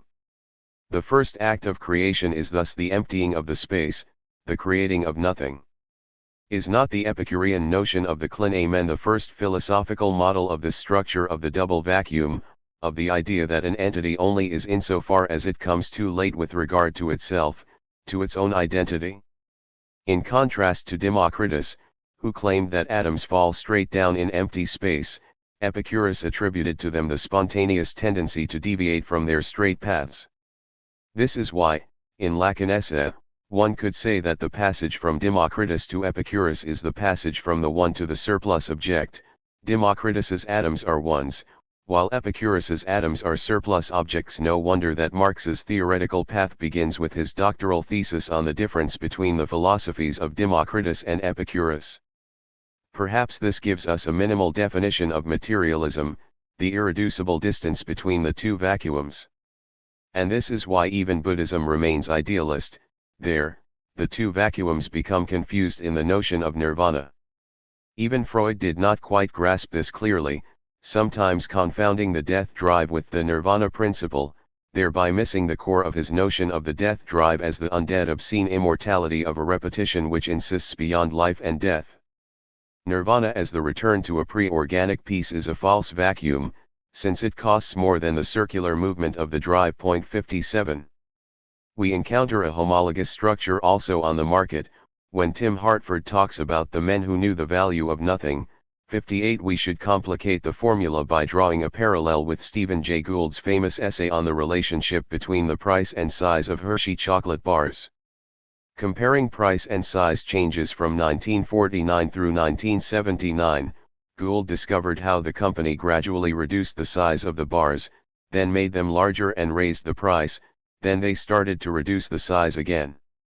If we take this process to its logical conclusion, at some point which could be exactly calculated, the company would be selling a package with nothing in it, and this nothing would have a price which could be precisely determined. 59. The Lacanian objet is precisely the something which sustains the nothing, the price of nothing, in exactly the same way in which a certain energy is needed to sustain the vacuum. The common sense reaction to all this would be that surely we can only talk about less than nothing in a symbolic space where, for example, my bank balance might be minus $15,000. In reality, there is by definition nothing that is less than nothing. But is this really the case? Quantum physics undermines precisely this elementary ontological presupposition. There is nonetheless a way in which authentic Buddhism is aware of this paradox. To take an example from popular culture, when, in the remake of The Karate Kid, the young American boy protests to his Chinese kung fu teacher, "How can I win my fight if I only stand still?" the teacher replies, "Being still is not the same as doing nothing." We can understand this proposition against the background of the well-known cliché about a wise ruler who knows how to play one subordinate off against another, so that their plots neutralize each other. A simple example of how the whole of the kingdom is at peace while the parts fight each other. In contrast to this doing nothing of the whole sustained by the frantic activity of the parts, standing still, as a sudden interruption of movement, disturbs the peace of the harmonious functioning of the whole. 60. Do we not have here, once again, a homologous duality of vacuums, the vacuum of standing still and the vacuum of doing nothing? In a kind of repetition of the paradox of the Higgs field, in order to effectively do nothing, one should not stand still, but be active in a certain way, since, if one is really inactive, if one just stands still, this immobility causes havoc and chaos. 61. If we want to describe the minimal ontological coordinates of the universe, it is thus not enough simply to posit the endless multiplicity of phenomena against the background of the vacuum or void as their universality. The vacuum itself is always already split between the false and the true vacuum, a split which originally or constitutively disturbs it. Or, to risk an anachronistic Hegelian formulation, it is thanks to the split in the vacuum itself that the substance is always already subject. Here it is crucial to distinguish between the subject and the agent. The agent is a particular entity embedded in the context of a phenomenon, the entity whose contours are constituted through a particular agential cut, and in contrast to the object which emerges through the same cut. The subject, on the contrary, is a void which is not determined by its context but disentangled from it, or, rather, is the very gesture of such a disentanglement. In other words, the opposition of agent and object is the result of the agential cut, but when the object is the vacuum itself, it is supplemented by the pure difference which is subject. The shift from specific to pure difference is thus the same as the shift from agent to subject. And, insofar as the subject is for Hegel not only the name for a cut, but also the name for the emergence of appearance, is not so-called decoherence, the collapse of the wave function which makes ordinary reality appear, also the name for a cut, a break, in the entanglement of quantum fluctuations. Why does Barrett not make this point? Barrett offers many variations on the motif that details matter. In every experimental setup, one must be very attentive to material details which can lead to enormous differences in the final result. In other words, the experiment can never be reduced to its abstract ideal coordinates. However, is not the opposite fact much more interesting, namely, that the same global form persists through all the variations of the details? What should surprise us is that this ideal form exerts its own efficacy, that it generates the same material effects, so that we can almost always safely ignore the material details, like the form of a wave which remains the same in a sandstorm, although the grains of sand which constitute it are never the same. Perhaps this efficacy of the abstraction is the basis of idealism. Its status is not merely epistemological, but also ontological, for the tension between the abstract notion of an object and the details of its material existence is part of the object itself. Barrett is right to commend Bauer for transposing the merely epistemological uncertainty of measurement into the ontological incompleteness of the object itself, but she fails to make the same move apropos ideality. What if all the bad features she enumerates are also not only a result of the observer's epistemological mistake, but, as it were, the result of a mistake inscribed into reality itself? To put it another way, Barrett proposes a list of features opposing diffraction and reflection, diffraction pattern versus mirror image, differences versus sameness, relationalities versus mimesis, performativity versus representationalism, entangled ontology versus separate entities, interaction versus interaction of separate entities, phenomena versus things, attending to detailed patterns and fine-grained features versus reifying simplification, the entanglement of subject and object within a phenomenon versus the fixed opposition between the two, complex network versus binary oppositions, etc. But is not this very opposition between diffraction and reflection itself a rude binary opposition between truth and illusion? 62. Closely linked to this critical point is another. Barrett also repeatedly claims that meaning is not an ideal entity, but a material practice embedded in apparatuses, and so forth. But how are we then to account for its ideal status, illusory as it may be? Concepts may be always and constitutively embedded in material practices, but they are not only this. The problem is not to locate concepts in material practice, but to explain how material practices can generate the ideal entity we experience as a concept. In a similar way, Barrett repeatedly deploys the motif of the Cartesian subject as the external agent of disentangled observation, to be replaced by agential entanglement. We are part of the observed reality, the cut between subject and object is contingently enacted, and so on. But the true problem is to explain how this false appearance of a disentangled subject can emerge in the first place. Can it really be accounted for in the terms of the agential cut within the entanglement of a phenomenon? Is it not that we have to presuppose a more radical transphenomenal cut as a kind of transcendental a priori that makes interactive agential cuts possible? Here, perhaps, a more radical reading of diffraction is needed. The very notion of diffraction has to be diffracted. As Barrett notes, Diffraction has to do with the way waves combine when they overlap and the apparent bending and spreading of waves that occurs when waves encounter an obstruction. 63. Diffraction itself is thus diffracted into combining and splitting, into overlapping and spreading. This duality does not refer to two consecutive phases of a process, like a wave which, upon encountering an obstruction, splits into two waves which then, meeting up again on the other side of the obstacle, interfere. Rather, the duality refers to two aspects of one and the same process. Diffraction is a splitting which generates what it splits into two, for there is no unity preceding the split. In other words, we should conceive diffraction not as a liberating dehiscence of the one, but as the very movement of the constitution of the one, as the disunity, the gap, which gives birth to the one. Thus radicalized, diffraction is revealed as another name for parallax, the shift of perspective needed to produce the effect of the depth of the real, as if an object acquires the impenetrable density of the real only when its reality reveals itself to be inconsistent. The observed X is real only insofar as it is the impossible point at which two incompatible realities overlap. Now it is a wave, but if we measure it differently, it is a particle. This means that the two vacuums are also not symmetrical.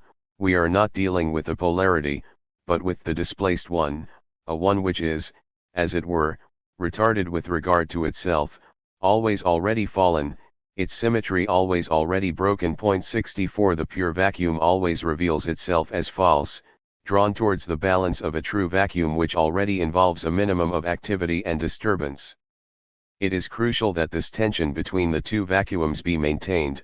The false vacuum cannot simply be dismissed as a mere illusion, leaving only the true vacuum, so that the only true piece is that of incessant activity, of balanced circular motion. The true vacuum itself remains forever a traumatic disturbance. Complementarity in quantum physics excludes any dialectical relationship. There is no mediation between the parallax gap that separates the two aspects. Is this gap the non-dialectical ground of negativity? The old metaphysical problem of how to name the nameless abyss pops up here in the context of how to name the primordial gap: contradiction, antagonism, symbolic castration, parallax, diffraction, complementarity, up to difference. As Jameson hinted, perhaps one should leave this gap nameless, but what we should not abstain from is at least an interim outline of the ontology implied by such a universe. Recall the example of the revolutionary lovers living in a permanent state of emergency, totally dedicated to the cause, ready to sacrifice all personal sexual fulfillment for it, but simultaneously totally dedicated to each other. The radical disjunction between sexual passion and social revolutionary activity is fully recognized here, for the two dimensions are accepted as totally heterogeneous, each irreducible to the other, and it is this very acceptance of the gap which makes the relationship non-antagonistic. This example can serve as a model for the properly dialectical reconciliation. The two dimensions are not mediated or united in a higher synthesis, they are merely accepted in their incommensurability. This is why the insurmountable parallax gap, the confrontation of two closely linked perspectives between which no neutral common ground is possible, is not a Kantian revenge over Hegel, that is, yet another name for a fundamental antinomy which can never be dialectically mediated or sublated. Hegelian reconciliation is a reconciliation with the irreducibility of the antinomy, and it is in this way that the antinomy loses its antagonistic character. Den. So where does all this leave us with regard to Hegel? We all know the famous opening lines of Burnt Norton, the first of T.S. Eliot's four quartets. Time present and time past are both perhaps present in time future, and time future contained in time past. If all time is eternally present, all time is unredeemable. There is a parody on these lines which, by merely changing or adding a word here and there, transforms them into a pure and simple banality, in the style of "Yesterday I was a day younger than today, and tomorrow I will be a day older." Does not something homologous occur in the predominant reception of Hegel's thought? What we get is an endlessly repeated series of banalities, Hegel's thought as the ultimate expression, to the point of madness even, of metaphysical onto teleology, the dialectical process as a closed circle in which things become what they are, in which nothing really new can emerge, the elevation of the concept into a monster whose self-movement engenders all of reality, the a priori confidence that all negativity, splits, antagonisms, are reconciled in the final sublation, and so on and so forth. Here, we need only introduce a little displacement, and the entire image of a grand metaphysical process turns into a freakish monstrosity.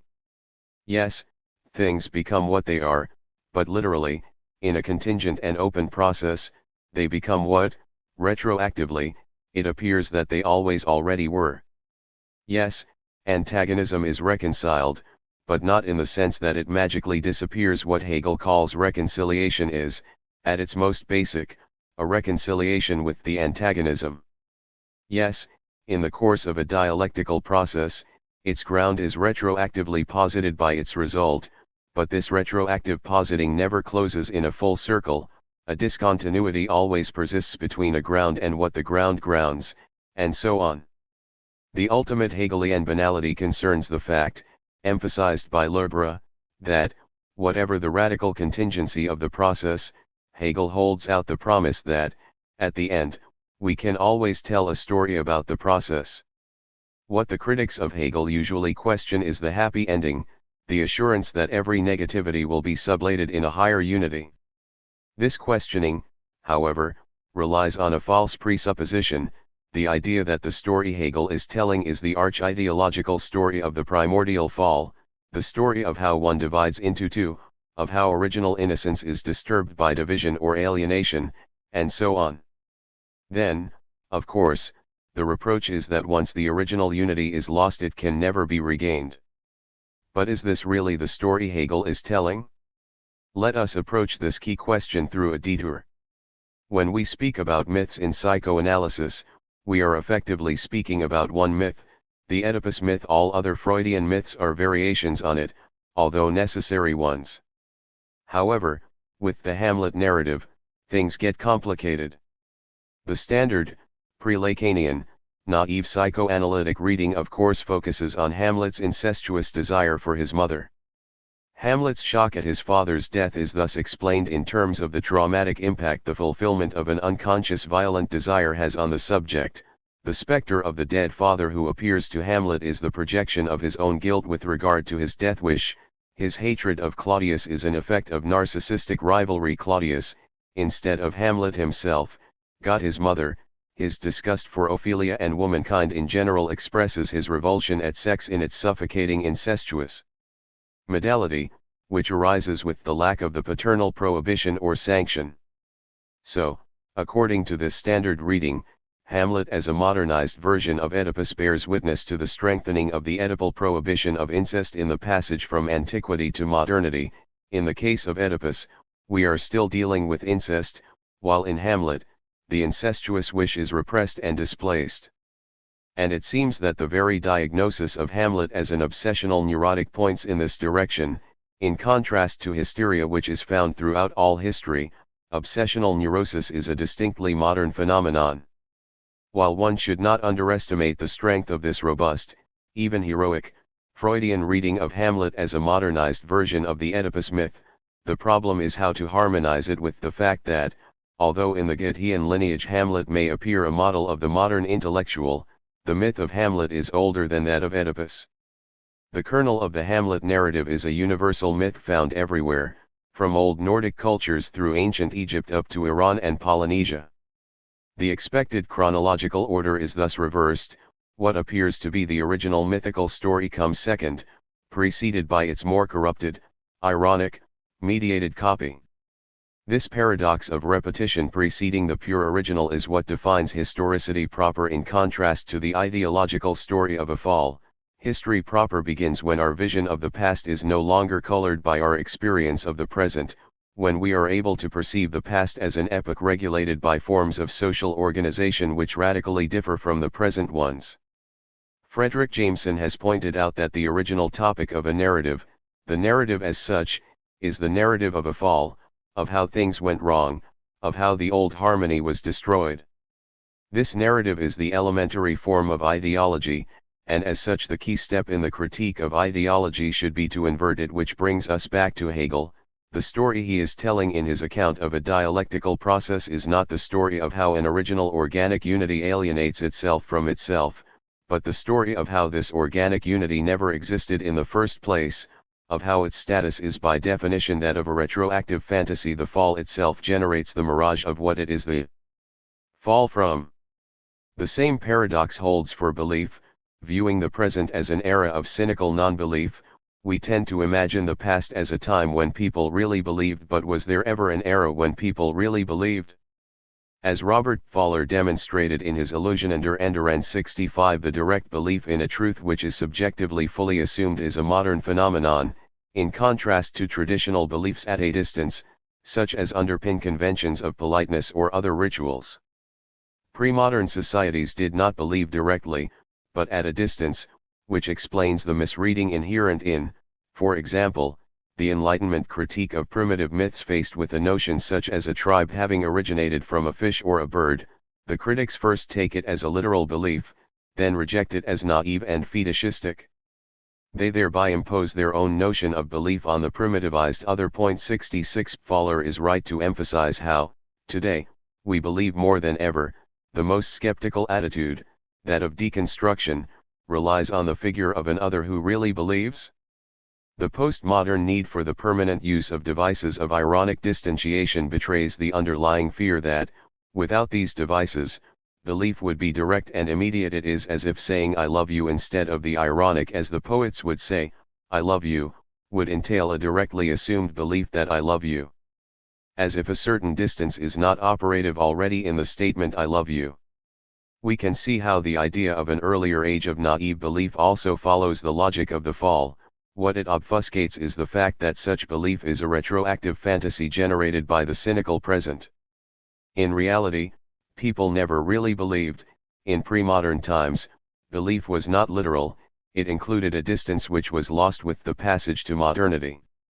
So, to conclude, let us recapitulate not only this chapter, but the focal point of the entire book, by taking as a starting point Ray Brassier's question, how does thought think the death of thinking? 67 To really think the end of the universe, we have to grasp this end as something that has already happened. 68 And to think our present from this impossible standpoint. The very last words of Brassier's book define philosophy at its most radical as the organon of extinction. 69 The attempt to think being from the standpoint of extinction means to think externality without thinking, without the mind. But there is something wrong, some key dimension is blurred. When we formulate the problem in this way, it is easy to think the universe prior to the emergence of humanity. There are hundreds of popularizing books written about the Big Bang, the evolution of life on Earth, and so on. The true problem lies elsewhere and is only indicated by the transcendental retort. How can we be sure that the scientific view of pre-human objective reality is not already constituted by a transcendental horizon? The true problem is, how can I think myself as if I am already dead or, more precisely, extinct? Certainly not through any kind of mystical immersion in a primordial abyss, but, paradoxically, through a radical disembodying, through depriving myself of all pathological features of my finitude. And this is the cogito, this 0 point of the disembodied gaze which sustains objective science. This disembodied X which may think itself as part of the object, as already dead, this undead X is the subject, so that the problem is not how to think the in itself without mind, but how to think the objectal status of this 0 point of thinking itself.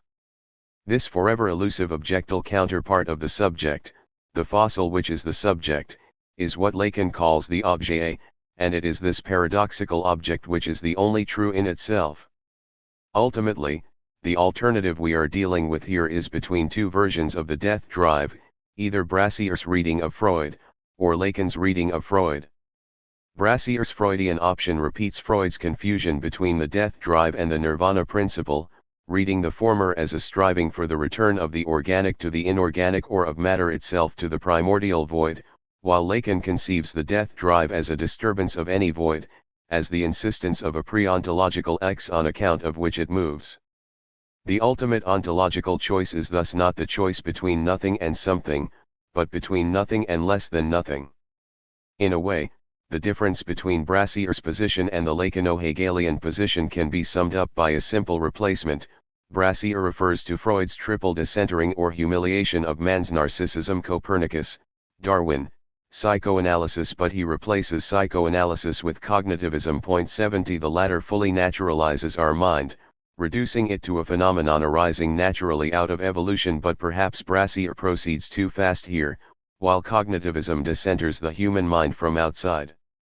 Treating it as an effect of objective natural mechanisms, only psychoanalysis decenters it from within, revealing how the human mind involves not only objective neuronal processes but also subjective processes of thinking which are inaccessible to it.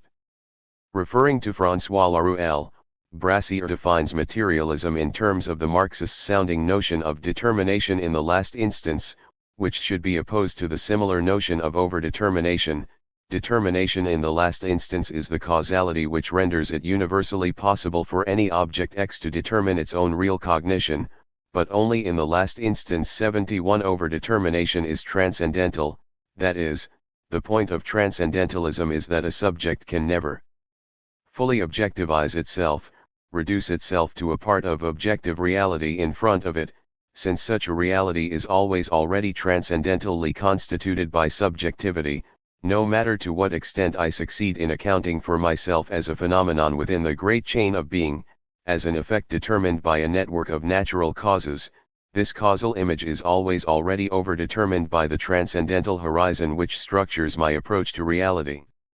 To this transcendental overdetermination, Brassier opposes the naturalist determination in the last instance. A serious materialist can only assume that every subjective horizon within which reality appears, every subjective constitution or mediation of reality, has to be ultimately determined by its place within objective reality, has to be conceived as part of the all-encompassing natural process. The contrast is clear here. Overdetermination does not stand for the way an all-encompassing whole determines the interplay of its parts, but, on the contrary, for the way a part of the whole emerges as a self-relating one which overdetermines the network of its relations with others. In this precise sense, the elementary form of overdetermination is life. A living being is part of the world, but it relates to its environment as a function of its self-relating. Overdetermination is a name for this paradoxical reversal by means of which a moment subsumes under itself the whole out of which it grew.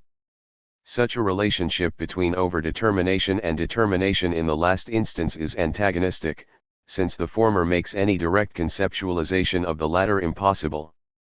At the level of temporality, the structure of overdetermination is that of retroactivity, of an effect which retroactively posits the very causes by which it is determined in the last instance, and the reduction of overdetermination to determination in the last instance means that we have succeeded in retroactively transposing causality back into the linear causal network. Why, then, does overdetermination emerge at all? Is its status ultimately that of an illusion, albeit a spontaneous and necessary one? The only way to avoid this conclusion is to break the linear determinist chain and assert the ontological openness of reality. Overdetermination is not illusory insofar as it retroactively fills in the gaps in the chain of causality. 72. Does not Brassier himself admit this complication when again, following Laruelle, he concedes that thought can touch the real only through the overlapping of two foreclosures? Dualism is not circumvented by subtracting intellectual intuition from the reality to which it provides access, but by short-circuiting the transcendental difference between thinking and being so that what is foreclosed to thought in the object coincides with what is foreclosed to the object in thought. 73. This formula is very precise. What is foreclosed to thought in the object overlaps with what is foreclosed to the object in thought. This overlapping of the two foreclosures repeats the basic Hegelo-Lacanian move.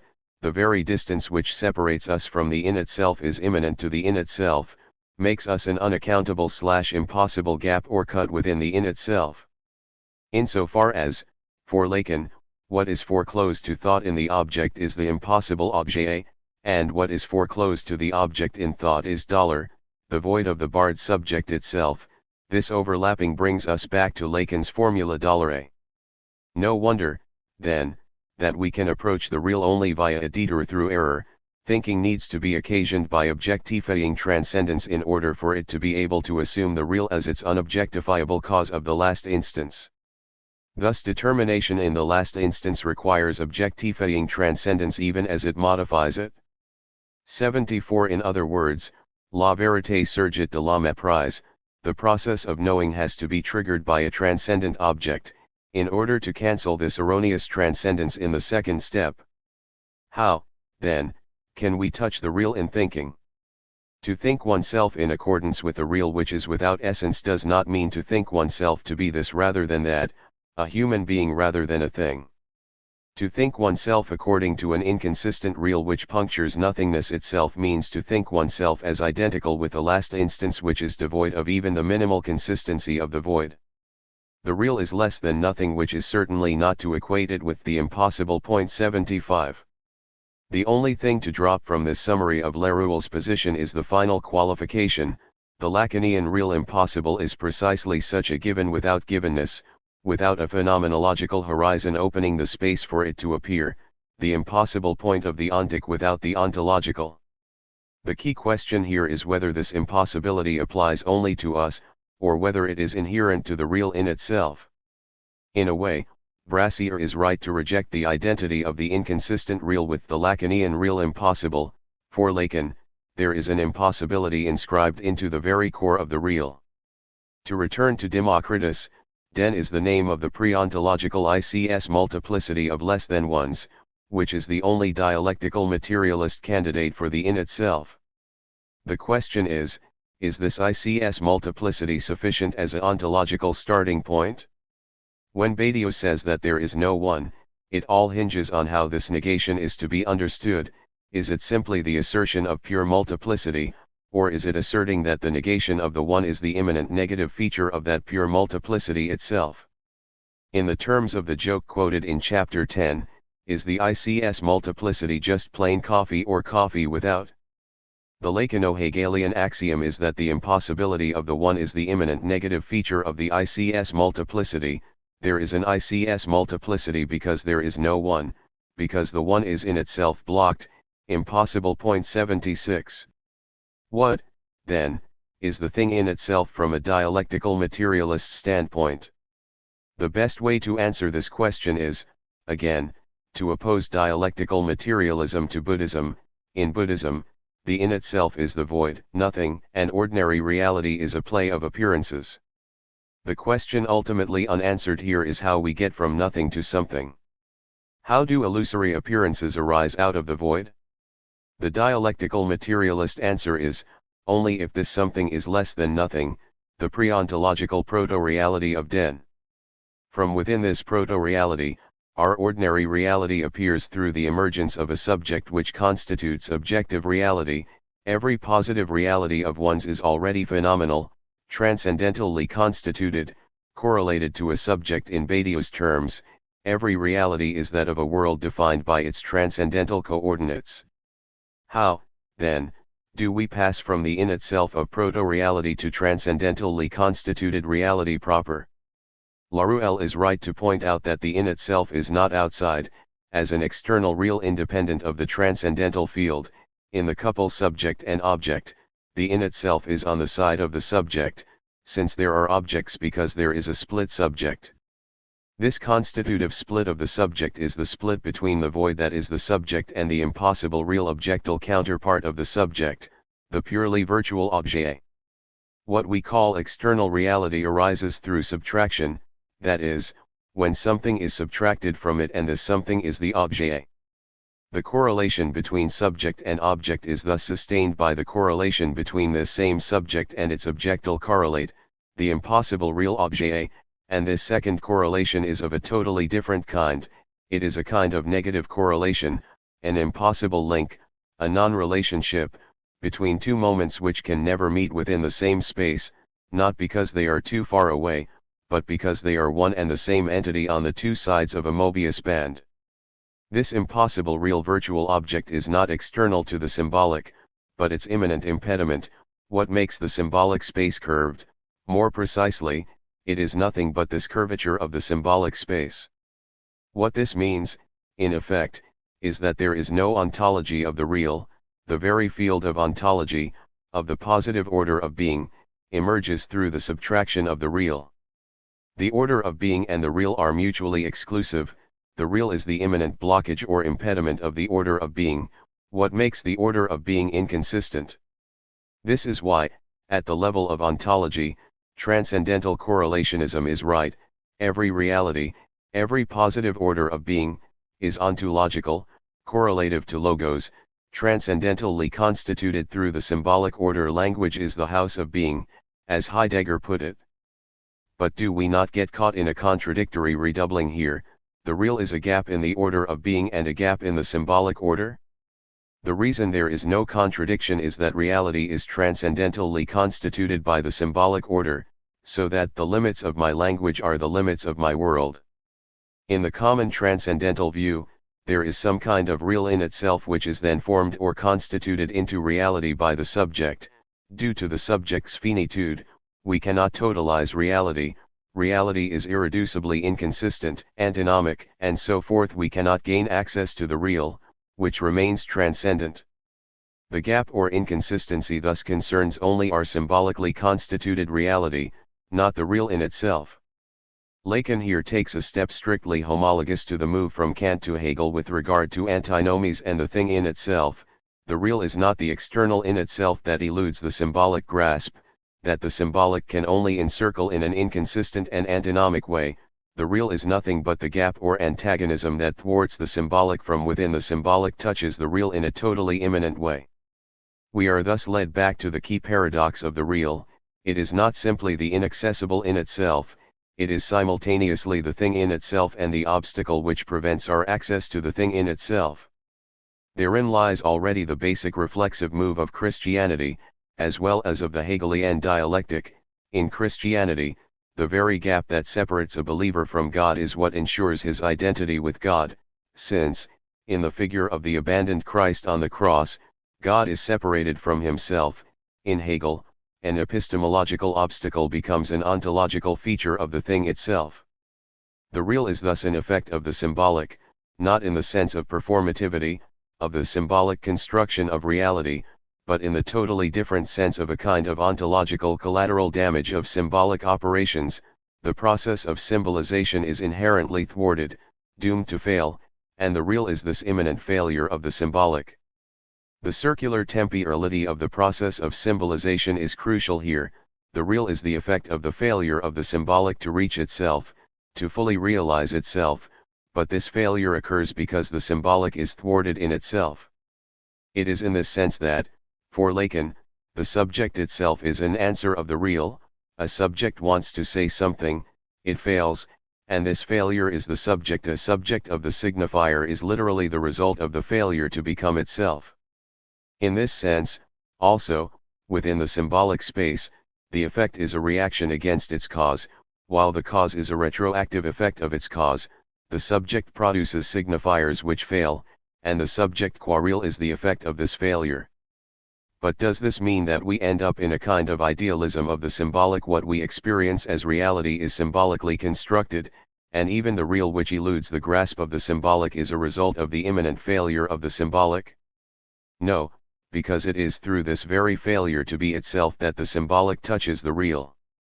In contrast to transcendentalism, Lacan agrees that we have access to the in itself. Lacan is not a discourse idealist who claims that we are forever caught in the web of symbolic practices, unable to reach the in itself. However, we do not touch the real by way of breaking out of the prison house of language and gaining access to the external transcendent referent. Every external referent is already transcendentally constituted.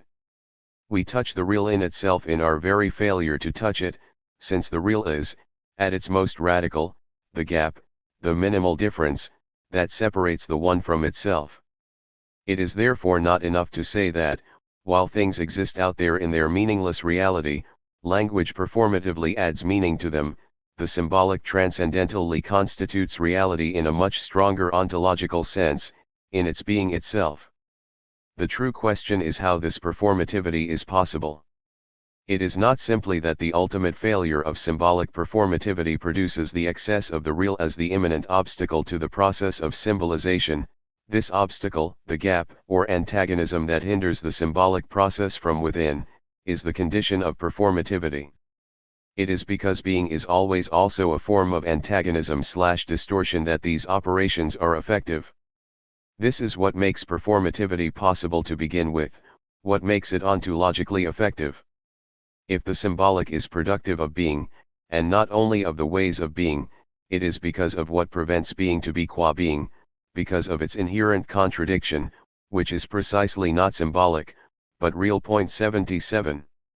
In short, the symbolic can be productive of being only insofar as the order of being is in itself thwarted, incomplete, marked by an immanent gap or antagonism. This brings us back to the properly Lacanian notion of sexuality as the immanent limit of ontology. One has to oppose here sexuality and animal sex. Animal sex is not sexual in the precise sense of human sexuality. 78 Human sexuality is not defined by its bodily content, it is a formal feature, a distortion or protraction of the space and time which can affect any activity, even those which have nothing to do with sexuality.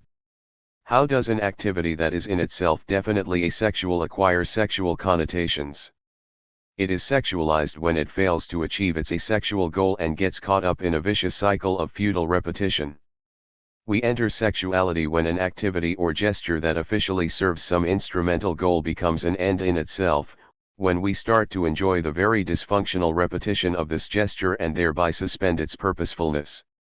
For example, I meet a friend and we shake hands, but instead of letting go after the first shake, I continue to hold his hand and squeeze it rhythmically. With this simple non-functional protraction, I generate an obscene sexual undertone. It is in this sense that sexuality is not some being that exists beyond the symbolic, it exists solely as the curving of the symbolic space that takes place because of the additional something produced with the signifying gesture. 79 In other words, sexuality as real is not external to the symbolic field, it is its immanent curvature or distortion. It occurs because the symbolic field is blocked by an inherent impossibility.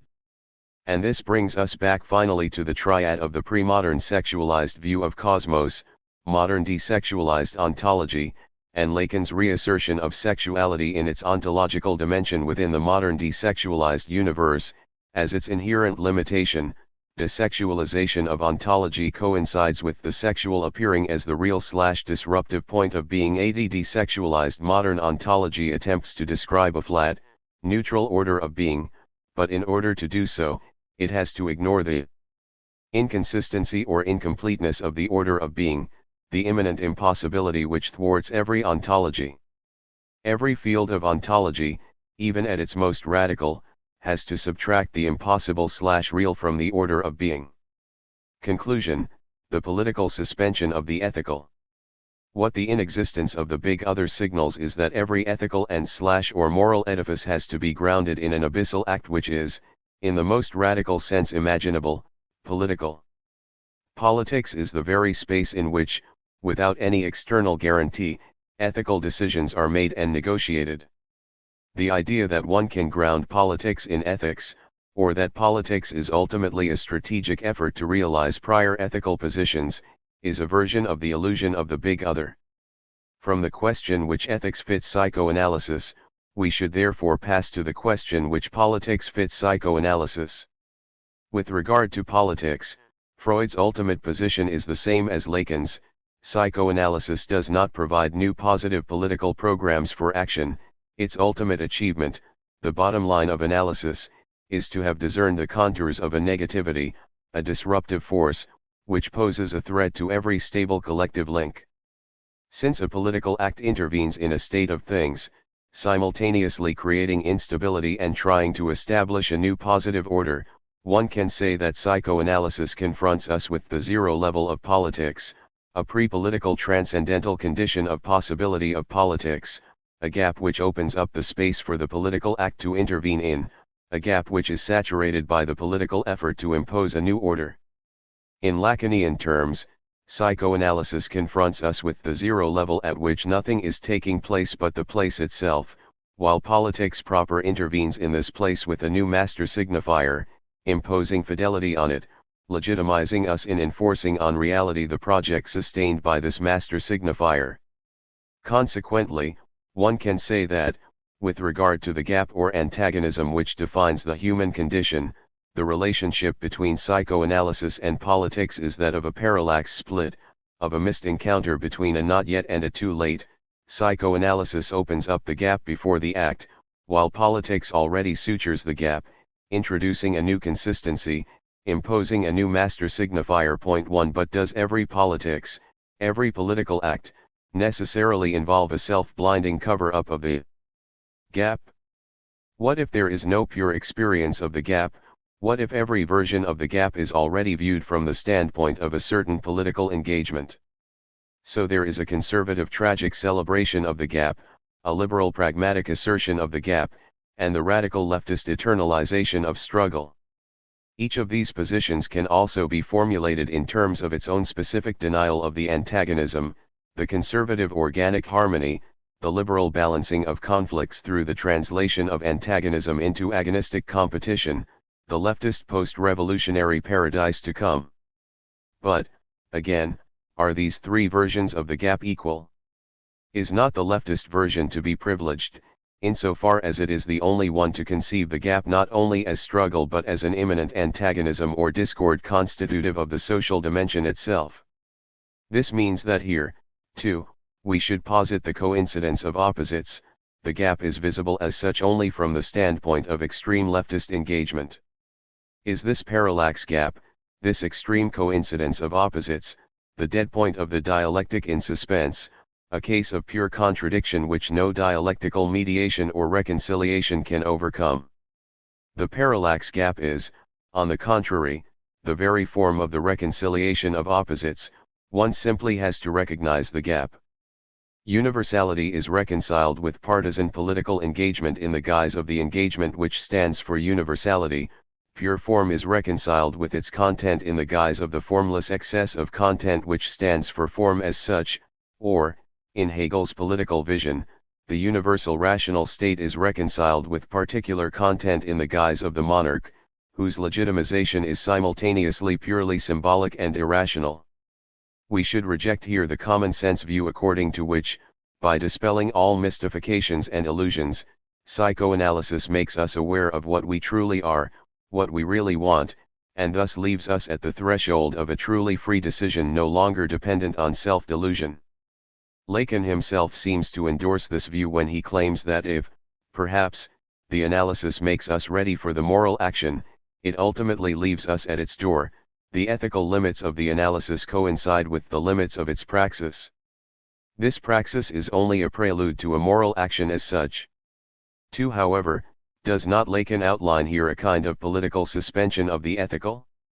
Once we become aware of the radical contingency of our acts, the moral act in its opposition to the political becomes impossible, since every act involves a decision grounded only in itself, a decision which is, as such and in the most elementary sense, political. Freud himself is here too hasty. He opposes artificial crowds and regressive primary crowds, like a wild mob engaged in passionate collective violence. Furthermore, from his liberal perspective, the reactionary lynch mob and the leftist revolutionary crowd are treated as libidinally identical, involving the same unleashing of the destructive or unbinding death drive. 3. It appears as though, for Freud, the regressive primary crowd, exemplarily operative in the destructive violence of a mob, is the zero level of the unbinding of a social link, the social death drive at its purest. The theological implications of this violence are unexpectedly far-reaching. What if the ultimate addressee of the biblical commandment "do not kill" is God himself, and we fragile humans are his neighbors exposed to divine rage? How often, in the Old Testament, do we encounter God as a dark stranger who brutally intrudes into human lives and sows destruction? When Levinas wrote that our first reaction to a neighbor is to kill him, was he not implying that this originally refers to God's relationship to humans, so that the commandment "do not kill" is an appeal to God to control his rage? Insofar as the Jewish solution is a dead God, a God who survives only in the dead letter of the sacred book, of the law to be interpreted, What dies with the death of God is precisely the God of the real, of destructive fury and revenge. That often stated claim God died in Auschwitz thus has to be inverted, God came alive in Auschwitz. Recall the story from the Talmud about two rabbis debating a theological point. The one losing the debate calls upon God himself to intervene and decide the issue, but when God duly arrives, the other rabbi tells him that since his work of creation is already accomplished, he now has nothing to say and should leave, which God then does. It is as if, in Auschwitz, God came back, with catastrophic consequences. The true horror does not occur when we are abandoned by God, but when God gets too close to us. We should add to this Freudian position at least 3 points. First, Freud fails to clearly distinguish between the church model and the army model of the artificial crowd. While the church stands for the hierarchical social order which tries to maintain peace and equilibrium by making necessary compromises, the army stands for an egalitarian collective defined not by its internal hierarchy but by its opposition to an enemy which is out to destroy it. Radical emancipatory movements are always modeled on the army, not the church, and millenarian. Churches are really structured like armies. Second, regressive primary crowds do not come first. They are not the natural foundation for the rise of artificial crowds, they come afterwards, as a kind of obscene supplement that sustains the artificial crowd, thus relating to the latter like the superego to the symbolic law. While the symbolic law demands obedience, the superego provides the obscene enjoyment which attaches us to the law. Last but not least, is the wild mob really the zero level of the unbinding of a social link? Is it not rather a panicky reaction to the gap or inconsistency that cuts across a social edifice? The violence of the mob is by definition directed at the object perceived as the external cause of the gap, as if the destruction of that object will abolish the gap. So, again, what are the political consequences of asserting this gap? There are 3 basic options. First, there is the liberal option essentially advocated by Freud himself. The gap means that we should not fully identify with any positive political project, but retain a minimal distance towards them all, since politics is as such the domain of the master signifier and of symbolic and or imaginary identifications. Then, there is the conservative option. Against the eternal threat of destructive negativity, it is all the more necessary to impose onto social life a strict order based on a master signifier. Finally, there is a Trotskyist Deleuzian leftist version. True radical politics is a matter of permanent revolution, of persisting in permanent self-revolutionizing, without allowing this flux to stabilize itself into a new positive order. With Lacan and politics, it is thus the same as with Hegel. There are 3 main interpretations: the conservative, the leftist, and the cynically permissive liberal version. This liberal interpretation participates in the short circuit between ontology and politics typical of postmodern thought. Radical leftist politics is rejected as metaphysical, as imposing on social life a universal metaphysical vision, as striving for a totally self-transparent and regulated society, and, since life resists the constraints of any such ideological straitjacket, this politics necessarily ends in totalitarian terror. Such a political stance is very comfortable. While legitimizing a pragmatic politics without risks, it is able to present its cynical liberalism as the most radical critical position. So which of these 3 options is the correct one? The first should be rejected as taking the easy way out, claiming that the question itself is wrong. There is no true or correct version, the choice is undecidable, open. But, again, which of the 3 is the correct option? The answer is, of course, the fourth. In other words, as we have already seen, we should reject the presupposition shared by all 3. In a properly Hegelian way, the distinction between the zero level of the empty place and its filling up with a positive project must be rejected as false. The zero level is never there, it can be experienced only retroactively, as the presupposition of a new political intervention, of imposing a new order. The question is thus the Hegelian one of a positive order whose positivity gives body to the negativity by accomplishing it. For the earlier Lacan, Both the ethics of symbolic realization and the ethics of confronting the real thing call for the heroic stance of pushing things to the limit in order to leave behind our everyday Verfallenheit, our fallen existence. Renouncing this radicalism, the later Lacan reconceives psychoanalytic treatment in a much more modest way. One does not need to learn all of the truth. A little bit is sufficient. For here the very idea of psychoanalysis as a radical limit experience is rejected. One should not push an analysis too far. When the patient thinks he is happy to live, it is enough. 5. How far we are here from Antigone's heroic attempt to attain the pure desire by entering the prohibited domain of it. Psychoanalytic treatment is now no longer a radical transformation of subjectivity, but a local patching up which does not even leave any long-term traces. This more modest approach was fully articulated in Jacques Alain Miller's reading, which focuses on late Lacan. In his last seminars, Lacan leaves behind the notion of traversing the fantasy as the concluding moment of the psychoanalytic process. In its place he introduces the opposite gesture of accepting the ultimate non-analyzable obstacle called the symptom. If the symptom is a formation of the unconscious to be dissolved through interpretation, the symptom is the indivisible remainder which resists interpretation and interpretive dissolution, a minimal figure or node which condenses the subject's unique mode of enjoyment. The goal of analysis is thus reformulated as identification with the symptom. Instead of dissolving his unique symptom, the subject should become aware of it and learn how to use it, how to deal with it, instead of allowing the symptom to determine him behind his back. The analytic experience enables us to reappropriate our desire. In the best case, one can thus hope to arrive at wanting what one desires and desiring what one wants. If the experience is brought to its conclusion, it allows us to identify ourselves with our incurable, not only to find oneself in it, but to make use of it. 6. Through this identification, the opposition of meaning and enjoyment is also overcome in their synthesis, that of jouer's sense. The subject is not reduced to an idiotic autistic enjoyment, he continues to speak, but his/her talk now functions as a play with semblances, as an empty blah blah blah which generates enjoyment. This would be Lacan's version of Eper imuov. Even after we have seen through imaginary and symbolic semblances, the game goes on in the guise of the circulation of jouer's sense. The subject is not dissolved in the abyss of the real.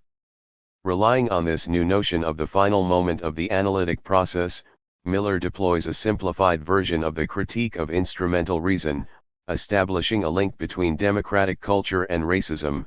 Our era privileges the universalizing scientific rationality which admits only mathematically quantified statements whose truth value does not depend on an idiosyncratic subjective position. In this sense, both universalism and egalitarian democratic passion are the results of the hegemony of the scientific discourse. But if we extend the validity of scientific reason into the social field, the results are dangerous. Universalizing passion pushes us to search for a universal mode of enjoyment that will be best for all, so those who resist it are disqualified as barbarians. Due to the progress of science, racism has thus a bright future. The more refined discriminations provided by science we have, the more segregation in society we get. 7. This is why psychoanalysis is under such attack today. It focuses on the uniqueness of each subject's mode of enjoyment, a uniqueness which resists scientific universalization as well as democratic egalitarianism. Democratic leveling may be very nice, but it doesn't replace the eroticism of exception. 8.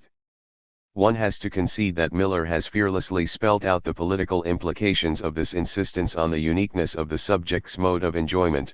Psychoanalysis reveals social ideals in their nature of semblances, and we can add, of semblances with regard to a real which is the real of enjoyment. This is the cynical position, which resides in saying that enjoyment is the only thing that is true. 9. What this means is that a psychoanalyst occupies the position of an ironist who takes care not to intervene into the political field. He acts so that semblances remain at their places while making sure that the subjects under his care do not take them as real. One should somehow bring oneself to remain taken in by them. Lacan could say that those who are not taken in err, if one doesn't act as if semblances are real, if one doesn't leave their efficacy undisturbed, things take a turn for the worse. Those who think that all signs of power are mere semblances and rely on the arbitrariness of the discourse of the master are the bad boys, they are even more alienated. Point 10. In relation to politics then, a psychoanalyst thus doesn't propose projects, he cannot propose them, he can only mock the projects of others, which limits the scope of his statements. The ironist has no great design, he waits for the other to speak first and then brings about his fall as fast as possible. Let us say this is political wisdom, nothing more. 11. The axiom of this wisdom is that one should protect the semblances of power for the good reason that one should be able to continue to enjoy. The point is not to attach oneself to the semblances of the existing power, but to consider them necessary. This defines a cynicism in the mode of Voltaire, who let it be understood that God is our invention which is necessary to maintain people in a proper decorum. Society is kept together only by semblances, which means, there is no society without repression, without identification, and above all without routine. Routine is essential. 12. The result is thus a kind of cynical liberal conservatism. In order to maintain stability, one has to respect and follow routines established by a choice which is always arbitrary and authoritarian. There is no progressivism which holds, but rather a particular kind of hedonism called liberalism of enjoyment. One has to maintain intact the routine of the site, its laws and traditions, and accept that a kind of obscurantism is necessary in order to maintain social order. There are questions one shouldn't ask. If you turn the social turtle on its back, you will never succeed in turning it back onto its paws. 13. Against Miller's cynical hedonist idea of a subject who, while admitting the necessity of symbolic semblances, relates to them at a distance, aware that they are semblances and that the only real is that of bodily jouissance, we should emphasize that such a stance of enjoy and let others enjoy would be possible only in a new communist order which has opened up the field for authentic idiosyncrasies. A utopia of misfits and oddballs, in which the constraints for uniformization and conformity have been removed, and human beings grow wild like plants in a state of nature, no longer fettered by the constraints of a now oppressive sociality, blossom into the neurotics, compulsives, obsessives, paranoids and schizophrenics, whom our society considers sick but who, in a world of true freedom, may make up the flora and fauna of human nature itself. Point 14. As we have seen, Miller is of course critical of the standardization of enjoyment demanded by the market to sell commodities, but his objection remains at the level of standard cultural critique. Moreover, he ignores the specific socio-symbolic conditions for such a thriving of idiosyncrasies. As was noted long ago, capitalism is marked by a contradiction between ideological individualism and the leveling pressures of the market, imposing standardized modes of enjoyment as a condition of the commodification of mass consumption. Communism is in this sense not a further leveled down socialization which curtails individual idiosyncrasies, but a social reconstruction which creates the space for their free deployment. Traces of this are found even in literary and Hollywood utopias of a social space subtracted from commodification, from the houses in which a group of eccentrics dwell in some of Dickens's novels, to the crazy large family house in Frank Capra's You Can't Take It With You, whose inhabitants include S.E. Carmichael, Paul Sycamore, Mr. DePina, Ed Carmichael, and Boris Kolenkov. At a more theoretical level, we should problematize Miller's rather crude nominalist opposition between the singularity of the real of jouissance and the envelope of symbolic semblances. What gets lost here is the great insight of Lacan's Seminar XX, that the status of jouissance itself is in a way that of a redoubled semblance, a semblance within semblance. Jouissance does not exist in itself, it simply insists as a remainder or product of the symbolic process, of its immanent inconsistencies and antagonisms. In other words, symbolic semblances are not semblances with regard to some firm substantial real in itself, this real is discernible only through impasses of symbolization. From this perspective, an entirely different reading of Lacan's Les Non-Dupes Errant imposes itself. If we follow Miller's reading based on the opposition between symbolic semblances and the real of enjoyment, Les Non-Dupes Errant amounts the cynical old saw that, although our values, ideals, rules, etc., are just semblances. We should not undermine them but act as if they were real in order to prevent the social fabric from disintegrating. But from a properly Lacanian standpoint, les non-dupes means almost the exact opposite. The true illusion consists not in taking symbolic semblances as real, but in substantializing the real itself, in taking the real as a substantial in itself and reducing the symbolic to a mere texture of semblances. In other words, those who err are precisely those cynics who dismiss the symbolic texture as a mere semblance and are blind to its efficacy, to the way the symbolic affects the real, to the way we can intervene into the real through the symbolic. Ideology does not reside primarily in taking seriously the network of symbolic semblances which encircle the hardcore of jouissance. At a more fundamental level, ideology is the cynical dismissal of these semblances as mere semblances with regard to the real of jouissance. We should push on to the end here and also apply this logic to the topic of the primordial crime which founds every power. Joseph de Maistre is among those who clearly formulated this highest anti-enlightenment axiom: there are mysterious laws which it is not good to reveal, which should be covered by a religious silence and revered as a mystery. 15 And he makes it clear which mystery in particular he has in mind: the mystery of the sacrifice, of the efficacy of the sacrifice. How is it that the infinitely good God demands blood sacrifices, that these sacrifices can also be achieved by substitution, and that the most effective sacrifice is the one in which the innocent voluntarily offers to spill his blood for the guilty? No wonder de Maistre's booklet is strangely prescient of René Girard and his motif of things which are hidden from the beginning of the world. Here, however, we should resist the false fascination. What the law ultimately hides is that there is nothing to hide, that there is no terrifying mystery sustaining it, that the law is grounded only in its own tautology. The most radical critical analysis of the mystery of sacrifice as a fundamental ideological category is in fact provided by Jean-Pierre Dupuy. Although the official topic of Dupuy's The Mark of the Sacred is the link between sacrifice and the sacred, its true focus is the ultimate mystery of the so-called human or social sciences, that of the origins of what Lacan calls the big other, what Hegel called externalization, what Marx called alienation, and why not, what Friedrich von Hayek called self-transcendence. How, out of the interaction of individuals, can the appearance of an objective order arrive which cannot be reduced to that interaction, but is experienced by the individuals involved as a substantial agency which determines their lives? 16 It is all too easy to unmask such a substance, to show, by means of a phenomenological genesis, how it gradually becomes reified and sediment. The problem is that the presupposition of such a spectral or virtual substance is in a way co-substantial with being human. Those who are unable to relate to it as such, those who directly subjectivize it, are called psychotics.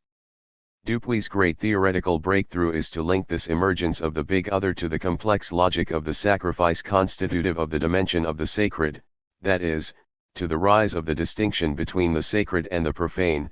Through the sacrifice, the big other, the transcendent agency which sets limits to our activity, is sustained. The third link in this chain is hierarchy.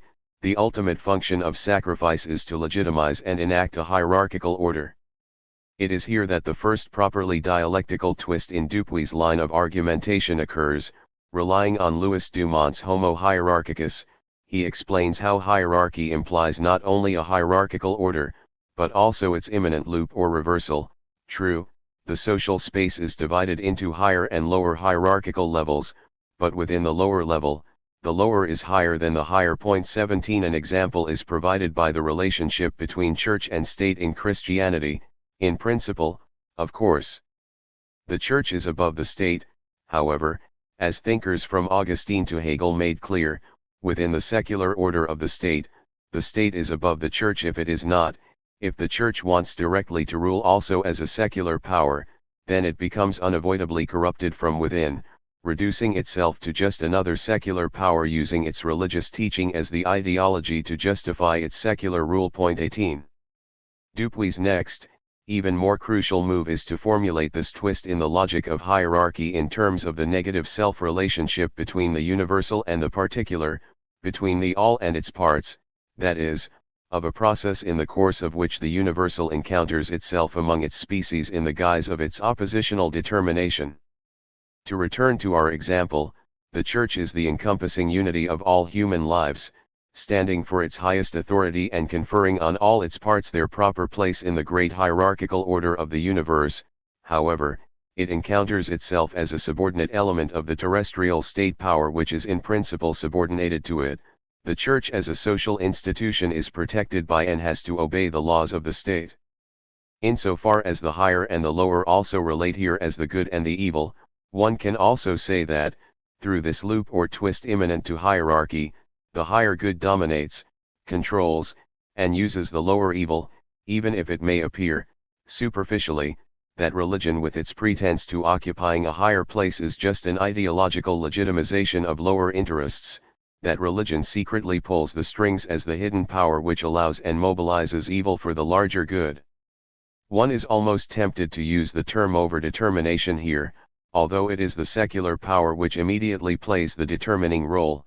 This role is itself overdetermined by the religious/sacred. 19 How are we to read this complex self-relating entwinement of the higher and the lower? There are two main alternatives, which perfectly fit the opposition between idealism and materialism. The traditional theological Hegelian matrix of containing the pharmakon, the higher all-embracing all allows the lower evil, but contains it, making it serve the higher goal. There are many figures of this matrix: the Hegelian cunning of reason, Marx's historical process in which violence serves progress, the invisible hand of the market which mobilizes individual egoism for the common good, and so on. A more radical notion of evil which distinguishes itself from itself by way of externalizing itself in a transcendent figure of the good. From this perspective, far from evil being encompassed as a subordinated moment, the difference between good and evil is inherent to evil. Good is nothing but universalized evil, evil is itself the unity of itself and good. Evil controls or contains itself by generating a specter of transcendent good. However, it can only do this by superseding its ordinary mode of evil in an infinitized or absolutized evil. This is why the self-containing of evil through the positing of some transcendent power which limits it can always explode. This is why Hegel has to admit an excess of negativity which always threatens to disturb the rational order. All the talk about the materialist reversal of Hegel, about the tension between the idealist and the materialist Hegel, is pointless if it is not grounded in precisely this topic of the two opposed and conflicting ways of reading the negative self-relating of universality. This self-reflected inversion of hierarchy is what distinguishes reason from understanding. While the ideal of understanding is a simple and clearly articulated hierarchy, reason supplements it with an inversion on account of which, as Dupuy puts it, within the lower level of a hierarchy, the lower stands higher than the higher. As we have seen, priests stand higher than brutal secular power, but within the domain of power, they are subordinated to it. The gap that allows for this reversal is crucial for the functioning of power, which is why the Platonic dream of unifying the two aspects in the figure of the philosopher king has to fail miserably. 20 The same point can also be put in the terms of the metaphor of evil as a stain in the picture. If, in traditional teleology, evil is a stain legitimized by the overall harmony, contributing to it, then, from a materialist standpoint, the good itself is a self-organization or self-limitation of stains, the result of a limit, a minimal difference, within the field of evil. This is why moments of crisis are so dangerous in them, the obscure obverse of the transcendent good, the dark side of God, the violence which sustains the very containment of violence, appears as such. We believe that the good rules over the evil, its opposite, but it appears now that it is rather the evil which rules over itself by assuming a distance towards itself, by positing itself outside itself, thus self-externalized. The superior level appears as good. 21 Dupuy's point is that the sacred is, as to its content, the same as the terrible or evil. Their difference is purely formal or structural. What makes the sacred sacred is its exorbitant character, which makes it a limitation of ordinary evil.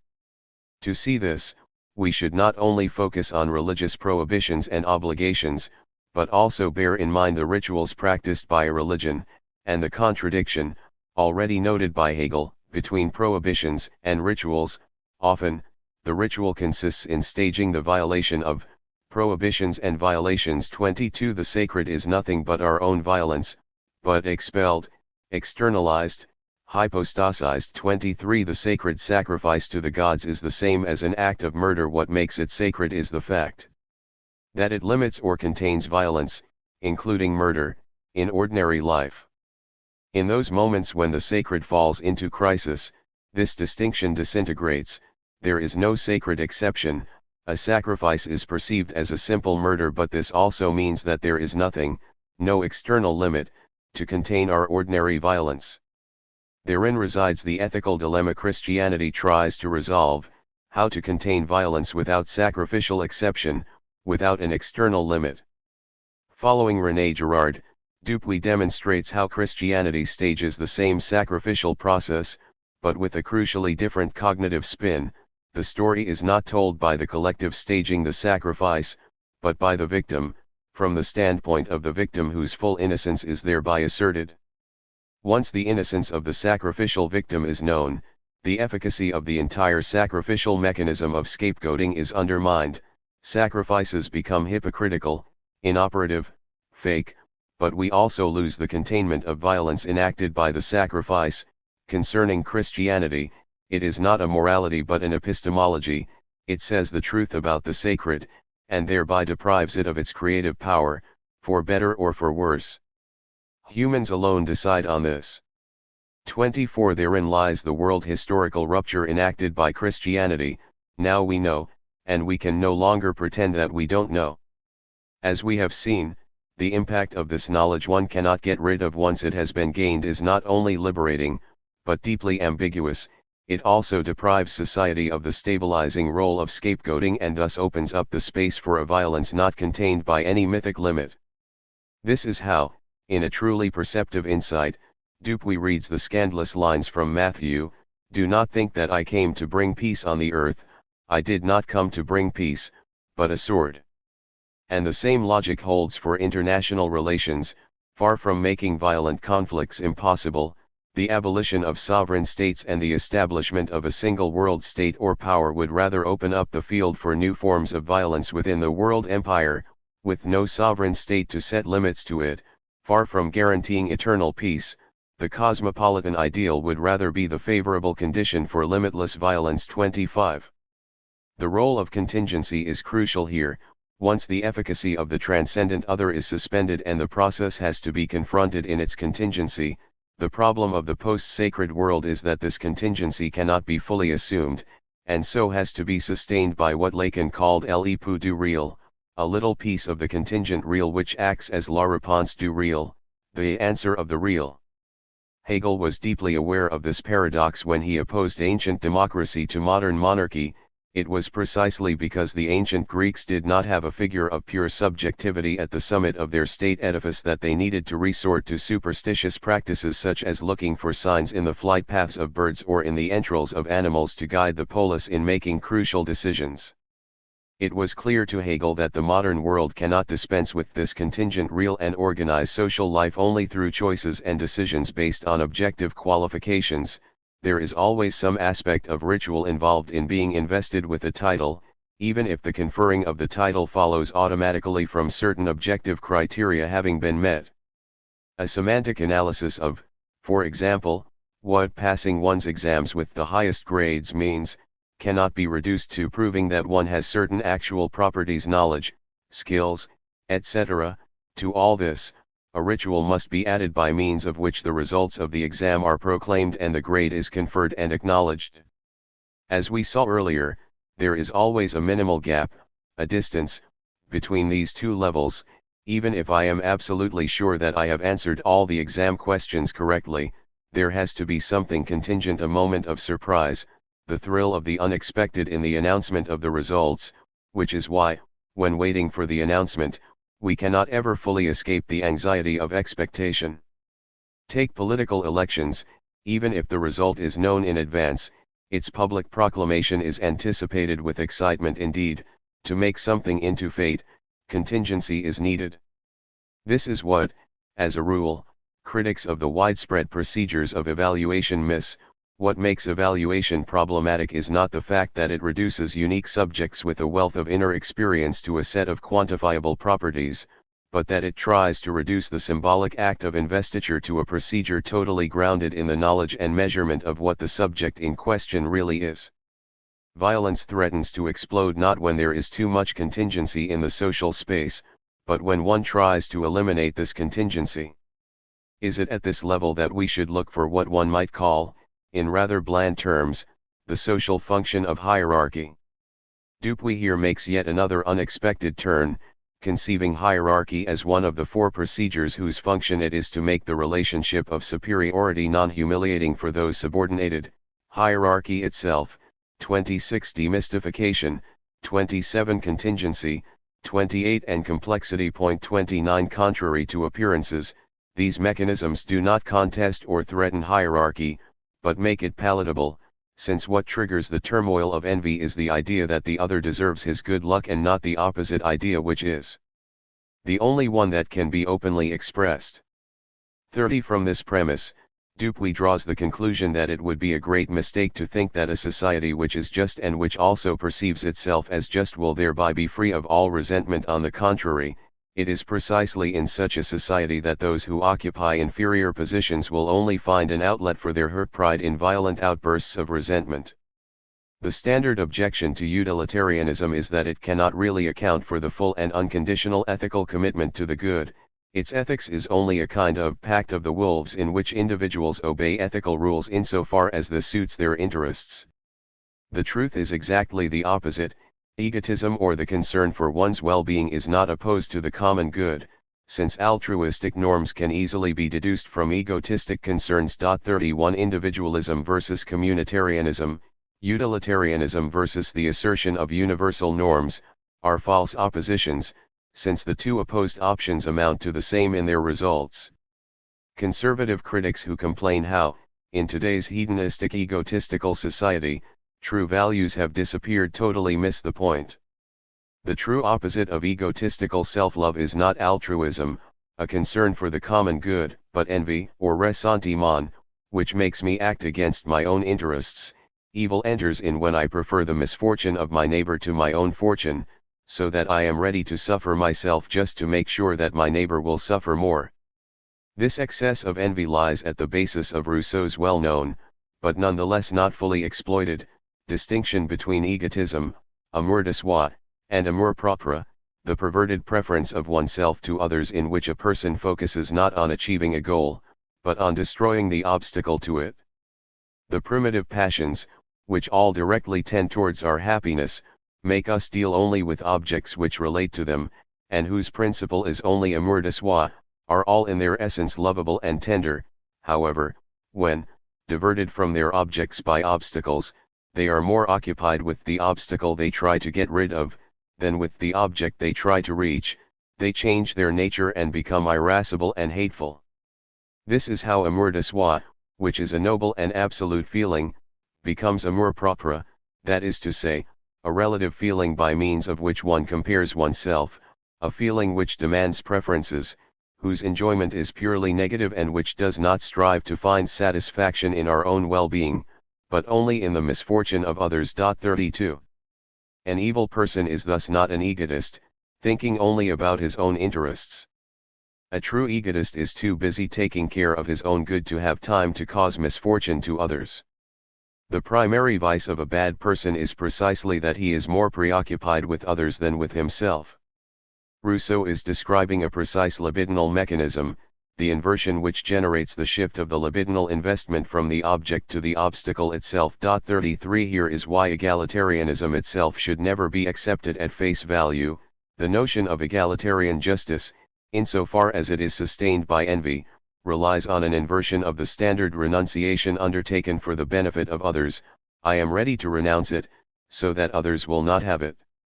Far from being opposed to the spirit of sacrifice, evil here emerges as the very spirit of sacrifice, a readiness to ignore one's own well-being if, through my sacrifice, I can deprive the other of his enjoyment. True evil thus makes us act against our own interests or, to put it in Badiou's terms, What interrupts the life of the egotist utilitarian human animal is not an encounter with the eternal Platonic idea of the good, but the encounter with a figure of evil, and as Lacan argued in his seminar on the ethics of psychoanalysis, good is a mask of evil, the way for evil to be renormalized or domesticated. We should thus invert Badiou's notion of evil as secondary with regard to the good, as a betrayal of the fidelity to an event, as a failure of good. Evil comes first, in the guise of a brutal intrusion which disturbs the flow of our animal life. Back to Dupuy, his limitation is clearly discernible in his rejection of class struggle as determined by this logic of envious violence. Class struggle is for him the exemplary case of what Rousseau called perverted self-love, in which one cares more for the destruction of the enemy than for one's own happiness. Dupuy's only way out is to abandon the logic of victimhood and accept negotiations between all parties concerned, treated as equal in their dignity.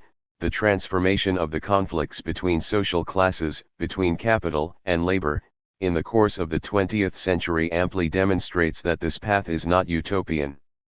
We progressively passed from the class struggle to social coordination.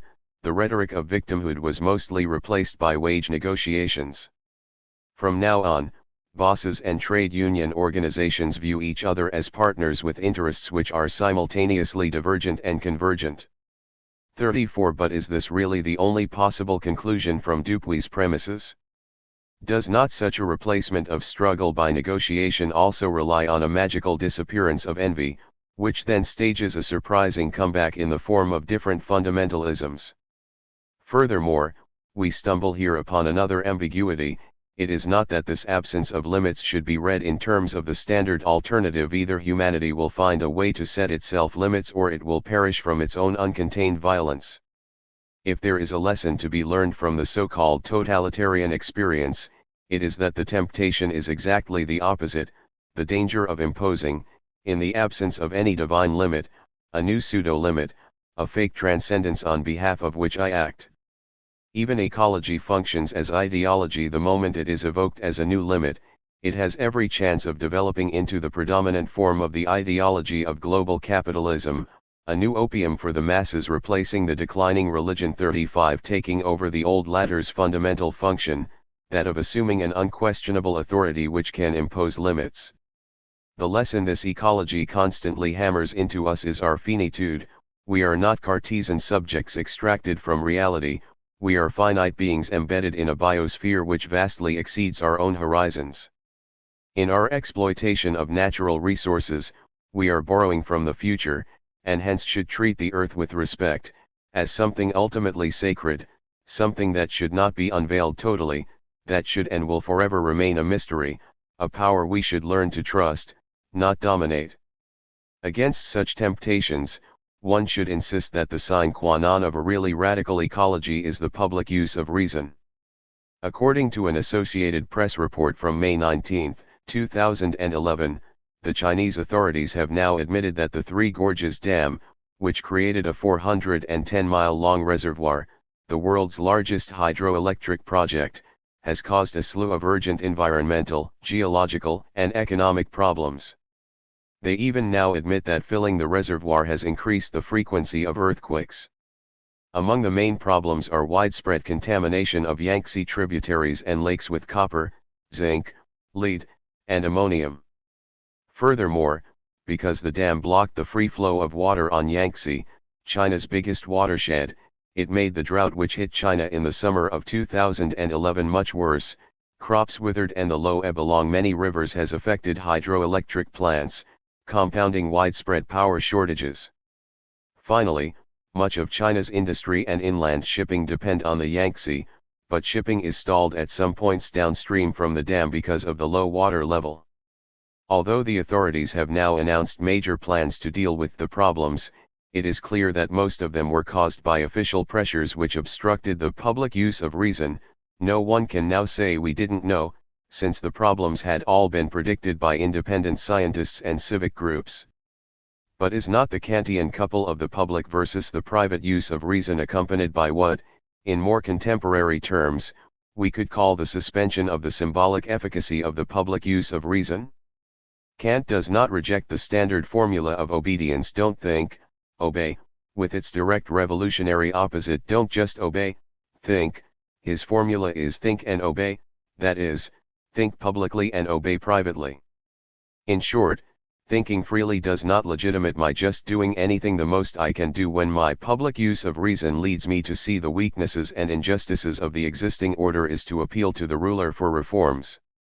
One can go even a step further here and claim, with Chesterton, that the abstract inconsistent freedom to think actively prevents actual freedom. We may say broadly that free thought is the best of all the safeguards against freedom. Managed in a modern style, the emancipation of the slave's mind is the best way of preventing the emancipation of the slave. Teach him to worry about whether he wants to be free, and he will not free himself. 36. But is the subtraction of thinking from acting, the suspension of its efficacy, really as clear and unequivocal as that? Is not Kant's secret strategy like the well-known trick employed in court battles, when a lawyer makes a statement in front of the jury which he knows the judge will find inadmissible and order the jury to ignore, which, of course, is impossible, since the damage has already been done? Is not the suspension of efficacy in the public use of reason also a subtraction which opens up a place for some new social practice? It is too easy to point out the obvious difference between the Kantian public use of reason and Marxist revolutionary class consciousness. The first is neutral or disengaged, the second is partial and fully engaged. However, the proletarian position can be defined precisely as that point at which the public use of reason becomes practical effective in itself without regressing into the privacy of the private use of reason, since the position from which it is exercised is that of the part of no part of the social body, its excess which directly stands for universality. What happens with the Stalinist reduction of the Marxist theory to the status of a servant of the party state is precisely the reduction of the public to the private use of reason. It is fashionable, in some of today's neo-pagan post-secular circles, to affirm the dimension of the sacred as a space in which every religion dwells but which is prior to religion. Following Dupuy, we should reverse matters here. The radical break introduced by Christianity consists in the fact that it is the first religion without the sacred, a religion whose unique achievement is precisely to demystify the sacred. What practical stance follows from this paradox of religion without the sacred?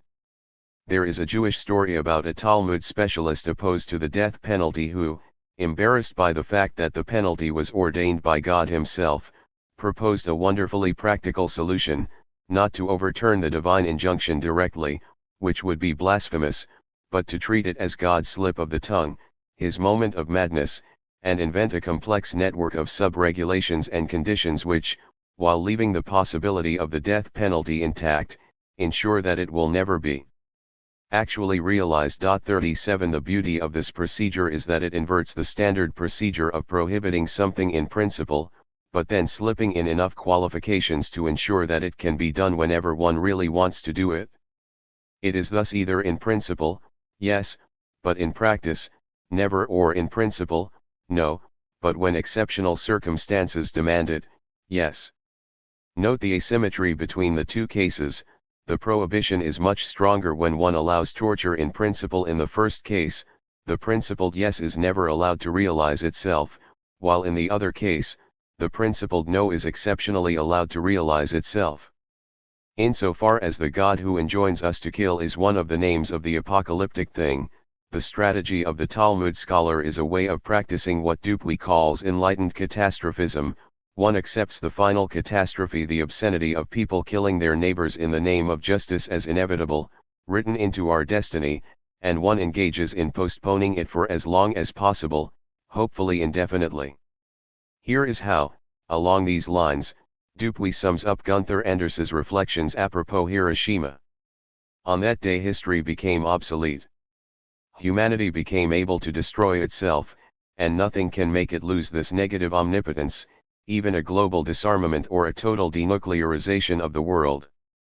The apocalypse is inscribed as a destiny in our future, and the best we can do is delay its occurrence indefinitely.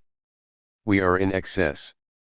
On August 1945 we entered the era of the freeze and of the second death of all that existed, since the meaning of the past depends on future acts, the becoming obsolete of the future, its programmed ending, does not mean that the past no longer has any meaning, it means that it never had any meaning. 38. It is against this background that we should read the basic Paulinian notion of living in an apocalyptic time, a time at the end of time. The apocalyptic time is precisely the time of such an indefinite postponement, the time of freeze in between two deaths. In some sense, we are already dead, since the catastrophe is already here, casting its shadow from the future. After Hiroshima, we can no longer play the simple humanist game of insisting that we have a choice. Once such a catastrophe has happened, we lose the innocence of such a position, we can only postpone its reoccurrence. 39. This is how, in yet another hermeneutic coup, Dupuy reads Christ's skeptical words against the prophets of doom. As he went out of the temple, one of his disciples said to him, "Teacher, see what kind of stones and what kind of buildings." Jesus said to him, "Do you see these great buildings? There will not be left here one stone on another, which will not be thrown down." As he sat on the Mount of Olives opposite the temple, Peter, James, John, and Andrew asked him privately, "Tell us, when will these things be? What is the sign that these things are all about to be fulfilled?" Jesus, answering, began to tell them, "Be careful that no one leads you astray. For many will come in my name, saying, 'I am he,' and will lead many astray. When you hear of wars and rumors of wars, don't be troubled. For those must happen, but the end is not yet. Then if anyone tells you, 'Look, here is the Christ,' or, 'Look, there,' don't believe it. For there will arise false Christs and false prophets, and they will show signs and wonders, that they may lead astray, if possible, even the chosen ones. But you watch." These lines are tremendous in their unexpected wisdom. Do they not exactly correspond to the stance of the above-mentioned Talmudic scholar? Their message is, yes, of course, there will be a catastrophe, but watch patiently, don't believe it, don't succumb to hasty extrapolations, don't indulge yourself in the properly perverse pleasure of thinking this is it, in all its diverse forms. Far from luring us into such a self-destructive, perverse rapture, adopting the properly apocalyptic stance is today more than ever the only way to keep a cool head. What gives this need to maintain sobriety an additional sense of urgency is the contemporary predominance of a cynical ideology which seems to condemn every critique to practical irrelevance. The irrationality of capitalist rationalism, the counterproductivity of its accelerated productivism, are well known, having been analyzed in detail not only by the Frankfurt School authors and loners like Ivan Illich, but also by numerous critics in the great ideologico-critical wave which accompanied the upheavals of the 1960s. When the same topic is resuscitated today, in our cynical times, it is not just in order to return to the past, but rather to add a crucial reflexive twist. What is new and different today is precisely the fact that, 30 years later, we know that the knowledge we already possessed was in no way sufficient to make us change our behavior. This fact is not a minor detail, it constitutes a key element of the problem. In the 1960s and 70s, it was simpler to believe that another world was possible. This is why these years continue to inspire so much nostalgia. During this epoch, one could still imagine that warnings based on the present situation could influence the future in a positive way. Today, we know it, the future is not what it was. 40. Therein lies the basic lesson of the failure of traditional ideology critic. Knowing is not enough, one can know what one is doing and still go ahead and do it. The reason is that such knowledge operates under the condition of its fetishistic disavowal. One knows, but one does not really believe what one knows. This insight led Dupuy to propose a radical solution. Since one believes only when the catastrophe has really occurred, one must project oneself into the aftermath of the catastrophe, confer on the catastrophe the reality of something which has already taken place. We all know the tactical move of taking a step back in order to jump further ahead. Dupuy turns this procedure around. One has to jump ahead into the aftermath of the catastrophe in order to be able to step back from the brink. 41. In other words, we must assume the catastrophe as our destiny. In our ordinary lives, we pursue our individual goals and ignore the destiny in which we participate. In this way, the catastrophic fixed point which appears as external destiny, although it is we ourselves who bring it about through our activity, destiny is here this exteriority which is not exterior, since the agents themselves project it out of their system. This is why it is appropriate to talk about auto-externalization or auto-transcendence. 42.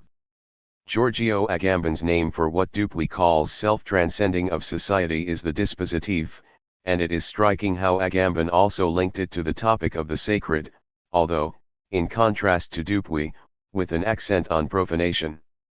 Agamben pointed out the link between the Foucauldian dispositif and the young Hegel's notion of positivity as the substantial social order imposed on the subject and experienced by it as external fate, not as an organic part of itself.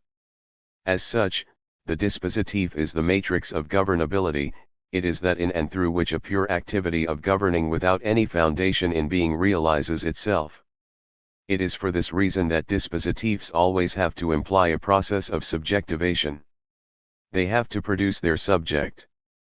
43. The ontological presupposition of such a notion of dispositif is a general and massive partition of being into two large sets or classes, on the one hand, the living beings, on the other hand, the dispositifs within which the living beings never cease to be caught. 44.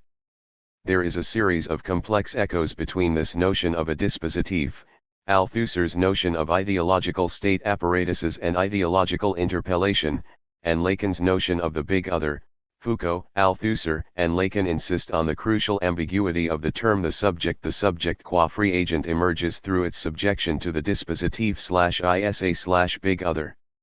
As Agamben points out, desubjectivation and subjectivation are thus the two sides of the same coin. It is the very desubjectivation of a living being, its subordination to a dispositif, which subjectivizes it.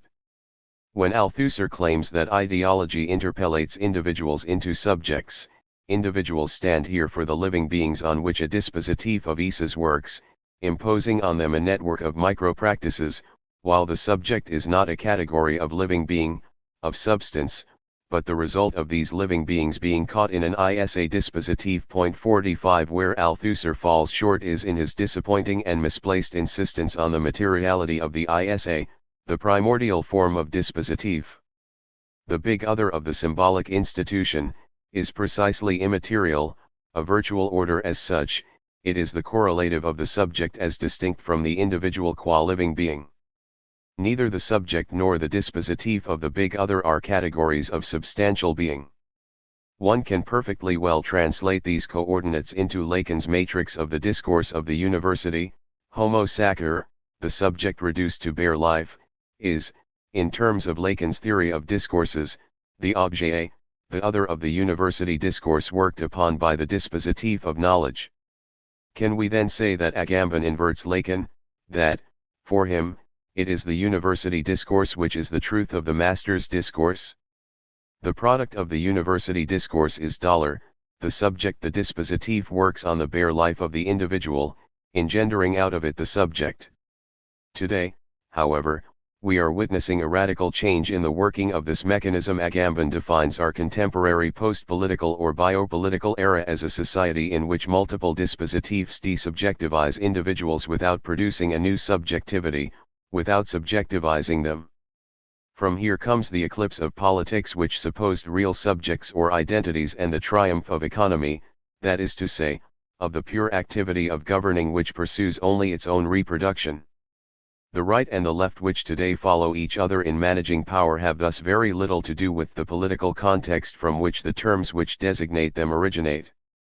Today these terms simply name the two poles of the same machine of government. 46. Biopolitics designates this constellation in which dispositifs no longer generate subjects, but merely administer and regulate individuals' bare life. In biopolitics, we are all potentially reduced to homini sacri. 47. The outcome of this reduction, however, involves an unexpected twist. Agamben draws attention to the fact that the inoffensive desubjectivized citizen of post-industrial democracies, who in no way opposes the hegemonic dispositifs but zealously executes all their injunctions and is thus controlled by them even in the most intimate details of his or her life, is nonetheless considered as a potential terrorist. 48 In the eyes of the authority, nothing resembles a terrorist more than an ordinary man. 49 The more the ordinary man is controlled by cameras, by digital scanning, by data collection, the more he appears as an inscrutable, ungovernable X which subtracts itself from the dispositives, the more it obeys them with docility. It is not that it poses a threat to the machine of government by actively resisting it, its very passivity suspends the performative efficacy of the dispositives, making their machine run on empty, turning it into a self-parody which serves nothing. How can this happen? What is the exact status of this X? To eradicate the profound ambiguity of Agamben's account, we should apply here the Lacanian distinction between the subject and subjectivation.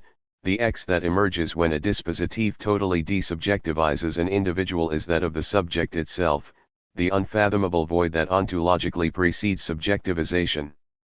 Agamben formulates the problem in terms of profanation.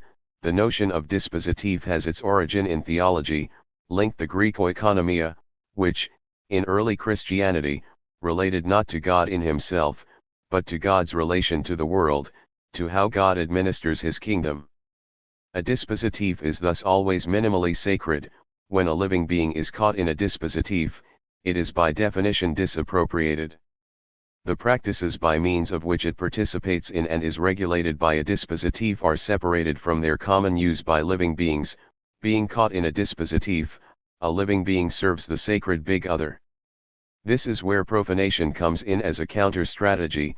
The problem of profanation of dispositives is of the utmost urgency. 50. But what if there is no such common use prior to dispositives? What if the primordial function of dispositives is precisely to organize and administer the common use?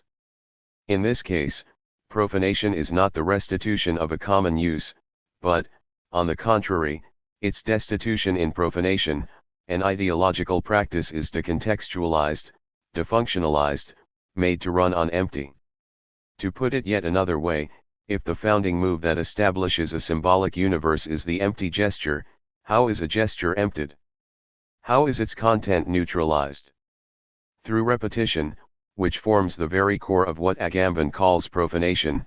In the opposition between the sacred and the secular, the profanation of the secular does not equal secularization. Profanation puts the sacred text or practice into a different context, it subtracts it from its proper context and functioning. As such, profanation remains in the domain of non-utility, merely enacting a perverted non-utility. To profane a mass is to perform a black mass, not to study the mass as an object of the psychology of religion. In Kafka's The Trial, the weird extended debate between Joseph K. and the priest about the law is deeply profane. It is the priest who, in his reading of the parable before the law, is the true agent of profanation. One can even say that Kafka is the greatest profaner of the Jewish law. Or, apropos the topic of Heidegger and sexuality, secularization would be to interpret Heidegger's style of writing as an alienated fetishization of language. Profanation would be to render in this style phenomena like sexual practices that Heidegger would never have addressed. As such, profanation not secularization is the true materialist undermining of the sacred. Secularization always relies on its disavowed sacred foundation, which survives either as an exception or as a formal structure. Protestantism realizes the split between the sacred and the secular at its most radical. It secularizes the material world, but keeps religion apart, and it introduces the formal religious principle into the capitalist economy itself. 51. Here, however, we should perhaps supplement Agamben. The paradoxical precedence of transgression over what it violates allows us to throw a critical light on his concept of profanation. If we conceive profanation as a gesture of extraction from the proper life world context and use, is not such an extraction also the very definition of sacralization? Take poetry, is it not born when a phrase or a group of words is decontextualized and becomes caught up in an autonomous process of repetitive insistence? When, instead of come here, I say come here, is this not the minimum of poeticization? There is thus a zero level at which profanation cannot be distinguished from sacralization. So we have here again the same paradox of displaced classification that we find in Émile Benvenist's analysis of passive, active, and middle verbs. Just as, in Benveniste, the original opposition is not between passive and active, with the middle intervening as a third mediating or neutral moment, but between active and middle, so too here, the original opposition is between the secular everyday useful and the profane, and the sacred stands for a secondary shift or mystification of the profane. The emergence of the human or symbolic universe lies in the minimum gesture of a profanatory decontextualization of a signal or gesture, and sacralization comes afterwards, as an attempt to gentrify, to domesticate, this excess, this rapturous impact of the profane.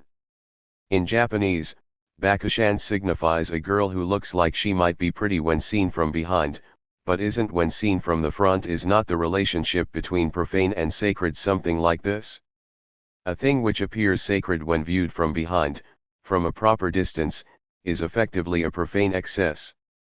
To paraphrase Rilke, the sacred is the last veil that conceals the horror of the profane. So what would the profanation of Christianity be? What if Christ himself, the comical aspect of the embodiment of God in a ridiculous mortal, already is the profanation of divinity? What if, in contrast to other religions which can be profaned only by men, in Christianity God profanes himself? For this solution to work, we have to abandon the fundamentals of what one can only call Agamben's ideology, his elementary dualism of living beings and dispositives. There are no living beings. Human individuals get caught in dispositives precisely because they are not merely living beings, because their very life substance is derailed or distorted. This is why the human being is not a rational animal, not defined by a dimension or quality which adds itself to substantial animality. In order for such an addition to occur, a space for it, its possibility, has to be first opened up by a distortion of animality itself. The Lacanian name for this distortion or excess is the objet, and, as Lacan convincingly demonstrated, even Hegel here falls short, missing this dimension of surplus enjoyment in the struggle for recognition and its outcome.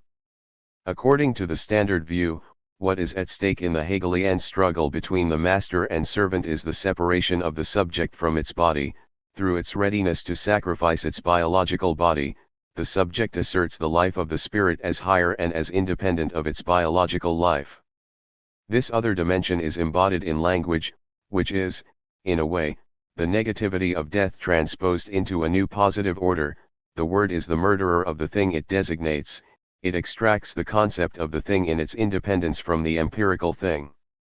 From the Freudian Lacanian standpoint, however, such a description of the passage from the biological body to its symbolization, to the spiritual life of language, misses something crucial, namely, how the symbolization of the body retroactively generates a phantasmatic inexistent organ which stands for what is lost in the process of symbolization.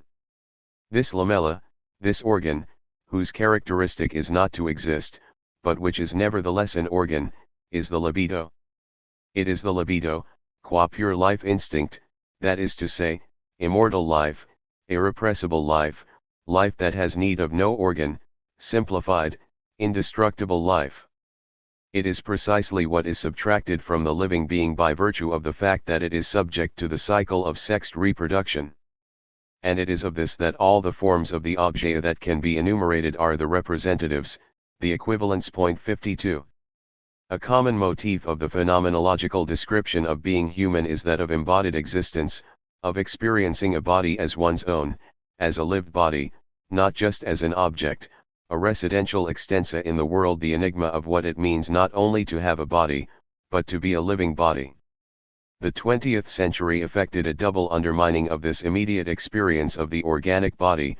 On the one hand, the biogenetic reduction of the body to a mechanism regulated by genetic codes and, in this sense, to an artificial mechanism.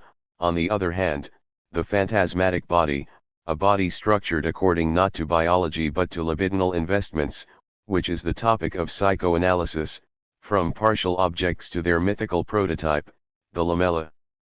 In some of Francis Bacon's drawings, we find a body accompanied by a formless form, weird, dark, and stain-like, which seems to grow out of it, barely attached to it, as a kind of uncanny protuberance which the body can never fully recuperate or reintegrate, and which thereby destabilizes beyond repair the organic whole of the body. This is what Lacan aimed at with his notion of the lamella. This forever lost excess of pure or indestructible life is in the guise of the objet, the object cause of desire, also what eternalizes human desire, making it infinitely plastic and unsatisfiable. It is therefore wrong to claim that, since the master does not work, he remains stuck at the natural level. What the servant's products satisfy are not merely the master's natural needs, but his needs transformed into an infinite desire for excessive luxuries displayed in competition with the luxuries of other masters. The servant brings the master rare delicacies, luxury furniture, expensive jewelry, and so on. This is why the master becomes the servant of his servant. He depends on the servant not for the satisfaction of his natural needs, but for the satisfaction of his highly cultivated artificial needs. This excess is at work across the entire range of culture, from high art to the lowest consumerism. The standard formula of artistic minimalism is less is more. If we abstain from adding any superficial ornament, if we go even further and refuse to fill in the gaps or truncate what would have been the completed form of our product, this very loss will generate additional meaning and create a kind of depth. Surprisingly, we find a similar logic of more for less in the consumerist universe of commodities, where less is the proverbial 1 cent subtracted from the full rounded price, and more the no less proverbial surplus that we get for free. Known to all buyers of toothpaste, the top quarter of the tube is often a different color, with large letters announcing, 1/3 more for free. The catch is, of course, that the full product which sets the standard for this is more or less fictional. We never get to see a toothpaste without the surplus priced at the full $5, a clear sign that the reality of this more for less is less for more. From a Freudian perspective, it is easy to see how this paradox of more for less is grounded in the reflexive reversal of the renunciation of pleasure into a new source of pleasure. Lacan's formula for this reversal is a fraction of the small a above minus phi, an enjoyment generated by the very renunciation of enjoyment and, in this sense, a less which is more. This brings us to the crux of the debate between Judith Butler and Catherine Malibu over the relationship between Hegel and Foucault. 53 According to Foucault, Hegel assumes the total sublation of the body in its symbolization. The subject emerges through and is equivalent to its subjection to the symbolic order, its laws and regulations. That is, for Hegel, the free and autonomous subject is the subject integrated into the symbolic order. What Hegel does not see is how this process of symbolization, of submissive regulation, generates what it represses and regulates. Recall Foucault's thesis, developed in his History of Sexuality, about how the medical pedagogical discourse disciplining sexuality produces the excess it tries to tame, a process already begun in late antiquity when the detailed Christian descriptions of all possible sexual temptations retroactively generated what they tried to suppress. The proliferation of pleasures is thus the obverse of the power which regulates them. Power itself generates resistance to itself. The excess it can never control. The reactions of a sexualized body to its subjection to disciplinary norms are unpredictable. Foucault remains ambiguous here, shifting the accent between discipline and punish and the first volume of History of Sexuality and volumes 2 and 3 of the latter, while in both cases, power and resistance are intertwined and support each other. The earlier works put the accent on how resistance is appropriated in advance by power, so that power mechanisms dominate the entire field and we are the subjects of power precisely when we resist it. Later, however, the accent shifts onto how power generates the excess of resistance which it can never control. Far from manipulating resistance to itself, power thus becomes unable to control its own effects. What this oscillation betrays is that the entire field of the opposition between power and resistance is false and has to be abandoned. But how? Butler herself shows the way. As a good Hegelian, she adds a key reflexive turn which amounts to a kind of Hegelian response to Foucault. Not only do the mechanisms of repression and regulation generate the excess they endeavor to repress, these mechanisms themselves become libidinally invested, generating a perverse source of surplus enjoyment of their own. In short, the repression of a desire necessarily turns into a desire for repression, the renunciation of a pleasure turns into the pleasure of renunciation, the regulation of pleasures into a pleasure of regulation. This is what Foucault does not take into account, how, for example, the disciplinary practice of regulating pleasures itself gets infected by pleasure, as in obsessive or masochistic rituals. The true excess is thus not the excess generated by disciplinary practices, but these practices themselves, which literally come in excess of what they regulate. 54. No wonder that the standard political use of recognition as a key feature of Hegel's social thought is limited to liberal readings of Hegel. Jameson has already noted that the ongoing focus on mutual recognition in such readings reveals yet a third Hegel, alongside the Marxist and the fascist one, namely a democratic or Habermasian Hegel. 55. The ontologically and politically deflated Hegel, the Hegel who celebrates bourgeois law and order as the summit of human development. 56. Therein lies the common denominator of liberal readings of Hegel's political thought. Reciprocal recognition is the ultimate goal and at the same time the minimal presupposition of subjectivity, the immanent condition of the very fact of self-consciousness. I am recognized, therefore I am. I am a free subject only insofar I am recognized as free by other free subjects. Perhaps, however, the time has come to problematize the central role played by this notion. It is strictly correlative to the deflationary reading of Hegel as a philosopher who articulates the normative conditions of free life. 57. Mutual recognition is, of course, the outcome of a long process which begins with the struggle to the death between the master and servant. In this struggle, the tension between attachment and detachment repeats itself, but at a higher level, which brings about their dialectical unity. Attachment itself becomes the form of appearance of its opposite. We thus need to break out of the false oscillation between attachment and detachment. Detachment is primordial, constitutive of subjectivity. A subject never directly is its body. All one need add is that this very detachment can only be enacted through an excessive attachment to an organ without a body. The paradox is thus that the zero level of negativity is not a negative gesture, but an excessive affirmation. By getting stuck on a partial object, by affirming it repetitively, the subject detaches itself from its body, enters into a negative relationship towards its body. How do I signal to the other my detachment from my particular biological life? By unconditionally attaching myself to some totally trivial and indifferent little bit of the real for which I am ready to put everything, including my life, at stake. The very worthlessness of the object for which I am ready to risk everything makes it clear that what is at stake is not it but myself, my freedom. It is against this background of the subject as actual infinity that we should read the well-known passage in which Hegel describes how, in experiencing the fear of death during his confrontation with the master, the servant gets a whiff of the infinite power of negativity. Through this experience, he is forced to accept the worthlessness of his particular self. For this consciousness was not in peril and fear for this element or that, nor for this or that moment of time. It was afraid for its entire being. It felt the fear of death, the sovereign master. It has been in that experience melted to its inmost soul, has trembled throughout its every fiber, and all that was fixed and steadfast has quaked within it. This complete perturbation of its entire substance, this absolute dissolution of all its stability into fluent continuity, is, however, the simple, ultimate nature of self-consciousness, absolute negativity, pure self-relating existence, which consequently is involved in this type of consciousness. 58. The rather boring objection to the struggle to the death between the future master and the future servant is that Hegel cheats by silently ignoring the deadlock of the obvious radical solution. The two really do fight to the death, but since that result would bring the dialectical process to a halt, the struggle is not really fought without restraint. It presupposes a certain implicit symbolic pact that the result will not be death.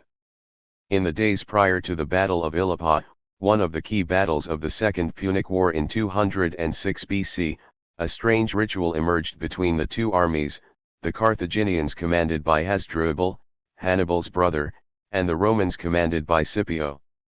One morning, after deploying their forces in a battle formation, the two armies stood and watched each other.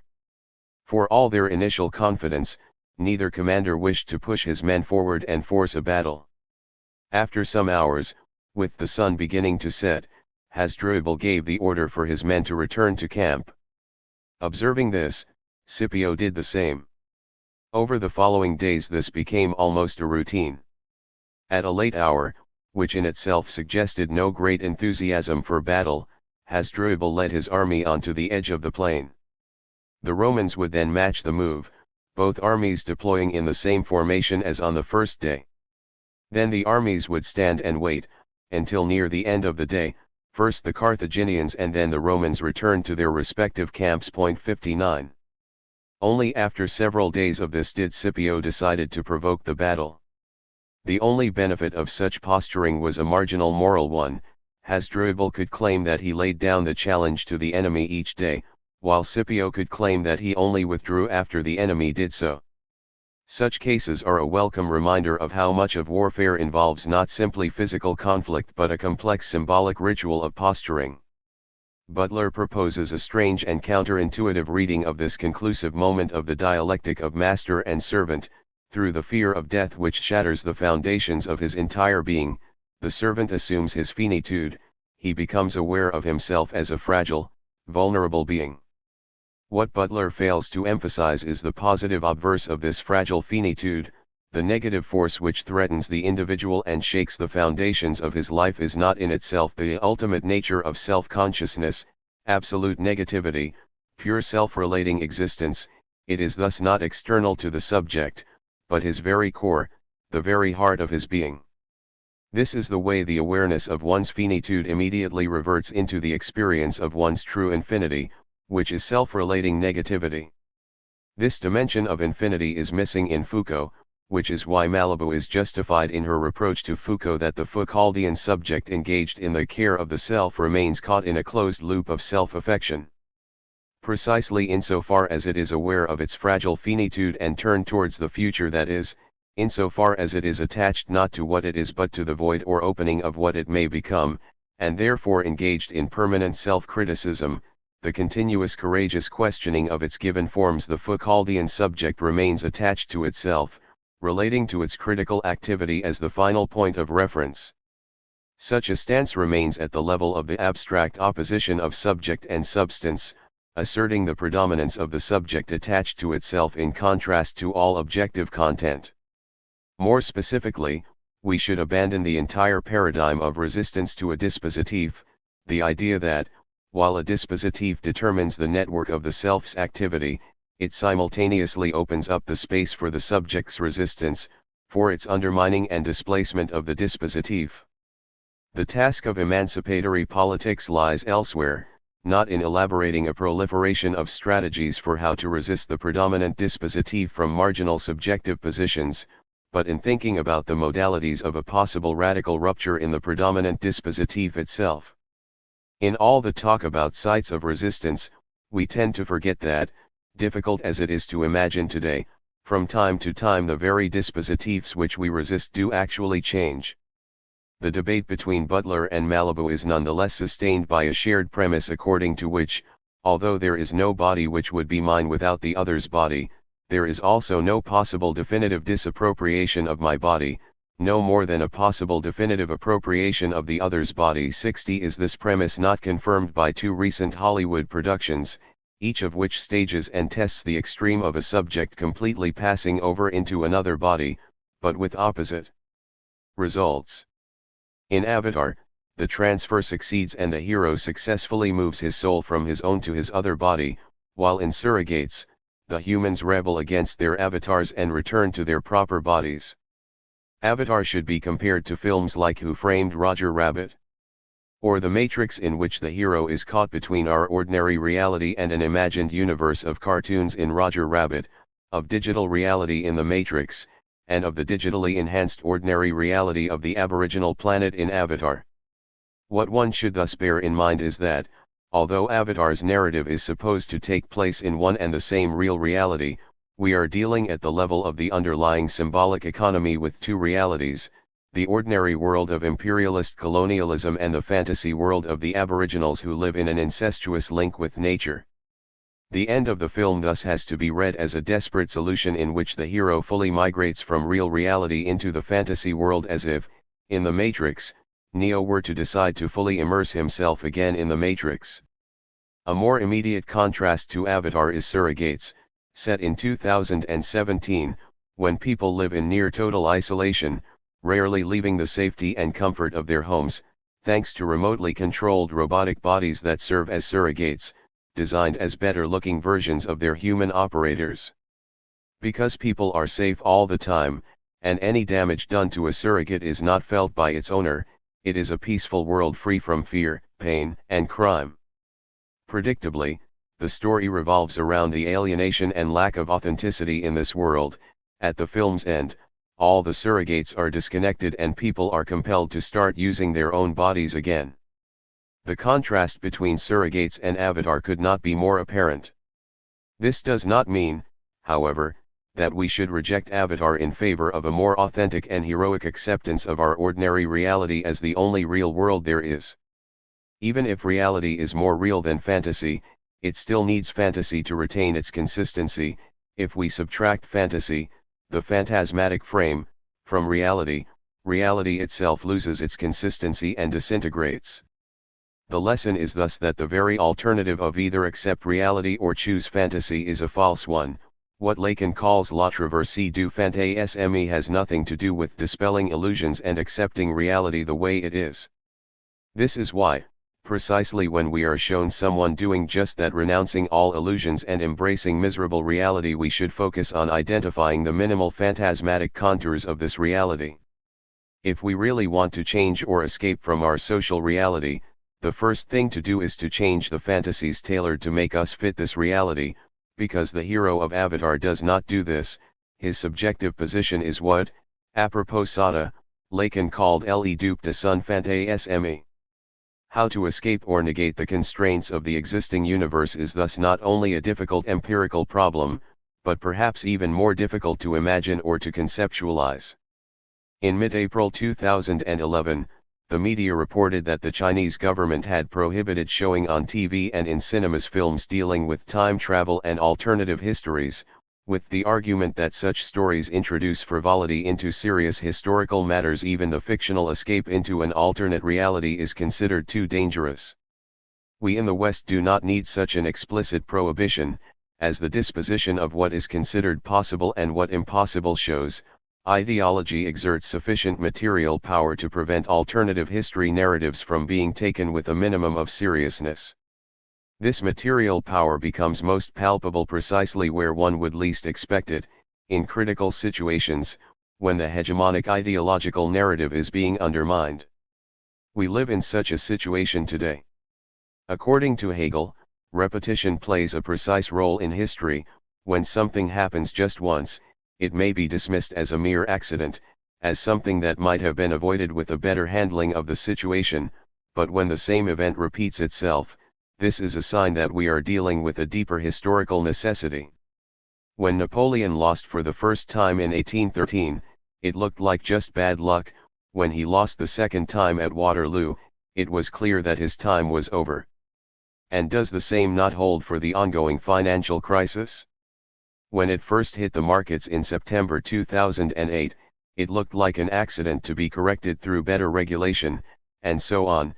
Now that signs of a repeated financial meltdown are gathering, it is clear that we are dealing with a structural necessity. How does the hegemonic ideology prepare us to react to such a predicament? There is an anecdote about an exchange of telegrams between German and Austrian army headquarters in the middle of the First World War. The Germans sent the message: "Here, on our part of the front, the situation is serious, but not catastrophic," to which the Austrians replied: "Here, the situation is catastrophic, but not serious." Is this not increasingly the way many of us, at least in the developed world, relate to our global predicament? We all know about the impending catastrophe, but somehow we cannot take it seriously. In psychoanalysis, this attitude is called a fetishistic split. I know very well, but, and is a clear indication of the material force of ideology which makes us refuse what we see and know. 61. So where does this split come from? Here is Ed Ayres's description: we are being confronted by something so completely outside our collective experience that we don't really see it, even when the evidence is overwhelming.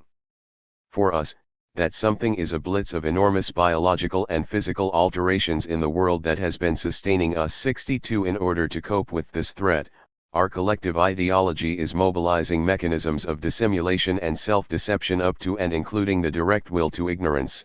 A general pattern of behavior among threatened human societies is to become more blinkered, rather than more focused on the crisis, as they fall 63 catastrophic, but not serious. While such a disavowal is clearly discernible in how the majority relates to ecological threats, we can discern the same mechanism in the predominant reaction to the prospect of a new financial collapse. It is difficult to really accept that the long period of post-World War II progress and stability in the developed Western world is approaching its end. What makes the situation especially volatile is the fact that the disavowal is supplemented by its opposite, excessive panicky reactions. In the fragile domain of financial speculations, rumors can inflate or destroy the value of companies, sometimes even whole economies, in a matter of days.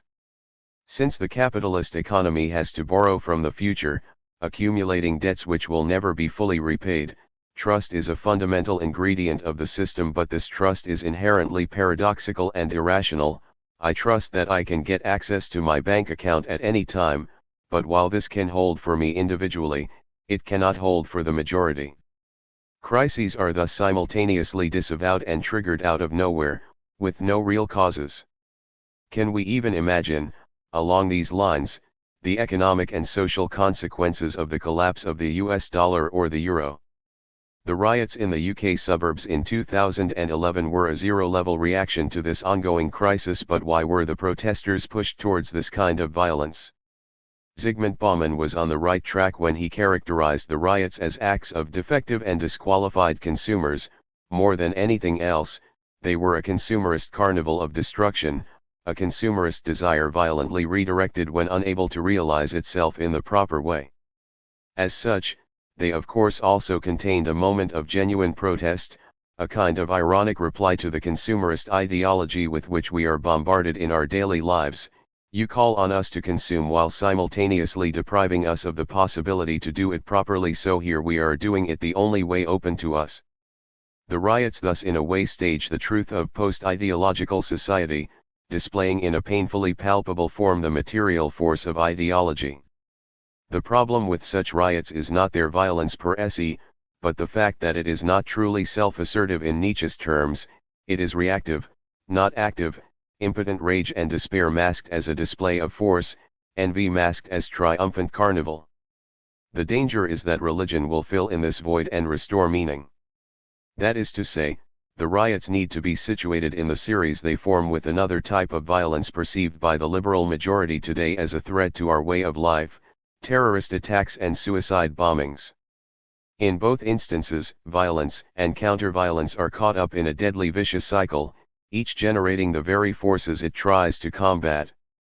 In both cases, we are dealing with blind passages à l'acte, where violence is an implicit admission of impotence. The difference is that, in contrast to the Paris Banlieue or British riots which were a zero-level protest, violent outbursts which wanted nothing, terrorist attacks act on behalf of that absolute meaning provided by religion. So how are we to pass from such violent reactions to a new reorganization of the totality of social life? To do this requires a strong body able to make quick decisions and realize them with the necessary harshness. Who can accomplish the next step?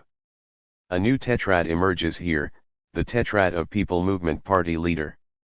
The people is still here, but no longer as the mythical sovereign subject whose will is to be enacted.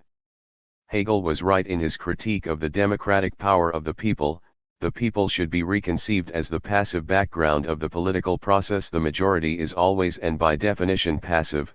There is no guarantee that it is right, and the most it can do is acknowledge and recognize itself in a project imposed by political agents. As such, the role of the people is ultimately a negative one. Free elections serve as a check on the party movements, as an impediment designed to prevent what Badiou calls the brutal and destructive forcage of the truth onto the positive order of being regulated by opinions. This is all that electoral democracy can do. The positive step into a new order is beyond its scope.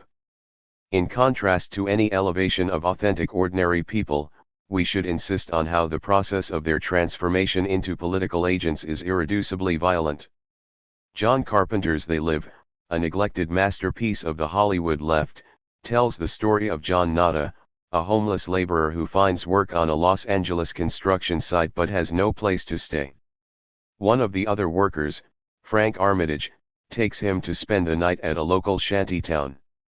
While being shown around that night, he notices some odd behavior at a small church across the street.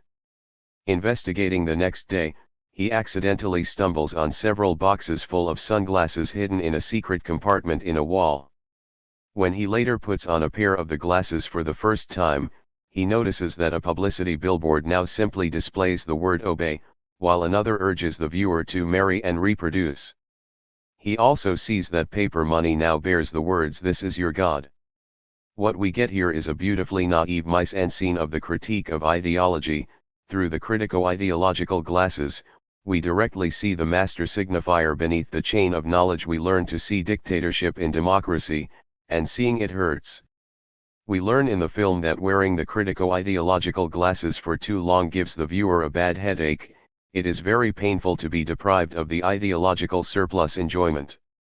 When Nada tries to convince Armitage to put the glasses on, his friend resists, and a long fight follows, worthy of Fight Club. It starts with Nada saying to Armitage, "I'm giving you a choice. Either put on these glasses or start eating that trash can." The fight, which goes on for an unbearable 8 minutes, with occasional pauses for an exchange of friendly smiles, is in itself totally irrational. Why does Armitage not just agree to put the glasses on to satisfy his friend? The only explanation is that he knows his friend wants him to see something dangerous, to access a prohibited knowledge which will totally spoil the relative peace of his daily life. The violence staged here is a positive violence, a condition of liberation. The lesson is that our liberation from ideology is not a spontaneous act, an act of discovering our true self. The key feature here is that to see the true nature of things, we need the glasses. It is not that we have to take off ideological glasses in order to see reality as it is. We are naturally in ideology, our natural side is ideological. How does a woman become a feminist subject? Only through renouncing the crumbs of enjoyment offered by the patriarchal discourse, from reliance on males for protection to the pleasures provided by male gallantry. When people try to organize themselves directly in movements, the most they can create is an egalitarian space for debate where speakers are chosen by lottery and everyone is given the same time to speak, etc. But such protest movements prove inadequate the moment one has to act, to impose a new order. At this point, something like a party is needed.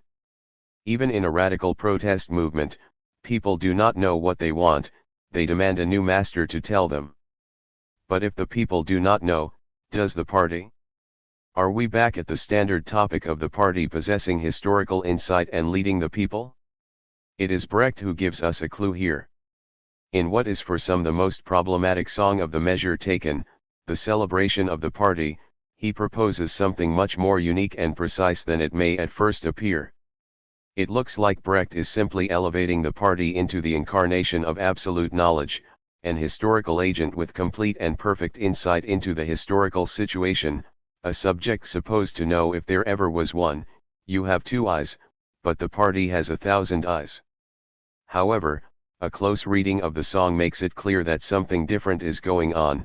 In their reprimand to the young communist, the chorus says that the party does not know all, that the young communist may be right in his disagreement with the predominant party line, show us the way which we should take, and we shall follow it like you, but do not take the right way without us. Without us, this way is the falsest one. Do not separate yourself from us. This means that the authority of the party is not that of determinate positive knowledge, but that of the form of knowledge, of a new type of knowledge linked to a collective political subject. The crucial point on which the chorus insists is simply that, if the young comrade thinks that he is right, he should fight for his position within the collective form of the party, not outside it. To put it in a somewhat pathetic way, if he is right, then the party needs him even more than its other members. What the party demands is that one ground one's I in the we of the party's collective identity, fight with us, fight for us, fight for your truth against the party line, just do not do it alone, outside the party. Movements as agents of politicization are a phenomenon of qualitative democracy. Even in the mass protests in Tahrir Square in Cairo, the people who gathered there were always a minority. The reason they stood for the people hinged on their mobilizing role in the political dynamic. In a homologous way, the organizing role of a party has nothing to do with its access to some privileged knowledge. A party is not a figure of the Lacanian subject supposed to know, but an open field of knowledge in which all possible mistakes occur. However, even this mobilizing role of movements and parties is not enough.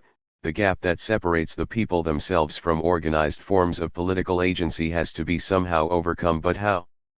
Not by the proximity of the people and these organized forms. Something more is needed, and the paradox is that this more is a leader, the unity of party and people.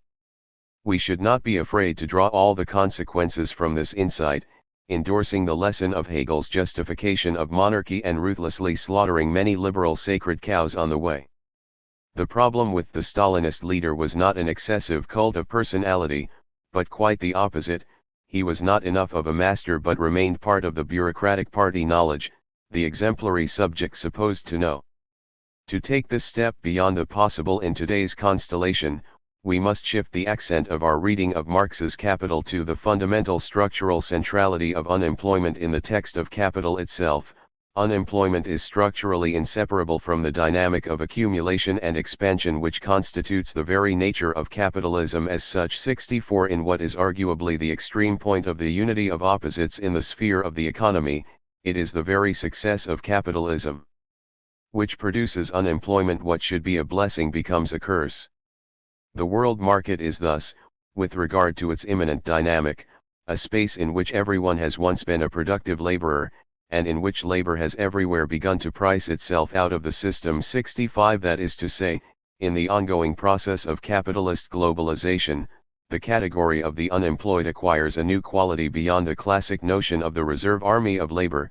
The category should now include those massive populations around the world who have, as it were, dropped out of history, who have been deliberately excluded from the modernizing projects of first world capitalism and written off as hopeless or terminal cases. 66 So-called failed states, victims of famine or ecological disasters, trapped in pseudo-archaic ethnic hatreds, objects of philanthropy and NGOs or of the war on terror.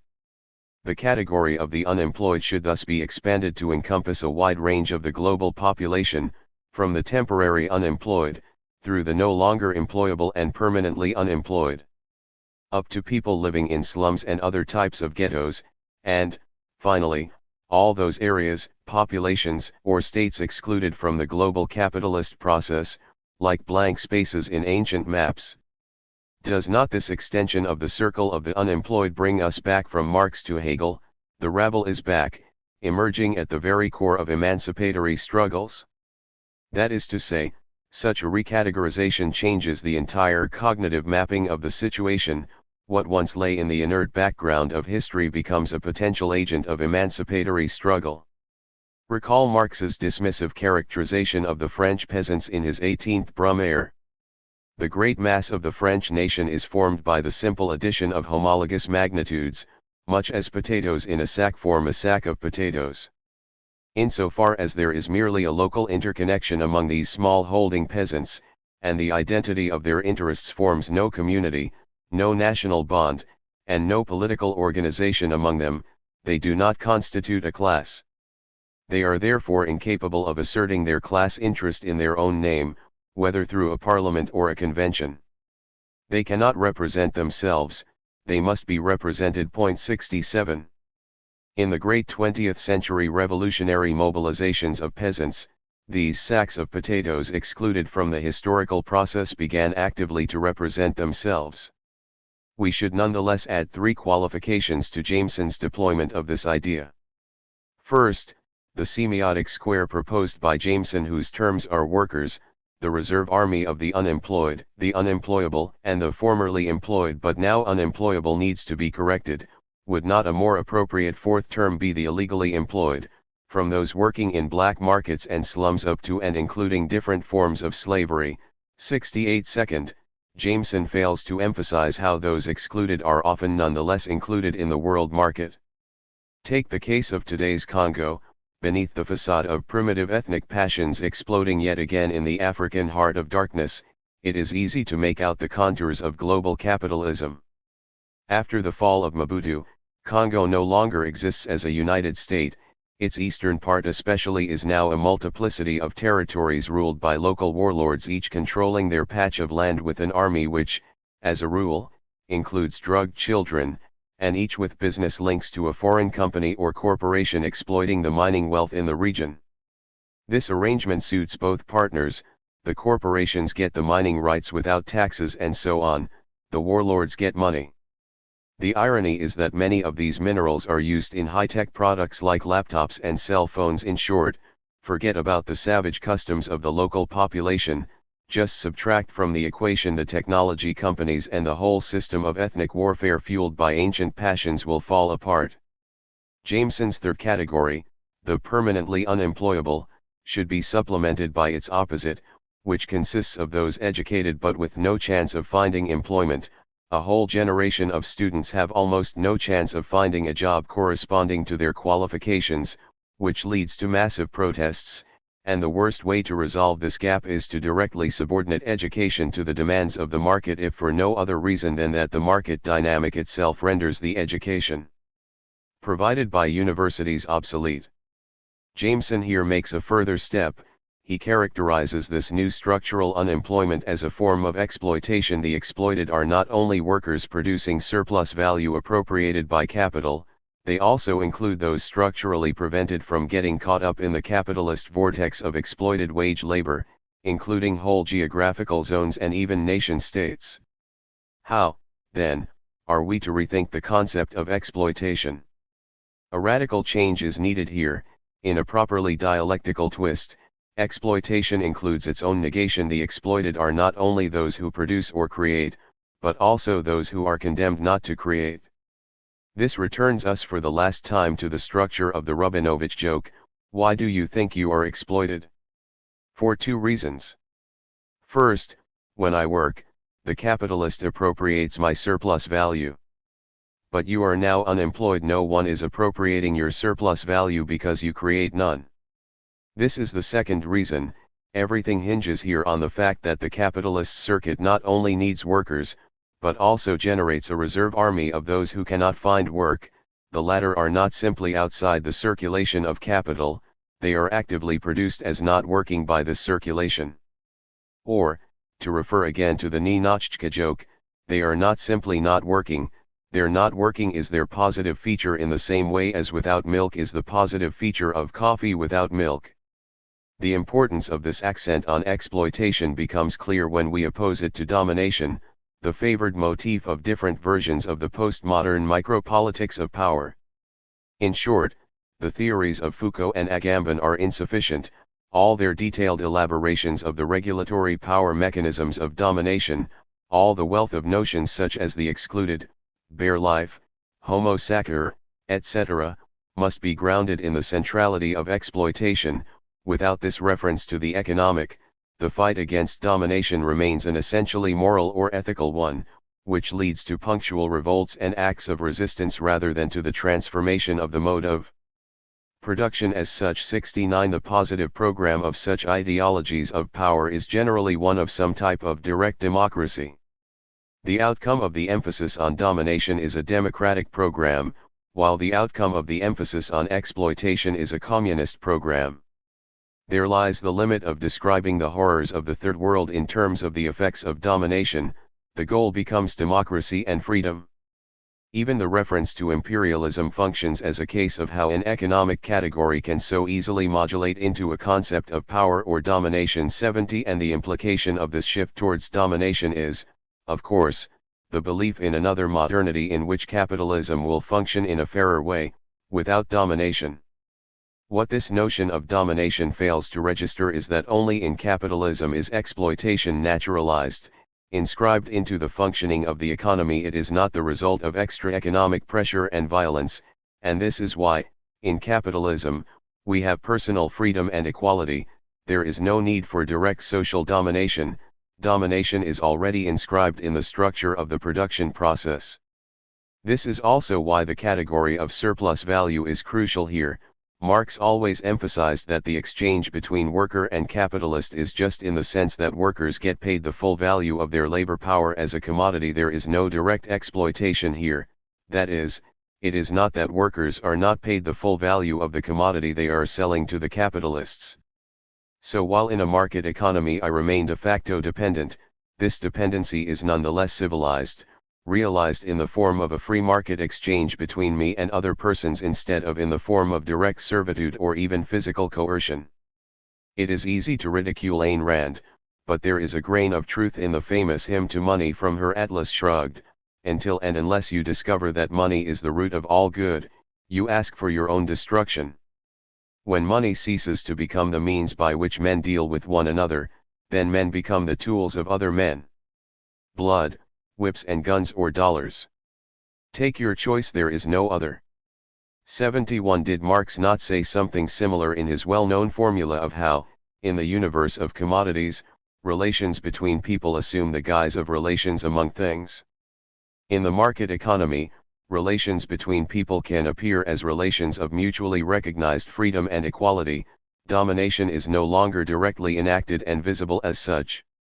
The liberal answer to domination is recognition.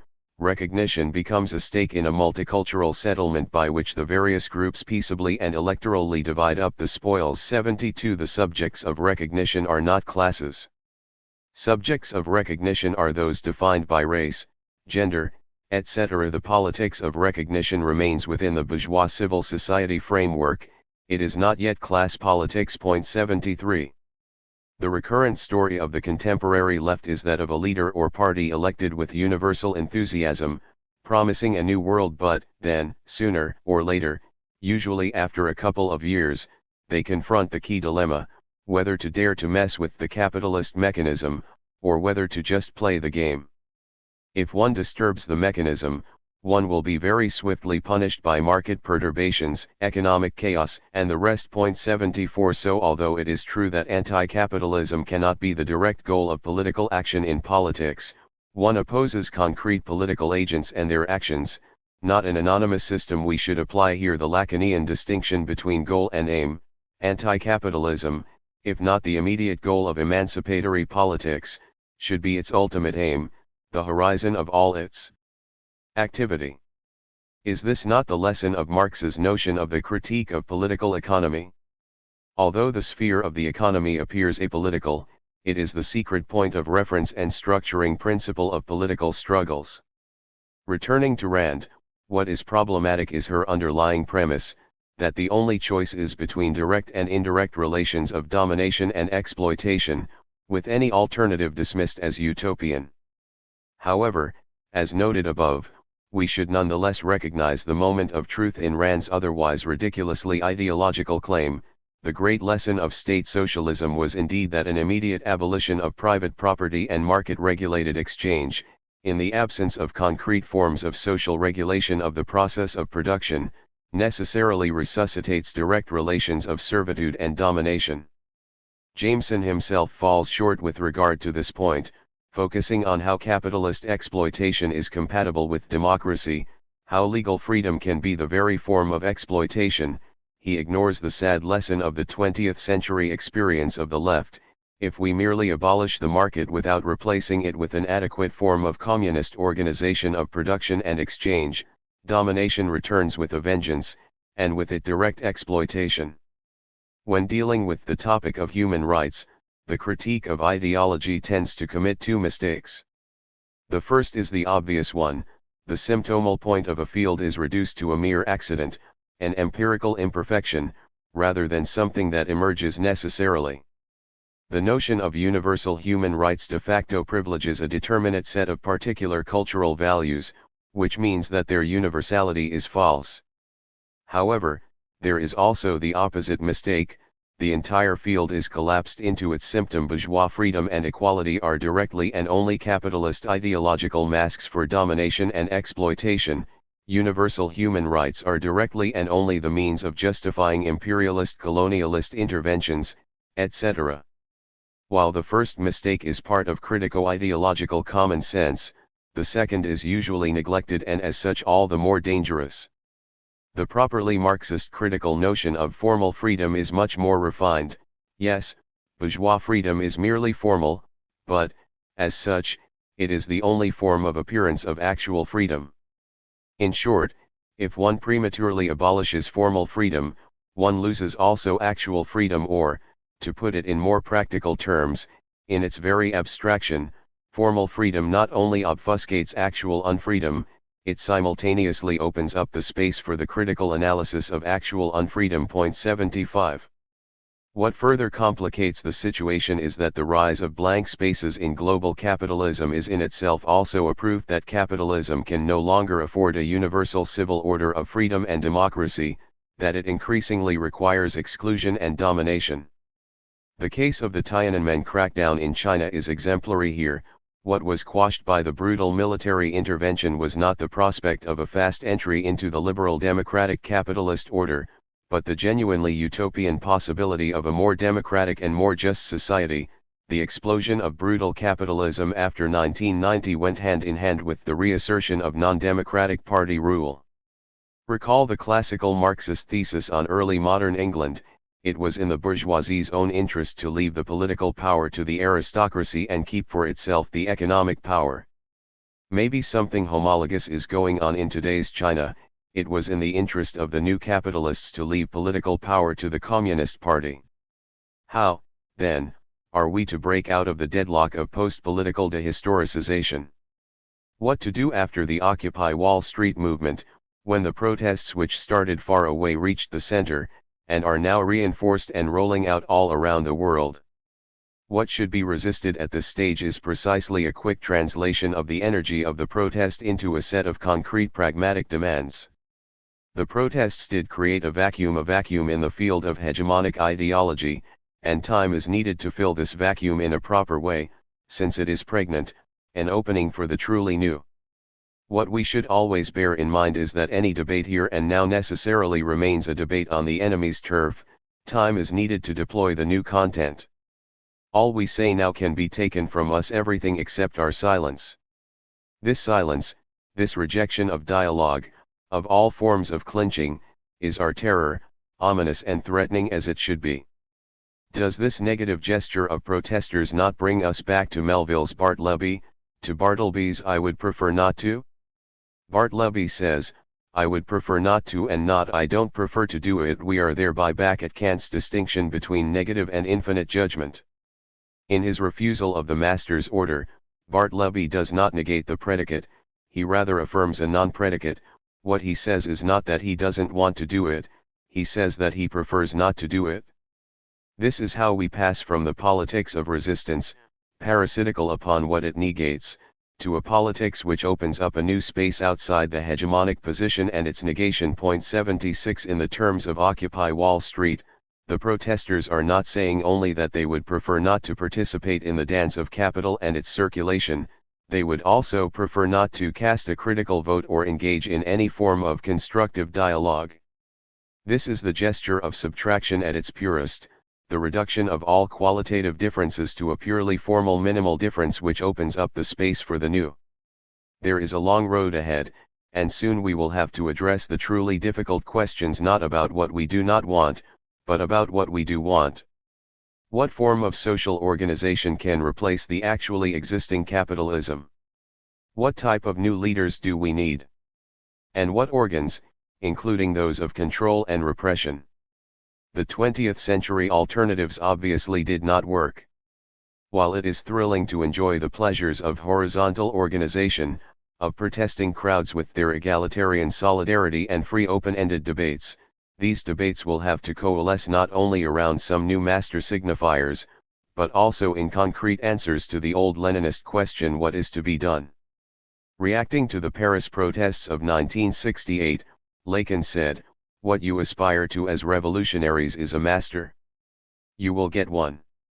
77. Although this diagnostic/prognostic should be rejected as a universal statement about every revolutionary upheaval, it contains a grain of truth, insofar as the protest remains at the level of a hysterical provocation of the master, without a positive program for the new order to replace the old one. It effectively functions as a call for a new master. Faced with the demands of the protesters, intellectuals are definitely not in the position of the subjects supposed to know. They cannot operationalize these demands, or translate them into proposals for precise and realistic measures. With the fall of 20th century communism, they forever forfeited the role of the vanguard which knows the laws of history and can guide the innocents along its path.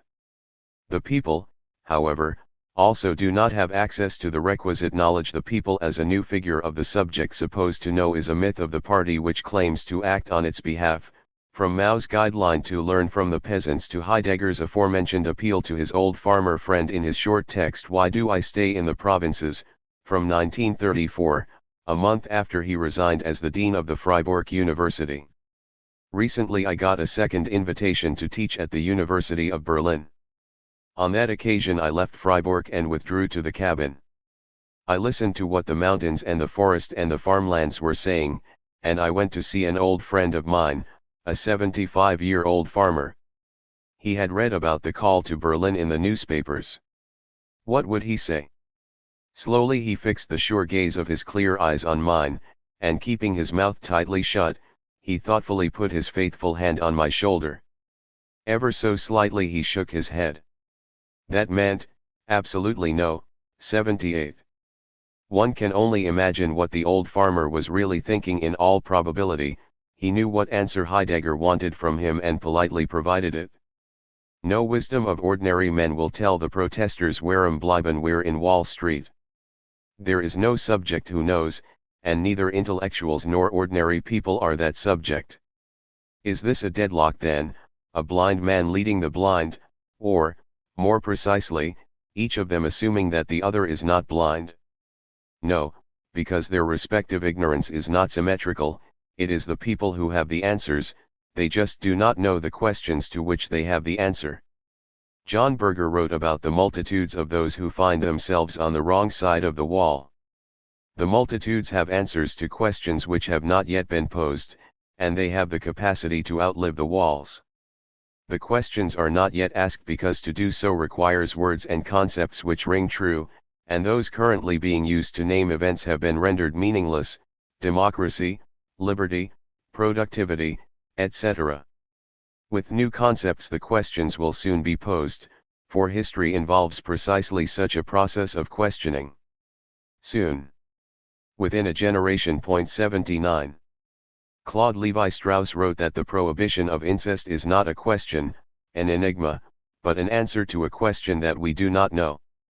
We should treat the demands of the Wall Street protests in a similar way. Intellectuals should not primarily take them as demands, questions, for which they should produce clear answers, programs about what to do. They are answers, and intellectuals should propose the questions to which they are answers. The situation is like that in psychoanalysis, where the patient knows the answer but does not know what they are the answers to, and the analyst has to formulate the questions.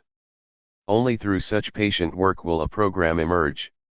Badiou has argued, in relation to Aristotle's principle of non-contradiction and the principle of the excluded middle, that there are three modes of negation. 80 of the four logical possibilities, Badiou begins by dismissing the last one as inconsistent, equivalent to the complete dissolution of all potency of negativity, so that three consistent forms remain, each of them fitting a certain logical framework.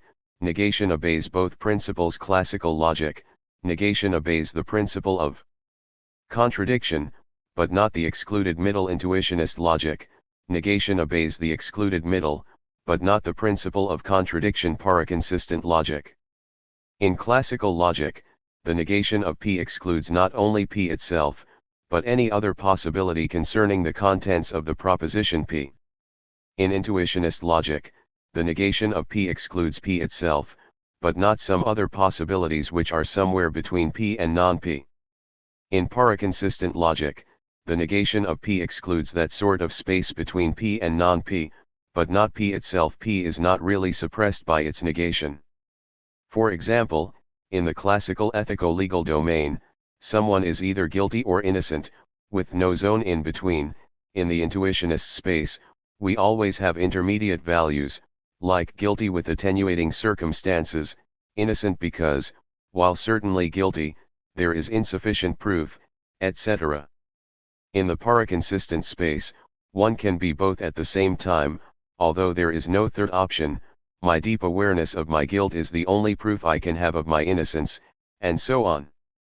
As might be expected, Badio's privileged example is that of revolution. The communist revolution is classical, a radical confrontation with no third option, either us or them. The poor worker who before the revolution appears as nothing in the political field, becomes the new hero of this field. In the intuitionist space of social democratic reformism, the poor worker appears in the political field, but is in no way its new hero. The idea is to reach a compromise, to find a third way, to maintain capitalism, but with more social responsibility, and so forth. In the third case of paraconsistent space, we get a sort of undecidability between event and non-event. Something happens, but, from the point of view of the world, everything is identical, so we have event and non-event simultaneously, a false event, a simulacrum, as in the fascist revolution which denounces plutocratic exploitation and maintains capitalism. As Badio concludes, the lesson is that, when the world is intuitionistic, a true change must be classical, and a false change paraconsistent. But what if today's late capitalist world is no longer intuitionistic? Is not postmodern capitalism an increasingly paraconsistent system in which, in a variety of modes, P is non-P, the order is its own transgression, capitalism can thrive under communist rule, and so on? Here, classical change no longer works, because the negation gets caught up in the game. The only remaining solution is thus to go with the fourth option.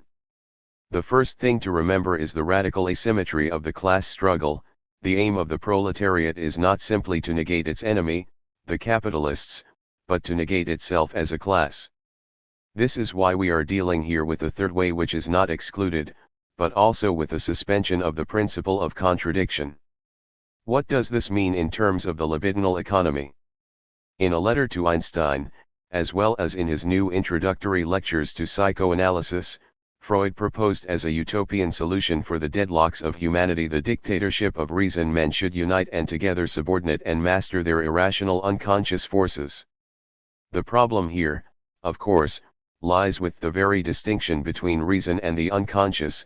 On the one hand, the Freudian unconscious is rational, discursive, having nothing to do with the reservoir of dark primitive instincts. On the other hand, reason is for Freud always close to rationalization, to finding reasons for a cause whose true nature is disavowed. The intersection between reason and drive is best signaled by the fact that Freud uses the same formulation for both. The voice of reason or of the drive is often silent, slow, but it persists forever. This intersection is our only hope. The communist horizon is peopled by 2 millennia of failed radical egalitarian rebellions from Spartacus onwards. Yes, they were all lost causes, but, as G.K. Chesterton put it in his What's Wrong with the World, the lost causes are exactly those which might have saved the world. 81.